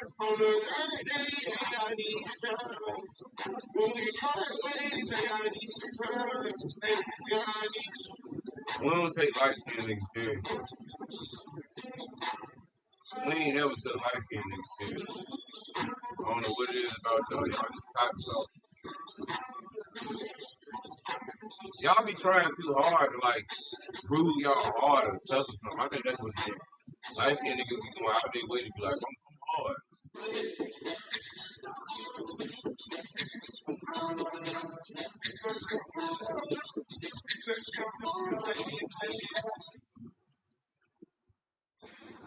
When I first joined the lab, y'all said something about a haircut. You know, we would got no haircut. Tell him take his hat off. You can see that he ain't got no haircut, but tell him take his hat off. Well, nah, I ain't got no haircut. That's normal. I said you had a fucking unibrow. I ain't said nothing about your haircut. I said you had an ugly. I said you had an ugly ass afro. I said you had an ugly ass afro. That's it. I ain't say nothing about it being cut. I said you had an ugly ass afro with a fucking unibrow, nigga. Like, what are you talking about, bro? Like, your eyebrows is trying to connect, bro. Your eyebrows trying to connect. You gotta stop that shit. Like, put some tape right there or something, bro. Your eyebrows communicating too much. Like, you letting your eyebrows talk to each other too much, bro. Like, they starting to like fuse and shit. You're not supposed to let that happen. Like, your eyebrows supposed to be separate. They not supposed to like start trying to connect and shit. Like, that's not normal. You know that, right?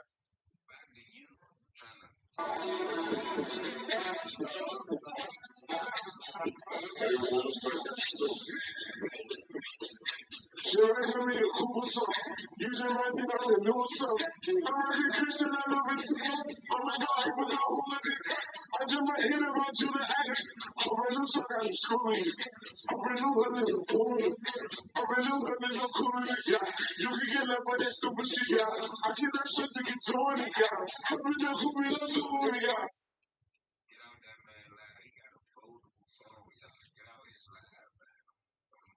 He talking about a $2,000 phone. What are you talking about? What are you talking about? Whatever iPhone he got don't cost as much as this phone. Whatever iPhone he owns don't even cost as much as my phone. Like, what? Then on top of that, we got two of them. What we talking about? We got a 16 Pro Max right here. Then we got two of these. Then we got another one over here. What we talking about, bro? Like, I don't. We got toys in this bitch. We got toys in this bitch. We got toys galore in this bitch. We got toys all day in this bitch. Cause we can play in this bitch. We got toys in this bitch. We got money to spend in this bitch. We can do what we want to do. We can do what we want to do. We don't gotta do that. We don't gotta lay up in a bitch shit with coming on and talking to a nigga arguing with another female in somebody else's chat. We don't do that. We don't do that. We don't gotta do that, y'all. So, we can't relate to that peon ass activity. Let that sissy boy talk. Laying there with his little nipples out and shit, man. That shit gay as hell, man. I'm gonna get put this fool me out. Look at the niggas that should make a suit out. Oh, yeah. I be like, oh, they said cause I'm too wild. Hey, yeah. I think you fall in the gun and nobody gon' get a spray out. Like I'm soldier, bitch, I'm swag, yeah. Like I'm flat out, yeah. They just talk they chatty, yeah. We wanna place like mad, yeah. So fly through like a lad, yeah. Poppin' up a bat or something. Ready to put on a bet or something. I'm really low on the stack or something. Really gonna start to the facts or something. Stupid, you think I'm a lack or something. Should I ever be a cool song? You just might think I'm a new song. I'm a Christian, I love it too. Oh my God, I forgot who I did. I just might hit about you to act. I'm a new song, I'm schooling. I'm a new one, is a cool. I'm a new one, is a cool. Yeah, you can get left with that stupid shit, yeah. I keep that I shit just to can't get to take it, no yeah. light skinned niggas serious. I don't take no niggas serious. Niggas hate when this shit laying on his back. I don't know who this is. You got to go. Yeah.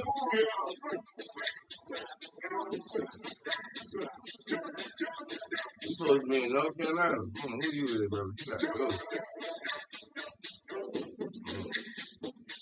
That damn shit is holding my shit. How the fuck do I get this nigga off my shit, dog? Oh, okay. Oh, alright. Okay, bet that up.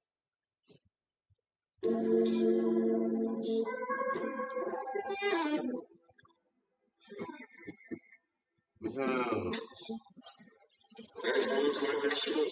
We're gonna find some more. Unless you wanna pop up in a bitch. Damn.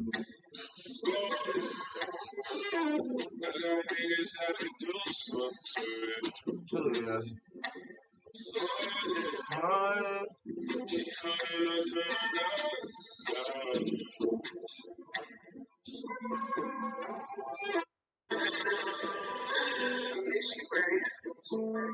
You gonna go to sleep? Type shit. So it is 5 o'clock in the morning. God damn. My weed man about to pull up too.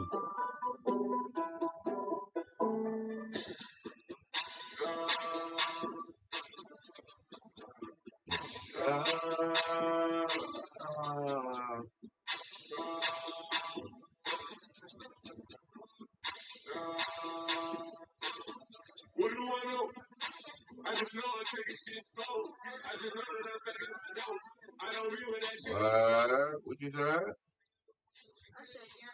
Yeah. What it is? Trying to see what I want to play and see when my weed man gonna be.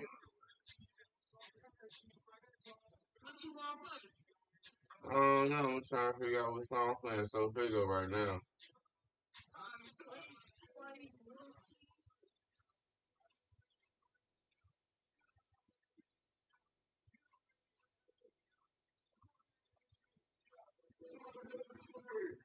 What's so much of this shit? Yeah, they thought I did it on purpose. Everybody be calm down, might as well start a fucking circus. At the show, I'm a wild out on the folk like go shirty. You know what's going on?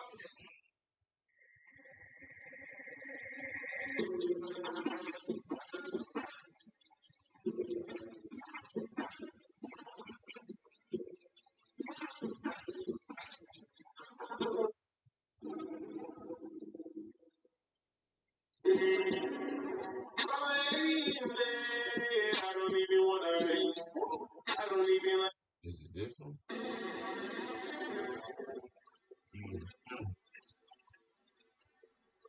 Um, um. I ain't get on this motherfucker for the flex. I'm just trying to get on my I'm just trying to pop my stick. I'm just trying to rock my stick. I'm just trying to rock this stick. I ain't gonna box me.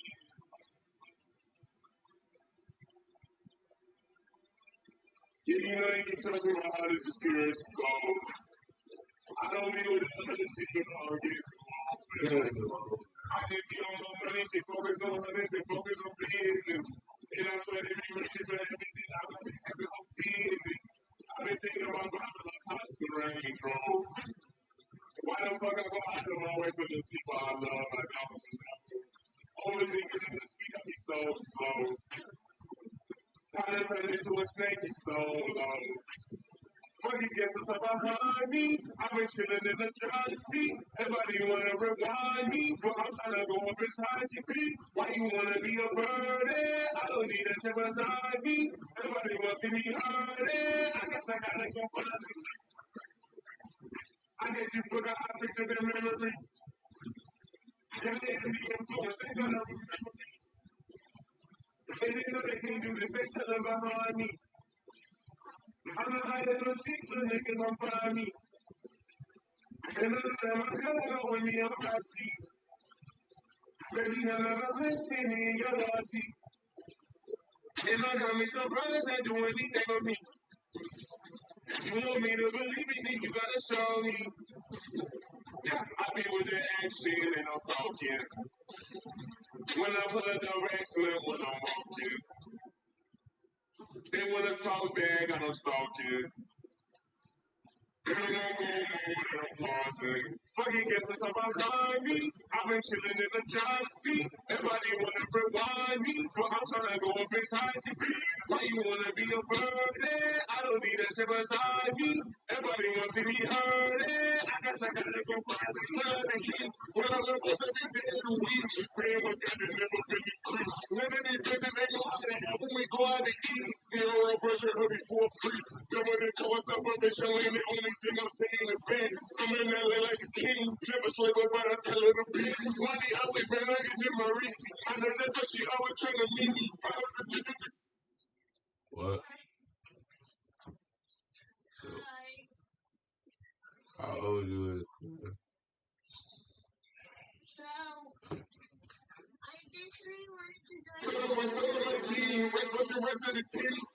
Said you what?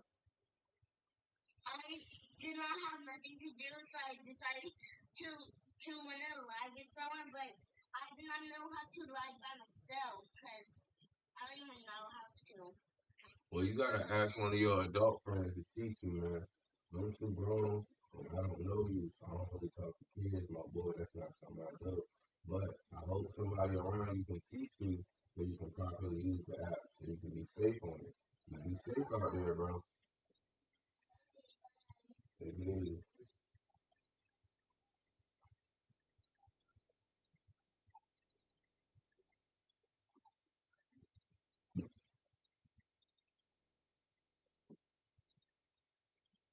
I've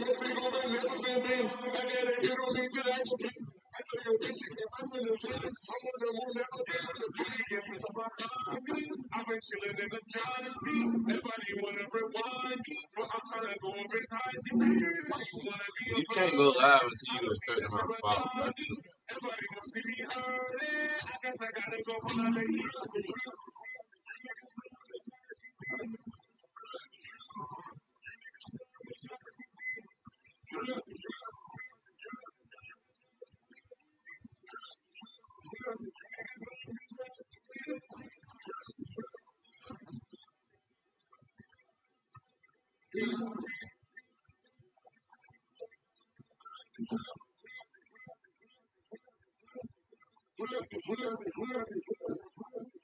What up, bro? What up? You said what? What's good? Shit, playing the game, listening to music, feeling my roll up in the President Desert right now. You got going on? What else you got, man? Who? Hey,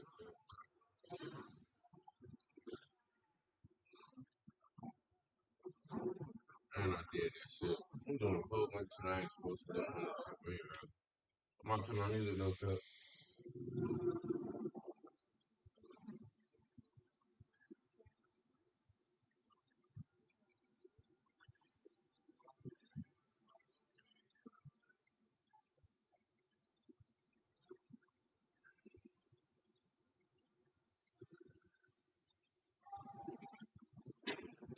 I am a beautiful bachelor.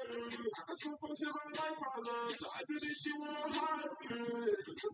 I ain't so mean, so I can shut up in the dark. When they was a black, so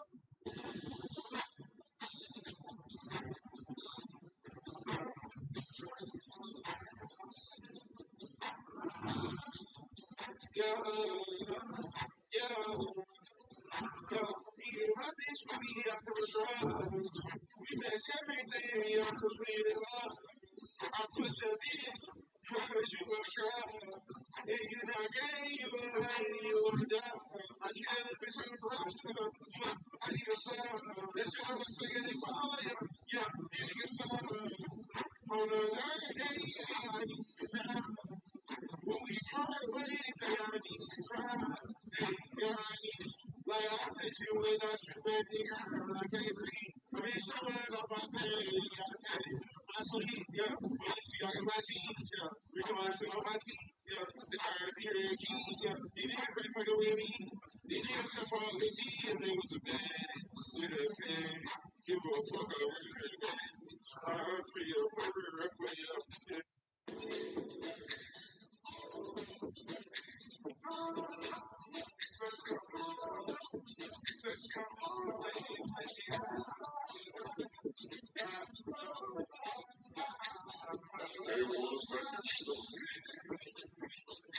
You ain't gonna be a Cooper song. You just might think I've been doing something. I'm a good Christian, I love it. I'm a guy, but no, I just might hit him out to the act. I'm a new son out of school. I'm a new one is a fool. I'm a new one is a cool. Yeah, you can get left with that stupid shit, yeah. I get that stress to get to it, yeah. I'm in that cool, yeah. Every time I look at blood, get spoony, yeah. Look at the niggas, they should make them suit up. Oh, yeah. I mean, like, how they say, cause I'm too wild. Hey, yeah. I think you from the look up and I'm about to go get that shit brain, yeah. Like I'm soldier, bitch, I'm swag, yeah. Like I'm flying out hand, yeah. They just thought they can, yeah. We will push like that, yeah. Some fly feel like a lad, yeah. I'm ready to be a bad, so. Ready to be put on a bed, so. I'm really little on stack, so. When they don't start to infect, so.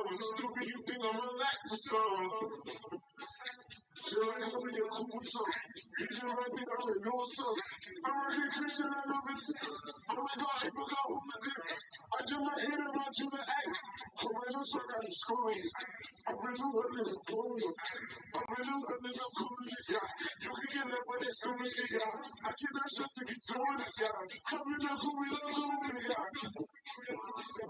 Every so little bit, boy, it's booming, yeah. Look at the niggas, they should make a song without it. Oh, yeah.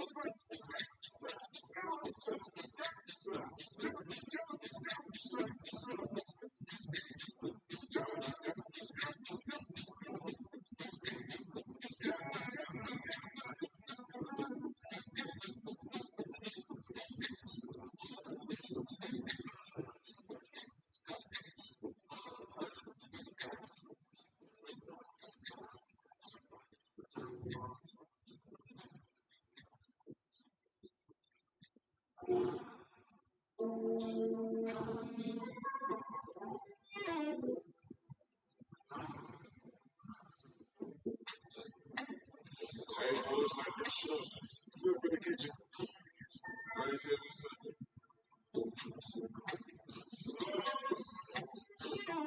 I got niggas out to do something. Keep coming up to my God.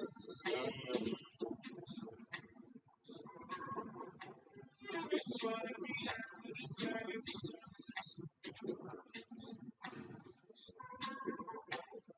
it's funny how these dreams burn. Late night, late night. I heard a real these niggas ain't nothing like me. They keep God to the streets, what I could say. But that nigga falling on, think about the business. If I put this being, I'ma put your man on it. And the boy can't face like me, that nigga ain't about his business. And she complain it all the time, she hate the way I'm with her. I got time to bitch, I only got one mission. Boy, wanna waste my time, bitch, get out of the bitches. We're gonna be alright, long as you keep your distance. Baby, cause I'm missing. Me and that nigga ain't in the same places. But this shit on when I hit the ground, I go. I feel like I can't trust nobody. I can't lie.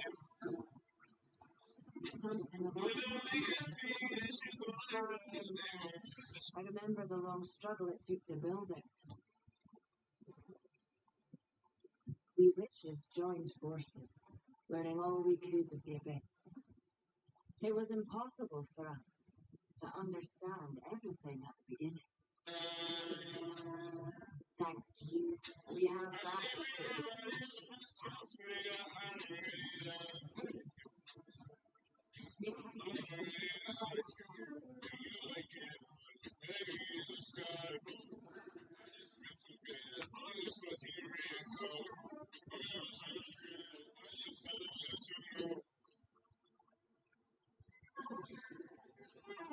It's not a game, it's not a game.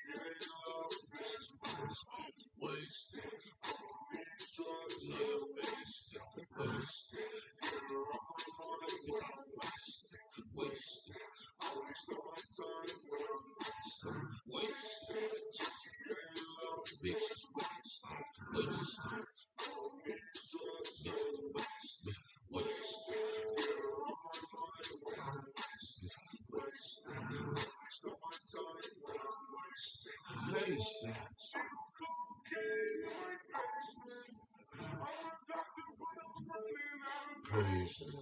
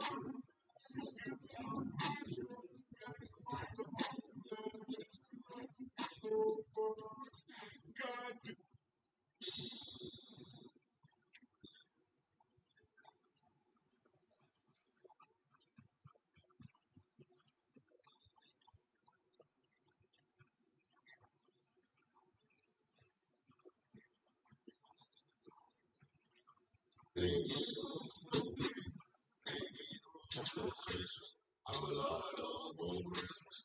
Ain't get to see my niggas. Ain't get to hug my mama. Couldn't even give her no kisses. Ain't even post on my Instagram. Put in the snitching. Everybody acting suspicious. My brother said I'm tripping. When I'm all alone in my jail cell, like tend to get in my business. And all I smoke is down. Don't pass me no weed. I'm a smoke on my paper. That's the only thing that gon' get it.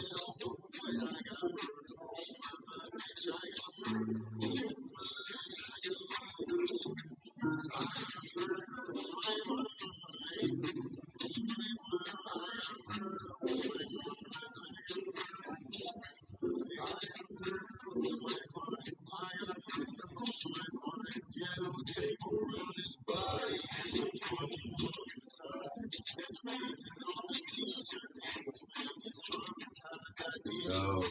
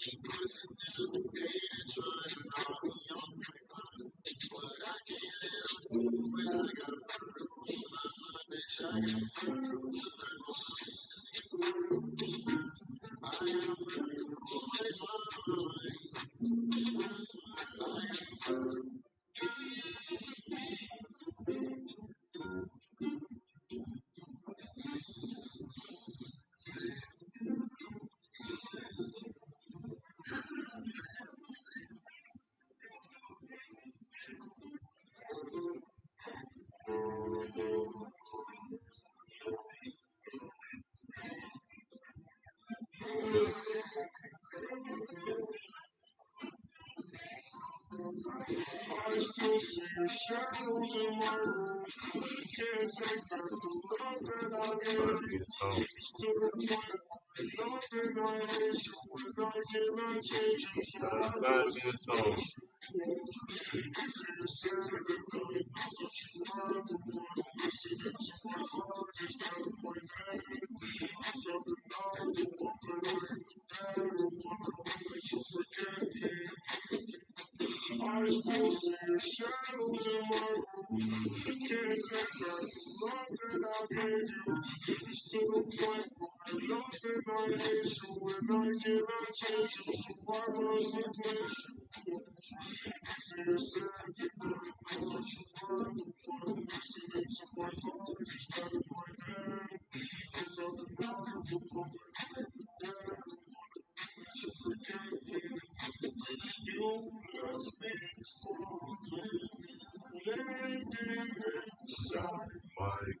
I know that you want me dead. I take those solutions to okay, I know it's all in my head. I have these secrets when I get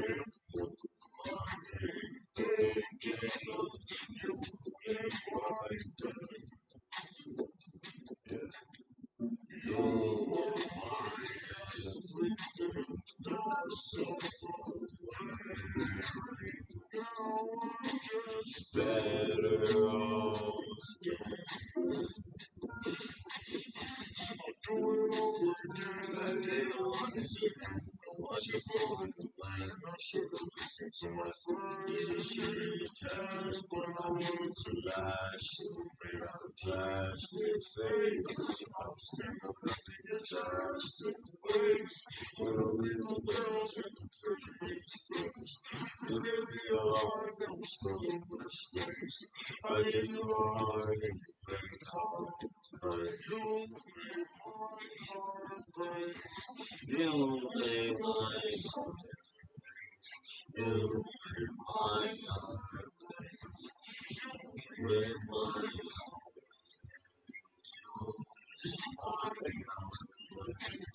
You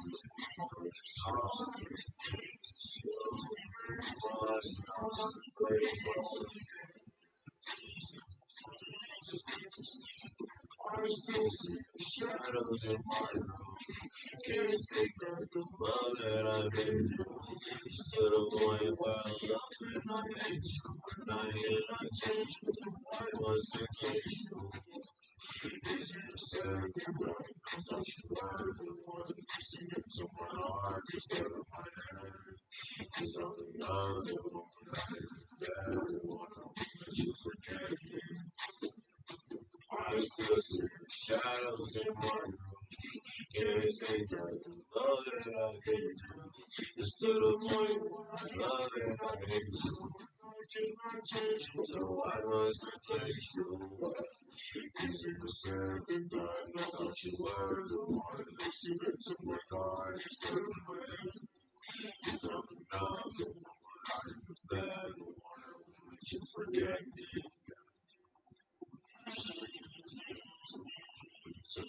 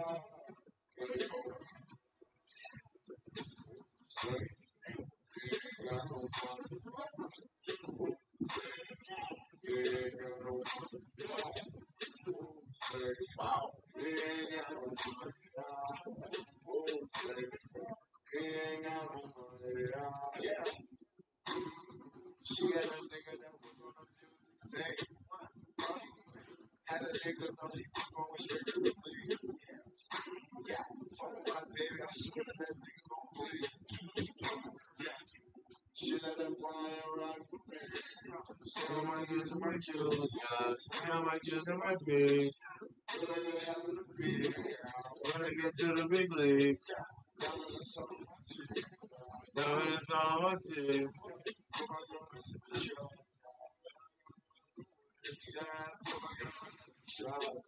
When I got her in the way, like, oh well.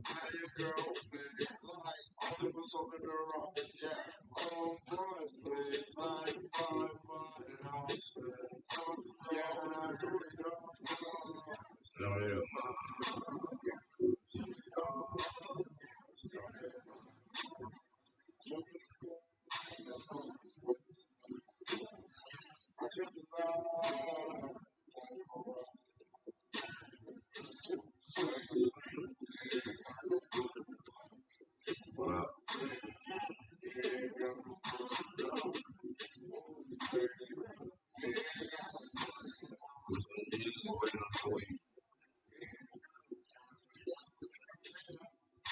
So what?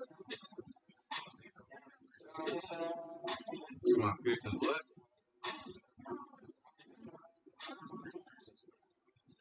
Yeah, it'd be real crazy in the face.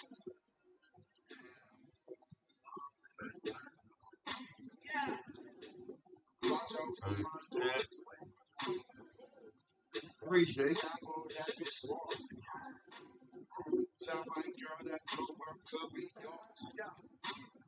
Come on, man. Give me a good song.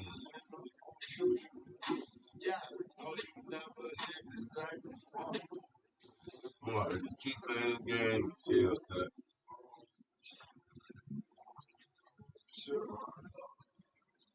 Oh, wait, I'm supposed to try to. Let me see.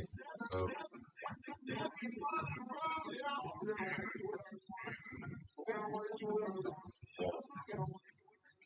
whoa, whoa,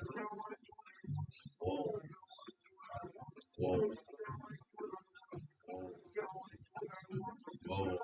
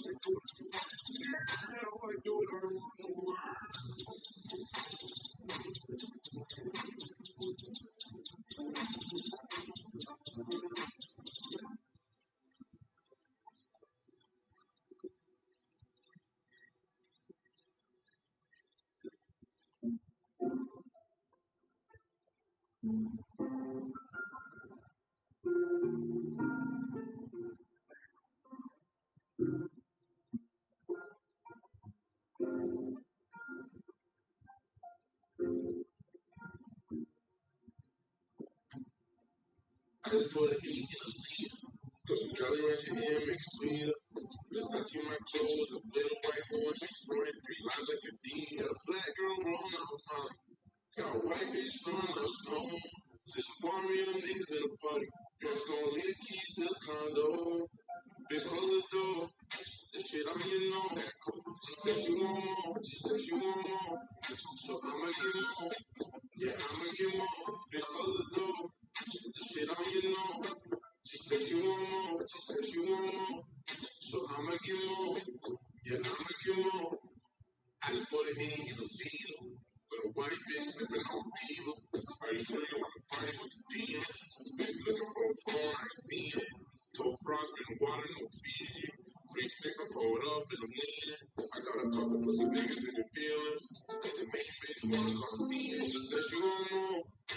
feel like the rule. You need to let go, first I'm a bruise. Just know